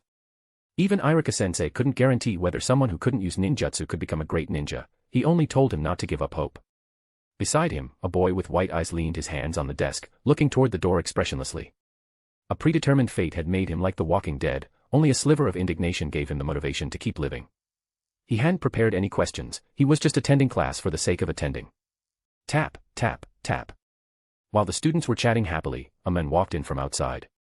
Wearing a flak jacket and bandages wrapped around his head, his mere entrance made everyone's skin prickle. There was a powerful sense of pressure. Wow, he feels so strong. Yeah, I have goosebumps. As expected of the men even Itachi Uchiha is afraid of. So cool. Byakugan. Niji didn't believe someone could create such intense pressure through mere presence alone, causing a physical stress response. Sure enough, a continuous flow of chakra permeated the entire classroom. The source was that man. A guy who loves drawing attention, Niji noted internally. At the same time, he acknowledged his strength, the sheer volume of chakra surpassed most jonin he had seen. The boy with the ponytail felt this presence, and his eyes brightened. He's so strong, he must know. He felt that Tanbo Tobate could give him the answer. He was too strong, stronger than any teacher in the school. He hadn't even felt this way when facing the third Hokage. He looked at his arm and saw his skin covered in dense goosebumps. Tanbo Tobate sensed Niji's Byakugan and immediately retracted his defensive aura. He was afraid the boy might trigger a ninjutsu backlash and have his brain fried by the information. He walked to the lectern and faced everyone. He had applied to the third Hokage to give occasional, ideological lectures, at the academy. This was something the third had always done himself. Knowing Tanbo's ideology was sound, the third approved it immediately. However, Tanbo suspected it was actually because his mission efficiency was too high, and the third couldn't stand seeing him idle, so he just agreed. Hello everyone, I am Tanbo Tobate. I'll be answering your questions today. Anything goes. I believe many of you know me, some of you might even want to beat me up once you become ninjas. You're more than welcome to try, Tanbo introduced himself. Hello, sensei. The students didn't dare talk back. Captain Tanbo was their teacher's teacher, his genjutsu was surely far superior to Iruka's. When Iruka performed genjutsu, he would call them out individually, giving them a warning to use their throw protection techniques. This man wouldn't. They were 5th years and had studied the shinobi profession deeply enough to know the difference between having intel and not having it. Given the strongman vibe he projected upon entering, they didn't dare be disrespectful. Tanbo was satisfied. His presence technique had been applied perfectly, he truly was a genius of the education world. Alright, it's class time. Since this is a Q&A session, raise your hand if you have a question, Tanbo got straight to the point. Just as Kakashi thought, he was here to decompress. He was tired of being the red flash, he lacked the thrill of being reckless in front of an audience, so he changed his approach. Life required experiencing different things to keep the spirit active. If every day was a repetition, life would be tasteless. Tanbo had always believed this. Aside from raising kids and researching ninjutsu, he had to find other things to do. Even Orochimaru wandered around picking up kids during his research. Me. I want to ask, how can I become the Hokage? As soon as he finished speaking, a child raised his hand. A very common question. The other students perked up their ears. This was the dream of many. Tanbo gave him an appreciative look and smiled, the Hokage should really be the one answering this, since I've never been one. But I can give you a logic, become strong. Become the strongest in Konoha. Become strong. Sensei, that's too broad. How do I do that? The student pressed. Everyone knew being stronger than the Hokage meant you could be the Hokage. Study. Just like what you're doing now, study every day. Take the basic ninjutsu the academy teaches and the various subjects and study them deeply. Become an expert in every field. Gradually, you will become stronger and stronger, Tanbo said. How could it be that easy? The intelligence course has hundreds of branches, not to mention ninjutsu. That was the thought shared by all the students. That's why there have only been a few Hokages over all these years. So, you have to work hard. Tanbo laughed. Next. Sensei, I like Lanhua in the next class. How do I get her to like me back? The other students looked at him with disdain. Unexpectedly. That's a great question. I'm a professional in this area. Let me tell you. Tanbo began to talk eloquently. So amazing, Sensei even knows about dating. My turn. My turn. I want to ask, can ninjas fly? I see birds flying and think how great it would be to soar freely in the sky every day. Of course you can. I take my kids out for a flight almost every day. Whoa. Awesome. I definitely want to be a ninja. Tanbo had a vast range of knowledge. No matter how whimsical the questions were, he answered them one by one. But there was a core theme: he validated their questions. He never discouraged them, helping them maintain a passionate heart. Sensei, I am Rock Lee. I want to ask, if I can't use ninjutsu, can I still become an excellent ninja? Rock Lee raised his hand and asked. He looked at Tanbo with eyes full of expectation and a hint of anxiety. Chapter 155, Chapter 155, Those who believe in miracles are as great as the miracles themselves. Chapter 155, Those who believe in miracles are as great as the miracles themselves. Ninja Academy Classroom. Rock Lee, if you can't use ninjutsu, you won't even become a ninja, let alone an excellent one. Just give up, a student said bluntly. True. How are you supposed to fight others without ninjutsu? Everyone knows taijutsu, you'd just be missing all the tools everyone else has. Ha ha ha, Rock Lee is too naive. Only geniuses like Niji can become excellent ninjas. Hearing Rock Lee's question, the students spoke up one after another. It wasn't necessarily that they wanted to mock him, they just felt the conclusion was obvious. Between two ninjas, if you only know taijutsu while the other knows taijutsu plus dozens of other methods, the gap is simply too wide to bridge. Naive. A predetermined fate won't change just because of your thoughts, Niji Hyuga remarked, his voice full of disdain for Lee's ideas. In his mind, those who become excellent ninjas are destined to do so. Someone like Rock Lee, whose chakra control is abysmal, is destined by fate to lack the talent of a ninja. It was just like how his own father was destined to be a sacrificial pawn simply because he was born a moment too late. Destiny. Everything was destined. Rock Lee ignored his classmates. He stared intently at Tanbo Tobitake, waiting to hear the answer from his lips. Haha, student Rock Lee asked a great question. Can someone who cannot use ninjutsu truly become a ninja? The answer is, yes, Tanbo said with a smile. Looking at Lee's face, before he adopted the bowl cut, he looked a bit like the protagonist of Cooking Master Boy from Tanbo's previous life. Sensei is lying. We've never heard of an excellent ninja who relied only on taijutsu. Exactly, Sensei is tricking us. Most students didn't believe it. Only Rock Lee's eyes gradually brightened as he leaned in to hear more. Niji, meanwhile, assumed Tanbo was just being kind and didn't want to crush a child's spirit. I'm not lying. Let me tell you a story, Tanbo said. The classroom fell silent. They wanted to hear what kind of story this could possibly be. In the distant land of stars, there once lived a taijutsu ninja named Kale. When he was young, his country was controlled by a criminal group called the Black Flag. They created a fake celebrity hero named Korin to trick the civilians out of their money. Kale was a child who idolized Korin. One day, while Korin was making a deal with the Black Flag, Kale discovered the truth, and the Black Flag discovered him. The students were immediately hooked. Regardless of whether it was true, it was a good story. Hearing that Kale was caught, they even began to worry. Rock Lee listened with rapt attention. Just as Kale was about to be killed, Korin blocked the Black Flag's blades. Korin himself was just an ordinary person, not a ninja. Seeing that Korin was no longer under their control, the Black Flag exposed his secret in front of everyone. The legend of the hero Korin was revealed as a lie, everyone had been tricked. Korin was tied up in the most crowded part of the land of stars, and the people threw eggs and trash at him, spitting on him for his deception. Gasp. The students were fully focused. That damn Black Flag group deserves to die. Finally, Kale stood before Korin and asked him why. Why did he lie? Why did he do it? Korin said he had done many bad things in his life, but Kale reminded him of his long-lost younger brother. He wanted to protect the will that belonged only to himself in his heart. He told Kale to live on well, to carry that smile, and to find his own will. And then what happened? A student asked breathlessly. Finally, Kale took on the name of Korin, becoming Korin too. To end the Black Flag's oppression of his country, he did everything possible to learn the power of a ninja. His chakra control was also poor, but he never gave up. He did it. He created an earth-shattering taijutsu, the very technique that the first Korin had advertised when he was a celebrity. This technique was called Iron Fist. To create it, Korin too endured hardships you cannot imagine. He tempered his body in volcanoes, wastelands, deserts, and the deep sea without any resources. Eventually, he saved the land of stars and destroyed the Black Flag. This is proof that a taijutsu ninja can also be an excellent ninja. Tanbo finished his narration slowly. Rock Lee's eyes were glowing. A taijutsu ninja that strong actually exists. If he saved a country, isn't that just like being the Hokage? Sensei, your story is good, but it's just a story. It's impossible to be an excellent ninja with just taijutsu. Yeah, Sensei is still trying to trick us. We aren't 3-year-olds. How can there be a taijutsu like that? He would have starved to death in a volcano without resources. The students' comments made Rock Lee's expression sink again. Right, it's just a story. Childish, Niji thought. In such an environment, becoming an excellent ninja was impossible.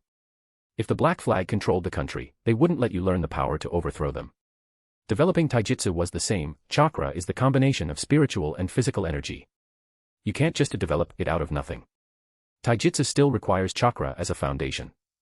Niji felt only someone like Lee, who refused to accept fate, would believe such nonsense. Do you all think this is just a story? Do you think I'm lying? Tanbo laughed. Yes. Excellent. Learning to question is also one of the necessary conditions for becoming an excellent ninja. Tanbo actually viewed this as a good sign. If a simple story could fool a bunch of military academy trainees, that would be a bad sign for the village's future. But Rock Lee felt even more dejected. So it really was just a made-up story. Can a ninja who can't use ninjutsu only be excellent in man-made tales? But, Tanbo continued, there is one more thing I haven't told you. The essence of that story can be condensed into one sentence: those who believe in miracles are as great as the miracles themselves. When you believe in a miracle, you are already a candidate for being an excellent ninja, regardless of whether you have the potential for ninjutsu. Tanbo was serious about this. When you believe in a miracle, you will find a way to overcome any desperate situation, creating a sliver of hope. To not believe in miracles is to accept a mediocre life without trying, something Tanbo had learned from his own past life. For a ninja, that spark of belief is vital. Chapter 156, Chapter 156, Destiny. Chapter 156, Destiny. Those who believe in miracles are as great as the miracles themselves. Haha, I believe in miracles too. Hiruzen Sarutobi stood outside the classroom. Hearing Tanbo Tobate's words, a gratified smile appeared on his face. Miracles, eh? He walked away with a smile. Tanbo's abilities, as always, made people feel at ease. Those who believe in miracles are as great as the miracles themselves. Rock Lee muttered the words incessantly. Although the story Sensei told was just a tale, this single sentence made him feel as though his heart was overflowing with power, a vigorous, forward-surging power. Perhaps he truly could do as Sensei said and believe in miracles. No, he needed to believe in the kind of miracle achieved through hard work, not just a fantasy. His resolve to become an excellent ninja despite being unable to use ninjutsu grew a little firmer. Those who believe in miracles are as great as the miracles themselves. Niji Hyuga froze upon hearing this. What a desirable power, even he could feel the vibrant energy within those words. However, if one believed in miracles, the Hyuga's caged bird would simply imprison that miracle as well. Miracles were great, but miracles didn't exist in this world. Sensei's story was, in the end, just a story. He looked at the others in the class and saw that they, like Lee, had expressions filled with the light of hope. This sentence could indeed touch the heart and grant strength. But it did not include him. Tanbo Tobitake was very satisfied with their expressions. Back in the day, when he first heard this line at the same age, his blood had boiled too. Haha, although that was just a story, among the people I know, there really is someone who became an excellent ninja relying solely on taijutsu.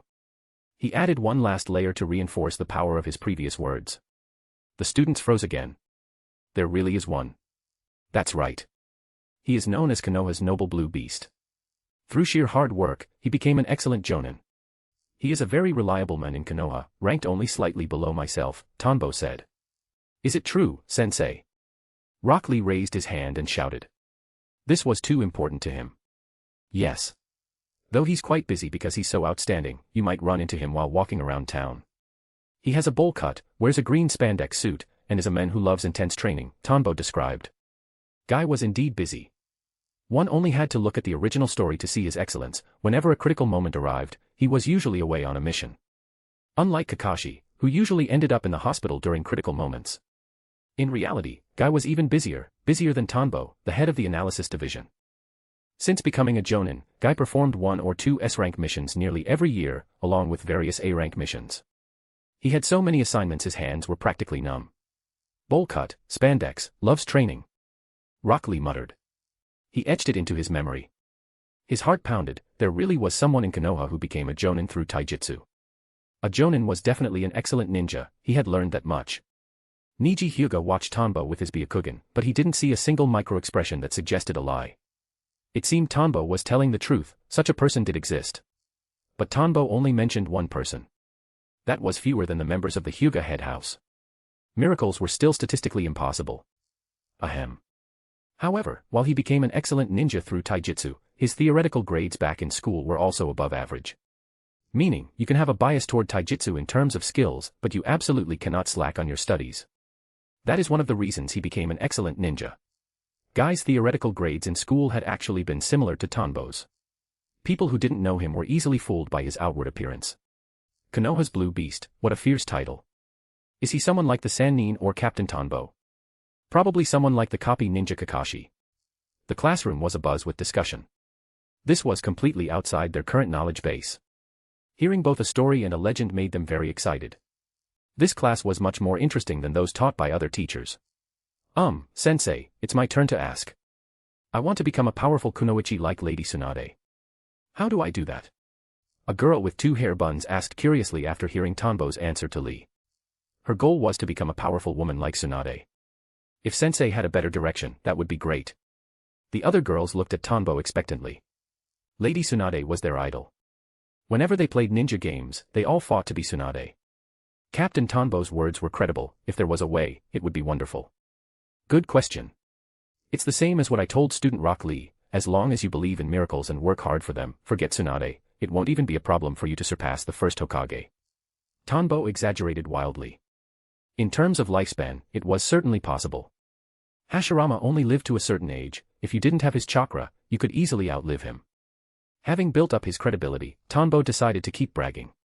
He was just giving the kids a goal to aim for, there was no harm in it. We'll work hard. We'll become powerful kunoichi like Lady Tsunade. Captain Tanbo, don't lie to us. By the way, why are you called Captain Tanbo? Is it because you became a captain? Tenten sat back down, satisfied with the answer. Tanbo was feeling very pleased with himself. Sensei, Niji Hyuga interjected. Although he felt Sensei was just trying to boost everyone's confidence, he couldn't hold back. What do you think destiny is? Can destiny be changed? Tanbo looked at him. Why ask something so metaphysical? Is it because of that thing on your forehead? He knew that if he just gave a simple answer, Niji wouldn't be swayed one bit. He wasn't Naruto, he didn't have Talk no Jutsu, nor did he have Naruto's burgeoning power that yearned for sunlight even while living in darkness. He couldn't infect others with emotion, especially someone as smart as Niji. Even with psychology, he couldn't solve Niji because the established facts of Niji's life wouldn't change. He just wanted to lighten Naruto's burden for the future. Niji's gaze changed instantly. His face became contorted with hidden rage as he stared deathly at Tanbo. Don't look at me like that. I know about your clan's affairs, Tanbo said calmly. Back to your question, what is destiny? So-called destiny is the objective limitation that cannot be surpassed even after objective effort. You must do your best as a human to know destiny, but destiny is not entirely predetermined. Tanbo did believe in fate to some extent, otherwise, he wouldn't be here. The great Toad Sage's prophecies were also a form of destiny. There is another saying, destiny is nothing more than the boring excuse of a loser, the self-mockery of a coward. Our future can only be decided by our own will and our own efforts. The meaning was clear, whichever definition you chose, you could still decide things for yourself. Chapter 157, The Great Toad Sage. Chapter 157, The Great Toad Sage. If willpower were enough, his father wouldn't have. Niji clenched his fists tightly upon hearing those words, but he didn't ask anything further. Tanbo Tobitake sensed the boy's emotional fluctuations and knew he hadn't reached him.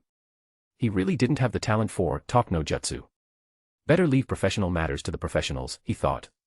He then moved on to answering questions from the other students.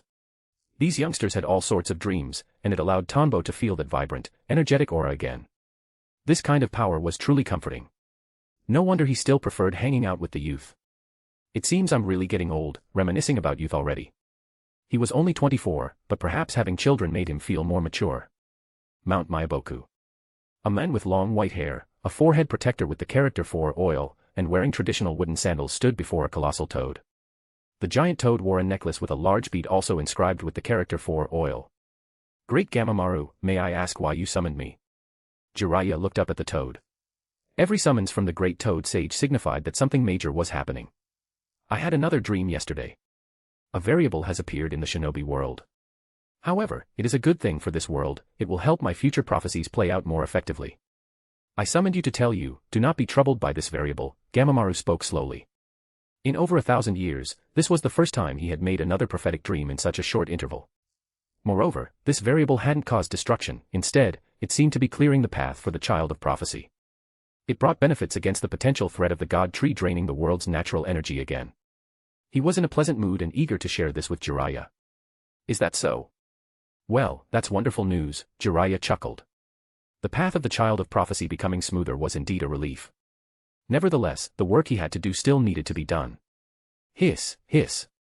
In a dark, gloomy base, a blue python was whispering something to Orochimaru. Orochimaru listened, a grin full of intrigue spreading across his face. Hey, I'll believe you this once. Otherwise, I'll definitely pull you out of the Pure Land and give you a beating. He hoped this plan would truly succeed, otherwise, it would be far too boring. He looked back at the experimental subject behind him. His technique was fully formed, he just needed to wait for the right moment. There was no longer a black cloak with red clouds on his body. Whoosh! Whoosh! Several figures appeared atop 10 massive fingers, each silhouette distinct. Has anyone found Orochimaru? Pain looked at the others. That guy is like a bug. If you blink, he vanishes.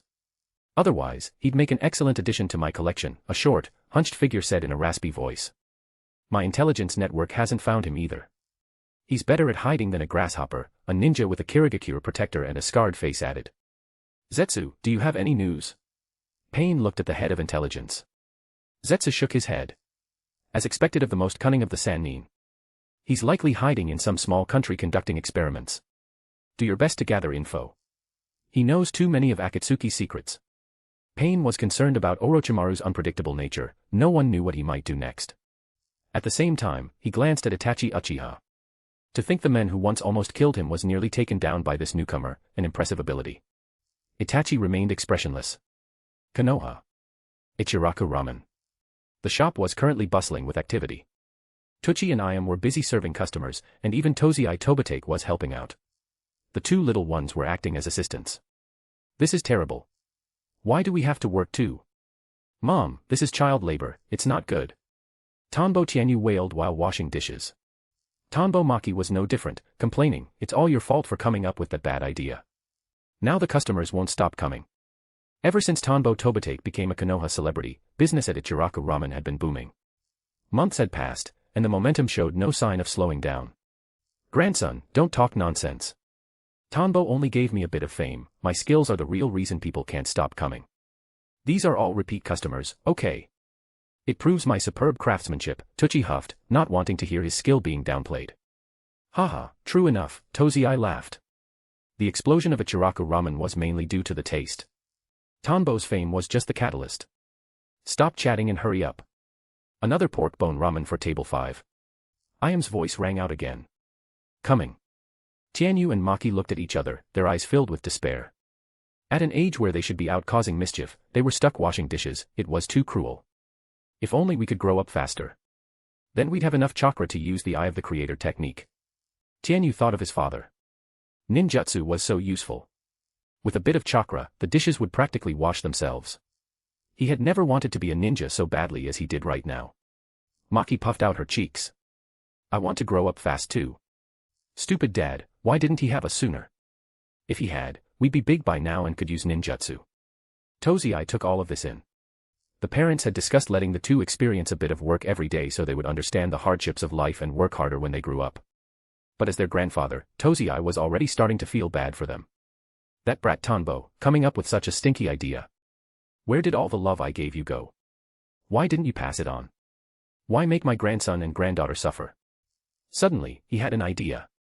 He was a ninja from the same era as the White Fang, he had just taken a hit to the hand. He could still use chakra. He knew Tanbo could form seals with one hand, maybe he could too. Housework would be so much easier then. Tianyu, Maki, go take a break. Let Grandpa handle this. Tozai felt for the kids who had already been working for 10 whole minutes and sent them off to rest. Iam also had some reservations about her husband's idea and nodded to them. They were so young, her husband was being a bit too irresponsible. Thank you, Grandpa. Thank you, Mom. Thank you, Grandpa Tucci. The two children thanked them politely and scurried to the back of the shop to rest. Once they confirmed their parents were busy working, they grinned. Maki, your idea was awesome. How did you know they'd let us rest if we did that? Tianyu asked. Dummy, Dad's essential ninja manual records many things. I thought it was interesting and tried to learn a bit. Who knew it would actually work?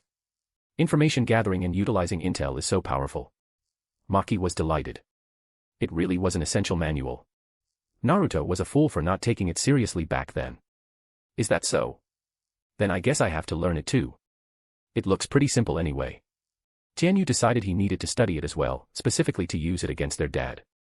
Chapter 158, Chapter 158, Cheating. Chapter 158, Cheating. What? You want to learn one-handed seals? Tanbo Tobitake was dumbfounded by his father's request. Don't you have any idea what your talent level is? Even a genius like Kakashi can't do one-handed seals, yet you're dreaming quite a beautiful dream, aren't you? You can do it, can't you? Since I'm your father, I definitely can too, Tozai Tobitake declared, puffing out his chest. You're my kid. If you're capable, so am I. He had seen Tanbo performing one-handed seals long ago, and he had been stunned at the time. Whether it was the washer puppet technique or the broom puppet technique, Tanbo always used one-handed seals for daily chores. Back then, Tozai was shocked and thought his son was simply extraordinary. At that time, he was just a retired ninja longing for the shinobi life. But as the years passed, he even had grandchildren now. Seeing his son use one-handed seals became as common as eating or drinking. He figured that as the father of Tanbo Tobitake, he must have that talent too. He completely forgot the reality of his actual skills back when he was an active ninja.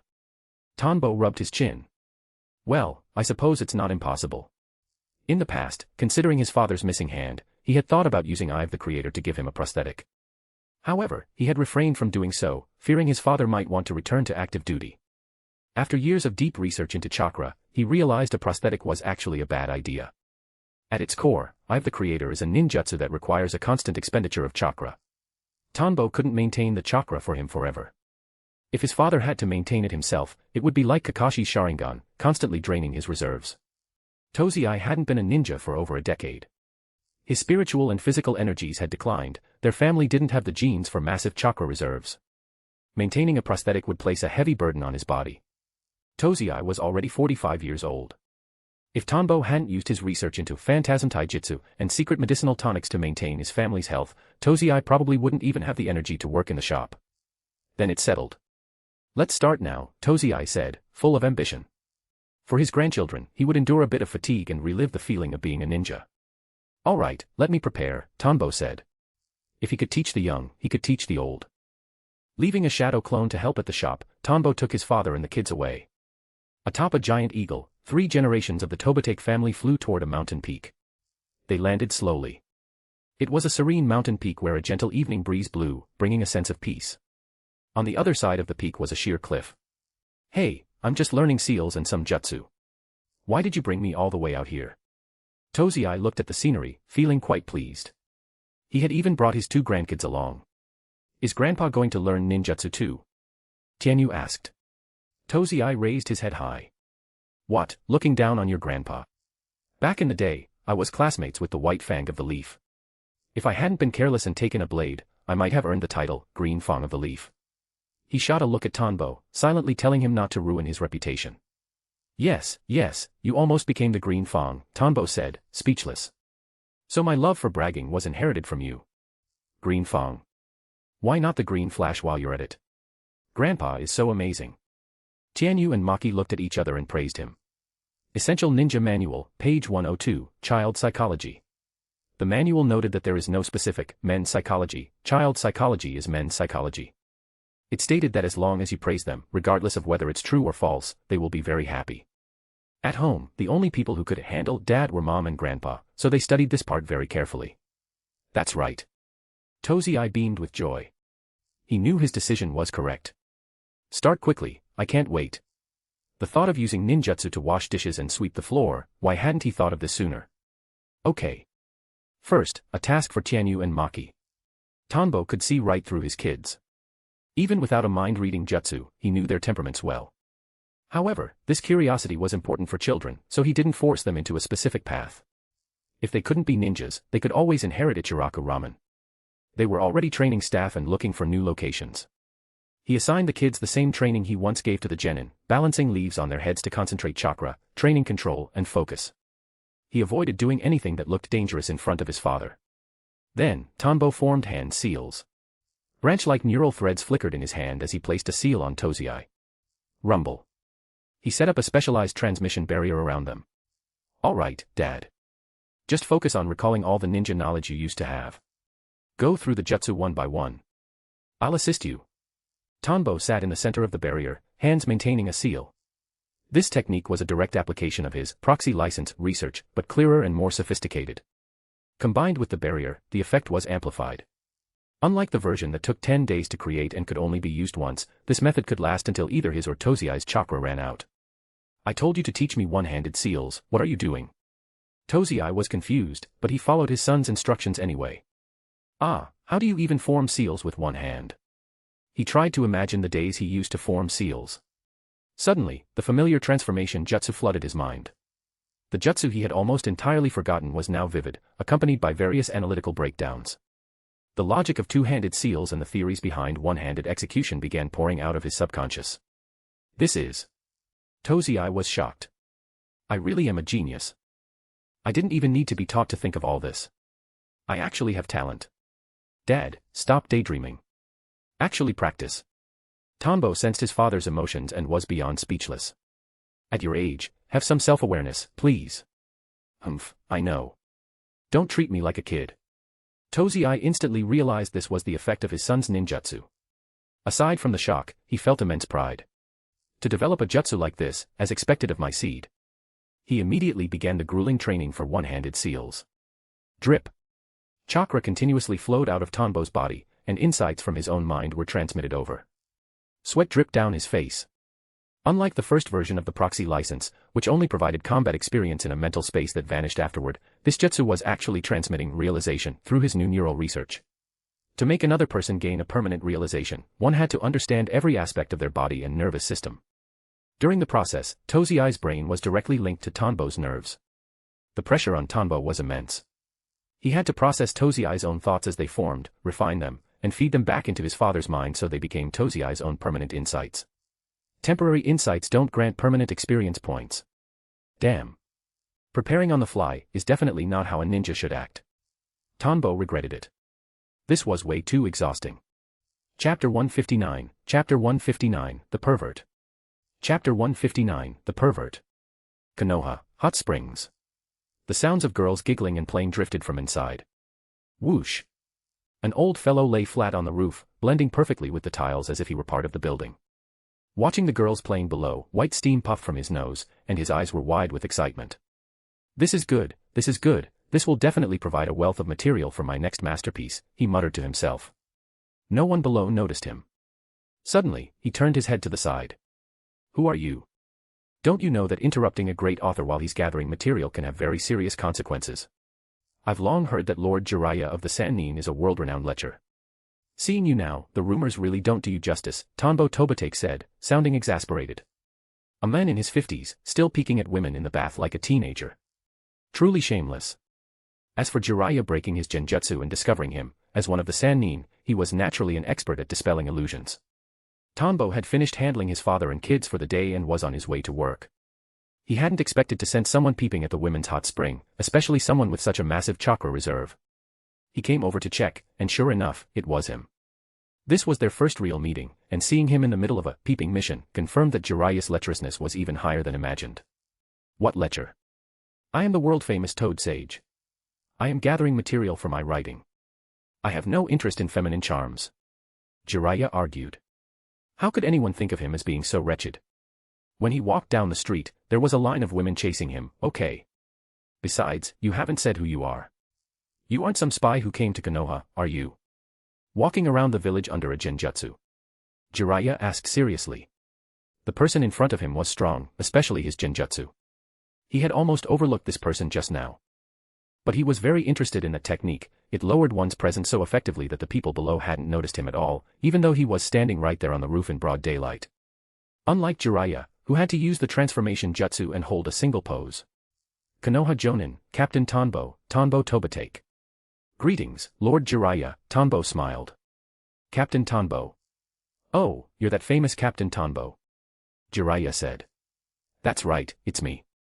Never heard of you. Jiraiya shook his head. Stop acting. You're Jiraiya the Spy Master. Tanbo was speechless. How could a master of intelligence not know his name? Well, just kidding. Tanbo Tobatake, right? Kakashi told me about you, a very remarkable genius. Jiraiya turned his head back toward the hot spring, losing interest in Tanbo. Oh my god. There's a pervert here. Tanbo suddenly pinched his throat and let out a high-pitched scream. Silence. Ah. Where's the pervert? On the roof. I don't see him.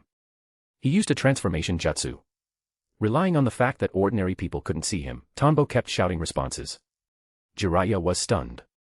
Are you kidding me? Poof. Realizing he couldn't stay, Jiraiya transformed into a toad and hopped away across the rooftops. Tanbo chuckled and followed him. Behind them, the hot springs were left in a state of chaos. You brat. How dare you interrupt Lord Jiraiya's material gathering? If you don't give me a good explanation, I'm going to give you a beating. Jiraiya growled, shaking his fist. Tanbo Tobatake replied, as a Konoha shinobi, maintaining order in the village is my responsibility. I apologize, Lord Jiraiya, but it was my duty. However, if you try to peep again, I'll still expose you. TCH. You're probably just after my autograph, aren't you? Fine, take out your book, I'll sign it for you. You have good taste, recognizing my work. Jiraiya held out his hand with a look of, I'm such a burden to my fans. Tanbo was even more speechless. Talk about overconfidence. I'm a decent man. I don't follow celebrities or writers. Forget it. I can tell by your genjutsu just now that you aren't a decent man. Don't play that game with me. Since we're all part of the Konoha family, I'll be direct, I'll trade this latest copy of Ika Ika Paradise for the genjutsu you used earlier. This was originally meant to be a gift for Kakashi. Jiraiya pulled a book from his bag and held it out. His eyes were practically sparkling. No thanks. I have to go to work, I'll be late if I don't leave now. Lord Jiraiya, play by yourself. Just stop peeping. Tanbo turned to leave. Clap. Jiraiya grabbed his shoulder. Wait. Hand over the genjutsu first, or I won't let you go. Pure land of ultimate bliss. Tanbo formed a seal, and the world around them began to transform. Whoa, darling. I missed you. Big brother, you're so naughty. My lord, let me serve you. You bad boy, I wasn't ready yet.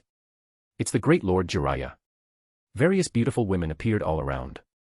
Celestial maidens from the heavens, girls in bikinis on the ground, they surrounded Jiraiya and began their assault. Pant, pant. Jiraiya was breathing heavily, his eyes darting everywhere. These were outfits he had never seen before, styles of every kind.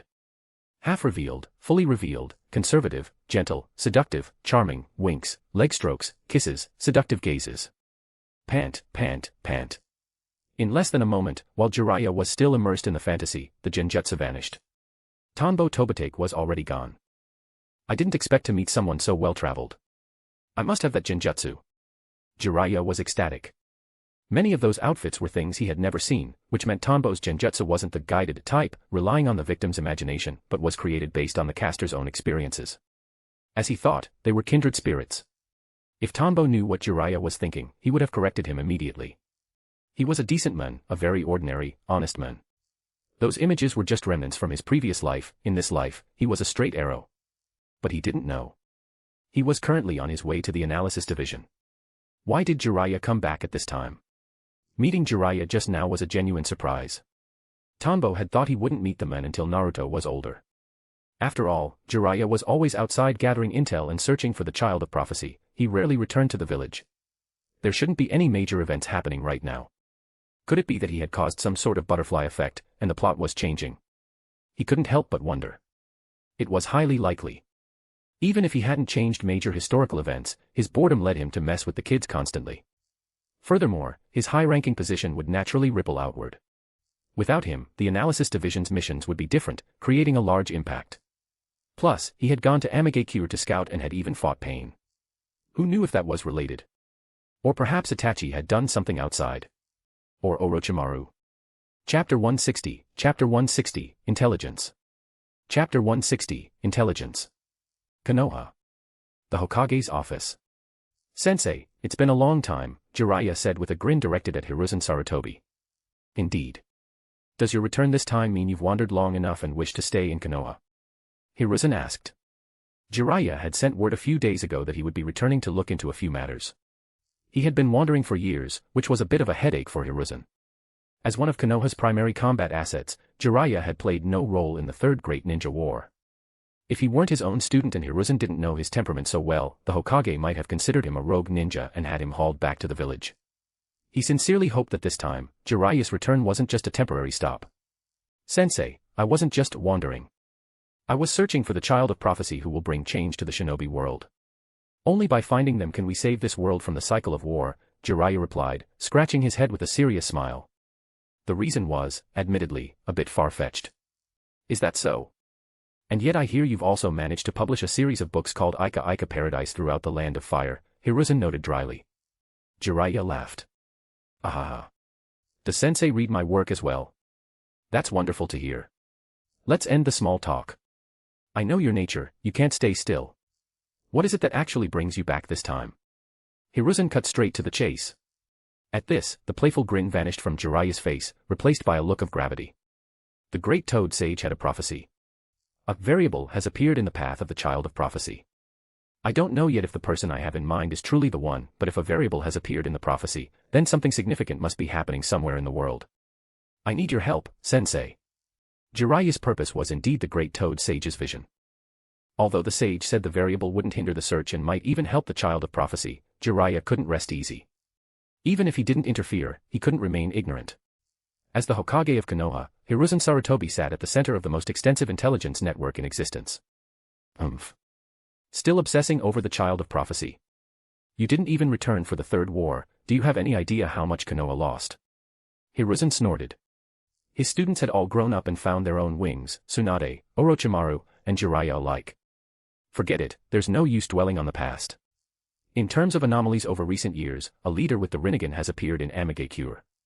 He calls himself a god. Hiruzen continued, according to the historical records of the Land of Fire, the Rinnegan was the eye of the Sage of the Six Paths, the founder of the Shinobi Creed. Aside from that, an underground organization has been surfacing in the smaller surrounding nations.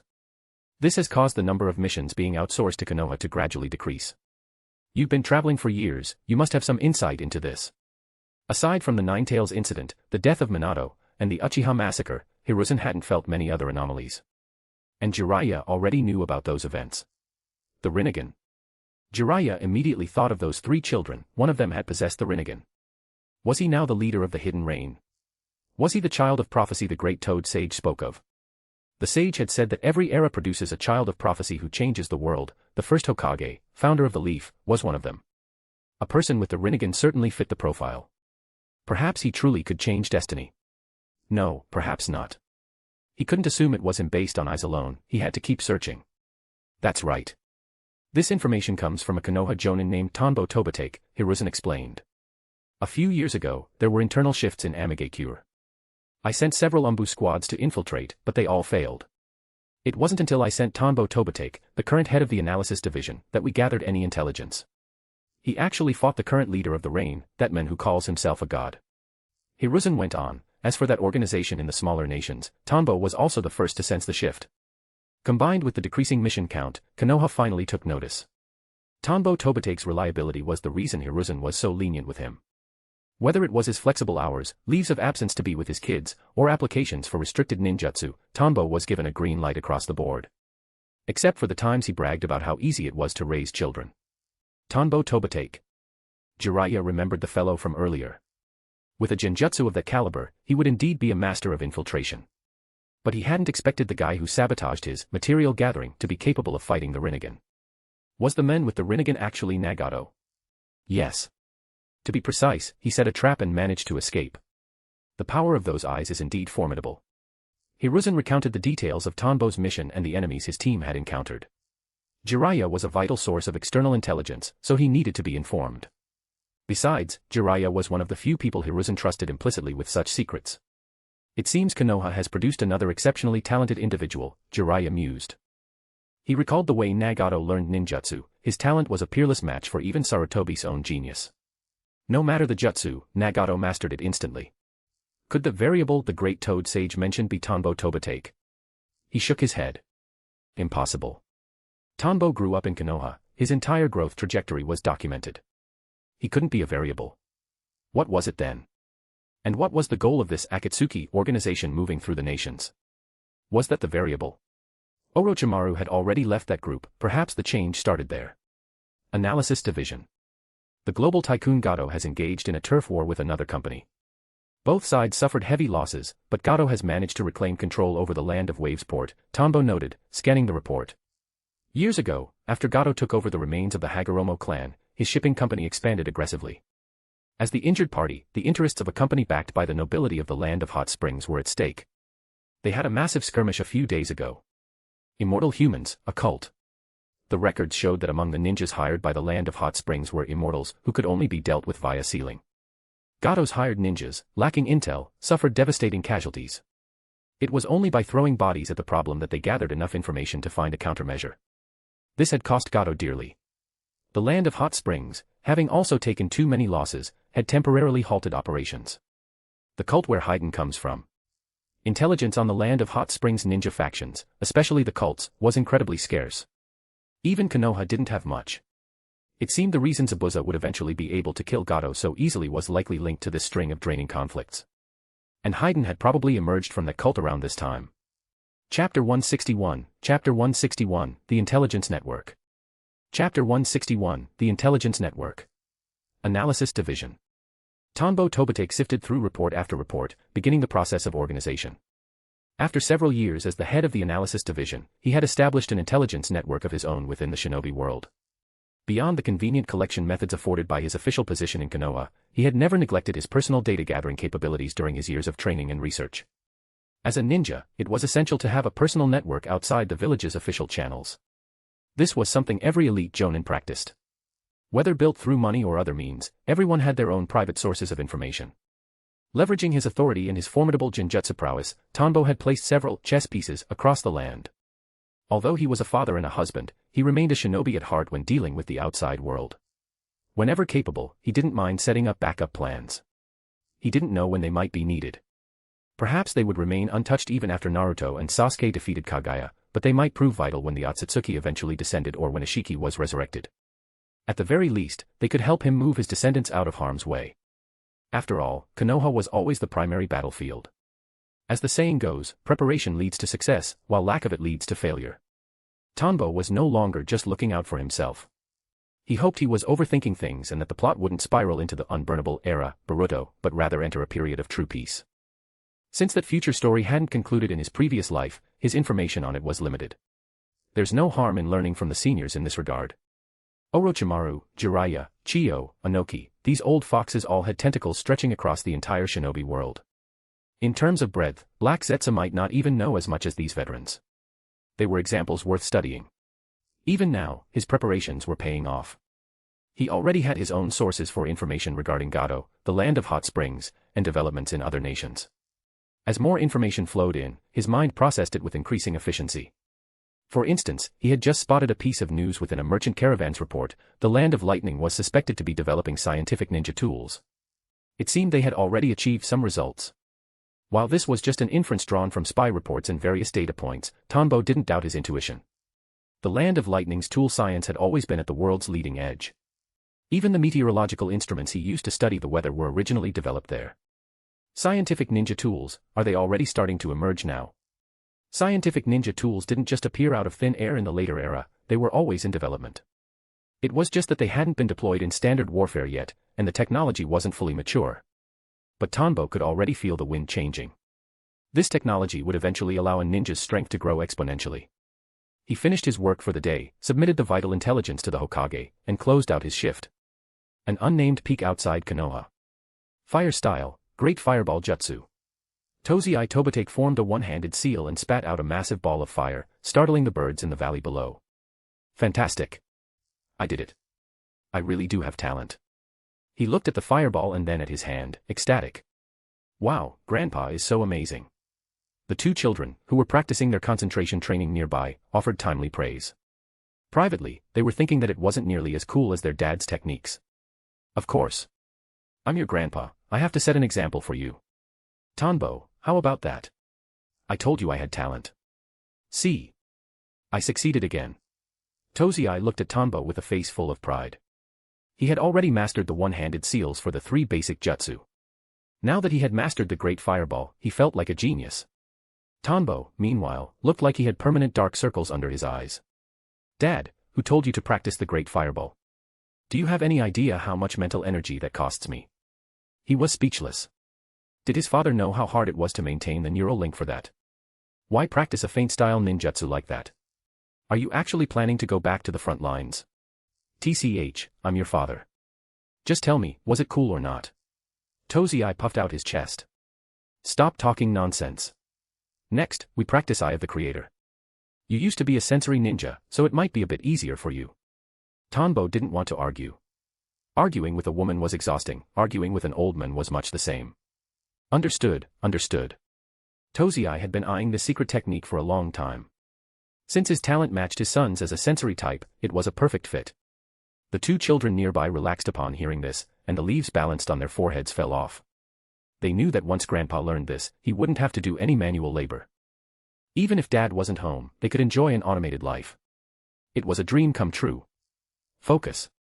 Don't make me say it again, Tanbo snapped, noticing their distraction and pulling out a bamboo switch threateningly. Yes, sir. Tianyu and Maki became serious again. They knew that only by learning well could they eventually be like their dad, simply forming a seal to have food brought to their mouths and clothes brought to their hands. Konoha. Atop the Hokage rock. Lord Jiraiya, why did you ask me here? Don't tell me you want my genjutsu again, Tanbo said, exasperated. He had just brought his family home when he received Jiraiya's invitation. He hadn't expected them to have much interaction, given they weren't close. Ahem. Am I that kind of person? Jiraiya gave a dry cough. I wanted to ask about your intelligence on Amage Cure, the Rinnegan's capabilities, and your thoughts on that unknown ninja who uses space-time ninjutsu. Am I that kind of person? Who the hell is spreading rumors about my reputation? Eh? Did the third tell you? He told me to keep my mouth shut and not reveal any of that to anyone, Tanbo teased. I want to spar with you once to get a feel for that guy's strength through yours, Jiraiya said. He was genuinely concerned about the person suspected to be Nagato. Tanbo was the only person who had actually fought him. At the same time, he wanted to get to know Tanbo Tobitake, the man known as the strongest of the younger generation alongside Kakashi. Before meeting Tanbo, Jiraiya had already spoken with Kakashi. He knew Kakashi's strength well, and since Kakashi admitted he was no match for Tanbo, Jiraiya was very intrigued. That's fine. A brief exchange should be enough. Otherwise, it's too dangerous. Since Jiraiya wanted to know, Tanbo saw no harm in it. Normally he avoided unnecessary fights, but as the head of the analysis division, he couldn't exactly refuse a senior's request for enemy intel. Besides, who knows? Maybe he could take Jiraiya down in one move. For those who didn't understand his techniques, his ninjutsu was incredibly broken, just as it had been against Orochimaru, though Orochimaru had been prepared for every possibility. Chapter 162, Chapter 162, Never Acting on Emotion. Chapter 162, Never Acting on Emotion. Whoosh. The wind swept across the grass. The 2 men stood opposite each other, bathed in the glow of the midday sun. Suddenly, the silence broke. No matter the direction, north, south, east, or west, I am peerless under heaven. One of the Sannin, the white-haired toad summoner, a dashing man who can make a crying child fall silent. I am none other than the great Jiraiya-sama. Jiraiya struck a series of poses he considered incredibly cool, a confident grin plastered on his face. Then, his expression shifted to one of serious appraisal. Sensory type, Genjutsu type, Ninjutsu type, Taijutsu type. From Ninjutsu to Taijutsu to Genjutsu, and even dimensions beyond, this was an all-around elite ninja. This was the conclusion Jiraiya had reached after speaking with the third Hokage and Kakashi. He's almost as excellent as I am, Jiraiya thought. It reminded him of Orochimaru. This man possessed the same caliber of raw potential that Orochimaru had shown in his youth. Heh, Lord Jiraiya, isn't your self-introduction a bit outdated? Tanbo chuckled at the display. It's my turn. Do you know who I am? Jiraiya blinked. Aren't you Tanbo Tobitake? But he played along. Who are you? Boom. An aura erupted violently. Tanbo unleashed a surge of conqueror's hockey-like pressure. Since you've asked so sincerely, I shall grant you an answer out of the goodness of my heart. To prevent the world's destruction, to protect the world's peace. First, never act on emotion. Second, never let a single bad deed go unjudged. Third, maintain the absolute beauty of a ninja's earnestness. I am the elite among Konoha's Jonin, the elite of the elites, Captain Tanbo. Come, Lord Jiraiya. I will face you with the same strength I used against the rain shadow. Tanbo kept his hands in his pockets as he activated a genjutsu, causing cherry blossom petals to drift down from the sky. He hadn't used this show-off style of ninjutsu in a long time. Since Jiraiya wanted to be cringy, Tanbo proved he was, all around, even in that department. Whoosh! Jiraiya's jaw nearly hit the ground as he stared at Tanbo's dramatic posture. Feeling the goosebumps on his skin and seeing the falling petals, he realized he had already fallen under a genjutsu without even noticing. Those lines, damn it. I'm a world-famous best-selling author, and I actually lost in the dialogue department. This is preposterous.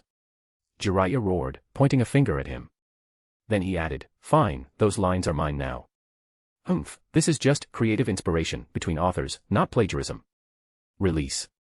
Upset that he had lost in his favorite field, Jiraiya decided to save face through combat. He dispelled Tanbo's illusion, his eyes turning sharp. Boar, dog, bird, monkey, ram. Summoning jutsu. Poof. One of Jiraiya's hands formed seals with lightning speed before slamming onto the ground. A human-sized toad appeared, clad in samurai armor. Lord Jiraiya, what's the situation? Is it an enemy? The iron-armed toad asked, looking at the men across from them. Just a spar, Old Iron, Jiraiya replied. Old Iron nodded. Understood. It seems like an important spar. He didn't ask further questions. Lord Jiraiya, that's cheating. Using 2 against 1 is dirty, Tanbo teased. In that case, I won't be polite either. Tanbo formed his own seals, and a human-sized monkey manifested beside him. That's not a summoning jutsu, Jiraiya noted, his brow furrowing at the hand signs. If it wasn't summoning, how did he call forth a monkey? It's a genjutsu. Watch out, go, berserk ape. I choose you. Tanbo commanded. The berserk ape lunged at the iron-armed toad. Zip. The iron-armed toad charged out to meet it. Crash. The toad and ape collided, immediately engaging in a fierce exchange of taijutsu. Tanbo turned his gaze back to Jiraiya. Since you want to experience the methods I used against pain, you can have a taste. Psycho mind transmission, pain. Arg. Jiraiya saw the toad was occupied and prepared to move in personally, but Tanbo's seals were too fast. Before Jiraiya could even look away, the jutsu was complete. Instantly, his entire body was racked with agony. A piercing, heart-wrenching pain, worse than any of the lethal wounds he had sustained on the battlefield over the years.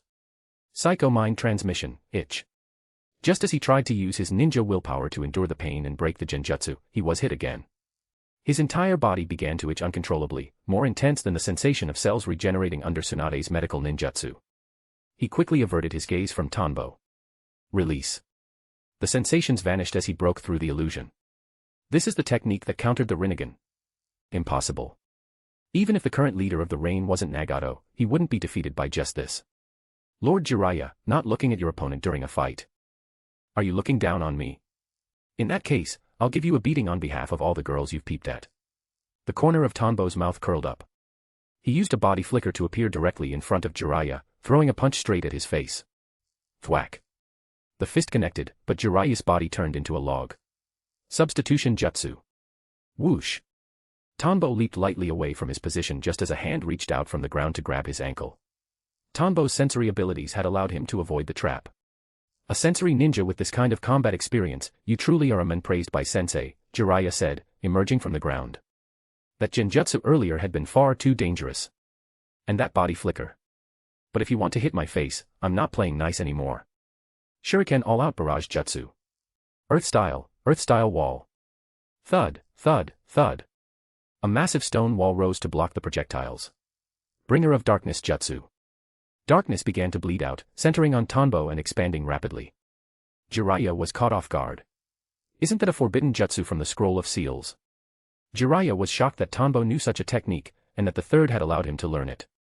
Everything plunged into absolute darkness. If it's this jutsu, it might actually counter the Rinnegan, Jiraiya thought. He realized standard methods wouldn't work to break it, and his truly powerful techniques weren't suitable for a friendly spar. Moreover, he understood now that Tanbo's primary strength lay in genjutsu. However, back when he was teaching Nagato, he knew that most genjutsu shouldn't work on those eyes. If the Bringer of Darkness was the only thing used, it wouldn't have been enough. Either Tanbo had other trump cards he was holding back, or Tanbo's combat experience simply overwhelmed the Rinnegan wielder. I give up. Jiraiya raised his hands in surrender. This man was a true Genjutsu master, his skills even surpassed Orochimaru's. Tanbo dispelled the darkness. Did I really beat Jiraiya that easily? Lord Jiraiya, surrendering so soon? I haven't even used the secret moves I used against that god guy. Tanbo felt a bit of regret. He had wanted to see if Jiraiya could break his psycho mind transmission, depression or his bandage trap. But he hadn't intended to use them, those techniques were far too dangerous for a friendly match. It seemed Jiraiya had chosen to forfeit the moment the forbidden jutsu came out. Chapter 163, Chapter 163, Ordinary People. Chapter 163, Ordinary People. In the end, Tanbo Tobitake explained his combat logic. Unlimited void. I see. I understand now. What a truly remarkable ninjutsu. Hearing the mechanics of the technique, Jiraiya was filled with admiration. Just hearing about the effects upon activation gave him a sense of overwhelming pressure. Even for someone of his caliber, if he were caught in it without prior intelligence, it would likely be a one-hit KO. It seemed Konoha had truly produced an extraordinary shinobi. Actually, the flaws are quite significant, Tanbo smiled. But it's more than enough to deal with ordinary people.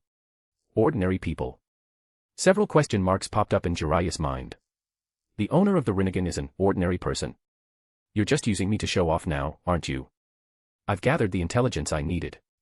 It seems that before I'm fully prepared, I shouldn't go looking for trouble. This person's abilities are far too perverse, and there's still information on several other members that hasn't been uncovered, Jiraiya mused. During the battle with Pain, there were many techniques Pain never used that Tanbo hadn't mentioned to the third or Jiraiya. Tanbo said, well then, I'll be heading off. I have to go home and cook for the kids. Because his brain was so efficient, he wasn't just limited to ninjutsu, his cooking was actually quite good. He was the best chef in the family, his skills surpassing even Tuchi's decades of experience. I heard you have 2 children already. Truly impressive. Are you sure you don't want to trade your genjutsu with me? I have many unique ninjutsu to offer, Jiraiya said, shifting from his serious purpose back to his less than reputable motives. Whether it was the presence-concealing illusion or those moves from earlier, his heart was itching to learn them. Especially that entrance genjutsu, it suited his Toad Sage status perfectly. Let's skip that. Your ninjutsu are useless to me, Tanbo replied. Mostly, he didn't want his techniques used by Jiraiya for indecent activities. It would be a disgrace to the craft. Goodbye. Poof. Forming a seal, he vanished from before Jiraiya's eyes. TCH. Damn it. How dare he look down on me? I'm a sage. I know sage mode. Jiraiya shouted at the air, fuming.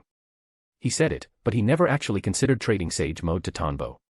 Tanbo had no affinity with the toads, and sage mode required a massive chakra reserve, even Jiraiya barely qualified to enter it. It simply wasn't a fit.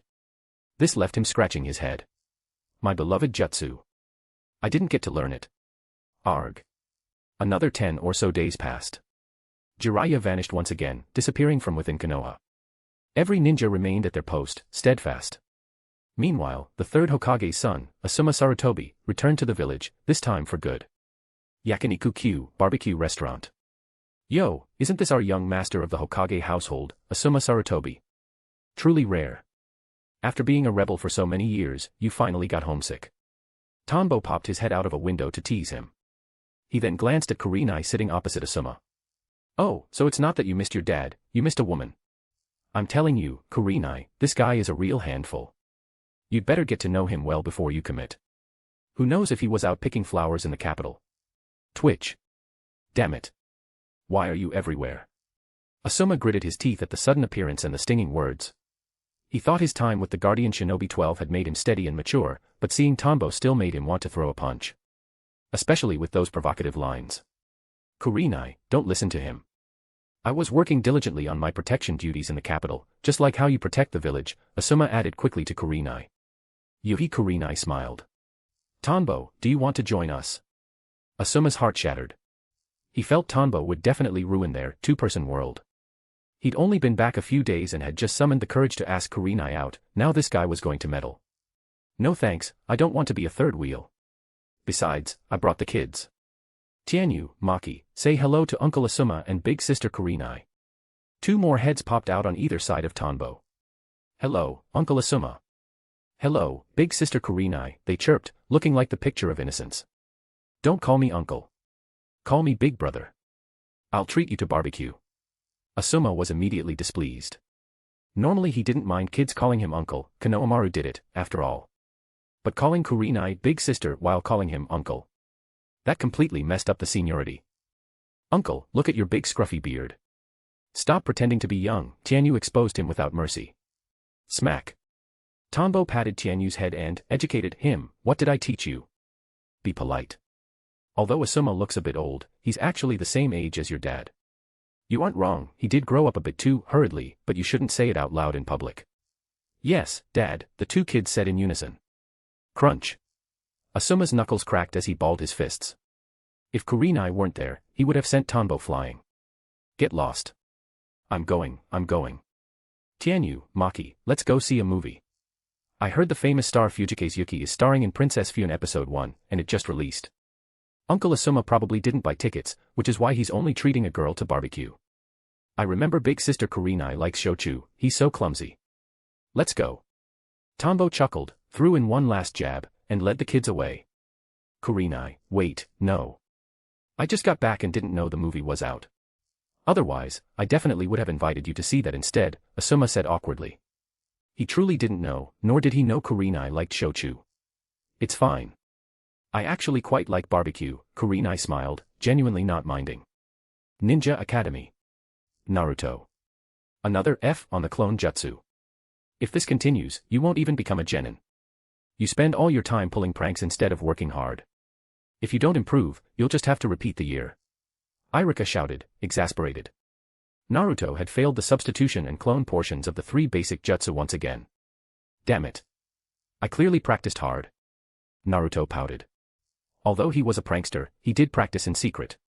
He didn't want to be left too far behind by Sasuke and the others. But the clone and substitution jutsu always felt off, his chakra simply wouldn't listen to him. Humph, still making excuses. Next. Sasuke. Poof. Very good. Form and posture are perfect. Pass. Next, Kiba. Poof.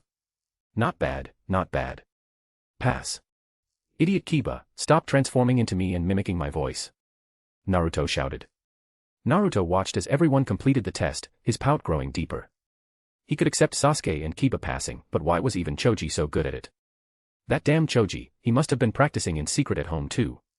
He said he'd be my strategist, but he didn't tell me he was getting ahead. Chapter 164, Contact Evolution. Chapter 164, Contact Evolution. Konoha. The Ninja Academy. The area was bustling with people. It was that time of year again, enrollment for new students. This time, Tanbo Tobitake was here as the protagonist, the father of the new students, accompanied by Iam. They each held a child by the hand. Tianyu and Maki looked at the children their age surrounding them, their faces glowing with excitement. Finally, school was starting. There would be plenty of friends to play with, and more importantly, it meant they were officially embarking on the path of the shinobi. Grandpa, I don't want to go to school. I want to stay home. Just as they were soaking in the atmosphere, a voice rang out from the main gate. They turned to see a little kid wearing a long muffler, despite the heat, shouting at a very familiar figure. Konohamaru, how can you not go to school? You're a big boy now. If you don't go, Grandpa won't talk to you anymore. Hiruzen Sarutobi held Konohamaru's hand, his face a mask of exasperation. He spotted Tanbo Tobitake, also leading children, and pulled the reluctant Konohamaru over. Today, Hiruzen wasn't wearing his Hokage robes, but simple, casual leisure clothes. Tanbo turned to him. Lord Hokage. Hey, Konohamaru has grown up, hasn't he? Konohamaru was just as cute in person as he was in the anime. Who are you? I'm the Hokage's grandson. You should call me young master. Konohamaru shouted, clearly displeased with Tanbo's casual tone. Bleh. Our young master is afraid of school. How embarrassing. Maki suddenly mocked him with a face. Tianyu educated his sister, we're in public. We have to give the Lord Hokage some face. Even though this Konohamaru guy acts like a 3-year-old, we shouldn't say it out loud. He then turned to Hiruzen. Lord Hokage, I'm sorry. My sister was blunt. Her words were a bit harsh. After a moment of stunned silence, Konohamaru exploded. He pointed a finger at them, trembling with rage. You jerks. This young master is going to beat you up. He lunged forward, ready for a fight. He might be young, but he could definitely sense the sarcasm dripping from their apology. Hey, Konohamaru. They're your classmates, you can't fight, Hiruzen sighed, grabbing Konohamaru by his muffler. The boy's limbs flailed in the air, his eyes full of fury. Smack. Tanbo patted his children on the head. Watch your mouths. Say sorry to the Lord Hokage and big brother Konohamaru. The audacity of these two, they're getting so bold they're even talking back to the Hokage. Yes. Lord Hokage, we're sorry. Big brother Konohamaru, we're sorry. The two became instantly obedient, the result of years of experience with Tanbo's bamboo switch fried meat discipline. Humph. Even if you call me big brother, I won't forgive you. Konohamaru huffed, a look of smugness returning to his face. He assumed they were scared of his status, just like everyone else. Haha, Tanbo, these two are certainly lively. Hiruzen laughed, looking at Tianyu and Maki. Tanbo always bragged about how well-behaved his kids were, now it seemed they weren't so different from Konohamaru after all. For years, Hiruzen had worried his duties as Hokage made him a worse teacher than Tanbo. It was a relief to see they were all just kids. Indeed. Finally starting school. I hope they can become someone as great as you, Lord Hokage, Tanbo said politely. Inwardly, he marveled at how fast time flew. His children were already school age, which meant there was only 1 year left until Naruto graduated. It also meant the fourth great ninja war was drawing closer. The Hokage. That title belongs only to me. Konohamaru snapped, unhappy that these two might be competing for his dream. Oh. Look at that mountain. You think your face would look good carved up there? Tianyu pointed at the Hokage rock behind the academy. The fourth Hokage's statue looked particularly majestic, watching over the students below. Konohamaru looked up, imagining his own head carved next to the fourth's. It looks great. How could it not look good? I am offered her own greeting. Lord Hokage. The ceremony is starting. Let's go, Hiruzen nodded. The academy gates opened, and teachers began leading the children inside. The parents watched from the outside. Konohamaru, Tianyu, and Maki exchanged one last dirty look before turning their backs on each other and marching in. Ha ha ha, children really do have the most energy, Hiruzen smiled. Tanbo replied, yes, the third generation is getting old, and I'm starting to feel old too. He was 25. If you added his 2 lives together, he was over 50. Hiruzen was momentarily choked for words. Analysis Division. Contact Evolution. This was the first stage completed result of a ninjutsu Tanbo had been researching for over 5 years.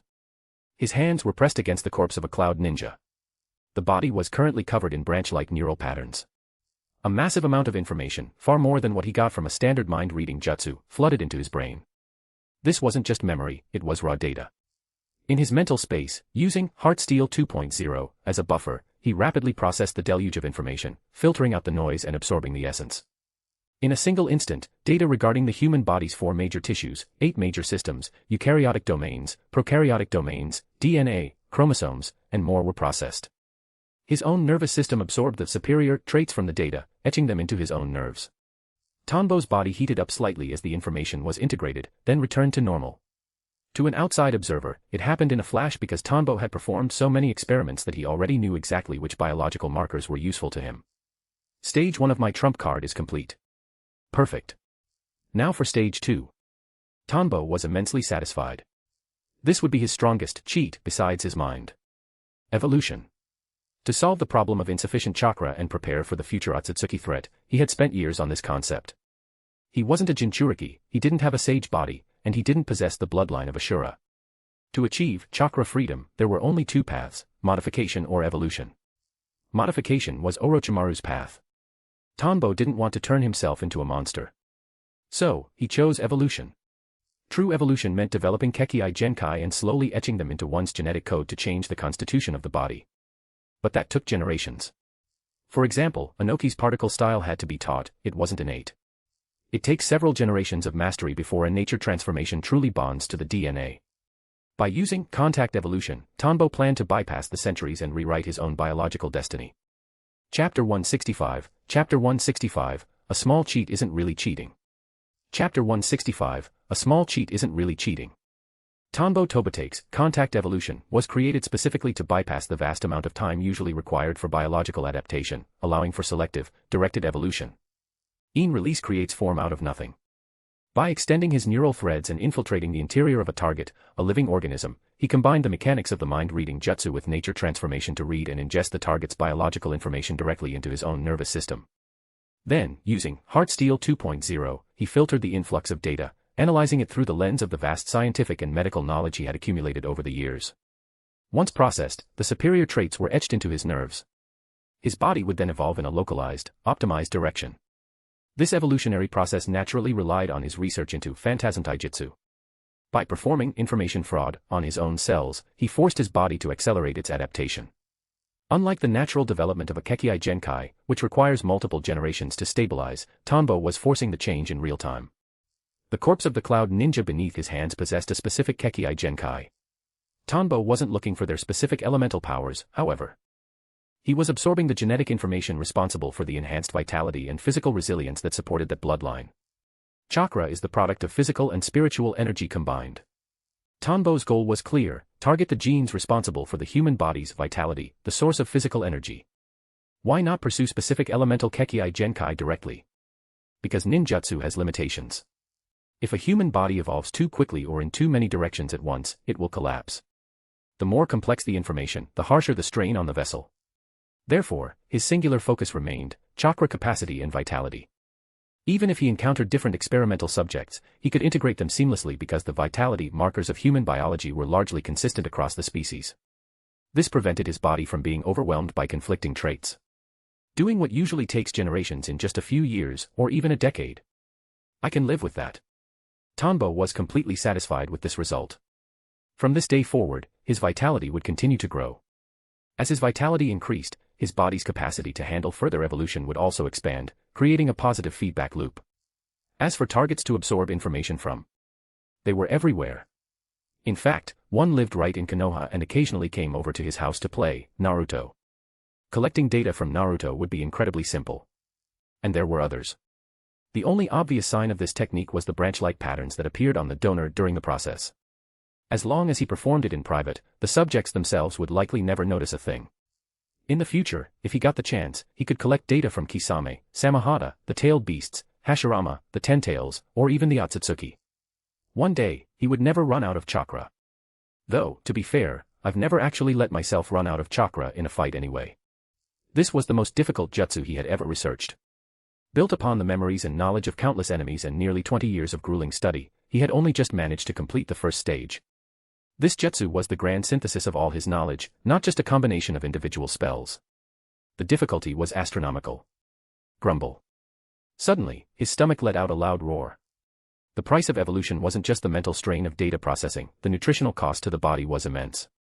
He pulled a special food pill from his pocket to replenish his nutrients. These were custom-ordered from the Akimichi clan. A single pill cost tens of thousands of ryo. Man, the arms race and pharmaceutical business are where the real money is. He was incredibly envious. Based on his analysis of these pills, there were many components he didn't even recognize. This was the role of knowledge in evolution. Without the corresponding understanding of chemistry and biology, he couldn't evolve safely. Blindly tampering with his genetics would only lead to a breakdown. He recognized some ingredients as herbs and deer antlers produced by the Nara clan. Expensive. Far too expensive. But he had no choice. His primary focus was human physiology. He didn't have the spare time to master high-level pharmacology yet, so he had to endure the financial pain of buying his progress. Fortunately, his good relationship with the Inoshikacho trio meant he at least got a friendship price. The Akimichi clan didn't ask questions about his custom orders. If he paid, they sold. By now, everyone in Konoha knew Tanbo Tobitake was one of the village's most trustworthy men. One evening. "Hubby, have you noticed? Lately, you seem to be in better shape, and you're eating way more than usual," I said, leaning into Tanbo's arms. She looked at his skin and his eyes. There was a noticeable change. Before, even though he was handsome, he was still an active ninja who often returned from missions with inevitable fatigue. Now, his skin was incredibly smooth to the touch, and his eyes were constantly vibrant. Plus, he had been much more energetic lately, to the point where she could barely keep up. Tanbo smiled, holding her close. "It's a new body conditioning technique I've been developing. It's similar to the routines I usually give you, but much more effective. Once I'm certain there are no side effects, I'll start the treatment for you too." When it came to benefits, family always came first. "Really? You're the best, hubby." "Love you," I whispered affectionately. "Love you too." "Hiya." "Ha." Thud. Thud. Thud. 1,000 left leg kicks. 500 push-ups. Rock Lee was pouring his soul into a wooden training post, his face as earnest as ever. He believed firmly that he could surpass Niji through taijutsu. He was a genius of hard work. Nearby, Niji Hyuga and Tenten were also practicing. They had officially formed a team and were now active genin. Though they spent most of their time on low-rank missions, they were currently undergoing Gai-sensei's specialized taijutsu training. Niji watched the struggling Lee. Even if he didn't agree with the boy's philosophy, he respected the effort. I didn't expect that, Tanbo. A man who believes in miracles is even greater than the miracle itself. To think such words would come from your mouth. I'm truly impressed, Might Guy said, standing on a tree branch and looking down at his beloved students. Those were words that made one's blood boil with passion. Crunch. Popping a food pill into his mouth, Tanbo replied, I didn't expect you to actually be able to lead students. That's what's impressive. But since you invited me here, what exactly do you need help with? Guy had invited him today, saying he wanted Tanbo to meet his students and asking for a small favor. Tanbo was surprised to see that Guy hadn't forced Lee into the bowl-cut hairstyle yet. He. Since I only specialize in taijutsu, and I see you aren't too busy, I wanted to ask you to teach them something different. I want them to be more well-rounded. Might Guy was well aware of his own limitations. He was confident in his ability to train these kids, but if there was a way to make them better, he wouldn't pass it up. And Tanbo was the most gifted teacher among his friends. Naturally, being the clever man he was, Guy was here to fleece some knowledge off Tanbo. He just hoped Tanbo wouldn't give them a sense of fashion as bad as his, or worse, a sense of logic that would make them stop wearing green jumpsuits. Chapter 166, Special Training. Chapter 166, Special Training. Training Ground 77. Teach them something new to patch up their weaknesses, huh? Tanbo Tobitake rubbed his chin as he watched the three students training hard below. Niji, Tenten, and Lee were all exceptionally gifted in their own ways. Using this training session to collect their genetic information and enrich his data library sounded like a fair trade. Niji had the Byakugan, so his genetic markers were bound to be unique. Tenten had an affinity for space-time and ninja tools, and as for Lee, it was a win-win, even if Guy clearly had no intention of paying for the lesson. In fact, Tanbo might even be able to trick Guy into letting him perform a full physical examination. Guy's genes were his ultimate prize, a true genius of taijutsu. The reason Guy could survive such soul-crushing training was due to his naturally robust vitality. Exactly. I can only teach combat experience, taijutsu, and shuriken techniques. There are some areas I simply can't cover, and I feel like I'm doing them a disservice, Guy admitted. He felt he was wasting their potential by not being able to develop their specific talents more comprehensively. Tanbo replied, no problem. It just so happens I've finished a new jutsu. I can use this as an experiment to see how much it helps in training. You developed another new jutsu. Guy's eyes widened in disbelief. Every so often, Tanbo would give him a surprise. No, it was more like a shock. Kakashi was a genius, but he had only developed the Chidori. Tanbo was constantly rewriting Guy's understanding of the world. He remembered their past spars where various taijutsu and ninjutsu would fly out of Tanbo as if they cost nothing to use. Tanbo spread his hands. Developing ninjutsu isn't that hard. Just like your taijutsu, it just takes time to figure things out. Simple and easy. Anyway, have them get ready. Tell them to bring several changes of clothes. I'm going to teach them a few things and give them a physical checkup while I'm at it. I'm worried your teaching style might be putting too much strain on their bodies, Tanbo added. I hear what you're saying, but don't look down on me.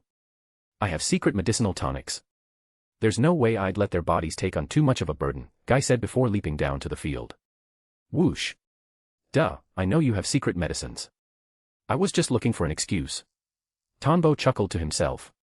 With training as intense as Guy's, there was no way they could survive without specialized tonics. Did people really think a Might Dway, a Might Guy, and a Rock Lee could be produced by talent alone? Geniuses aren't made that way. Beyond talent, Might Guy had researched specialized medicines to support the body. In truth, any ninja with resources had medicinal components in their system, Tanbo included. His own taijutsu training involved specific supplements to replenish essential elements. However, everyone's recipe was different. Due to his research into phantasm taijutsu, Tanbo mostly focused on pure nutrition and regenerative elements. Guy and his students had to consider more, nutrient replenishment, fatigue repair, and healing internal microtraumas. They were frequent visitors to the Konoha hospital for checkups. But Tanbo still needed his excuse for the examination. Hiya. Ha. Thud. Thud. Rock Lee was locked in a fierce struggle with the training post. All right, my beloved students. Today's hot-blooded youth ends here. Guy appeared, interrupting their session. Lee blinked, confused. But Guy-sensei, we've only been practicing for a little while. Are we going on a mission? He preferred training over missions, it was the only way to get stronger. Niji asked, is it because of Captain Tanbo? Does he have business with us? Tenten perked up. You mean Captain Tanbo? The one who said girls can become Hokage too. Where is he? She looked around eagerly. He was a celebrity in Konoha, on par with Kakashi the copy ninja. She really wanted an autograph. More importantly, his public recognition of female shinobi gave her the drive to surpass Lady Tsunade and become Konoha's first female Hokage. Ha ha ha. That's right. I've invited him here to teach you something new. This man is Konoha's ultimate all-around ninja, Guy explained. It's Tanbo-sensei. That's great. Lee was even more excited. Ever since Tanbo had validated his dreams during their first meeting, Lee had been convinced that one could become an elite ninja even without ninjutsu. Meeting Guy-sensei only proved that Tanbo hadn't been lying. Ah, Lee, you're making me sad. Wah. Guy burst into dramatic tears. Guy-sensei. Lee. So, what do we need to do? Niji asked, ignoring the drama. Go home and prepare a few sets of clothes, then regroup. It's noon now, let's meet back here at 12:30, Guy said, checking the time. Yes, Guy-sensei. Zip. Zip. They didn't have much time. Though they didn't understand what clothes had to do with training, they obeyed their teacher. Guy crossed his arms and shouted toward Tanbo's direction, Tanbo, what kind of training is this exactly? He realized he had forgotten to ask. Courage training, and a little bonus for the youngsters, Tanbo called back. To collect information for his contact evolution, he had developed a specific training genjutsu, one that was now effortless for him to maintain. Courage training. Guy was puzzled. They taught that at the academy, was there really a need for more? How could a ninja not have courage? He had completely forgotten his own past predicament when he faced the 7 swordsmen of the mist and was so terrified his butt hit the dirt. What kind of training could it be? Tenten wondered as she packed her things at home. It certainly wouldn't be taijutsu, Guy-sensei covered that. It probably wasn't standard genjutsu training either, because that wouldn't require extra clothes. So what is it? She looked at her wardrobe and decided to seal a large variety of outfits into a scroll. Better safe than sorry. I'm so looking forward to Tanbo-sensei's training. I heard Irika-sensei was his student. If he could train such an excellent teacher, he'll definitely be able to teach us well, Lee thought, packing his spare jumpsuits. He was eager for the unknown. That man, he's gotten stronger again. Niji Hyuga recalled the chakra he had just sensed. Compared to 2 years ago, it had grown significantly. However, he didn't hold much hope for Tanbo's teaching. The Hyuga clan was the greatest in Konoha, with a perfect system of ninjutsu education and unique secret techniques. He figured another ninja could only help him with stamina, traps, or shuriken. Still, he followed orders. Very soon, the 3 returned to the training ground. Guy and Tanbo were waiting, standing beside a giant eagle as large as a house. Chapter 167, Chapter 167, Deep Space Phobia. Chapter 167, Deep Space Phobia. What is this? Looking at the massive eagle, they were struck dumb. Was this a summoning beast? It was gargantuan. It felt like a single swipe of its talons could crush them. Haha, surprised. This is a secret technique, not a summoning beast. I got tricked by it once before too. Guy bragged, showing off his extensive knowledge. Amazing. As expected of Captain Tanbo, to be able to call forth such a huge eagle. Lee leaned in for a closer look, touching its talons and jumping up to feel its feathers. Everything felt so real, just like a genuine eagle. And it wasn't a summoning beast. Byakugan, activate. Niji didn't believe it either. He activated his Byakugan to inspect it. Instantly, the world turned black and white. In his vision, the giant eagle was indistinguishable from a real animal, chakra flowed through it, and its flesh manifested as a physical reality. Deactivating the Byakugan, he looked at Tanbo Tobitake with disbelief. If this wasn't a summoning beast, he'd gouge out his own eyes, cut off his tongue, and chop off his fingers. Fine, it's not a summoning beast. I take it back. Wow. Is this giant eagle going to carry us to the training ground? Tenten's eyes sparkled. Soaring through the sky was a dream for many. She had never experienced the sensation of flight before. Tanbo-sensei had once said that becoming a ninja meant getting to experience flight. He was right. She decided then and there that she would eventually sign a contract with a flying summon. Let's go. To the training grounds. Tanbo gave a high leap, landing on the eagle's back along with Guy. Zip, zip. The remaining 3 leaped up as well. For genin like them, this height was no obstacle. Whoosh. The giant eagle flapped its wings, carrying the 5 of them high into the air. Slowly, the Konoha below dwindled into a miniature model. The three youngsters and Might Guy looked down at the tiny village, a sense of vastness filling their hearts. However, after the awe came the trembling legs. Lee's body slowly went limp. Ten felt dizzy, her head spinning as if she were about to fall off. This height is truly terrifying. Guy's teeth chattered. He knew a fall from here wouldn't end well. However, his powerful Jonin willpower allowed him to suppress the fear. Only Niji remained perfectly calm, seemingly unaffected. Haha. Does soaring through the sky feel wonderful? Seeing the scenery from this angle makes everything look different, doesn't it? Tanbo laughed as he watched them shake. Back then, his kids and Kiba hadn't trembled this much. They only started shaking when it was time to jump. It was indeed too high. He lowered the flight altitude to a point where a fall would only result in broken bones rather than death. Instantly, everyone felt a bit better. Phew.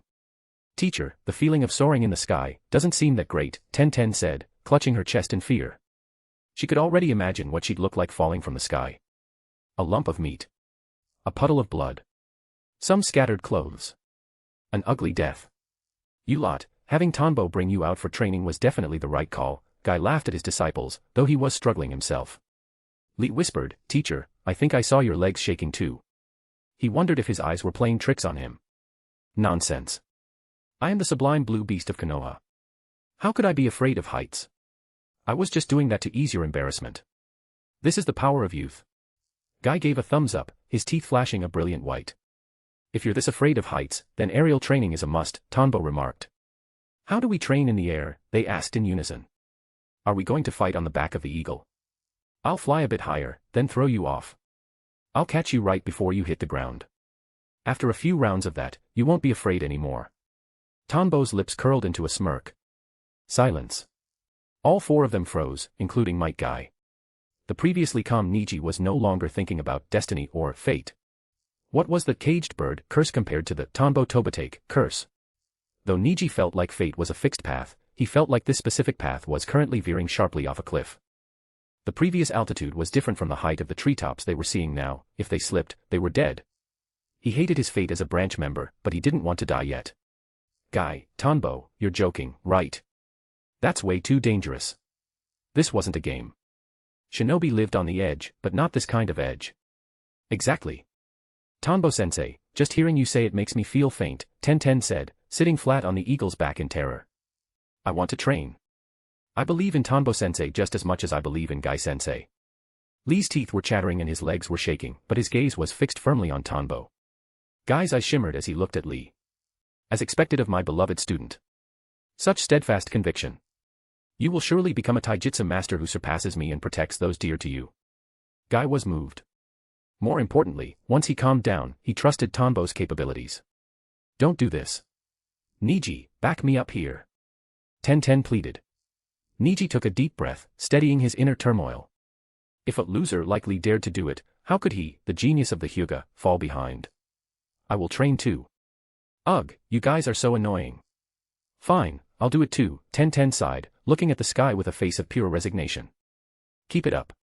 The only way to defeat fear is to face it, Tanbo said with a grin. Wait until we start the heavenly descent training, you'll all be crying. The thought of Guy crying made him chuckle. Actually, Guy cried all the time. That wasn't special. Whoosh. The eagle crossed forests, mountains, and rivers. The scenery blurred past. The speed increased until Guy had to help stabilize Lee and Ten. Their chakra control wasn't precise enough yet to keep their feet stuck to the eagle's back at high speeds. Only Niji stood firm, his hair fluttering under his headband in the wind. Wait a minute, Tanbo. If the aerial training is for later, what are we training right now? Guy suddenly realized they were getting very far from Konoha. Boom. Just as Guy asked, a monstrous bird lunged out from the forest below. It was incredibly fast, creating a sharp sonic boom. Enemy attack. Guy looked at the creature. It was a bizarre, five-legged bird. Next to its beak were two trumpet-like organs. The sonic boom was coming from them. The sound was piercing, making everyone's balance waver. They felt like they were about to be shaken off the giant eagle. Guy covered his ears, shielding Lee and Ten beneath him. Niji, caught off guard, felt his feet leave the eagle's back. Grab. Tanbo reached out and caught Niji by the ankle. If I fly higher, you get scared. If I fly lower, your guard drops. Let's see how you handle this. Chapter 168, Chapter 168, Demonic Illusion, False Surroundings Jutsu. Chapter 168, Demonic Illusion, False Surroundings Jutsu. Horse, tiger, rat, boar. Demonic Illusion, False Surroundings Jutsu. A standard, high-level Konoha Genjutsu. The monstrous bird was instantly dazed, its vision shifted until all that remained was a single, narrow corridor. To its left and right were towering walls. Below was a sea of raging flames, and straight ahead was a single point of light.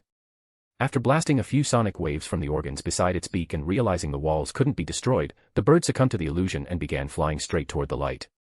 Tanbo Tobitake released his hold on Niji only after the bird had been fully pacified. "You must stay alert when you're in the field," he reminded the boy. Niji looked at the strange bird flying behind them. It acted as if it couldn't even see them, mindlessly following the eagle's trail. Activating his Byakugan, Niji could see the chakra flow in the bird's brain was irregular. Genjutsu. What a terrifyingly efficient illusion, to neutralize such a powerful beast in a single move. Niji estimated that if he had to face it alone, it would have been a long, grueling battle to win. So cool. Lee and Tenten watched the bird following them like a puppet, filled with admiration. Guy gave Tanbo a thumbs up. "See that? That is the strength of Captain Tanbo. Also, remember to stay vigilant at all times. This was just a wild beast. If it had been an enemy ninja, that first strike wouldn't have been so simple," Guy lectured, never missing a chance to teach. "Yes, sensei," the three replied solemnly. Tanbo smiled. "By the way, do any of you want a summoning beast? This fellow has some decent strength. For a genin or chunin, it would be quite a helper." The bird was a trivial matter to him, but for lower-ranked ninjas, it was formidable. It had high flight speed, sonic abilities, and was large enough to carry passengers. A summon. They looked back at the ugly bird. Summons are a vital supplement to a ninja's power. They can cover your weaknesses. It suits your team quite well, Tanbo suggested. Though many ninjas raised their own summons, many others captured wild ones. "It's too ugly, I don't want it," Tenten muttered, unimpressed. Lee said, "I want to rely on my own hard work and become a great ninja through taijutsu alone. A summoning beast would only weaken my resolve." Niji added simply, "I don't need it." "Fair enough. It'll just be my research subject then." Tanbo didn't push the issue. He had caught it for experimentation anyway, he had only asked as an afterthought. Whoosh. Soon, a brilliant azure ocean appeared before them. The clear sky was reflected in the deep blue water. Team Guy looked at the sea in confusion. Why come to the ocean? Are we training in the water? Or on an island? As they flew further out, the blue turned to a dark, deep navy. The waves began to churn, a chaotic mix of blue, green, and black. Boom, crash. The sound of the waves colliding was like rolling thunder. "We're here." Tanbo formed a seal and used Eye of the Creator. A massive whale breached the surface below. The first exercise, Spirit of the Water. You will dance among the deep-sea waves using surfboards. This won't just train your body control, stamina, and focus, it will also train your ability to face fear. Face your most primal dread. 5 surfboards appeared in his hands, he handed one to each of them. He gave a brief explanation of the techniques and provided a personal demonstration. Gulp. All 4 swallowed hard. They watched Tanbo dancing through the massive swells. Occasionally, a wave would explode, sending him flying high into the air before he plunged back down into the surf. "Teacher, didn't you say you invited him to teach us something new?" "I don't think this counts." Tenten's eyes were wide. The endless ocean and the pitch-black depths below made her skin crawl with unsuppressible fear. "If we get swept away by those waves, we have 0 chance of survival, right?" Niji noted. Guy spoke up, "See that big whale? That's what Tanbo is using to rescue us. I'll set the example." Even though he was scared too, ninjas could run on almost any terrain, but that did not include the heart of a raging storm at sea. Guy took the plunge. Zip. Guy jumped from the eagle, landing on his board. Following Tanbo's instructions, he began to manipulate the board against the waves. He lasted barely 15 seconds before a massive swell flipped him into the ocean. He tried to use chakra to stand on the surface, but the water was too violent to maintain a foothold. "Sensei." The 3 youngsters cried out in worry. Thud. Shortly after Guy went under, the whale surfaced and tossed him back up onto the board. Tanbo returned to the eagle and said, "Don't worry. My training is perfectly safe, aside from being incredibly dangerous." Guy gave Tanbo a thumbs up from below. "Tanbo, this is excellent training. Keep it going. Tanbo-sensei, you better keep a close eye on us." Lee's teeth were chattering, but he closed his eyes and jumped anyway. He went straight into the washing machine of the ocean. After a few seconds of being tossed around, he was nudged back up by the whale. Tanbo sighed. Keep your eyes open and face the fear. Closing your eyes only makes you die faster. He wasn't sure if Lee was brave or just foolishly bold. I'm not dead yet.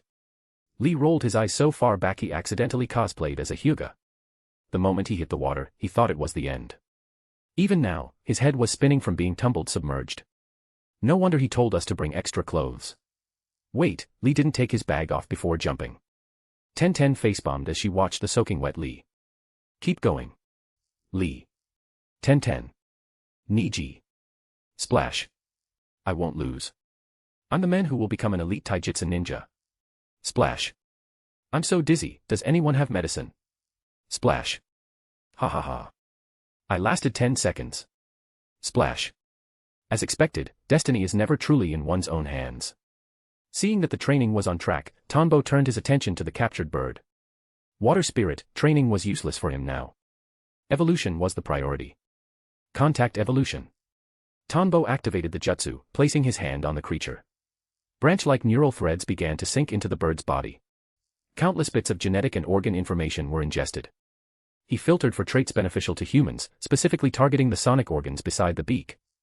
Those organs were essentially the bird's Kekii Genkai, a natural ability born of its biology. Analyzing how the organ generated sonic waves would be invaluable for his sound-based Genjutsu research. As for the 4 training below, he would examine them once they were finished. When they were exhausted, he would step in as a medical ninja to check for injuries, allowing him to collect their genetic data naturally and without suspicion. After all, being tumbled by ocean currents for a few seconds could cause internal microtraumas, right? He was just being a responsible doctor. Chapter 169, Team Guy's Biological Data. Chapter 169, Team Guy's Biological Data. The ocean. On the back of the giant whale. Tanbo, why are all these branch-like things growing on Lee's body? Guy watched as Tanbo Tobitake pressed his hand against Lee's back, causing intricate, root-like patterns to spread across the boy's skin. By now, the students were utterly exhausted, and Tanbo had offered to give them a physical examination. This is my specialized ninjutsu. It allows me to deeply analyze hidden physiological risks within the human body, Tanbo explained seriously. It's the best way to create a customized conditioning plan for them. As he spoke, a flood of data regarding Lee's body entered Tanbo's mind. It was exactly as he expected. Lee had some talent in the genetic markers for taijutsu, but not a massive amount. He was simply slightly above average, there wasn't much else of note. This looks so weird. It makes Lee look like some kind of delinquent, Guy remarked, sitting slumped on the whale's back, staring at his disciple's tattooed appearance. It's ugly, Ten added her own critique. Alright, next, Tanbo said. He fed Lee a nutritional supplement pill and cast a minor genjutsu fraud on his cells to accelerate the absorption of the nutrients. Next was Ten. Her genetic sequence was vastly different from Lee's. Beyond the obvious gender differences, she possessed several remarkable traits, bits of mysterious genetic information that Tanbo hadn't encountered in previous experimental subjects. He would need to organize the data and run experiments to identify the exact components, but he suspected they related to a natural aptitude for weapon mastery and spacetime manipulation. Her taijutsu potential was also quite high. Third was Niji. Tanbo became even more focused here. This was one of the legendary protagonists of the ninja world's ocular history. As his neural threads sank into Niji's body, far more complex information surged into Tanbo's brain, and the branch-like patterns covered Niji as well. As expected of the Byakugan, it's the most complex human organ I've ever seen. When Tanbo's nerves interfaced with the Byakugan, a massive wave of information hit him. He could see the specific structure of the eye in his mind. The Byakugan seemed to function as its own independent system, almost existing outside the rest of the body. There was only a simple conduit used when the body provided chakra.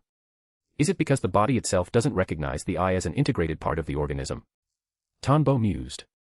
In some medical theories, the eyes are treated as distinct from the body's immune system. He speculated that the plug-and-play nature of the Sharingan and Byakugan was possible because of this. One simply needed a chakra link. The Byakugan was far more complex than he had imagined. It would likely take a long time to fully decode. Fortunately, the genes responsible for chakra amplification in bloodline limits were relatively consistent. His main goal wasn't to manifest the Byakugan anyway, but to increase his chakra reserves. The Ninja Academy. Wataru, can you please take those bandages off your head?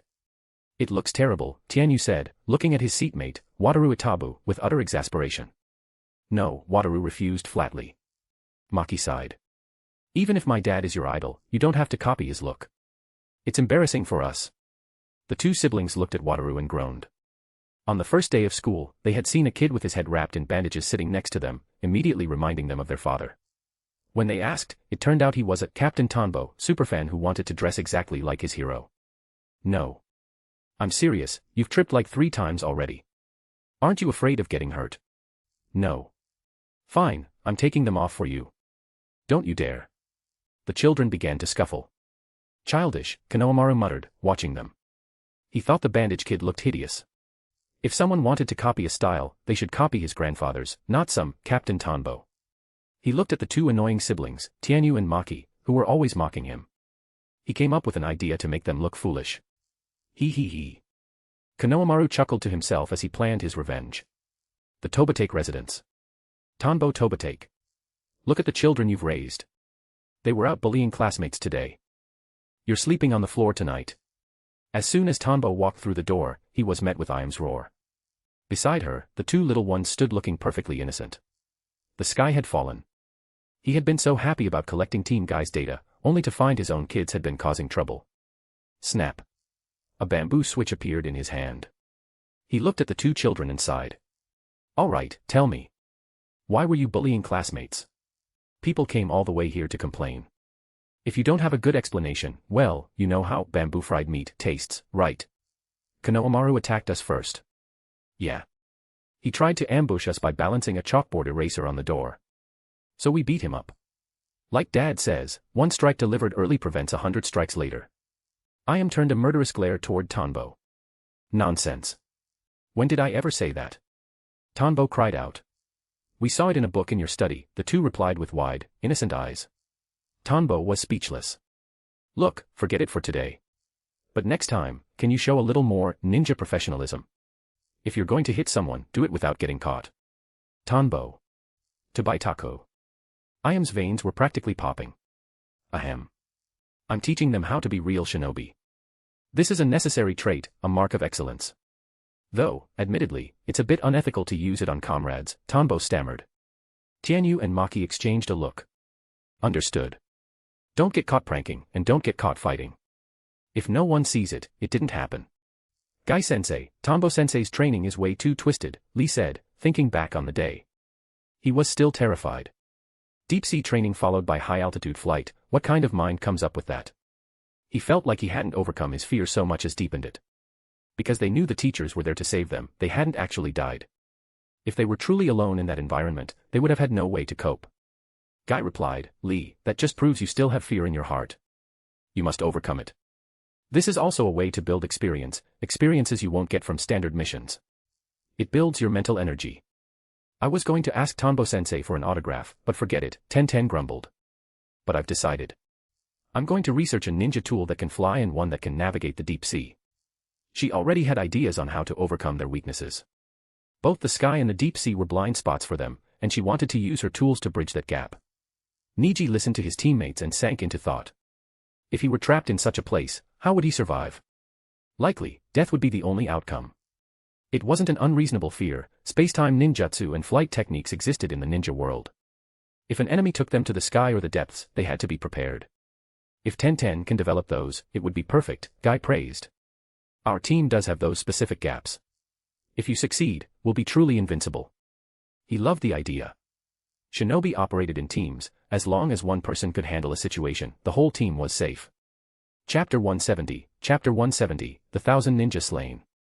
Chapter 170, The Thousand Ninja Slain. A month had passed since the family discipline session. Tianyu and Maki had indeed settled down a bit at the academy, at least on the surface. They had clearly learned something about the art of the prank, as Konohamaru was currently being tormented to no end. Although Konohamaru was certain the siblings were behind it, he couldn't find a shred of evidence. This meant a rough time for Tanbo Tobatake. He had been summoned to the Hokage's office several times because Hiruzen Sarutobi, while watching over his grandson with his crystal ball, kept catching the two kids in the act. Tanbo was fuming. They were incorrigible. Or rather, they had corrected themselves, but not perfectly. The two children had decided that if they were being caught, it must be because their technique was lacking. After studying more professional espionage knowledge in Tanbo's study, they continued their mischief with even greater stealth. Eventually, they became so hidden that they even managed to bypass the third Hokage's observation. But it didn't matter. In the real world, some things only require logical deduction, not hard evidence. The third wouldn't blame the children, but he certainly blamed the father. Tanbo Tobitake felt like his reputation was no longer a blooming flower of Konoha, but a withered, battered petal.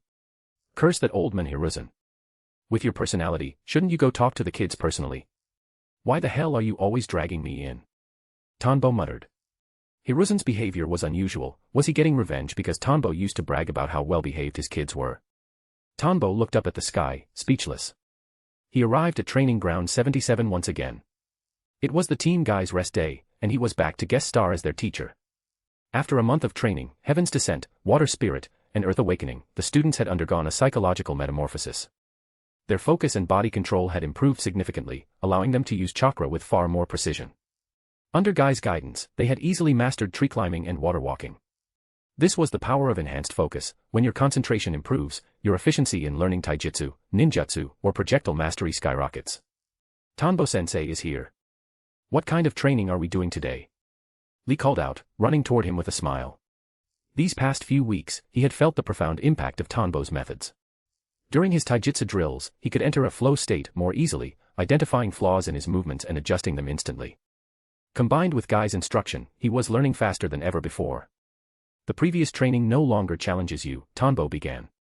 Starting today, we move to a new stage, training that Guy-sensei absolutely cannot provide.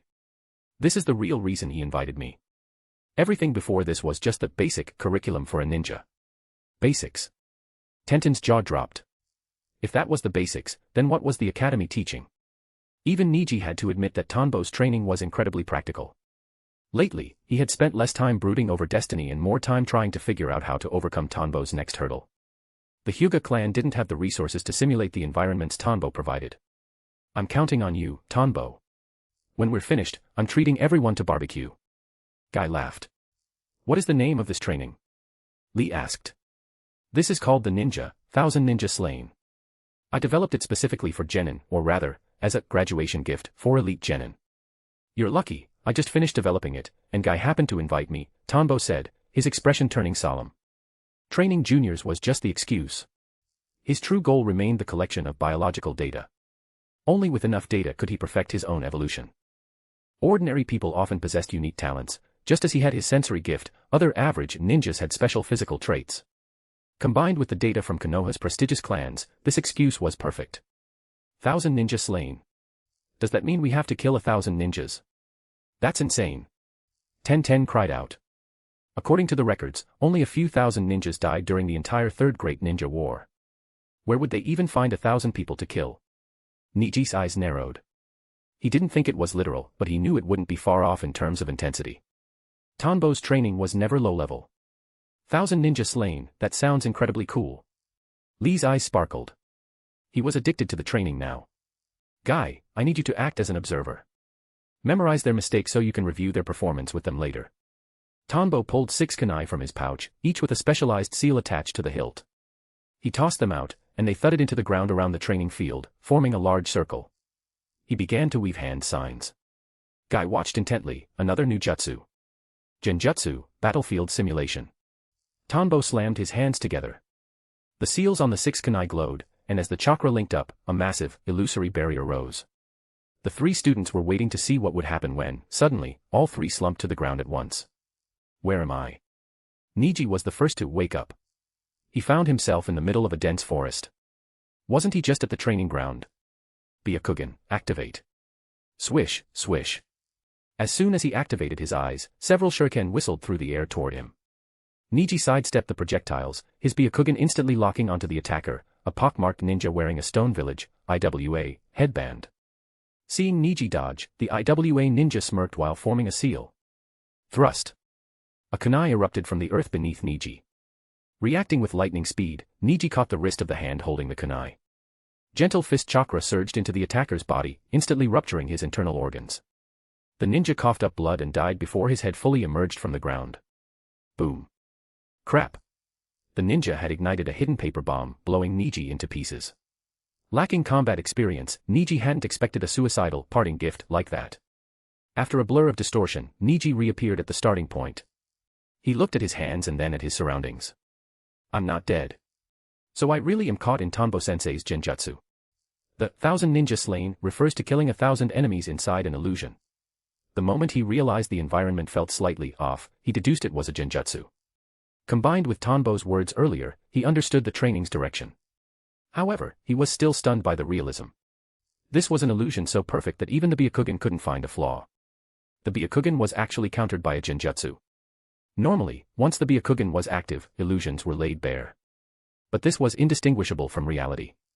Inside the mental space, Tanbo felt Niji's emotions and laughed to himself. Duh. To counter the Byakugan, I used a barrier to boost the power and added specialized flavoring to the illusion. Unless your ocular power reaches the level of the Tensigen or a higher purity of the Byakugan, you aren't seeing through this. By collecting Niji's biological data earlier, Tanbo had already pre-calibrated the Genjutsu to specifically bypass Hyuga perception. The 1,000 ninja slain was a series of relentless battles. The enemies were based on Tanbo himself and the memories of countless ninjas he had read over the years. It covered every type of combat style and tactical mindset. Furthermore, this illusion included neural fraud. Even though it was a dream, the physical body in the real world would develop muscle memory through neural feedback. While only about 30% of the experience would translate to physical instinct, it was a massive boost for Genin. Under these conditions, Tanbo could maintain a 2:1 time dilation. With this, I can give every graduating class at the academy a gift and quietly collect the biological data of every student. I really am a genius. Chapter 171, finished, slain 1,000 times. Chapter 171, finished, slain 1,000 times. Crash. The waterfall cascaded down from the rocky cliffs, striking the lake's surface with a thunderous roar. Bang. A water dragon surged from the lake, its jaws snapping shut around a terrified figure. Splatter. Blood sprayed in every direction, leaving behind only a severed, horrified head. The scene blurred and twisted. Rock Lee found himself back in the forest in front of the waterfall. Huff, huff, huff. Lee gasped for air, his eyes bloodshot. Damn it, how did I hit another trap? The image of his recent death was still burned into his retinas. After falling for explosive tag traps, snare traps, and shuriken traps, he had just been ambushed by enemy ninjas. What's more, even when the traps were the same, Lee found that the enemies used them in entirely different ways. It was incredible. Lee had never imagined that ninjas could train like this. He had lost count of how many times he had died. From being killed at every step in the beginning to now being able to wipe out enemy ninja squads, he could feel the profound effect of the training. His progress was immense. No wonder Gai-sensei asked Captain Tanbo for special training. He has such terrifying power. In the academy, he had never even heard of this training method.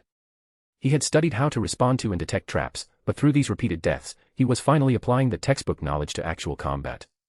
Whiz. Whiz. Several shuriken flew out from the shadows. This time, Lee was ready. Instead of following his usual instincts and moving in a familiar direction, he lunged the opposite way. Sure enough, a log trap swung violently through the space he would have occupied. Slash. A sickle attached to a chain swept across an enemy's throat, sending a head flying and blood spraying. Tenten stood horizontally on a nearby tree trunk, her feet stuck firm with chakra. She unfurled a scroll to summon a shield, blocking a volley of enemy shuriken. Clang. Clang. Boom. A shuriken exploded, releasing a cloud of purple mist. Tenten's face instantly turned pale. The chakra at her feet wavered, and she tumbled from the tree trunk. The world twisted again. This training is insane. I thought Gai-sensei's training was bad enough. Tenten's eyes rolled back in exhaustion. She had died so many times that she was becoming numb to it, yet she still couldn't quite accept it. She couldn't fathom why Tanbo-sensei would develop such a genjutsu, it was beyond ridiculous. It didn't seem designed to kill enemies so much as it was designed to torture them. Outside the barrier, Tanbo Tobitake held the tiger seal, maintaining the jutsu. Occasionally, he would release one hand to toss a special food pill into his mouth. He only used both hands for the seal because it made him look more professional. In the air before him, 3 cloud-like screens displayed the progress of the 3 students. Guy, watching their maneuvers and Tanbo's capabilities, was slack-jawed with shock. He pointed at the mist, his eyes wide. Tanbo, this is your special training. This is the bonus you mentioned. This is too much of a bonus. Damn, I feel like I'm going to lose my job. Guy said. Despite his words, Guy was thrilled. He was delighted that his students had this opportunity to gain life and death combat experience ahead of time.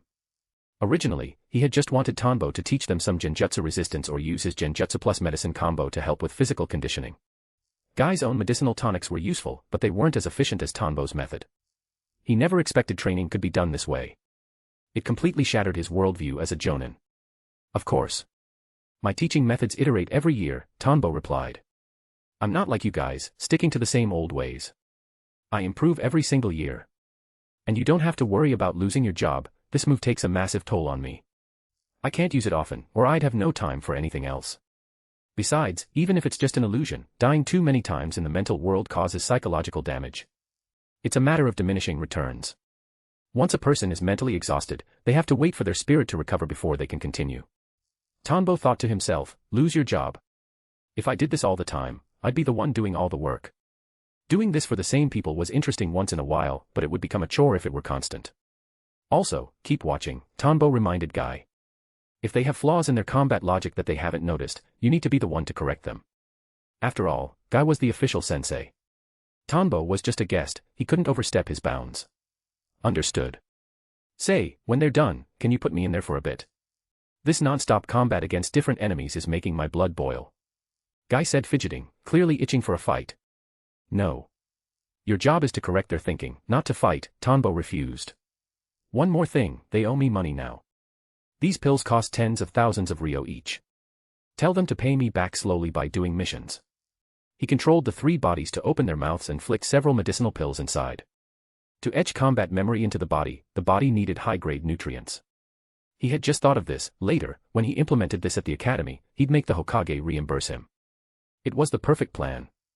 He didn't want them thinking he was training kids at a loss just for some hidden motive. No matter how high one's will of fire was business. Ah, that's fair. It might even spark their motivation, Guy said thoughtfully. He knew such training must be costly. In truth, they were getting a bargain. He turned his focus back to the three students, noting every flaw, especially the ones they failed to realize after several deaths. When they did realize a mistake and corrected it in the next round, Guy was not stingy with his praise for their wisdom. Meanwhile, Tanbo was busy collecting data. Niji's gentle fist, Lee's iron fist, Tenten's weapon manipulation, their physical stats were the hard data, while these combat styles were the soft data. It all became nourishment for him. After a month of this, sessions held roughly once a week, the three students had officially finished the battlefield simulation. They had each been slain 1,000 times. Between them, they owed a sum roughly equivalent to half an S-rank mission. Tenten, being a true rich girl, paid her share in full on the spot. Heaven only knows how her parents allowed her to control that much capital at her age. Niji, despite being from a great clan, ended up in debt and would have to pay it back slowly. Lee, of course, became a mission maniac, badgering Guy for assignments immediately after every session. But no one complained. Only those who had endured the training could feel the rebirth it provided. In their words, Tanbo-sensei should be the one teaching combat at the Ninja Academy. They now possessed the confidence to face any enemy. Chapter 172, Barrier Technique, Phantom Sealing Chains. Chapter 172, Barrier Technique, Phantom Sealing Chains. The Hyuga Clan. Niji Nizan, you're so amazing, Hinata said softly as she finished her sparring session with Niji. There was only a 1-year age difference between them, yet Niji was already so formidable. With a simple feint, he had completely deceived and defeated her. She had no room to fight back at all.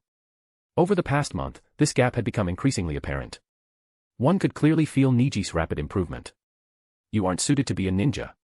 You lack the conviction, Niji said bluntly, his words striking at her confidence. In his heart, he felt the injustice of fate. A person with great talent must submit to the branch house system, while someone like Hinata, who lacked a ninja's resolve, became a member of the head house simply because of lineage. The fate theory that Tanbo Tobitake had challenged previously had crept back into his mind at this moment. Niji Nizan. Hinata's face flushed. She was already trying her best to change, but. Niji, do what you are supposed to do. Do not meddle in other affairs, Hayashi Hyuga intervened from the side. Even Hayashi was surprised. Because Niji was a genin, he hadn't shown his strength in front of the clan head for quite some time. He didn't expect that after not seeing him for just a month, Niji's strength would grow so rapidly.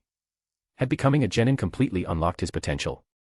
Hayashi possessed the Byakugan and vast experience, he could tell at a glance that Niji's combat intuition was incomparable to what it was a month ago.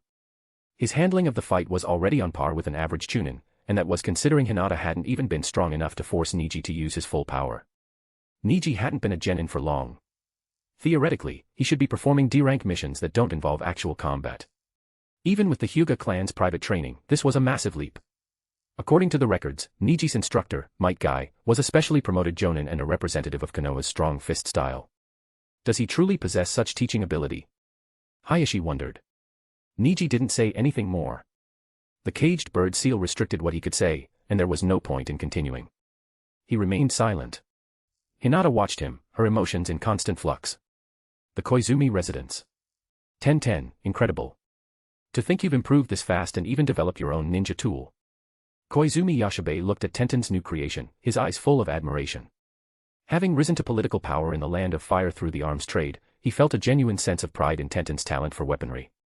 Having rebuilt his family from a single destitute branch through military supplies, he was deeply satisfied with her. As his daughter, she had truly inherited his gifts. He had started the same way, dealing in small-scale tools and making special contributions to weapon applications before becoming successful. Now that he had an heir, he was profoundly satisfied. There's still room for improvement on this rapid lasso. The speed only reached 90 meters per second. For a ninja, it can only be effective at short to medium range. Despite her father's praise, Tenten was unsatisfied with her work. The rapid lasso. She had found the inspiration in Tanbo Tobate's Genjutsu space. By adding weights to both ends of a cord, the centrifugal force upon impact would wrap it around the opponent, whether it hit an arm or a leg, it would bind them. The reason she had this idea was thanks to Tanbo's guidance. In the land of rain, special ninja tools were highly developed. There were many unique weapons forged by individuals, including devices that could launch kunai at ultra-high speeds. She had asked her father to import one for research. While that tool was limited in its original environment, it gave her a breakthrough. The device in her hand now was only the size of a palm with 2 holes at the front. By pressing a button, the tool would launch the lasso at 90 meters per second. The weights at the ends were shaped like grappling hooks to snag the enemy's body. It was vital for specific situations, but the speed was nowhere near her target of 195 meters per second. Furthermore, the fact that a rapid lasso could only be fired once also left her dissatisfied. Ha ha ha, take it step by step. I believe my daughter's talent will surpass mine. One day you'll develop a tool that rivals those created by the Sage of Six Paths. When that time comes, it will be our family's greatest treasure, Yashibe laughed. My dream is to become a powerful kunoichi like Lady Tsunade. I'm not interested in developing tools that rival the Sage of Six Paths. Tenten pouted. Developing tools was her hobby, but becoming a ninja like Tsunade was her dream. Rock Lee. At the training ground, Lee had finally accepted Guy's teaching and put on the breathable green jumpsuit. After wearing it, Lee found it very airy and useful for training. He felt more energetic than ever. Guy-sensei, I feel our strength is already quite high. Can we participate in the Chunin exams in the second half of the year? Between Tanbo's training and Guy's ideological education, Lee was currently overflowing with confidence. No, you are still far from ready. Starting tomorrow, I will teach the 3 of you my ultimate technique. Only after you master it will you have the chance to take the Chunin exams. Guy looked at the eager Lee. After some thought, he decided not to let them take the exams this year. The Chunin exams didn't just test combat power, but comprehensive ability across various fields. The 3 of them weren't there yet. Even Niji, despite being a genius, had personality flaws due to the Hyuga clan situation that made him unready for leadership. Lee's eyes sparkled. An ultimate technique. Is it a powerful ninjutsu like Tanbo-sensei's? Guy replied, no, it is an ultimate move even more powerful than his. It is a technique that can only be used when protecting someone precious. Really? That sounds so cool. Lee's eyes burned with intensity. Guy flashed a blindingly white grin. Barrier technique, phantom ceiling chains. Inside the inverted golden bell barrier, several figures were suddenly bound by chains emerging from thin air, unable to move. Poof. Poof. Once the technique was confirmed successful, the members of the barrier division released their shadow clones. Great. It's been refined further. Perfect. Every member of the barrier division present erupted into cheers. Tanbo Tobitake watched from the sidelines. The barrier division's task was complete. Surely the 3rd Hokage couldn't ask him to refine it any further now.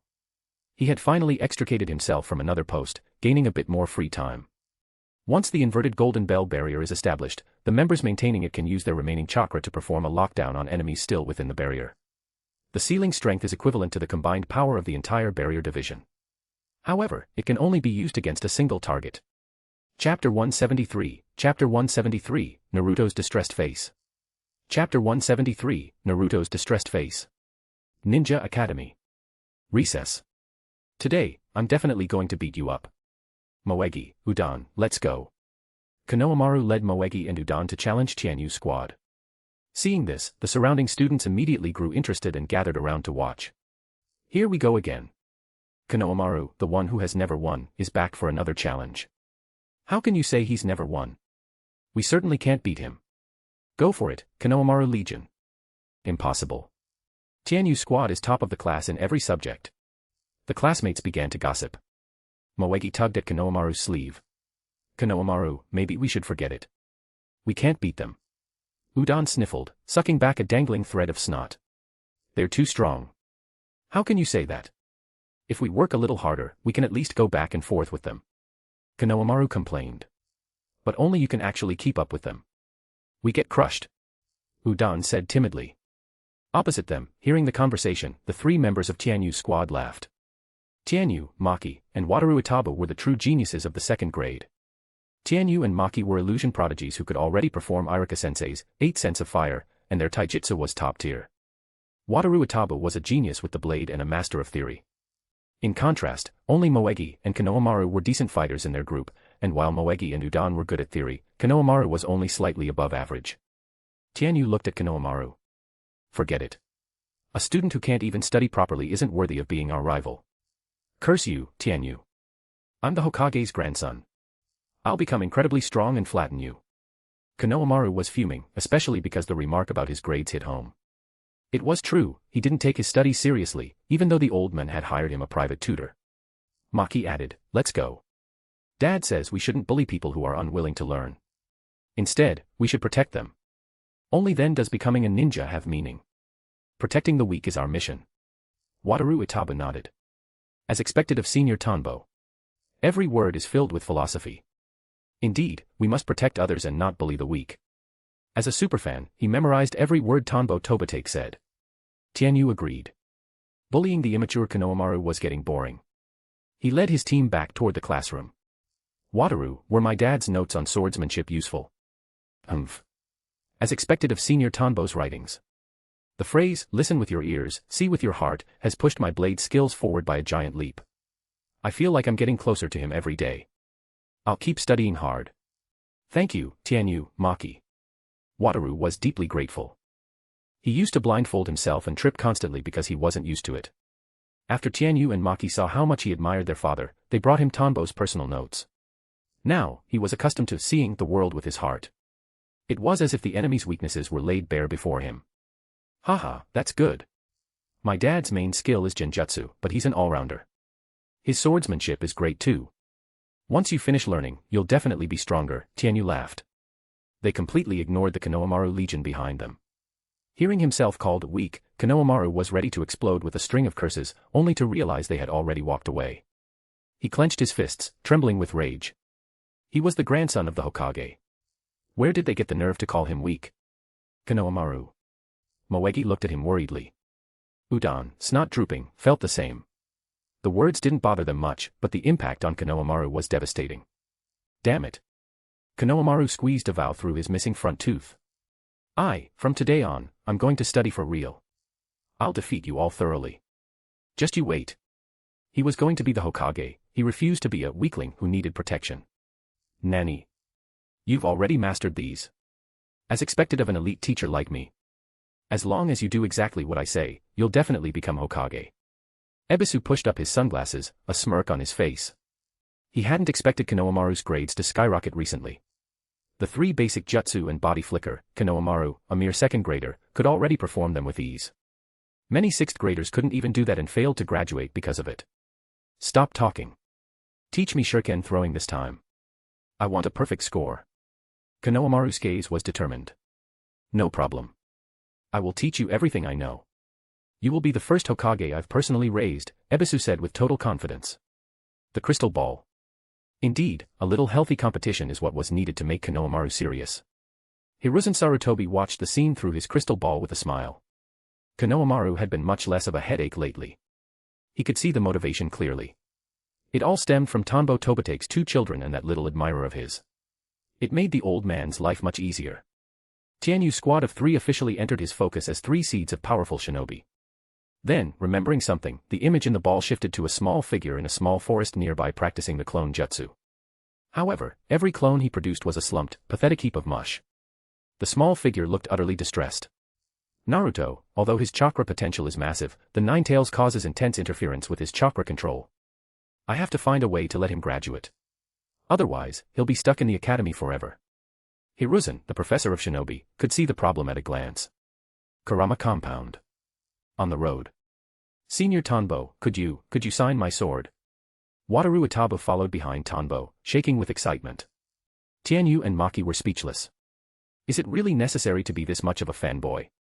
Today, they were bringing their friend Wataru to meet his idol. Since Tanbo had an appointment with Yakumo Kurama, he brought the kids along. Wataru had been acting fidgety the whole way until he finally worked up the courage to ask. Haha, of course. Tanbo had heard his kids made a new friend, but he hadn't expected a fan who even copied his outfit. It reminded him of a certain, not-so-burnable, Kakashi clone. He took Wataru's sword and used his chakra to engrave the name, Tanbo Tobatake, deep into the hilt. Chapter 174, The Contingency. Chapter 174, The Contingency. Tanbo Tobatake led the three youngsters inside. The hidden ninjas monitoring the area didn't lift a finger to stop them. Kurama Yakumo was visibly delighted to see them. Tianyu, Maki. It's wonderful that you found time to visit me again. And, is this your little brother? She looked behind Tanbo. Standing next to Tianyu and Maki was a young boy walking with a strange, staggering gait, dressed exactly like Tanbo Tobatake. Hey. I only have 2 children right now, don't go spreading rumors, Tanbo interjected quickly. I'm his idol, wait, no. He is my admirer. He's Tianyu and Maki's classmate. Tanbo made sure to nip that misunderstanding in the bud. While he wanted more children eventually, he wasn't ready just yet, he figured he'd wait a few more years. Yes. I am Captain Tanbo's fan. My name is Wataru Itabu. Hello, big sister, Wataru stood up straight and greeted her seriously. He felt a faint, terrifying aura emanating from the woman before him. Yakumo giggled. Hello, Wataru. I'm Kurama Yakumo. Come in, I'll go prepare some food. She led the 4 into the villa's drawing room. Wataru sensed the surroundings and was filled with envy. What a huge house. And it seems she lives here all alone. It's even bigger than Boss Tianyu's house. He adjusted his bandages, allowing his eyes to peek through. He saw the reality of the room, it was beautiful. Not just big, but the colors and furniture were perfectly arranged. It was the most beautiful house he had ever seen. It would probably feel great to slash through this place. Wataru, you aren't thinking about cutting up big sister Yakumo's house, are you? Maki asked, looking at his gaze with concern. Ever since he got those swordsmanship notes from Tanbo, Wataru seemed to have a constant urge to cut things. I will control it, Wataru said, suppressing the impulse. Senior Tanbo's book says that only a ninja who can completely control themselves can become truly strong. Eh? Did I write that in the book? I don't remember, Tanbo remarked. But it sounds very logical, so I suppose I must have said it. Tianyu turned to Wataru. Wataru, let me tell you, big sister Yakumo is a master of Genjutsu too. She's even better than Dad. Maki added, that's right, way better than Dad. The two still remembered the first time their father brought them here. With a stroke of her brush, Yakumo had changed the sky and earth. Wind, rain, thunder, and lightning, all at her fingertips. She just lacked a bit of chakra. Ahem. You kids chat. I'm going for a walk outside, Tanbo said, feeling that arguing would be pointless and not arguing would be admitting defeat. He stepped out, leaving the 3 kids to talk. Sensory, activate. Tanbo stepped out the door, forming a seal to refine his chakra and fully expand his sensory range. He focused primarily on Kurama compound and Yakumo herself. After a couple of months of contact evolution, his chakra, which had previously stagnated, had grown significantly. Consequently, his sensory abilities had sharpened. He could feel Ido, the monster within Yakumo, currently in a state of high activity. It seemed to be thrashing against its cage, desperate to break the seals and seize her body. The seals placed by Tanbo and Kurinai Yui, 2 Genjutsu masters, were holding firm, but the activity level suggested that Yakumo's power was peaking. Tanbo predicted that after this period of high activity, her existence would likely reach its limit. He had no way to stop her eventual fade. He didn't possess yin-yang release like the Sage of 6 Paths to create life, nor did he have Orochimaru's high-tech biological research capabilities. All he could do within his power was provide her with warmth and happiness. That was why he brought the children to play with her today. I need to record her biological data and convince her to leave her memories behind. Also, keep some of her tissue samples. If this world really faces an Otsutsuki invasion and Orochimaru is still around, I might be able to clone her as a countermeasure. As the saying goes, preparedness ensures success, lack of it ensures failure. One must always have a contingency plan. The group had a wonderful time eating and playing. The three children ate well and enjoyed themselves. Yakumo's cooking was actually quite good. Wataru, the new friend, got to witness what it meant to command the wind and rain. Yakumo was happy to have a new friend, even a young one. As the sun began to set, Tanbo led the children out of Kurama compound. Shadow clone. The Tanbo with the kids was the clone. His true self returned to Yakumo's side. Senior Tanbo. Why are you back? Yakumo asked in confusion. Didn't he just leave? The one who left was my clone. I have something serious to tell you. Drip, drop. What? I'm just an illusory person. When Tanbo told her everything, Yakumo thought back to all her memories, and tears began to fall. They hit the floor like heavy raindrops. She didn't doubt Tanbo's words, but if it were true, what was she? Just a character created by a ninjutsu. How could the world be so unfair? She thought her parents dying was the greatest blow she could suffer, but finding out she didn't even exist was worse. She thought that if she worked hard to live, she could do something for her clan and for Konoha. Boom. Sensing her despair, the Edo within her began to go berserk, trying to erode her mind. Tanbo formed a one-handed seal, strengthening the restraint and crushing the monster back down. Then, why were you so kind to me, Senior Tanbo? Yakumo turned a lifeless gaze toward him. For years, Tanbo had visited her regularly, always making her happy. Tanbo smiled. Well, until the moment you disappear, you are a person. Because you have thoughts. A famous philosopher once said, I think, therefore I am. Since you have your own thoughts, you are a real person, a real life. I think, therefore I am. A flicker of light returned to Yakumo's dead eyes. Exactly. And the reason I came back is that my abilities have grown. I want to record your memories and your physical data. I'll wait for the right time, and if the opportunity arises, I will bring you back into this world. Tanbo spoke his goal plainly. Yakumo's eyes trembled slightly. And after we're done, I will seal your current memory of this conversation. You will go back to being the happy, cheerful Yakumo. Chapter 175, Chapter 175, Worse Than a Dog. Chapter 175, Worse Than a Dog. The nerves of contact evolution spread throughout Kurama Yakumo's body. The physical data of her body flooded into Tanbo's mind instantly. With her mental barriers lowered, reading her memories was equally effortless. During the process, Tanbo encountered some resistance from Ito within her spiritual world, but in the face of absolute power, it was futile. With a single phantom sealing chain, he bound the entity's form and successfully siphoned all of Yakumo's memories.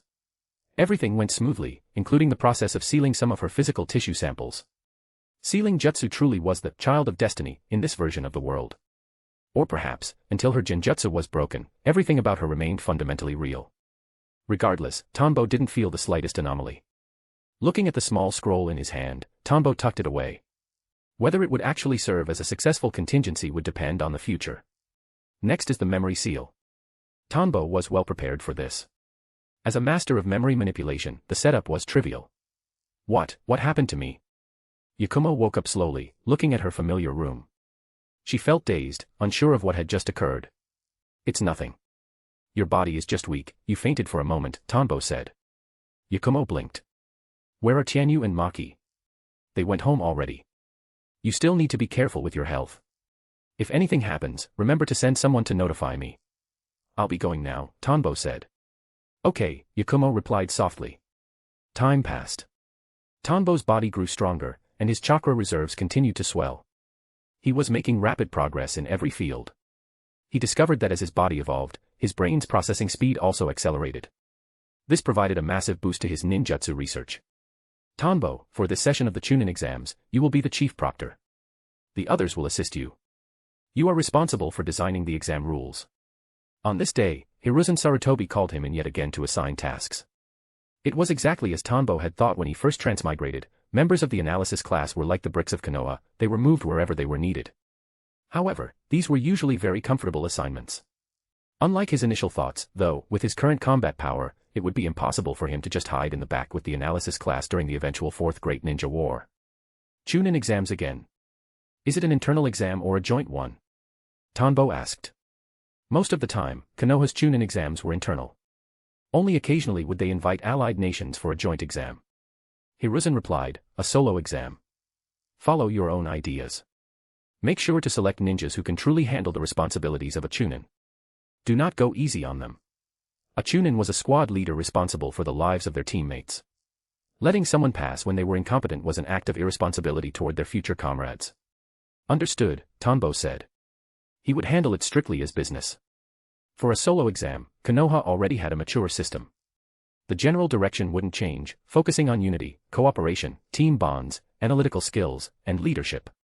As chief proctor, his job was to arrange his assistants to achieve those goals through different, creative methods. It's time for the Chunin exams again. I heard it's a solo Konoha exam this time. That's great. It won't be as hard as a joint exam. True. Fighting other villages is exciting, but it's too dangerous, and the success rate is much lower. I heard the chief proctor is the famous Captain Tanbo. I hope the test isn't something impossible. Inside Konoha, various genin were buzzing with discussion.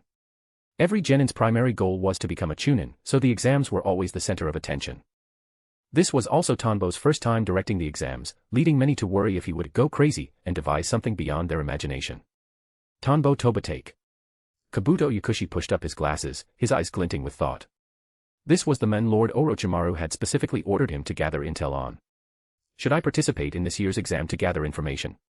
But if I pass, it might complicate the plans for next year. I've wanted to meet this legendary figure for a long time, Kabuto smiled to himself. I wonder if he's truly as powerful as they say, strong enough that even the legendary Uchiha wouldn't dare face him head-on. Kabuto recalled the rumors about Itachi Uchiha. Supposedly, because of Tanbo's presence, the massacre had to be timed for when he was away. He wondered if it was true. After all, even Lord Orochimaru had admitted he was inferior to that Uchiha Itachi. Kabuto. We're definitely going to become Chunin this year. You have to work hard too. Kabuto's teammate said. Kabuto had failed the exams 5 times in 5 years, and his teammates sincerely hoped he'd pass this time. Kabuto gave a gentle smile. Yeah, it's okay. A genin can still contribute to Konoha. By the way, why did you drop out last time? Your skills were clearly good enough. Haha, I drank some expired milk and got a terrible stomach ache. Is that so? You won't do that again this year, right? Of course not. The Ninja Academy. Sasuke. Sasuke. Since Tanbawajizen is the proctor for the Chunin exams, let's go watch them together. Ino gathered her courage and approached Sasuke, her hands fidgeting and her face flushed. Ino pig. I'm the one who's going on a date with Sasuke. Sakura shoved Ino aside and looked at Sasuke with a blush. Sasuke, let's go watch the exams together, okay? Her hands were tucked nervously behind her back. Damn it, Sakura. How dare you push me? Ino pig, don't even think about stealing Sasuke. Hey. Do you think the rest of us don't exist? Sasuke is mine. The other girls in the class saw how blatant the two were and aggressively joined the fray. Sasuke was the undisputed king of popularity in the class, especially as he got older. Snot bubble pop. Naruto's snot bubble expanded and contracted as he slept. Hearing the commotion, he looked up. Seeing the arguing girls centered around Sasuke, his eyes filled with immense jealousy. Damn it, Sasuke. How can he be so popular just by sitting there? Aya. I hate this feeling. Naruto was losing his mind. Beside him, Shikamaru sighed. It's the looks. You weren't born with them, so there's nothing you can do. Damn it. Who says? Look at Kiba. Naruto pointed toward Kiba. 2 or 3 girls were gathered around Kiba, but they weren't looking at him, they were looking at Akamaru. Akamaru was standing on his hind legs, holding a pen and paper, scribbling and drawing. The girls had hearts in their eyes. Akamaru's theory scores are better than yours. Did you forget? Shikamaru said deadpan. Inuzuka Kiba was popular not just for his strength, but for Akamaru. Naruto instantly deflated, his soul seemingly floating out of his mouth. Akamaru, that guy, you aren't even a student. Why are you learning theory? Damn it. Last year, Kiba had asked Iruka-sensei for permission, and Akamaru became a regular participant in the class tests. His theory scores were consistently in the top tier of the class. That was the day many students in the class realized what it meant to be worse than a dog. Naruto was one of them. Chapter 176, Chapter 176, Gratitude. Chapter 176, Gratitude. Sasuke's brow twitched incessantly. These girls, they were so noisy. As for the Chunin exams, he wasn't going. There was no point. Only training mattered, only through training could he surpass that man and eventually defeat him. Tap, tap, tap. As the female students were arguing, the sound of steady footsteps approached. Hearing the noise, every student returned to their seats with lightning speed, fixing their eyes on the door. Irika's figure slowly appeared. Seeing the silent classroom, he nodded in satisfaction. All right, students, I have some good news. Since the Chunin exams are approaching and you all have only 9 months left before you graduate to become genin, I made a special request to the third Hokage. Our entire class will be attending the final stage of the exams to watch the combat portion. Irika smiled warmly. Originally, he hadn't planned on letting students who hadn't graduated yet attend, but since his own mentor was the chief proctor, he felt the children should see his teacher's elegance. Besides, he hadn't seen his teacher in a while. He had been far too busy at the school lately, though he did see his teacher's 2 children almost every day. The whole class is going. Great. I can watch the show with Sasuke. Move it, you fangirl. What if I am a fangirl? So what?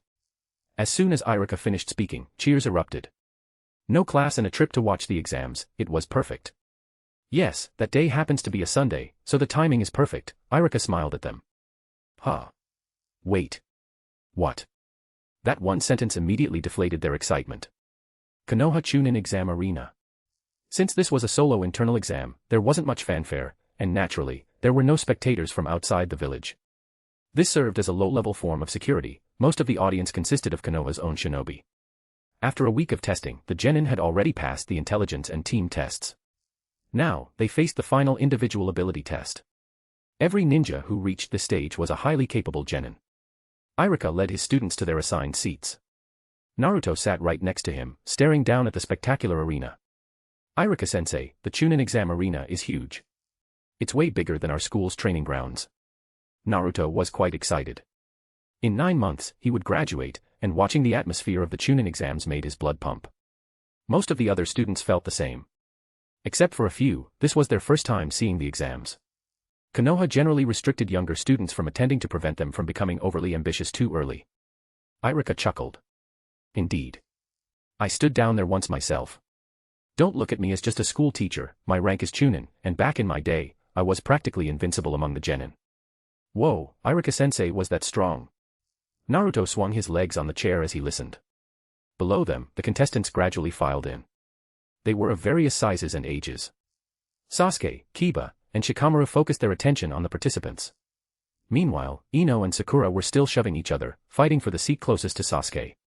Watch closely, everyone, Irika said. Observe the true grace of a shinobi. Hearing this, those most concerned with strength, Sasuke, Kiba, and Naruto, perked up. True grace. Does that mean there are powerful ninjas among them? Kabuto looked at the people around him. So these are all the candidates this year, only about 20 made it this far. A bit few. In previous years, there were many more. Furthermore, throughout the several stages of the exam, he hadn't caught a glimpse of Tanbo Tobitake. As the chief proctor, to not show his face once was remarkably arrogant. Why hasn't it started? Where's the proctor? He couldn't be late, could he? This is too perfunctory. Isn't he afraid of being punished by the Hokage? The candidates, who had been waiting for some time, began to grumble. Even if you were the legendary Captain Tanbo, you shouldn't be this late. In the center of the VIP stands, Hiruzen Sarutobi watched the scene. Beside him was the little sprout, Konohamaru. Konohamaru poked his head out, looking at the ninjas below. Grandpa, are those ninjas as strong as Tianyu and the others? Hiruzen smiled. They are battle-hardened, experienced genin. Naturally, they are stronger than Tianyu's group. Then if I become stronger than them, I can beat Tianyu. Konohamaru asked. Tianyu and Maki had become his benchmarks. After his recent hard work, he felt he was actually quite formidable. At school, no one except Tianyu's trio could beat him. He felt if he tried just a bit harder, he could win. Of course. Tianyu and the others are just your classmates, they aren't shinobi yet. Naturally, they aren't a match for real ninjas. As Hiruzen said this, he somehow thought of Itachi Uchiha. If it were that person, the rule wouldn't apply. Konohamaru fidgeted. But where is the proctor? Why isn't he here yet? He was dying to see how strong he needed to be to defeat Tianyu. He's coming, and he's here. Boom. Just as the audience and candidates were gossiping, a surging aura slammed into them. It was literal, a crushing pressure weighed down on their bodies, leaving them momentarily unable to move. Everyone turned their eyes toward the source of the pressure. Hands in his pockets, Tombo walked forward. With every step, a phantom lotus bloomed beneath his feet, which then dissolved into countless scattering cherry blossoms. He walked forward step by step, and even though he made no hostile move, it felt like he was stepping directly on their hearts. Thump thump. To the audience, it felt like an eternity, but in an instant, Tombo had landed in the center of the arena, right in front of the candidates. Hello, everyone. I am Tombo Tobatake, the chief proctor of this exam. The rules for the next stage were sent to you beforehand, unlimited one-on-one combat. You will be scored based on performance. Whether you become a chunin depends on how you show up today. Tombo explained the rules simply. His voice wasn't loud, yet it blanketed the entire stadium like a clear broadcast, sounding as if he were whispering directly into everyone's ears. Mr. Proctor, I think there's something wrong with my body. May I withdraw from this exam? Just as Tombo finished his grand entrance, a young man with white hair and glasses raised his hand, clutching his stomach. It was Kabuto. Tombo didn't even blink. He simply snapped his fingers with his right hand. Kabuto tensed inwardly, wondering if he had been exposed. Suddenly, a gust of wind erupted beneath his feet, launching him into the air. He flew out of the arena and landed perfectly in the spectator stands. I won't force anyone to become a chunin, there is no point in that. Is there anyone else who wishes to withdraw? Tombo acted as if he had done something completely trivial. And indeed, for him, that level of wind release was child's play. Chapter 177, Chapter 177, Even kids can see how forced the act is. Chapter 177, Even kids can see how forced the act is. The final chunin exam arena. So strong. Naruto and the other students felt goosebumps rising across their skin. Actual goosebumps. Is this what a jonin is like? Sakura murmured to herself. Inuzuka Kiba, feeling the pressure, put on a look of disdain. TCH, Tombo-sensei is such a show-off. It's too forced. Yet, his eyes betrayed his envy. This was a chance to show off right in front of the Hokage. Damn it, why didn't he teach me that move back then? It's forced, but it's undeniably cool. Woof. Woof. Akamaru's mind flashed with a vision. Kiba becomes Hokage and establishes a dog festival. Akamaru would then walk like that in front of a pack of hounds. That king's aura was just too cool. Sasuke Uchiha stared at the skin on his arms, his gaze sharp and focused. When did I fall into the Genjutsu? Was it the exact moment he stepped in? The moment Tombo Tobatake entered, Sasuke had deduced he was under an illusion based on the crushing pressure and the distorted visuals around the man. But to fall into a Genjutsu just by catching a glimpse? No, we didn't make eye contact. This isn't a visual Genjutsu, nor is it auditory. Is it some kind of secret technique? This was a jonin. But then Sasuke thought of the Genjutsu Itachi Uchiha had cast on him before leaving, and he gritted his teeth. Compared to Itachi, this level of illusion still had a gap. Is this really the man Konoha sent to pursue Itachi? Ino grumbled, that Tombo Ajisen, he's a grown man and he still loves acting cool this much. Grandpa, isn't that Tianyu's dad? He's the chief proctor. Konohamaru watched the figure below, a hint of indignation in his eyes. He couldn't help but think of Tianyu, Maki, and Wataru back at school. Hiruzen Sarutobi nodded with a smile. That's right. He is a jonin of Konoha and the proctor for this exam. Impressive, isn't he? You'll be just as amazing one day, Konohamaru. Inwardly, the old man was puzzled. As a ninja, a jonin, why would he waste chakra so pointlessly? It was absurd. Has he become so idle that he's lost the vigilance a shinobi should have? Even Hiruzen, an old man who didn't go on missions, kept his chakra levels full at all times, never wasting it. You never knew when an emergency would strike. This fellow, however, wasted it just for an entrance. Konohamaru huffed, humph. I won't just surpass him, I'll surpass you too, Grandpa, and become the 5th Hokage. Haha, keep at it. Hee hee, for a second I thought I'd been found out. This pressure, it's quite intense. Kabuto pushed up his glasses, pretending to be uncomfortable as he sat in the stands. As a medical ninja, Kabuto knew the moment he was hit that it was a Genjutsu. Using an illusion to pressure the physical nerves and trigger a stress response to create a sense of gravity, what a creative idea. It seemed he shouldn't just stop underestimating this enemy, he needed to overestimate him as much as possible. And it's not just Genjutsu, that wind release was powerful too. He really is an all-rounder.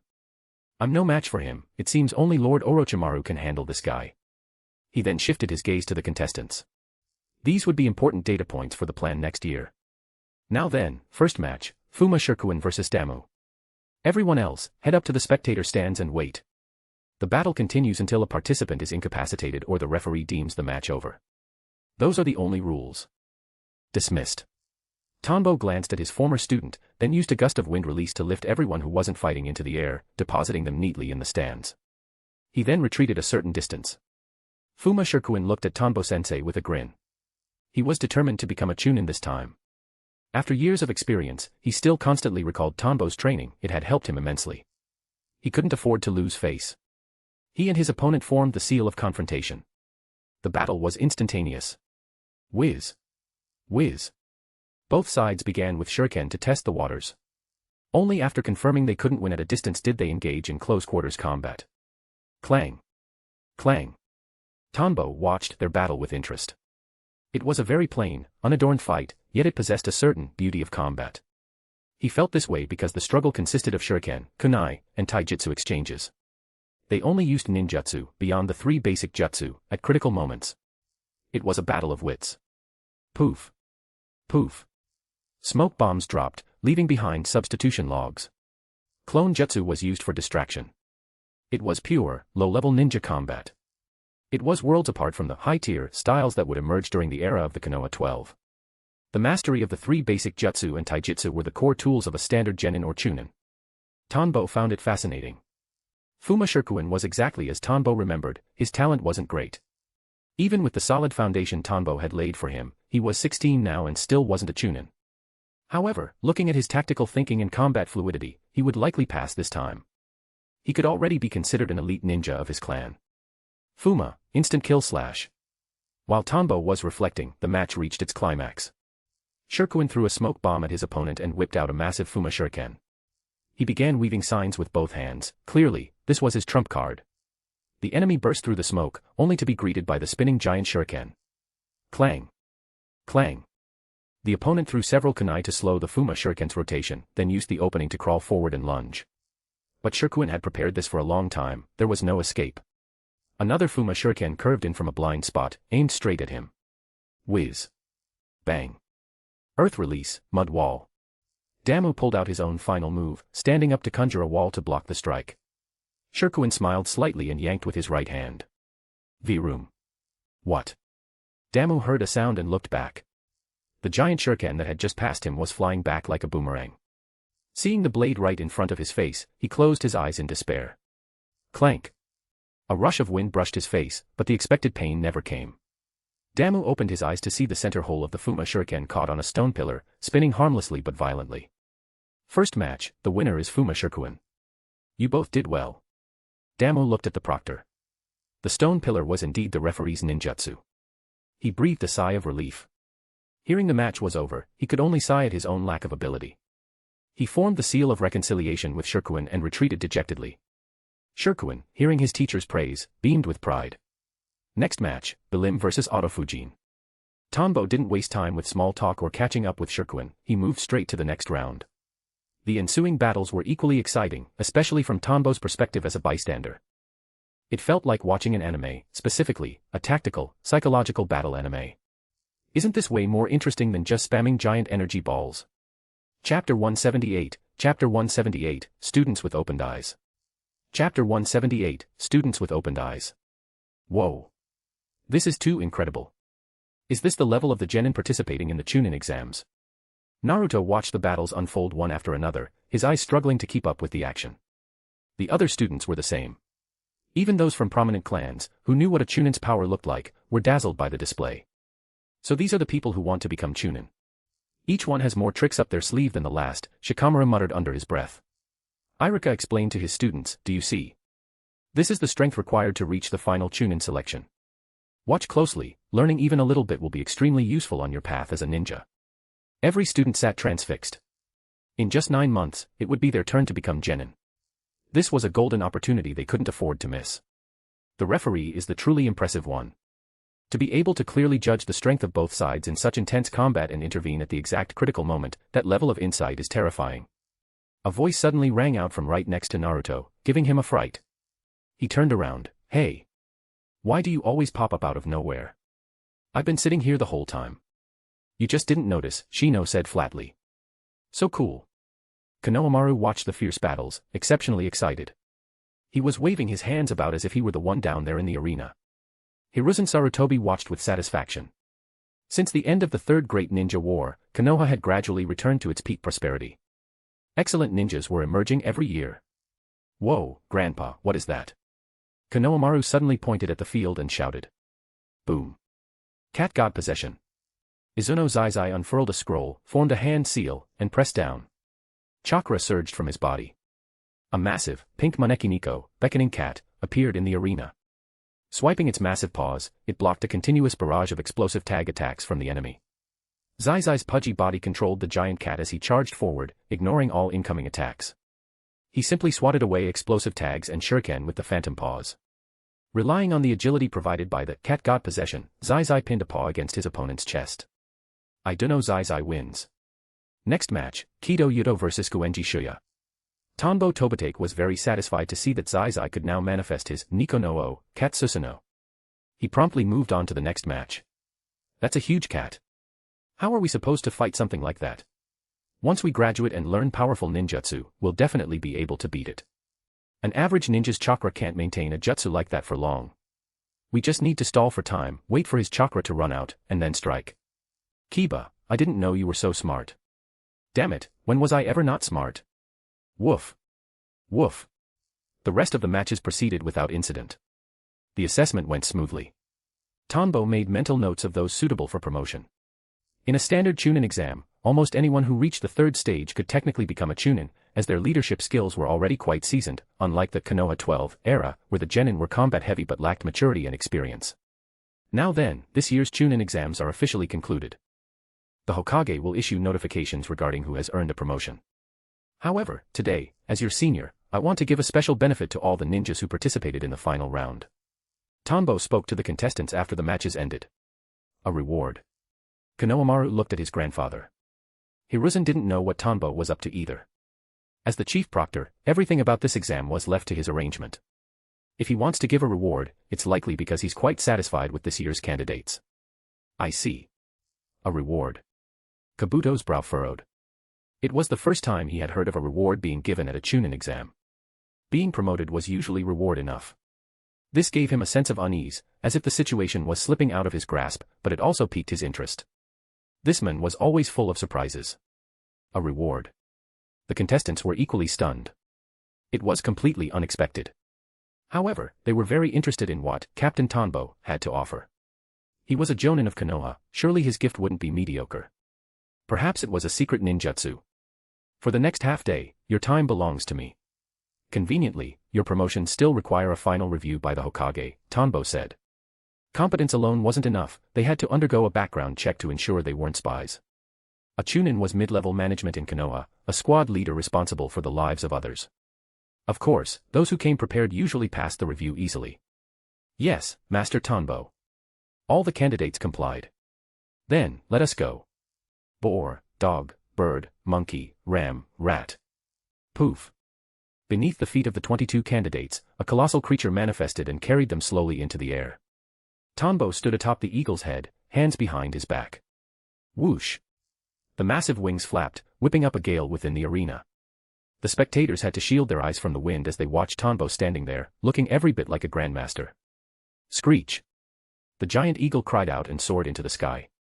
Soon, they were nothing but a small black dot in the distance. What is that? Naruto's jaw nearly hit the floor as he pointed at the departing eagle. It was massive.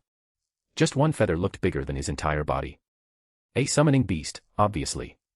But to summon something like that at will. Captain Tanbo's strength must really be like the legends say, he can take it Tsuchikige's particle style to the face, a student behind Naruto whispered. Irika laughed. No, that's a genjutsu, not a summoning. Remember this, once you become ninjas, never be deceived by the surface appearance of things. Even Irika thought it looked incredibly cool. Cooler than before. He lamented that he hadn't learned this move, if he used it in front of his students, they would worship him. Shino's voice droned on. Genjutsu. No, it should be more than that. To simply reward candidates, one wouldn't need to pay such a high price. Using genjutsu to warp reality costs far more than my insects. It's likely a certain nature transformation of Een release. Even so, it's terrifying. In Shino's eyes, the fact that the eagle was physically carrying the candidates was a reality. Therefore, it wasn't just a simple illusion. He trusted his bugs. Shino, that is a remarkable deduction. You're right, Irika said, his eyes bright. He hadn't expected a student to guess the basic principle behind his teacher's Eye of the Creator technique. In release. What's that? Naruto scratched his head and pouted at Shino. Shino was always saying things he didn't understand. Irika sighed and rolled his eyes. Naruto, I told you to study. That's part of the fourth-year curriculum. Go back and hit the books. But I was so excited by what I saw today. I feel like I can do what those candidates did. I want to go back and train. Naruto's head started to ache the moment studying was mentioned, especially fourth-year material. Chapter 179, Chapter 179, Naruto's book-stealing plan. Chapter 179, Naruto's book-stealing plan. Spectator stands. What terrifying chakra, Kabuto thought, adjusting his glasses as he watched the group depart. A colossus of that scale, even if it didn't fight back and I just stood there hacking at it with chakra scalpels, it wouldn't be easy to kill. What a monstrous individual. I must tell Lord Orochimaru that the man he's tracking has grown stronger again. The plan needs adjustment. If we don't lure this person out of Konoha, we'll be facing an enemy on par with the Hokage. Kabuto's mind raced with calculations.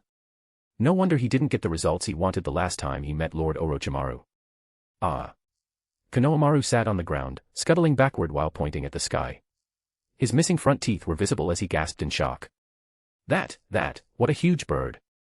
Haha, when you grow up, I'll teach you a summoning jutsu as well, Hiruzen Sarutobi encouraged his grandson.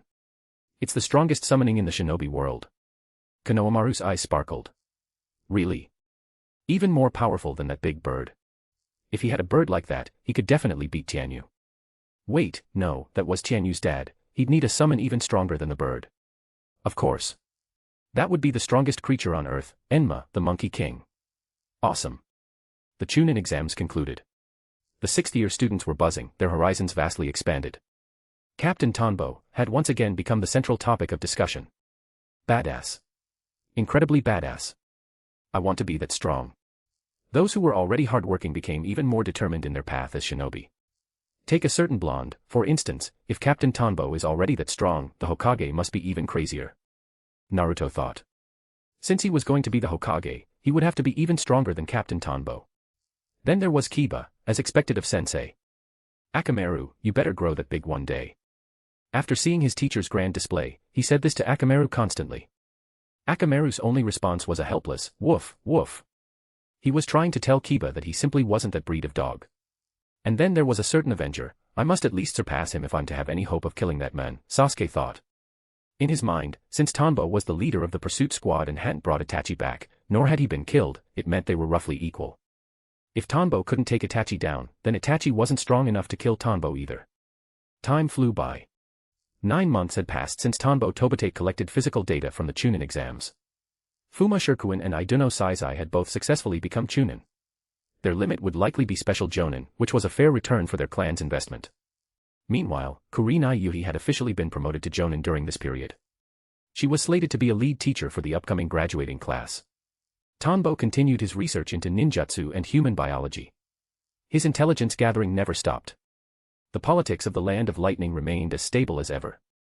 Technology there was advancing rapidly, Tonbo could see the early shadows of scientific ninja tools in the reports. The Land of Earth was also stable, though the Hidden Stone had its own rogue ninjas, not quite as few as the Land of Lightning, but manageable. Deidara, an S-rank fugitive, had already fled the Land of Earth, his name spreading across nations.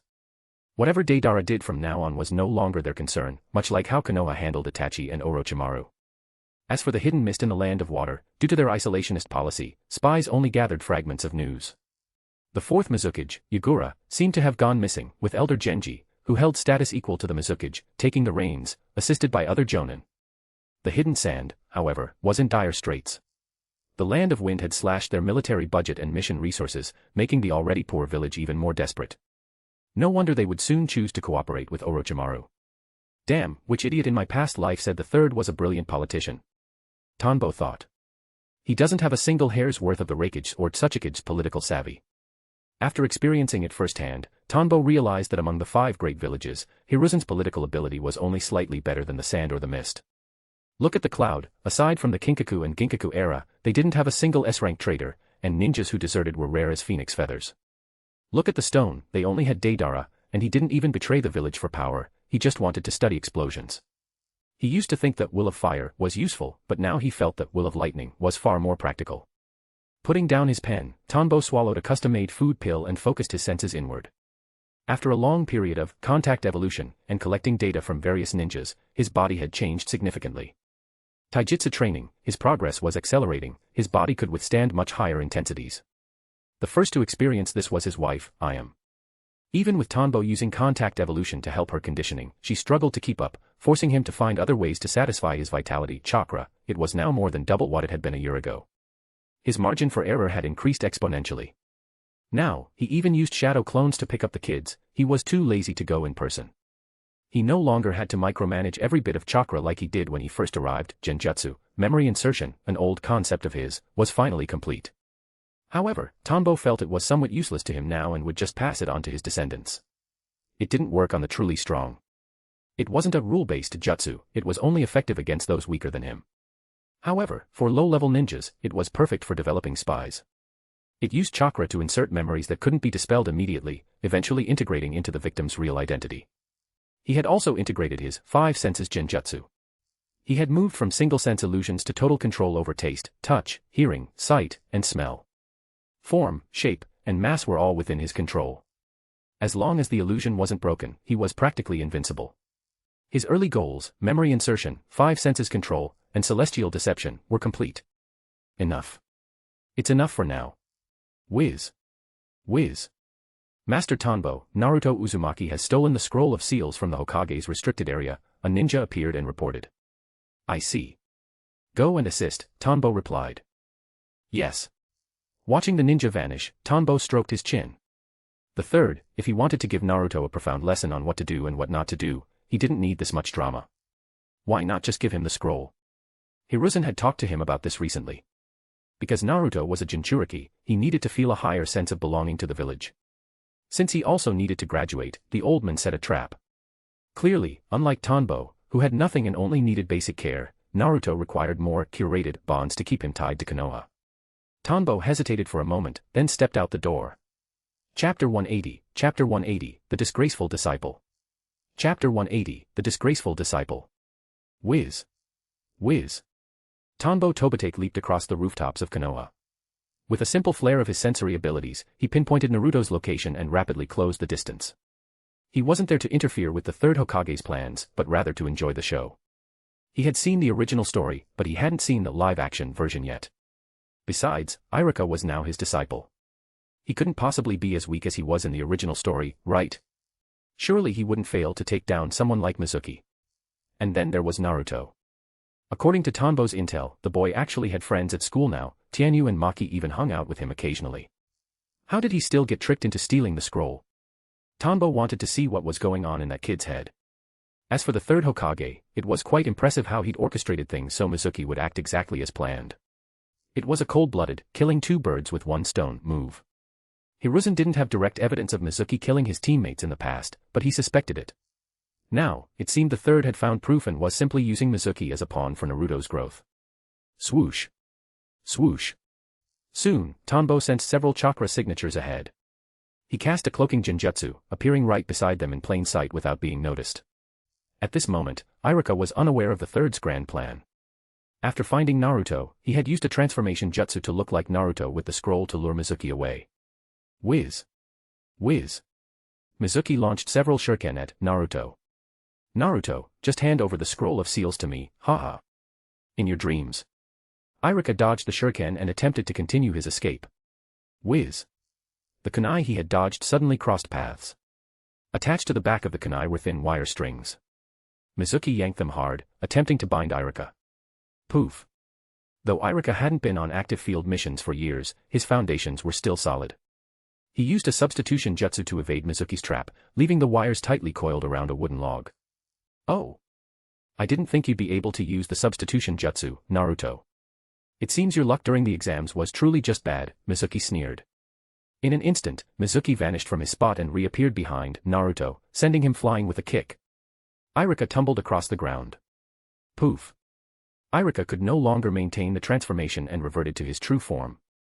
Tanbo, watching from the shadows, covered his face with his hand. Crap. As his disciple, Iruka was being completely suppressed by Mizuki. What was going on? Was Mizuki stronger in this reality? This was embarrassing.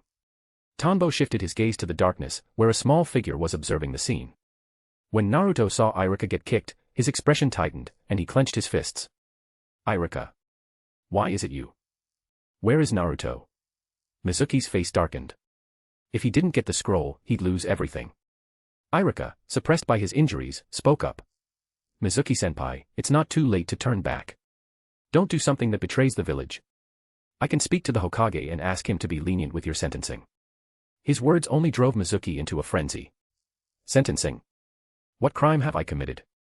I simply killed 2 teammates to complete a mission. Why should I be called a criminal? A ninja's primary mission is the success of the task, it's written in the academy textbooks. And yet, because of that, I've been stuck as a common academy teacher for all these years. No matter how much I do, there's no room for advancement. Why? When Lord Whitefang chose his comrades over the mission, the entire village vented their rage on him until he died. But when I completed the mission, I didn't get what I deserved. You tell me, what crime is that? If that is a crime, why was Whitefang punished for the opposite? If it isn't a crime, why is my career being suppressed? And you pathetic orphan, how did you get promoted faster than me? Just because you're Tanbo Tobate's disciple? Laughable. Once I obtain the ninjutsu within the scroll of seals, I will surpass you all and follow Lord Orochimaru. Ha ha ha. Ha ha ha ha. Mizuki was hysterical, his face contorted with rage. His killing intent toward Irika surged. Don't even think about counterattacking. I've been your good brother 4 years, I know all your tricks. You can't beat me. He sneered at the blood at the corner of Irika's mouth, noticing the hand seals Irika was forming. He flicked a shuriken. Clang. Clang. The shuriken flew out, knocking away several kunai that Irika had secretly planted in the ground earlier. The fire line cut, right. Your trump card. You were really trying to kill me, weren't you? As expected of a ninja, even after being away from the front line so long, you still have the tactical mind. But you're still lacking, you didn't have any guard against your own comrade. Mizuki mocked him. Over the years, he had completely seen through Irika's arsenal. Good grief, Irika, Tanbo thought, feeling utterly speechless. Everything I taught you, did you give it all to the dogs? Actually, looking at the situation, it wasn't given to the dogs, it was given to Mizuki.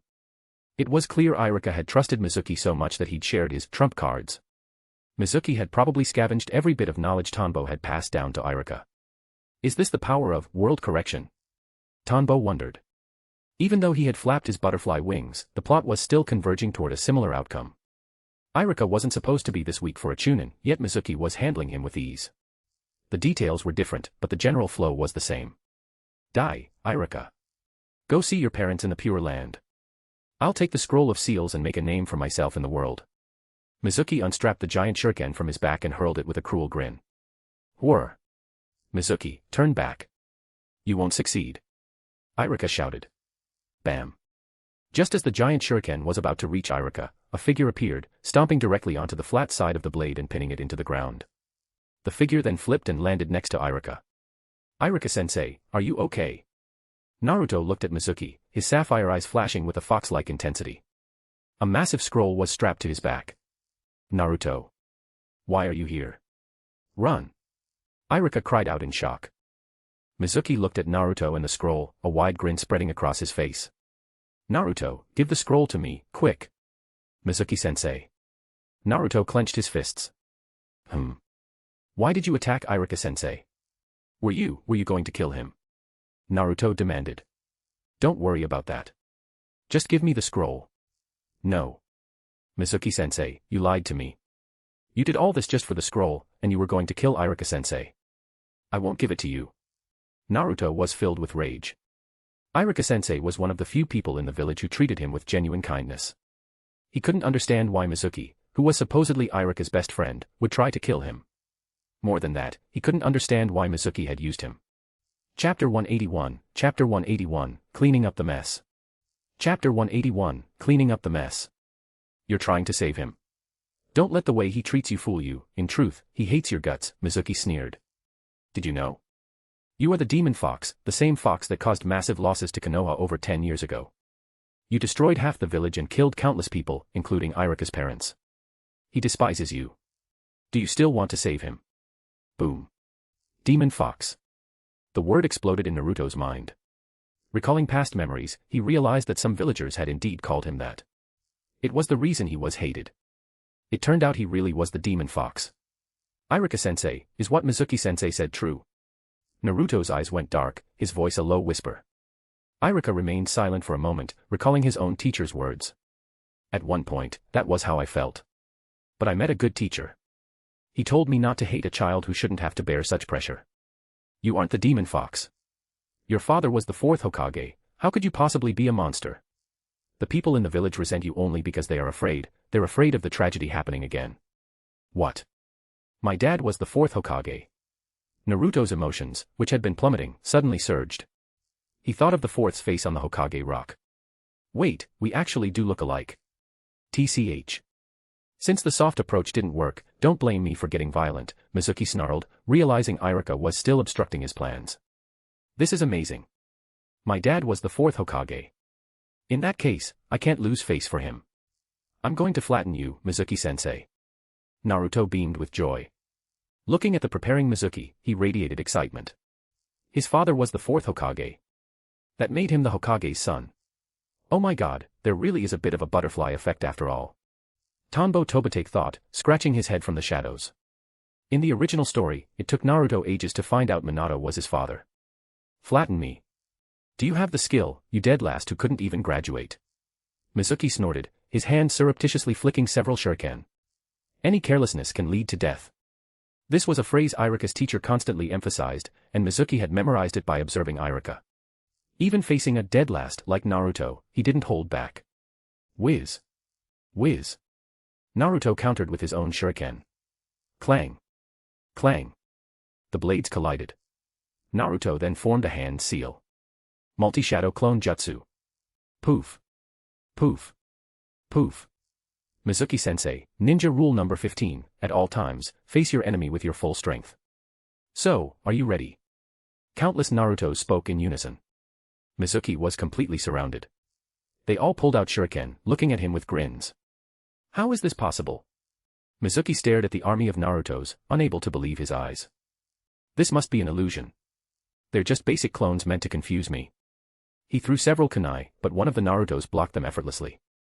Clank. Clank. Impossible. Mizuki refused to believe a mere genin dropout had enough chakra to produce so many physical clones. But Naruto wasn't interested in talking. Having been pushed by Kiba's competitive nature over the years, Naruto was much more diligent and tactical than his original counterpart.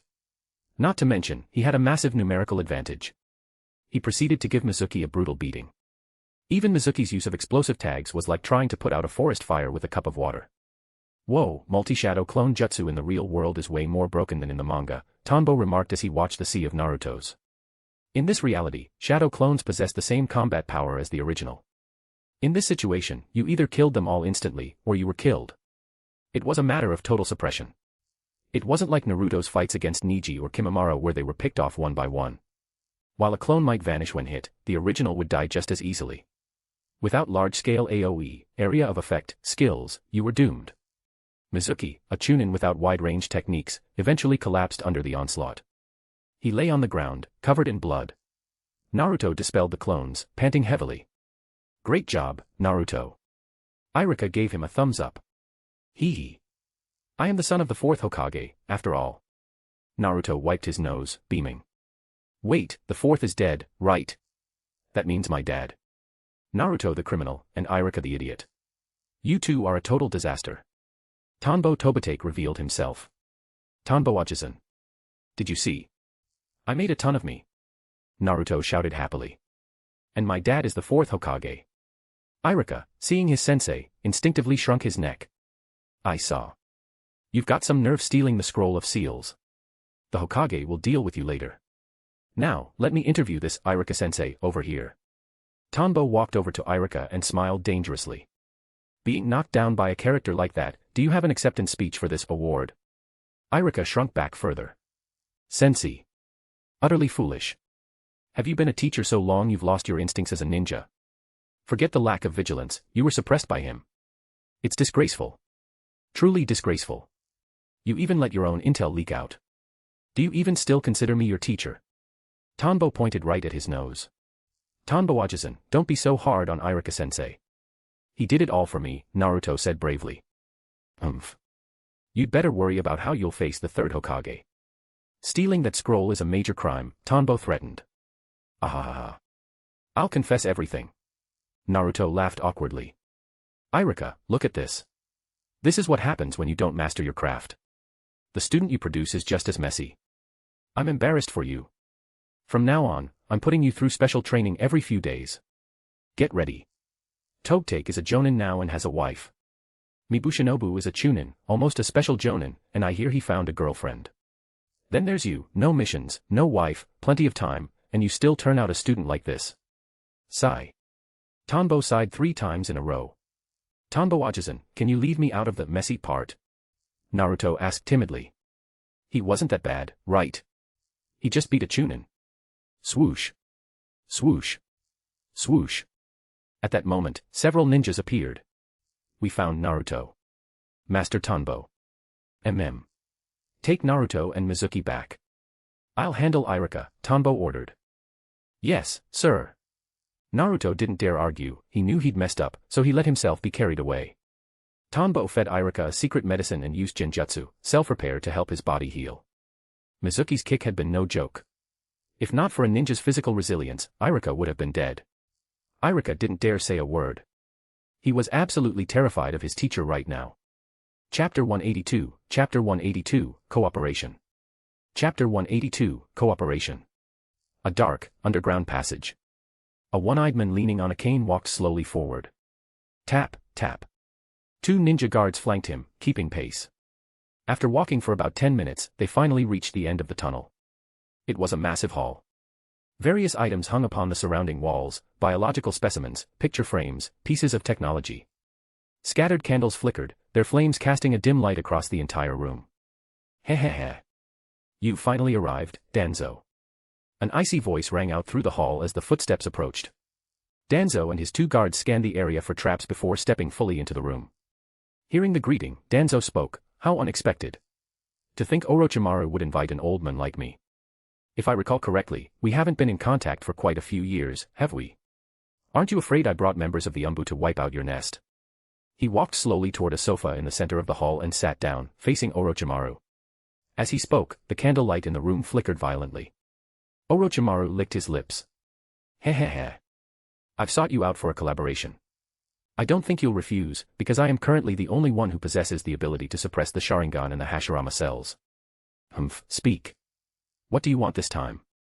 You know the foundation, Root, has been disbanded. I currently hold no official power in Konoha. I may not be able to help you with much, Danzo snorted coldly. You're too modest. For someone like you, the power within Konoha isn't restricted by a mere title, Orochimaru said politely. Otherwise, you wouldn't still control the strength of the Root. I'm not asking you to do anything difficult. I simply need you to help move one person out of the village during next year's Chunin exams. That should be quite simple for you. In exchange, I will provide you with the technology to suppress the Sharingan and the Hashirama cells.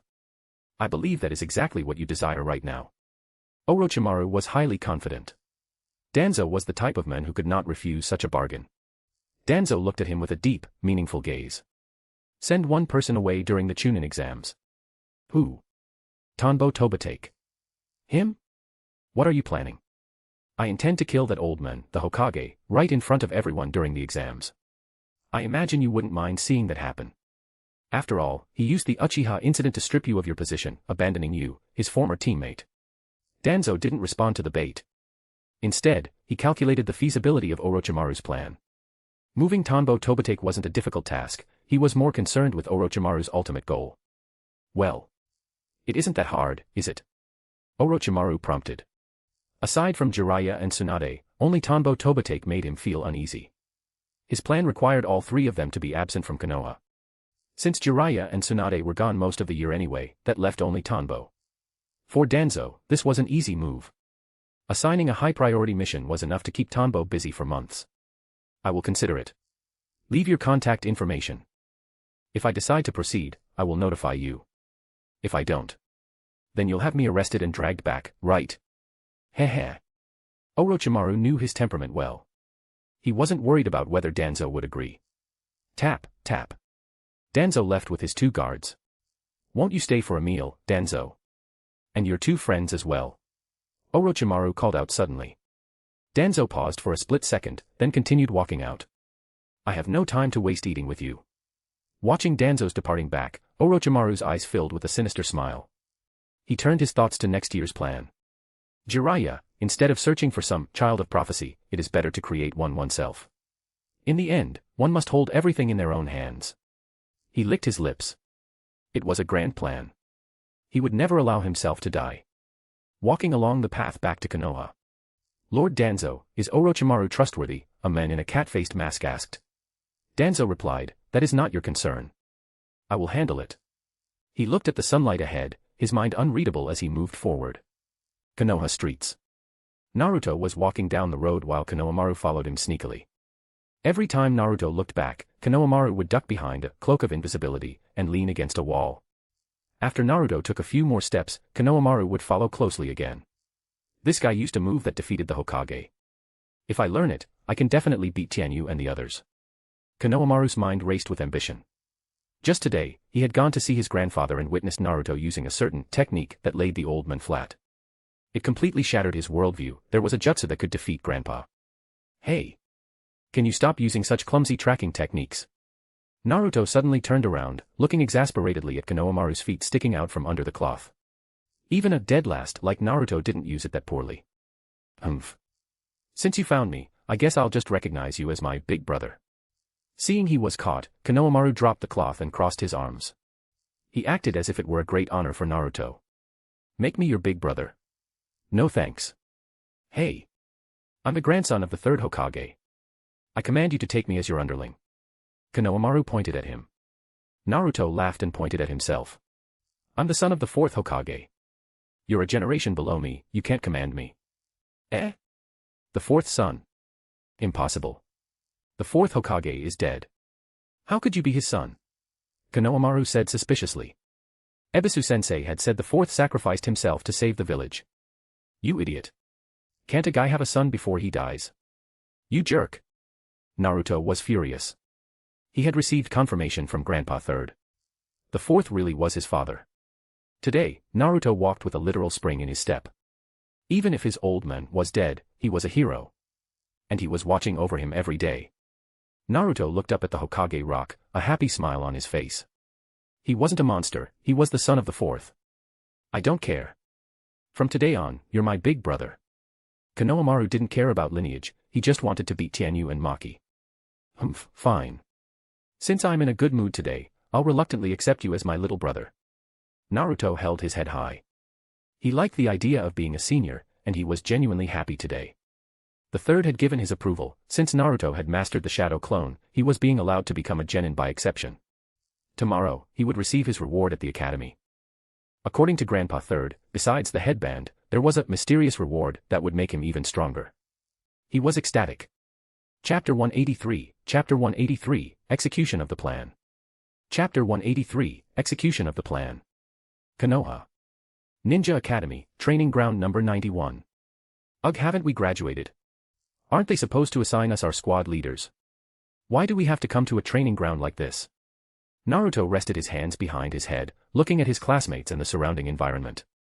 He didn't get it. He was already looking forward to life as a genin, and he proudly adjusted the headband on his forehead. You actually became a genin. Did the third use the back door for you?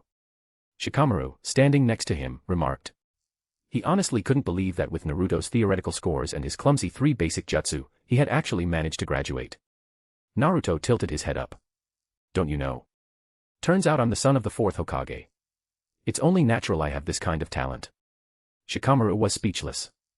What does that have to do with you graduating? You still use the back door. Choji crunched on a potato chip. If Naruto became a genin, it must have been with the Hokage's approval. Relax, Shikamaru. I'm not worried about that. I just hope I'm not on a team with him. That would be a total drag, Shikamaru said dismissively. Naruto's personality was far too troublesome. TCH. I don't want to be on a team with you either. I want to be with Sakura-chan. Naruto looked toward Sakura, a blush creeping onto his face. But the girl he liked was currently staring at another boy, the one he hated most. Please don't let me be on a team with Sasuke, Naruto prayed silently. They're here. Amidst the chatter, a figure suddenly appeared, followed by several others.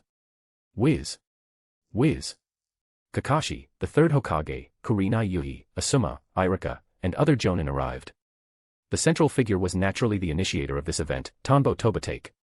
Lord Third, Captain Tanbo, copy Ninja Kakashi. So many Jonin. Why is the Hokage here too? Didn't they say it was a reward for the graduating students? What's going on? The students chirped excitedly, staring at the famous shinobi of Konoha. Tanbo, is this jutsu of yours reliable? It won't cause any damage to the children, will it? Hiruzen Sarutobi asked worriedly. Tanbo replied confidently, Lord Hokage, this isn't a forbidden jutsu. It's just a large-scale barrier-based genjutsu. I've refined it for a long time. I gave you the scroll on how to perform the technique, you're the professor of shinobi, you should be able to see that, right? Cough, of course. Let's begin then. Don't waste the children's time, Hiruzen said with a dry cough. When Tanbo had applied for this, he had shared the mechanics. Hiruzen had reviewed it and concluded that the learning difficulty was rank SSS. It was more difficult than any forbidden jutsu he had ever mastered. It was absurdly complex. I'm really looking forward to this. Tanbo's super jutsu, Kakashi noted. He had heard Guy's description and knew this was a legendary method for training combat experience. Using ninjutsu not for combat, but for training, it was a unique philosophy. Asuma Sarutobi muttered, he's about to show off again. Kurenai Yuhi thought, this genjutsu would take me over a decade of research just to learn. I doubt anyone will be willing to learn it in the future. It seemed the Hokage would have to create a specific education department just for this. The difficulty was immense, and it required accumulating a massive amount of combat memories. Unless someone's talent matched Tanbo's, it was unreachable. Tanbo looked at the little sprouts before him. Well, they weren't that small, 12 years old. When he was 12, he had already been mucking around on the battlefield for a long time. Then, let us begin. Without giving anyone time to prepare, the preset barrier rose as he wove his signs. It covered the entire training ground. This version of the barrier was larger and improved, allowing him to cast the jutsu with less effort. There were other ninjas stationed around the perimeter to assist him, reducing the mental strain. As a high-ranking member of Konoha, he knew how to delegate work to lighten his load. Genjutsu, battlefield simulation. After the final seal, he pressed his palms to the ground. Nerve fibers, invisible to the naked eye, extended with incredible speed to every young ninja. Before the graduates could even react, the world around them began to warp and change. At the same time, a holographic-like projection appeared above each graduate's head. The observing Jonin looked toward the teams assigned to them by the Hokage. They didn't feel anything was amiss regarding the branch-like patterns appearing on the graduate's skin. Tanbo had warned them beforehand that he would be using a secret technique to manage the mental load and told them not to make a fuss. Only the third Hokage felt something was slightly off, but he couldn't put his finger on it. Who could have imagined that human nerves could be extended outside the body and invade others as a medium for data collection? What is this place? Sakura looked at the deep valley and the eerily silent forest around her. She felt a cold wind brush past. Her body began to shiver. Caw. Caw. The sounds of crows and frogs echoed intermittently. The sun was setting, leaving only a faint afterglow. This is scary. What's going on? Just a moment ago, she was at the academy. Now she was here. She pinched her arm, it turned red instantly, and she felt the pain. Swish. Who's there? Sakura screamed. Who is it? Come out. Whiz. Thwack. For the first time, the inexperienced Sakura was instantly headshot by a kunai from the shadows. It entered through the back of her head and exited through the bridge of her nose. Sakura felt a split second of agonizing pain before falling into an endless abyss. Warp. She reappeared in the same spot as before. She was dazed. What happened? She touched the back of her head. Just now, she had clearly seen herself being pierced by a kunai. She even remembered the feeling of fluid leaking from her skull. I'm in a genjutsu. She immediately tried to dispel it using the methods taught at the academy. It didn't work. It was as if everything that had just happened was a mere phantom. Swish. Swish. Sakura felt the same sensation as the dream and heard the sound again. She immediately jerked her head to the side. A kunai grazed her cheek, slicing a lock of her pink hair. An enemy. She went on high alert, staring at the direction the kunai came from. That was just a feint. A figure clad in black with a hidden rain headband suddenly dropped from above, plunging a kunai downward. Squish. Sakura heard the sound and a look of pure terror filled her face. She was paralyzed with fear, her limbs turning to jelly. The kunai drove straight through the crown of her head. Brain matter sprayed. She didn't even fight back, she just stood there as the kunai claimed her life once more. Chapter 184, Chapter 184, Excellence and Fragility. Chapter 184, Excellence and Fragility. Hiruzen Sarutobi noticed the scene involving Sakura Haruno. He turned to Kakashi and said, "This child has excellent grades, but her psychological state is a bit problematic. You'll need to guide her more in the future." He sighed inwardly.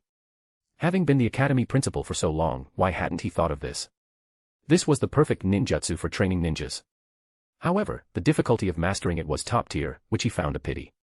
The mental state of several students was now laid bare before his eyes. Sakura Haruno was a prime example. Understood. There is indeed some lack there, Kakashi replied. But Lord Third, whether these three problem children can even pass my test is still an open question. Kakashi didn't select students based purely on combat power. For the past several years, no student had managed to pass his test. This time, Tombo Tobotake's ninjutsu allowed him to see much deeper into his students, which would serve as his new benchmark. Swish. Swish. Akamaru, find him. Inuzuka Kiba had faltered once at the start due to lack of familiarity, but he quickly found his rhythm. He had been a bit dazed by the sudden onset of battle, but years of training and his natural ninja instincts allowed him to transition into combat mode rapidly. Woof. Akamaru cooperated perfectly. After a few sniffs, he immediately pinpointed the enemy's direction. Swoosh. Man and dog charged at the enemy. The enemy, realizing he was exposed, immediately wove signs to cast a ninjutsu. As Kiba rushed in, a rain of senbon needles poured down. Kiba and Akamaru, relying on their superior sense of smell, instantly sensed the trap from above and used body flicker jutsu to dodge. Whiz. Kiba quickly wove signs and cast his own technique, 2 miniature tornadoes ripped through. The enemy ninja was instantly torn in half. Woof. Woof. After a warp in space, a desert environment appeared with a different enemy. Despite his excellent nose, Kiba only smelled danger without locating the source before he and Akamaru were pulled under the sand and torn apart. A very realistic genjutsu. Shino appeared in a forest. He immediately analyzed that he was in an illusion. After attempting to dispel it and failing, he realized it wasn't that simple. As he expected, several hidden shuriken flew from the shadows of the trees while he was deep in thought. Poof. He transformed into an insect clone and vanished. The enemy looked at the spot where Shino had been, completely bewildered. Gah. Suddenly, the enemy's face turned purple, and he collapsed. Genjutsu, rewards, suddenly appearing in another location, Lord Third, Captain Tonbo, so this is a genjutsu used for training ninjas to build combat experience. Then, there should be other enemies coming. Shino emerged from behind him. After checking the body, he noticed the enemy didn't vanish immediately. Based on the previous data, he quickly analyzed the situation. His insects began to spread through the jungle bit by bit. Whiz. Whiz. Sure enough, a ninja squad appeared in the distance. After using traps to wipe them out, more varied enemies appeared, and their tactics became increasingly specialized. Not until his chakra was completely exhausted was Shino finally stabbed to death with a kunai. When he regained consciousness, his chakra had been restored. Shino pushed up his sunglasses. As I thought. This is a training exercise. Where is this? Hinata looked timidly at her surroundings. The area was in ruins. In the distance, she saw what looked like the academy, its sign lying in the dust. The sky and the ground in the distance seemed to be in the middle of a massive battle. She seemed to be on a battlefield with Konoha at its center. Hinata. What are you doing there? The enemy is coming. Naruto appeared in the distance. Seeing the dazed Hinata, he shouted while running toward her. Several figures were chasing him. Naruto-kun. Seeing Naruto getting closer, Hinata's face turned bright red. Only when she saw the enemies behind him trying to kill him did she realize something was wrong. And the environment. Naruto-kun, what happened to Konoha? Hinata asked. Konoha has been attacked by the hidden stone. Everyone is fighting right now. We have to go. Naruto reached her and extended his hand to take hers. Hinata looked at the approaching hand. Her mind raced with thoughts, and her face flared with heat. Splat. Idiot, I'm not Naruto. Naruto suddenly transformed into a stone ninja, and the kunai in his hand pierced her chest. Blood spilled from Hinata's lips. Then, the environment shifted. This is. The scene began to repeat. Byakugan, activate. Hinata opened her eyes. Looking at the Naruto rushing toward her, she saw that he didn't possess Naruto's unique chakra signature. Rage flared in her eyes. You aren't Naruto-kun. Gentle fist, 16 palms. As the enemy approached to take her hand, she unleashed her gentle fist, striking 16 points on his body. Bam. The enemy fell to the ground, kicking up dust. Hinata, what are you doing? Why did you kill Naruto? Just then, Neji appeared in the distance. Seeing that Hinata had killed Naruto, he shouted in a fury. Neji Nizan, I didn't, it's an enemy. Hinata looked panicked, trying to explain. Stab. Fool. Neji suddenly grinned maliciously. An earth spike erupted from his hand and pierced through her chest. Thud. He then reverted to the appearance of a stone ninja. Hinata felt like her brain's CPU was fried. Why was Neji Nizan also? The cycle began again.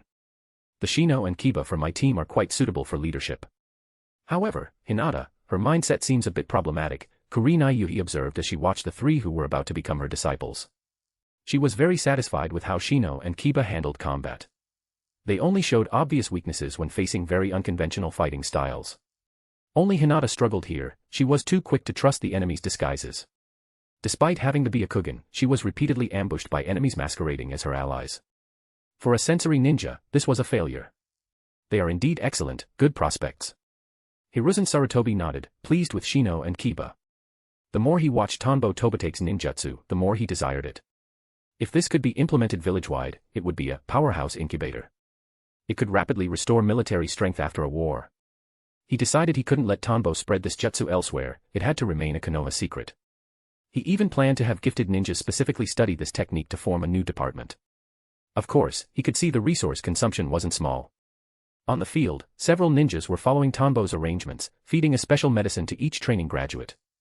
These were custom-made soldier pills. To popularize this, the resources required wouldn't be a small amount. He would need to negotiate with the Land of Fire for increased investment. Furthermore, the production of medicinal herbs from the Akimichi and Nara clans was largely fixed each year. They would need to source supplies from elsewhere. There was much to consider. But in Hiruzen's heart, this project had to be established.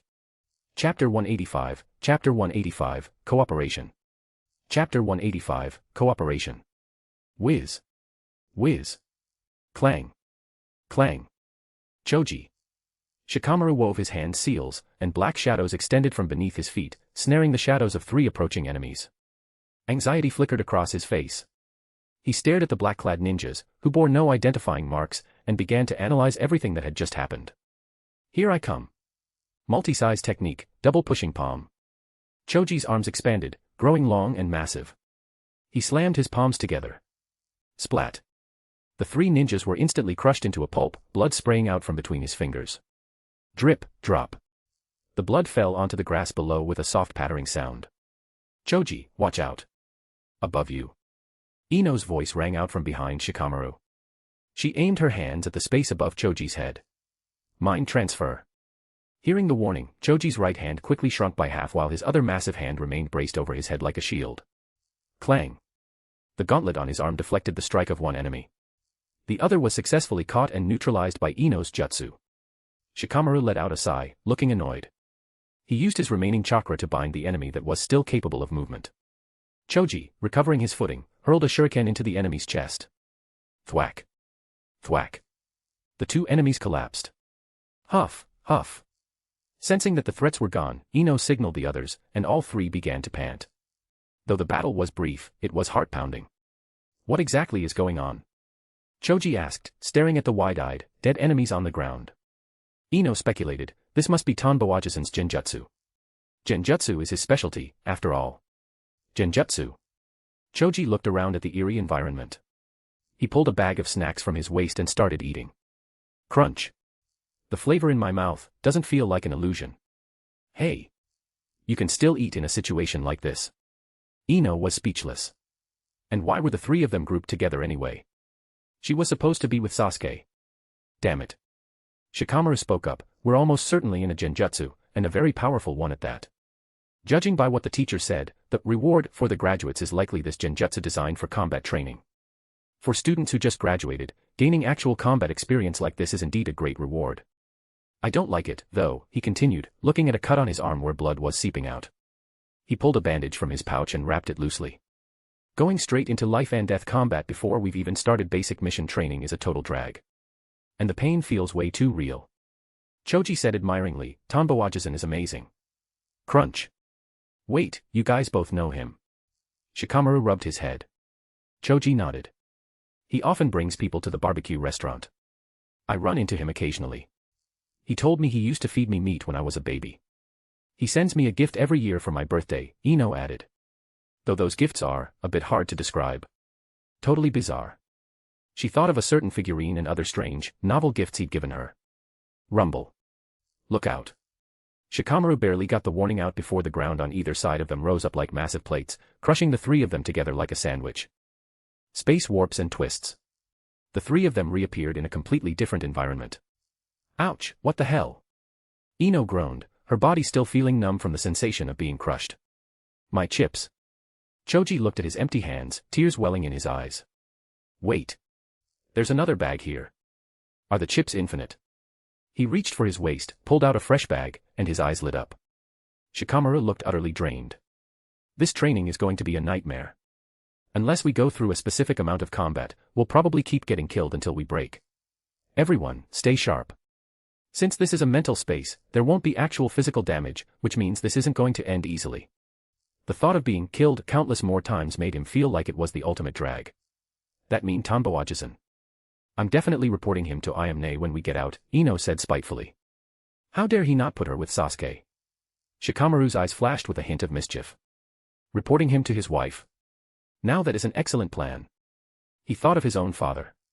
Even as a top official in the intelligence division, his dad was completely whipped by his mom. This idea might actually have legs. Shikamaru, you've become wicked, Choji noted. Wicked? He's the one making things this troublesome for me. Then I'll support you. Good. Since you're both with me, we'll make sure Tanbo-Ajisen is shaking when we get out. Ayamne can be terrifying. Ino remembered the commotion she'd heard once when she went with her dad to Ichiraku Ramen. This was going to be perfect. Tanbo Tobitake was aware of the general movements within the simulation. However, he was currently busy and didn't pay attention to Ino's group. A massive amount of Naruto's biological data was streaming into his technique, Heartsteel 2.0. After being filtered, it entered his mind. This was a golden, public opportunity. It was precisely because of this event that he hadn't gone looking for Naruto privately. Naruto's genetic information was indeed vastly different from others. His talent was entirely skewed towards cellular activation, his genetic chain regarding physical chakra was unique. After years of research, Tanbo had finally identified the specific chromosomal differences, he could now distinguish which information was the key to generating physical energy. Soon, he absorbed this aspect of Naruto's biological data and began engraving it into his own body, adding it to his sequence of evolution. In just a few moments, Tanbo felt his body changing. Naruto truly is the child of prophecy. His talent in this area is top tier even in the shinobi world. Combined with the data I've gathered from others, my chakra capacity won't be less than Naruto's in the future, it might even be significantly higher. I'll just be missing a tailed beast. Tanbo was highly satisfied. With a powerful physical foundation and the mental energy he had converted from years of accumulated experience, the chakra he could refine would far surpass Naruto's base. Of course, the physical evolution required time to settle. As his body evolved, his endurance would increase, which in turn would speed up the rate of further evolution. By the time the fourth great ninja war arrived, his targets would be the data of the Ten Tails, Hashirama, Madara, and Obito. If the chance arose, he would even secure Kagaya's biological data.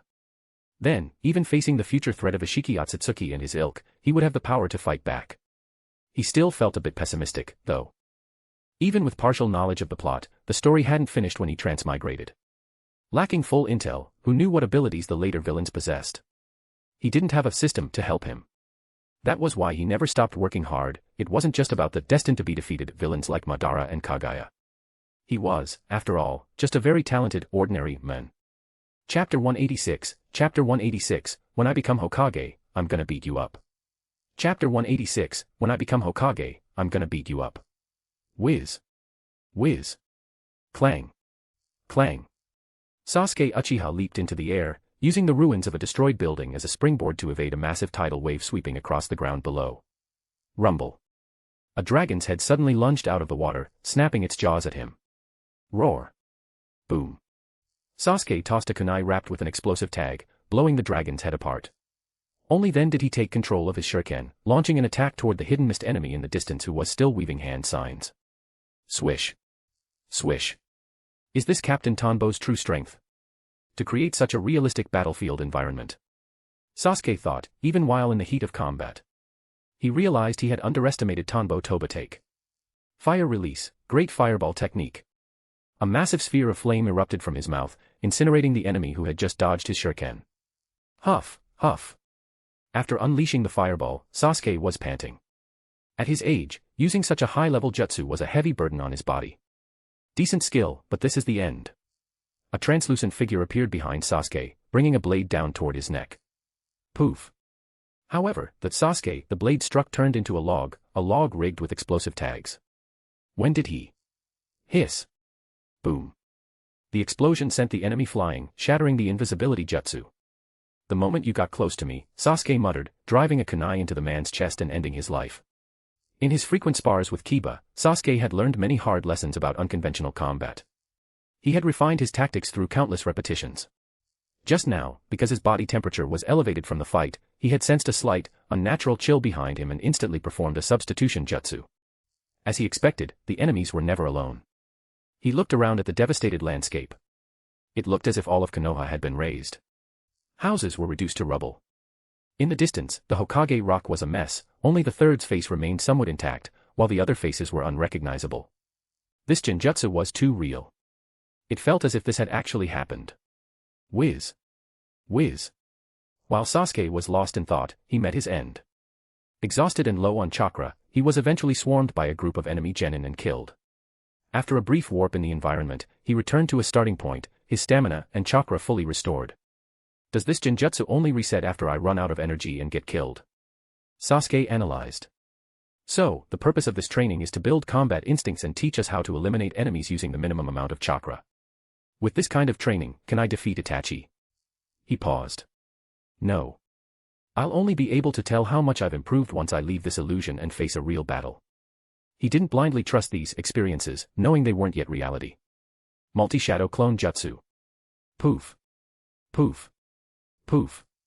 Facing an enemy ambush, Naruto grew frustrated and went straight for his ultimate move. Hundreds of Narutos appeared and swarmed the attacker. The enemy, unable to block hundreds of hands at once, was beaten into a pulp. Hee hee. I really am amazing. As the man who's gonna be Hokage, I only need one move for guys like this, Naruto bragged, wiping his nose. But where am I? He looked around. He was in the center of a giant crater. Suddenly, he spotted his classmates, Hinata, Kiba, Sasuke, Sakura, all lying on the ground nearby. Some were missing limbs, others had gaping holes in their chests.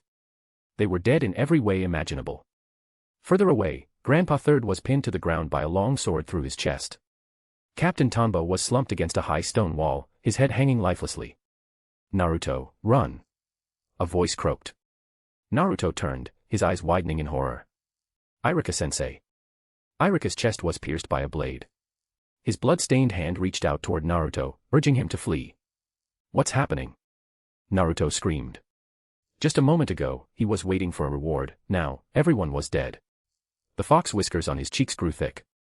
His blue eyes bled into a deep crimson, and orange-red chakra began to leak out. Squelch. Before the transformation could complete, Naruto's head was sent flying into the air. I haven't become Hokage yet, how can I die here? And who killed them all? Before he could finish the thought, the scenery warped again. He was back at the start. Kid, you're the only one left. Die. A familiar voice rang out. Naruto turned to see the same enemy he had just killed, lunging at him with a murderous gaze. Naruto reacted quickly, dodging and using his previous tactics to kill the enemy with shadow clones. Then he looked at the surroundings again. It was the same. Everyone was dead. What is going on? Naruto clutched his head in terror. In the distance, Iruka appeared again, stumbling. That's right. Iruka-sensei. I have to save him. Naruto rushed forward to support Iruka. He remembered the battlefield first aid lessons from the academy, thanks to Kiba and the others being so competitive, he had actually learned a bit. He began treating Iruka's wounds. But in his rush to save a life, he forgot the enemy. A sword ran him through from behind. Warp. Again. Naruto growled. He repeated the process, killed the first enemy, rushed to Iruka. But this time he was smarter. He stayed alert. While treating the wound, he sensed a movement and whipped a kunai behind him. Thud. He turned to see the enemy who had killed him twice already lying dead on the ground. Phew, good thing I'm smart, Naruto wiped his brow. Irika-sensei. Stab. Just as he turned back to Irika, a kunai pierced his chest. He looked at Irika-sensei and saw a complete stranger wearing a cruel smile. Warp. Naruto reset once more. I get it now. This is a Genjutsu. This is all Tanbo-Ajizan's doing. After several cycles, Naruto finally realized the truth. Ayag. Damn you, Tanbo-Ajizan. How could you do this? Naruto roared at the sky, his fists clenched. To use a Genjutsu that made him think everyone he cared about was dead, it was cruel. Just wait until I become Hokage, I'm gonna punch you for this. Naruto thought, realizing Tanbo was using his most precious bonds to provoke him. He turned his gaze back to the enemies. Since it was an illusion, he could go all out. Rumble. When the scent of the Nine-Tails chakra first leaked out, the Jonin and the third Hokage tensed up, nearly stepping in to stop Tanbo's jutsu. But when the chakra receded and stabilized, they finally let out a sigh of relief. Chapter 187, Chapter 187, A Massive Profit. Chapter 187, A Massive Profit. This technique is a bit dangerous for a Jinchuriki, Tanbo. Are you sure there won't be a problem? Hiruzen Sarutobi asked, his voice laced with concern. If the Jinchuriki went berserk here, it would be a disaster. He looked at the students gathered. If things ended up like the images projected above Naruto's head, everyone present would die. I suggest stopping the Jinchuriki's training. It's too high a risk for the village, Kakashi added, sharing the sentiment. The other ninjas nodded in agreement. They all knew the power of the Nine-Tails. If that seal broke, they had no idea how many lives it would take to seal it back up again. Tanbo Tobitake replied calmly, rest easy. The fourth sealing jutsu is exceptionally strong. Even if a leak occurs, I can suppress it in an instant. Question marks practically popped up over the heads of Hiruzen, Kakashi, and the others. Even the Hokage wasn't that confident, yet here Tanbo was, sounding absolutely certain. Hey, stop looking at me with that skepticism, Tanbo complained. Just because you guys lack ambition doesn't mean I do. I haven't stopped studying for a single day. Not like you, Lord Hokage, you're buried in paperwork and have no time to practice. And Kakashi, Asuma, can you two honestly say you've been working hard? You're probably just doing the bare minimum to maintain your current level, right? In the shinobi world, once a body is fully matured, most people's chakra levels stabilize. High-speed growth stops, and it's during this plateau that many ninjas become complacent. Kakashi scratched his head awkwardly. That's a bit harsh. I work hard every day, you know. Hiruzen's face reddened slightly. It was true, he hadn't engaged in high-intensity training for a very long time. Asuma, catching Kurenai's gaze, puffed out his chest. How do you know we aren't working hard? I'm very diligent, right, Kurenai? Tanbo ignored them, instead absorbing the data from the Nine-Tails chakra that Naruto had just leaked. Kakashi, you're 26. The fourth Hokage didn't even live as long as you have. You graduated earlier than him, too. Yet here you are, terrified of the Nine-Tails. That's a surefire sign you haven't been pushing yourself. Otherwise, you should have caught up to the fourth by now, shouldn't you? Ah, how can my talent even be compared to Sensei's? Kakashi muttered, feeling defeated. However, Hiruzen found merit in the words. He turned to Kakashi. Tanbo has a point. You should strive harder, Kakashi. Minato would have wanted the student to surpass the master. Ha ha ha, well, about that. Kakashi laughed nervously, trying to change the subject. Still, we shouldn't take risks. We can't afford a what-if. There is no what-if. If I dared to provoke the Jinchuriki, I naturally have the means to handle him. Don't underestimate me. Tanbo declared. Everyone fell silent. The fourth gave his life to deal with the Nine-Tails. Where did this guy get his confidence? Tanbo stopped talking and focused his attention on analyzing the graduate's biological data. He had successfully recorded the Nine-Tails information. He was intensely curious about why tailed beasts possessed such gargantuan chakra. Furthermore, since tailed beasts had physical forms, he wanted to see if certain traits could be integrated into a human body to permanently increase chakra capacity. Of course, tailed beast chakra lacked a biological foundation similar to humans, so it would take a long time to see results. For now, gathering data was enough. Next was Sasuke's information. Sasuke had a significant amount of chakra, quite high for his age, but Tanbo's primary interest was the Sharingan. He had no interest in gouging eyes out, but while he was at it, he wanted to study them.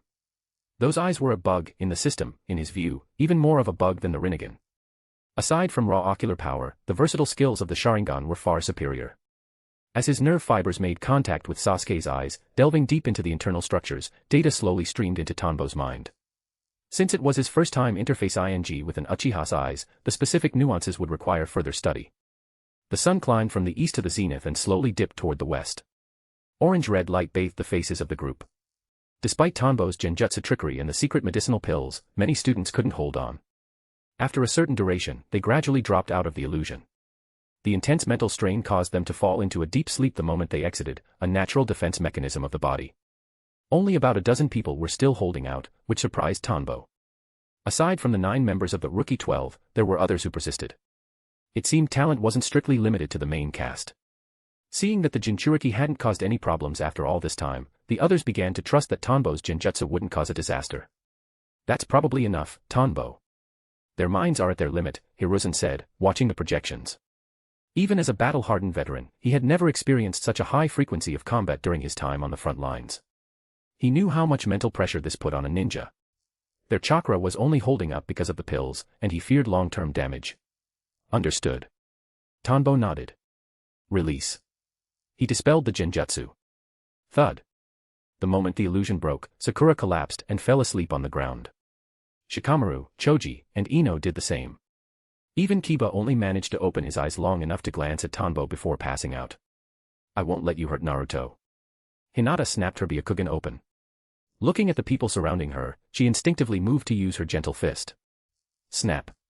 It's over, Hinata, Tanbo said. Over. Hinata looked around with her Byakugan, checking their chakra signatures. Then she looked at Naruto. Recalling her dreams in the simulation, her face instantly hit red-hot temperature, and she fainted from embarrassment. You bastards. Don't think you can fool me by transforming into my friends again. Multi-shadow clone jutsu. Naruto opened his eyes and saw the familiar faces. Thinking he had just entered another layer of the illusion, he wove the signs immediately. Hundreds of Narutos appeared and launched a massive coordinated kick toward Tanbo. Looks like there's still a bit of a bug. Psycho mind transmission, pain. Tanbo wove a single seal. Every Naruto looking at him was suddenly hit with excruciating agony. Poof. Poof. Poof. The clones collapsed instantly. Naruto's original body, having absorbed the cumulative pain of the clones, slumped to the ground. Damn it, that move again. Naruto groaned. That specific technique was the ultimate counter to his shadow clones. Idiot, we aren't in the Genjutsu anymore, Sasuke said, waking up. He looked at Tanbo with shock in his eyes. In that short span of time, he had experienced hundreds of intense battles. He felt stronger, strong enough to beat 10 of his former selves. All right, the reward is over. Remember to come to school tomorrow to be assigned your squad leaders, Tanbo said with a grin. This battlefield simulation had been a massive profit. Chapter 188, Little Savior Wataru. Chapter 188, Little Savior Wataru. The next day. After a long period of psychological struggle, Naruto arrived at the academy to wait for his teacher assignment. He was thick-skinned and large-hearted, despite yesterday's high-intensity training, his spirit seemed completely unfazed. As he walked into the school, he noticed many students looked pale and unwell. What's wrong with you guys? He asked casually. The biggest reaction came from Kiba Inuzuka. Seeing Naruto looking so unfazed, Kiba found it hard to believe. Naruto, didn't you feel any discomfort after yesterday's training?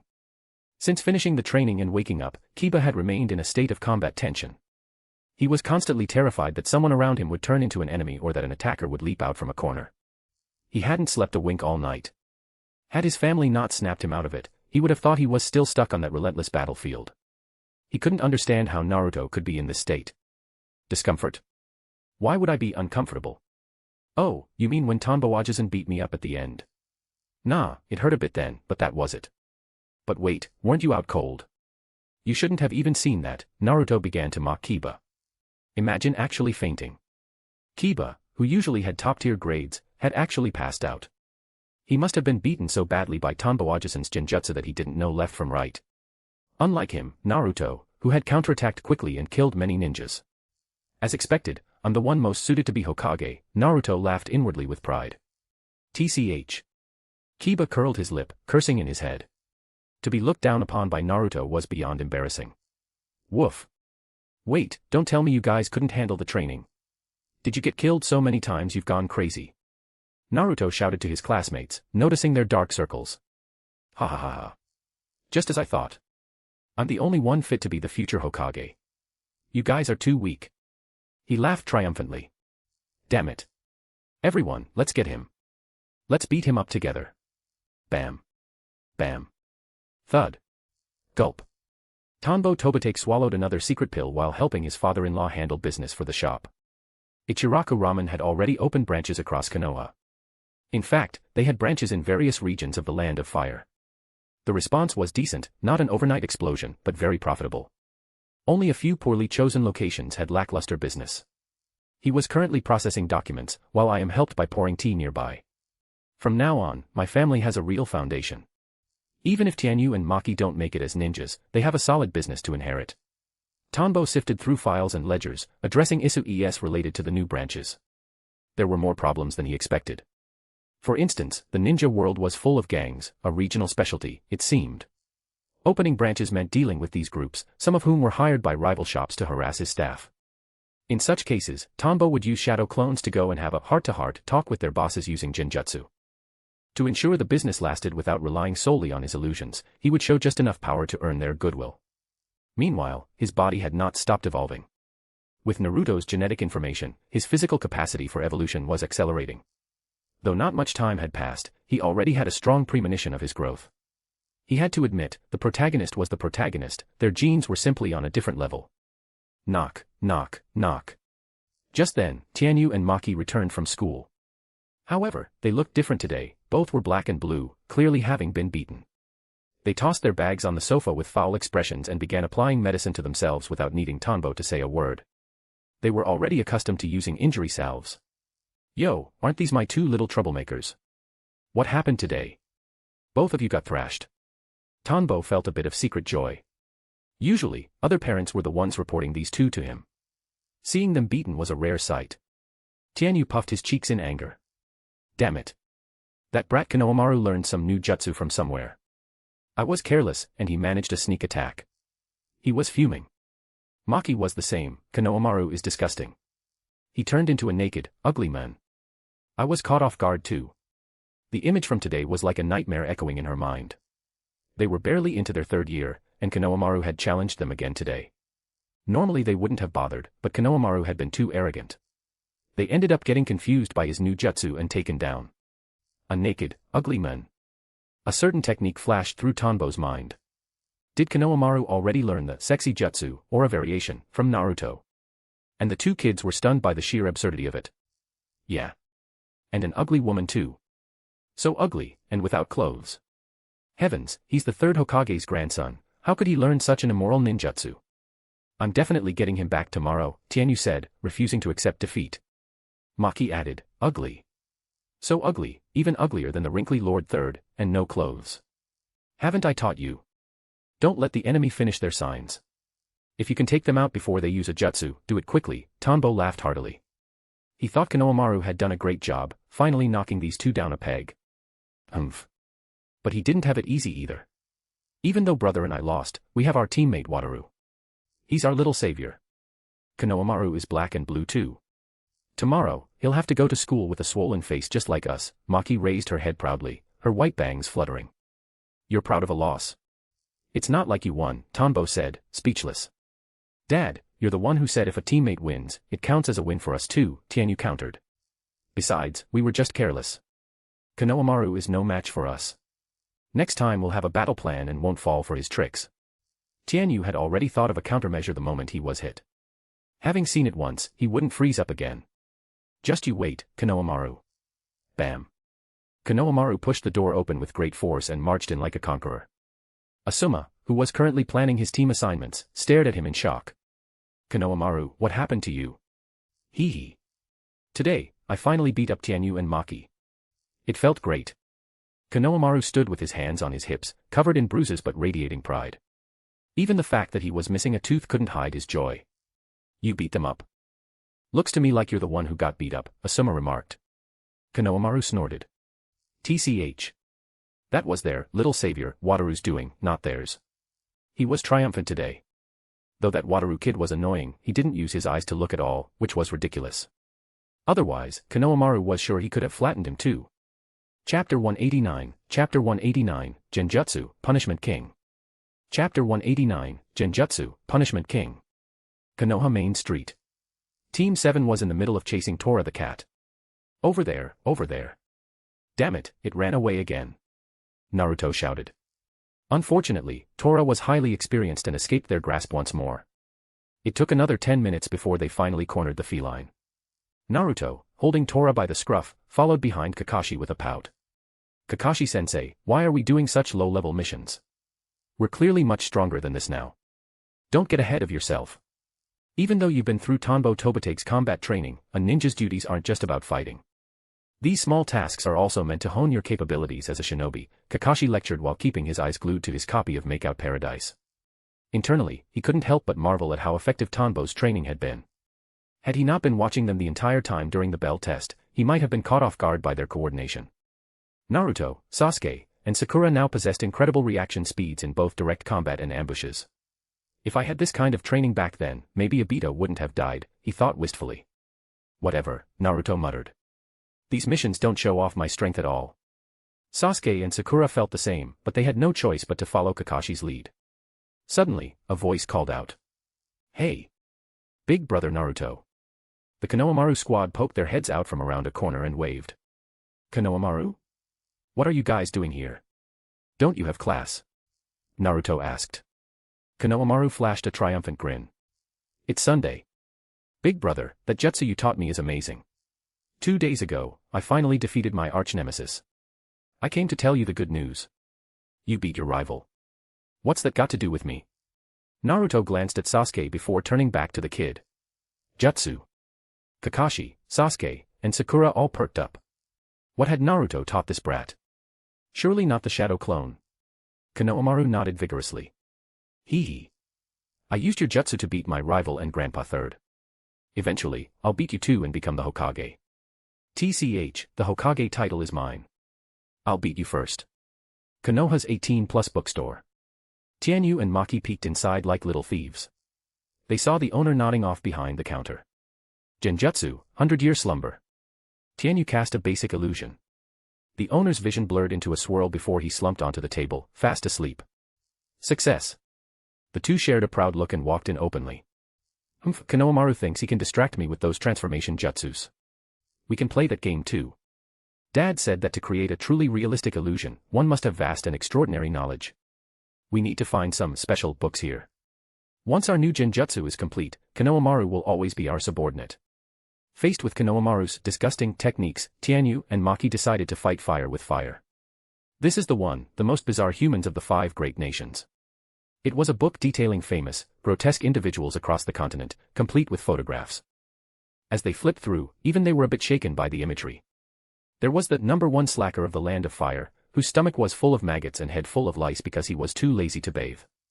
There was a woman with a face half black and half white, covered in birthmarks and missing half a lip. There was a man covered in snakes slithering out of his collar, sleeves, pants, and chest. Every entry was hideous, a true assault on the senses. If Konohamaru can transform into ugly things, he must have seen books like this. If he can do it, so can we, Tianyu told his sister. Maki nodded. Exactly. We'll make everyone terrified. Even just looking at the pictures made their skin crawl. Naruto's main story arc has begun, I need to work hard too. Tanbo Tobitake was unaware that his children were browsing adult bookstores for grotesque inspiration. Having secured data from Naruto and Sasuke, he had plunged back into his research. His study of the nervous system had never stopped. Contact evolution was only the first stage of his technique. The second stage was neural projection. He wanted to be able to project his nerve sensing outside his body, similar to Minato's flying Raijin markers, so he could control them remotely. He even aimed to read enemy information from a distance. This was the second stage of his ultimate in release. If he could attach his nerves to a shuriken or kunai, he could plant them into an enemy upon contact to read their memories and find their weaknesses. At the moment, he was back at the hospital, poring over medical texts. As the head of the analysis division, he had ordered the collection of medical knowledge from across the land of fire and beyond. Between his deep dive research, he occasionally monitored Naruto's progress and spent time with his family. He was a man who truly enjoyed life. A few more months passed in this productive bliss. Ninja Academy. Genjutsu, Punishment King. Facing Konohamaru, Tianyu wove his signs. A massive, hideous giant manifested behind him. The surrounding students and Irika, who was acting as the referee, all felt their stomachs churn. The giant had 2 snakes for eyes. Its body was covered in squirming, writhing maggots. Its face was a distorted patchwork of black and white, with only half a mouth. It was a visual nightmare. Just looking at it made Irika feel like the 8 cents of fire he usually smelled was a luxury compared to this. Konohamaru, who was about to weave his own seals, was so horrified that he froze in place. You lose. Tianyu flickered in front of him, a kunai pressed against his throat. Damn it. What kind of jutsu is that? It's too gross. Konohamaru complained, his secret move still uncast. The feeling of nausea lingered in his heart as he reluctantly surrendered. It's just a normal genjutsu, just like yours, Tianyu laughed triumphantly. After months of development, he and his sister had finally perfected this genius technique. In reality, it was just a standard illusion. If one could endure the sheer disgust and use the Academy's dispelling technique, it would break easily. Tianyu-kun, you are forbidden from using this disgusting jutsu at school ever again. Otherwise, nobody will be able to eat lunch, Irika said, stepping forward. Who could eat after seeing that? The image kept flashing back into his mind. How can you say that? I worked so hard to develop this. Tianyu lamented to the sky. Irika was speechless. How is this any different from Naruto's sexy jutsu? Tianyu could have beaten everyone with taijutsu alone, yet he insisted on using such an unpleasant genjutsu. He was nothing like his father. Tanbo-sensei used high-class, dignified genjutsu, not whatever walking biohazard this was. Chapter 190, a high-difficulty mission. Chapter 190, a high-difficulty mission. Konoha Hokage office. Amidst Naruto's jubilant cheers, Team 7 finally received a higher-ranked ninja mission. This was a mission that required them to leave the village. An old man entered through the doors, immediately mocking Naruto and the other children for their age and appearance. Hehe, let's head out, Kakashi-sensei. After seeing off Team 7, Hiruzen Sarutobi sat in silence for a moment, deep in thought. Go notify Tanbo. I have an important mission to entrust to him. Understood. A dark shadow flickered and vanished. Rooftop of the Hokage building. Hiruzen Sarutobi stood silently, gazing at the scenery of Konoha. An umbu perimeter had already been established, not even a fly could get through. Whoosh. Tanbo Tobitake suddenly appeared by his side. Lord Hokage, has something major happened? Tanbo asked. In truth, he had already made an educated guess. The moment he received the umbu notification, he had activated his sensory abilities. Sure enough, Kakashi's team had already followed a certain figure out of the village. He assumed Hiruzen was uneasy and wanted him to secretly protect the Jinchuriki, Naruto. He understood why the 5 great nations wanted to keep Jinchuriki as their ultimate trump cards. The power of a tailed beast was truly absurd, especially after he had spent the last few months researching the traces of Ninetales chakra Naruto had leaked. That chakra possessed an incredibly potent yang release power. It could heal physical wounds at a rate far superior to his own genjutsu, self-repair. And that was just a passive fraction of the Ninetales power. There were likely countless more applications yet to be developed. If the Ninetales was like this, the other tailed beasts, judging by their feats in the original story, would be no less impressive, each possessing unique abilities. Unfortunately, Tanbo's talent in yang release wasn't as high as his yin release. Otherwise, with his intellect, he felt creating a pseudo-Ninetales wouldn't be out of the question. One of his research findings over the past few months was that the Ninetales could extract chakra by combining negative energy from the world with its own physical form. This was likely the reason tailed beasts could reincarnate. As long as humanity existed, the tailed beasts could return. Hiruzen waved his hand, and a barrier rose, sealing them in. This matter is of the utmost importance. There are few people in Konoha I can truly trust, but you are one of them. Therefore, this mission is one that only you can complete, and you are the best suited for it, Hiruzen stated. Tanbo was confused. It's just protecting the Ninetales, why the massive display of secrecy? Many years ago, from the intel you gathered at the Hidden Rain and information collected by the umbu, we learned of an organization called Akatsuki taking root throughout the shinobi world, Hiruzen began. I have also discovered that the person who summoned the Ninetales inside Konoha years ago was a member of this organization. A few years back, I planted a spy within their ranks. He has now appeared in the land of hot springs. I need you to retrieve intelligence from him. I want to know exactly what the goal of this organization is. Hiruzen didn't waste words, outlining the mission details directly. After hearing the full explanation, Tanbo felt like 10,000 grass mud horses were galloping through his mind. His deduction had been completely wrong. And the spy the third was talking about, it had to be Itachi, right? He thought that was just a fan theory from his previous life. It turned out to be canon here. Itachi, is it Itachi? He asked. Yes. To maintain secrecy, I have told no one. Now, only you know, Hiruzen confirmed. Understood, Tanbo replied. He didn't ask further questions and accepted the mission immediately. With his current strength came confidence. Besides, if the third was sharing a secret this deep, refusing would seem suspicious. This also gave him a chance to research the hidden hot springs' mysterious religion, the cult of Jashin, and their immortality techniques. Hiruzen was highly satisfied. This was why Tanbo was trustworthy. Beyond his will of fire, he possessed the competence and power to ensure he wouldn't be easily captured or interrogated. Even with Kakashi, Hiruzen didn't feel this level of certainty. He gave Tanbo the secret codes and final instructions. Whoosh! Tanbo vanished from his sight. I hope this organization doesn't have any extreme intentions, Hiruzen muttered with a bad premonition. As he grew older, he wanted more than anything to keep Konoha out of war. He simply couldn't withstand another one. He looked toward the direction Tanbo had disappeared. Perhaps it is time to select the fifth Hokage. He had contemplated this for a long time. To keep the daimyo's attitude toward Konoha stable, he had stayed in power to provide consistency. Now, he felt the time was right. The negative impact of the fourth's death no longer weighed as heavily on the village's standing. After the joint Chunin exams in 2 months, he would discuss it with the others. He was tired. Thinking of his grandson, Konohamaru, he felt a bit guilty, but he was glad that excellent children like Tenyu and Maki were there to push him. He also hoped for good news from Itachi's side. Whoosh! Whiz! Sigh! Instead of secretly protecting Naruto, I'm hunting down Itachi for an intel handoff. This is troublesome, Tanbo thought as he leaped across the rooftops of Konoha. Protecting Naruto would have been easy, he could just buy some sunflower seeds and watch the show from the shadows. At most, he'd dispose of Zabuza and Haku's bodies afterward to ensure one less enemy for the fourth great ninja war. But involving Itachi was a different story. That kid was hard to fight, mainly because you couldn't actually go all out. Itachi had to be saved for Sasuke's power-up later, and Kagaya was a job for the professional children of destiny. He was a bit worried about how to signal his intent to Itachi without being discovered by his Akatsuki partner. Itachi wouldn't easily let him into his mental space. The boy knew Tanbo's level of Genjutsu and wouldn't let a rival wander around in his mind. Itachi was a suspicious, cautious, and controlling individual. I guess a fight is inevitable. Tanbo decided that a clash provided the best opportunity. Conveniently, his neural ninjutsu research had made small breakthroughs. He could now sever his nerve fibers after they invaded an enemy, leaving them behind to be activated later. This would also give him a chance to collect Itachi's biological data. He really was a genius among geniuses. Itachi's physical information was definitely worth studying. Back at home, Tanbo told his family he would be away on a mission for a while. Go with a peaceful mind. I'll take good care of the home, Tozai said, raising his hand and clenching a fist. Thanks to Tanbo's private tutoring, he was now an elite among ninjas. Even with one hand, he could defeat most Chunin, and if a Jonin grew careless, they might find themselves dead.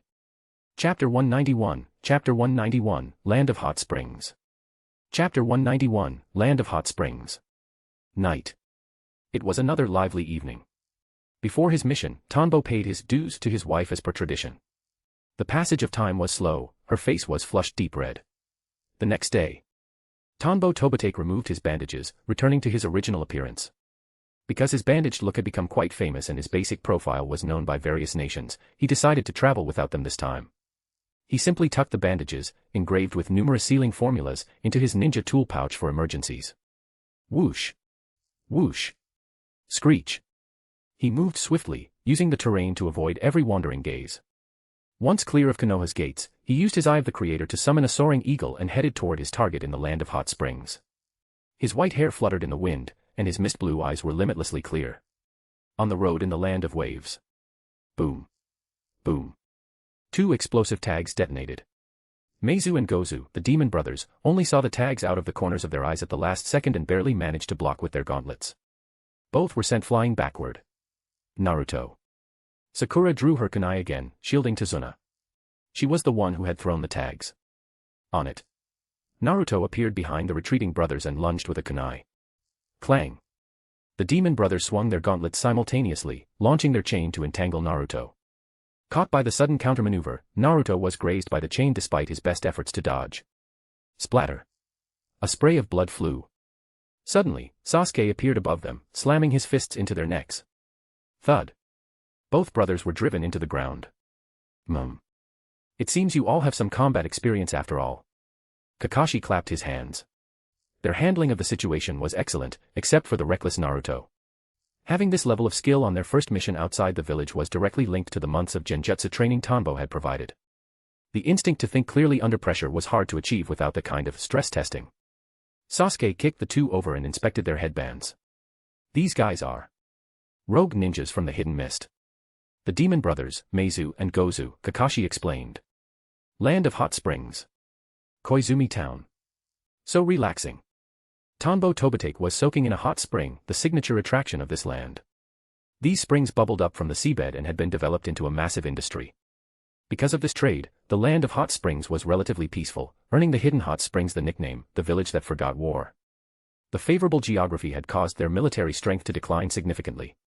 Chirp. Chirp. Several small birds flew down from the sky. Tanbo reached out and caught one. He closed his eyes as memories from the bird flooded back to him. No intelligence on Itachi appearing nearby. I'll have to keep looking. This was his third day of searching. In every new location, he used his dotting hand to create birds for reconnaissance. Fortunately, his chakra capacity was no longer what it used to be, he could support wide-range intelligence gathering easily. However, birds were just birds, gathering information in person was still necessary. He finished his soak, stood up, revealing a magnificent physique, and dried himself off. He then changed into a tuxedo. When in Rome, do as the Romans do. The fashion in the land of hot springs was quite advanced. It was the country that printed the most fashion magazines outside the land of fire. With less war, entertainment naturally flourished. He had always envied the tailcoats worn by butlers in anime in his past life, they looked so sharp. In this life, he finally got to fulfill a small personal hobby. Adding a pair of gold-rimmed glasses to complement his mist blue eyes, he looked elegant. Truly elegant. Tanbo checked his map and began walking toward the Hidden Hot Springs village.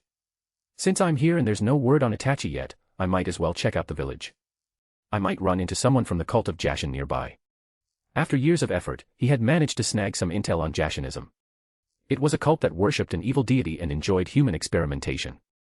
Aside from being tolerated by certain depraved nobles who needed their services, they were mostly wanted criminals.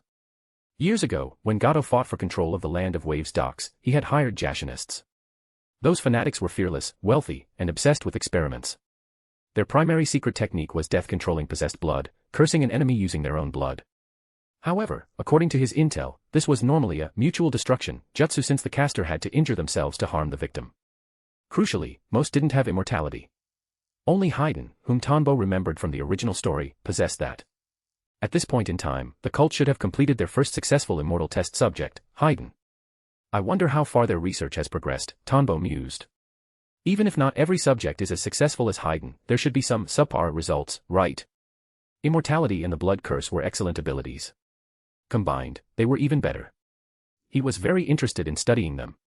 If he could achieve immortality himself, that would be ideal. As he walked down the town road admiring the view, a female voice rang out. Hey, handsome. Stop right there.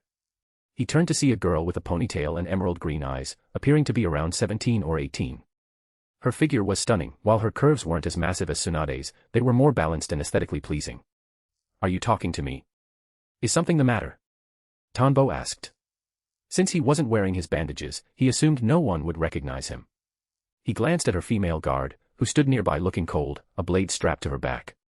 Hello. My name is Shizuka of the Nadeshiko. I challenge you to a duel. Shizuka's face reddened slightly, but her voice was firm. You might have some skill, but the gap between us is too wide. Besides, I don't know you. Did someone hire you to scout me? Tanbo was speechless. He truly didn't know these women. Why fight in a strange place when he could be trying the local food or entertainment? No. I am the leader of Nadeshiko village. Our tradition is to challenge the strong, and if the strong win, they must marry into our village. I believe you are powerful, so I am challenging you. Shizuka said seriously. Chapter 192, Chapter 192, 100 Puppet Soul-Binding Jutsu. Chapter 192, 100 Puppet Soul-Binding Jutsu. Kaya. He's too handsome. And just from his stance alone, he looks incredibly strong, Shizuka screamed internally. Although Nadeshiko village's tradition was to challenge the strong and make them marry in, who wouldn't want that strong person to be a bit more handsome? From the moment she saw Tanbo Tobitake, she decided she wanted him. His elegant posture, his composure that suggested he wouldn't flinch even if the world ended, and those mist blue eyes struck a chord deep in her heart. Even her guard's face was flushed red. A few question marks flashed across Tanbo's mind. While I respect your village's tradition, I already have a wife and children. You're a bit late, so I'm truly sorry. Good grief, the customs in the shinobi world really vary from place to place. To think such a tradition actually exists. Perhaps he could introduce this to Kakashi or Guy, those two single dogs, Tanbo thought. Wait, where was Nadeshiko village again? He searched his memories but couldn't find specific details. His intelligence network usually focused on famous landmarks and hadn't gathered much on such niche locations. What? You already have a wife and children. Shizuka was choked with speechless disappointment. The village certainly didn't have a tradition of making someone else's husband marry in. Her motivation to fight plummeted to rock bottom. However, since your village has this tradition, I can recommend two people to you who would be absolutely perfect. Tanbo steered the conversation toward a different topic. Kakashi, Guy. I'm breaking my back worrying about your love lives. Who? Shizuka asked. Since Tanbo was off the market, she could only satisfy her curiosity. In the Hidden Leaf village of the Land of Fire, the copy ninja Kakashi and the Blue Beast Might Guy. These are two powerful ninjas with immense masculine charm. You can pick one, defeat them, and make them marry into your village. Tanbo was clearly stirring the pot for his own amusement. Kakashi, Might Guy. I've noted them down. I will defeat them, Shizuka said, clinging to this new resolve with a lingering look of regret at Tanbo. Suddenly, a lecherous voice rang out from behind Shizuka. Ha ha ha. Lady Shizuka, I've found you again. I challenge you. If I win, you must become my wife. Tanbo looked over to see a sleazy man wearing a flashy purple-pink suit, a ponytail, and sunglasses. He was riding atop a massive puppet, which gave off the visual vibe of someone sitting in the head of a mecha to pilot it. Puppetry. Interesting. I didn't expect to see a ninja skilled in puppetry in the Land of Hot Springs. Tanbo sensed the man's control method. Although the materials of this puppet were somewhat subpar, it had the flavor of a scientific ninja tool. It seemed that while the second Kazekage created puppetry, it had developed in interesting ways in other regions, appearing even more novel than the Hidden Sands style. Who are you, kid? Are you trying to steal my woman? Get lost right now, or don't blame me for teaching you a lesson. The pervert saw Tanbo's face and was instantly consumed by jealousy. Seeing Shizuka chatting with him, he was convinced this was a rival. Without giving Tanbo a chance to speak, the man pressed a button, and the sides of the puppet fired a volley of short arrows. Whiz. Whiz. Whiz. Shizuka's expression soured. You again. I've told you I won't be your wife, just give it up. She moved to block the attack, and her guard drew her blade. I'll handle it. Tanbo nudged his gold-rimmed glasses. Flash. Without any visible exertion, he simply stepped forward, as if shrinking the very distance between them, and appeared directly in front of the puppet. Contact. With a smile, his right hand tapped the puppet. In less than a second, the puppet was covered in branch-like patterns that extended onto the perverted man's body. What is this? The man cried out in terror, staring at the patterns on his hands. There. Don't be afraid. Tanbo narrowed his eyes. The puppet's data and the man's memories flooded into his mind. What a fast body flicker. The guard's hand froze on her hilt. She realized that if he wanted to kill them, they'd be dead in seconds. Shizuka was also stunned. She hadn't expected the handsome stranger she met on the street to have this level of power. She wouldn't have stood a chance in a duel. Tanbo quickly processed the man's memories. 100 Puppet Soul Binding Jutsu, a technique that allows the user to control the enemy's soul after the enemy destroys exactly 100 of the user's puppets. Developed by the Sahara Puppet Club of the Land of Hot Springs to capture talented female ninjas. Members of the club treat the number of female ninjas they control as a mark of honor. Good heavens, the advancement of ninjutsu really does require a certain type of motivation, Tanbo thought with a sigh. However, he wasn't complaining. He had gained knowledge on puppet control and a powerful secret technique. It was a good haul for a random encounter. He wondered how it would fare against the Ten Tails. If it destroyed 100 puppets with a single-tailed beast bomb, fulfilling the requirement instantly, could he control it? Probably not, as it was uncertain if the beast had a soul in the conventional sense. But against others, it was incredibly broken, in some ways, even more perverse than Haydn's curse. Then, Tanbo used his nerves to destroy the man's reproductive capability. He would never have an erection again. He also disrupted the nerves controlling male hormones. The man's body would likely start developing feminine characteristics. Alright, that's that. I have business to attend to, so I'll be going. What happened to him? Shizuka asked, looking at the now unconscious pervert. He won't be able to lead a manly life ever again. Farewell. Whoosh. Tanbo's body twisted in space and vanished. Village leader, that was a terrifying man. Are we really going to keep challenging the strong? The guard asked. Encountering people like that was bad for the heart. Shizuka replied, he mentioned Kakashi and Might Guy in the Leaf Village. That's our destination anyway. Let's see if those strong people live up to his word. If not, we'll complete Master's task and find Jiraiya's disciple. But we need to train for a few more years first, we're too weak. Today's encounter taught her that she was nowhere near strong enough to make a handsome guy surrender. She had to improve. After all, if her master hadn't been strong enough, that man named Jiraiya would have belonged to her master long ago. Chapter 193, Chapter 193, Blood Release and the Wolf Transformation Secret Technique. Chapter 193, Blood Release and the Wolf Transformation Secret Technique. Land of Hot Springs, small town. This is actually pretty good. Tanbo Tobitake was sampling the local snacks of the Land of Hot Springs, occasionally buying portions of other delicacies he hadn't seen before. At the same time, he didn't forget to periodically release ninjutsu to scout for information. As for Itachi Uchiha, there was no rush. He'd find him after he'd had enough fun. The Land of Hot Springs was a wonderful place, its entertainment industry was far more developed than Konoha's. Meanwhile, he was tinkering with the puppetry technique he had just acquired, analyzing its principles and dissecting its structure.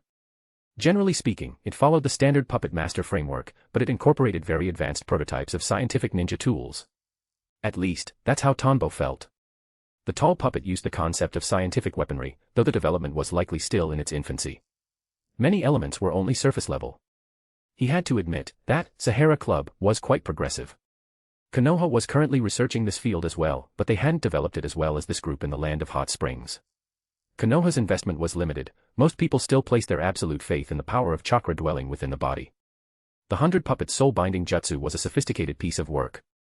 If the Hidden Sand Village got their hands on it, a ninja as strong as the third Kazekage might be blindsided if they lacked intelligence on the technique. I heard the Jashin cult is active again over by Mt. Kaizenzen. Everyone should be careful around there. That cursed cult, they're kidnapping our children for experiments again. Why hasn't the daimyo sent someone to wipe them out? Shoo. I heard the Jashin cult has ears everywhere. Don't say such things, or you'll be the next one dragged off for experiments. Walking down the street, Tanbo's ears twitched. The Jashin cult had quite a reputation in the Land of Hot Springs, though it was a purely villainous one. In the underworld, the cult functioned as a ninja force, accepting contracts from certain nobles and merchants. The money they earned was used to fund their experiments. It was a cycle that sustained them. Judging by the residents' whispers, the Land of Hot Springs seemed to be somewhat permissive toward the cult's existence, despite having the hidden Hot Springs village nearby. Mt. Kaizenzen, huh? Whoosh.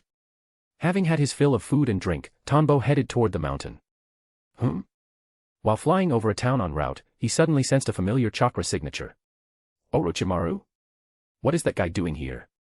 And the concentration of chakra in this place is immense, the attributes seem different from the norm. Intrigued, he stopped his flight and descended toward the town. After careful sensing, he realized the signatures were clustered in an underground facility. He arrived before an entrance disguised as a restroom and used his invisibility to walk in openly. Aside from him, there were individuals with fanatical glints in their eyes. After receiving approval from the guards in the tunnel, they entered with feverish excitement. Seems like quite the famous spot. He was curious.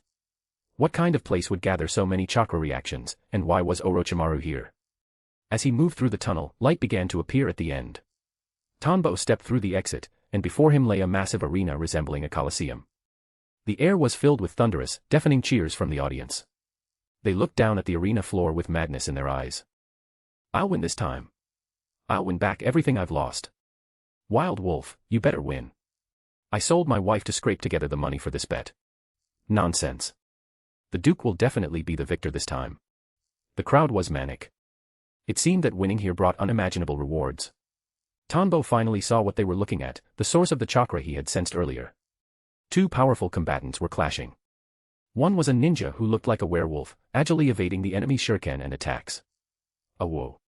He let out a sudden howl. A barrier rose around the arena to contain the sonic waves.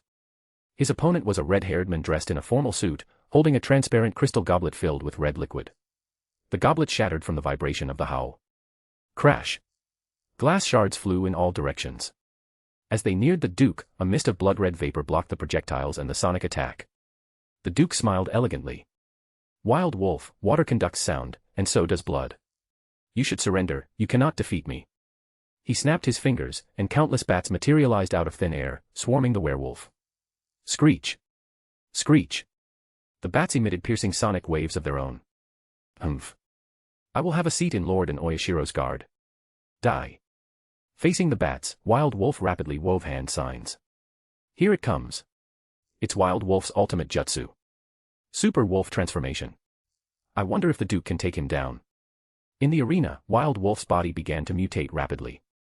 His hands became forepaws, his legs became hind paws, and he expanded until he was a massive beast 3 stories tall. Without giving the Duke a chance to surrender, he flickered in front of him, claws gleaming as he swiped down. Humph, brute. Blood release, bloody piercing branch.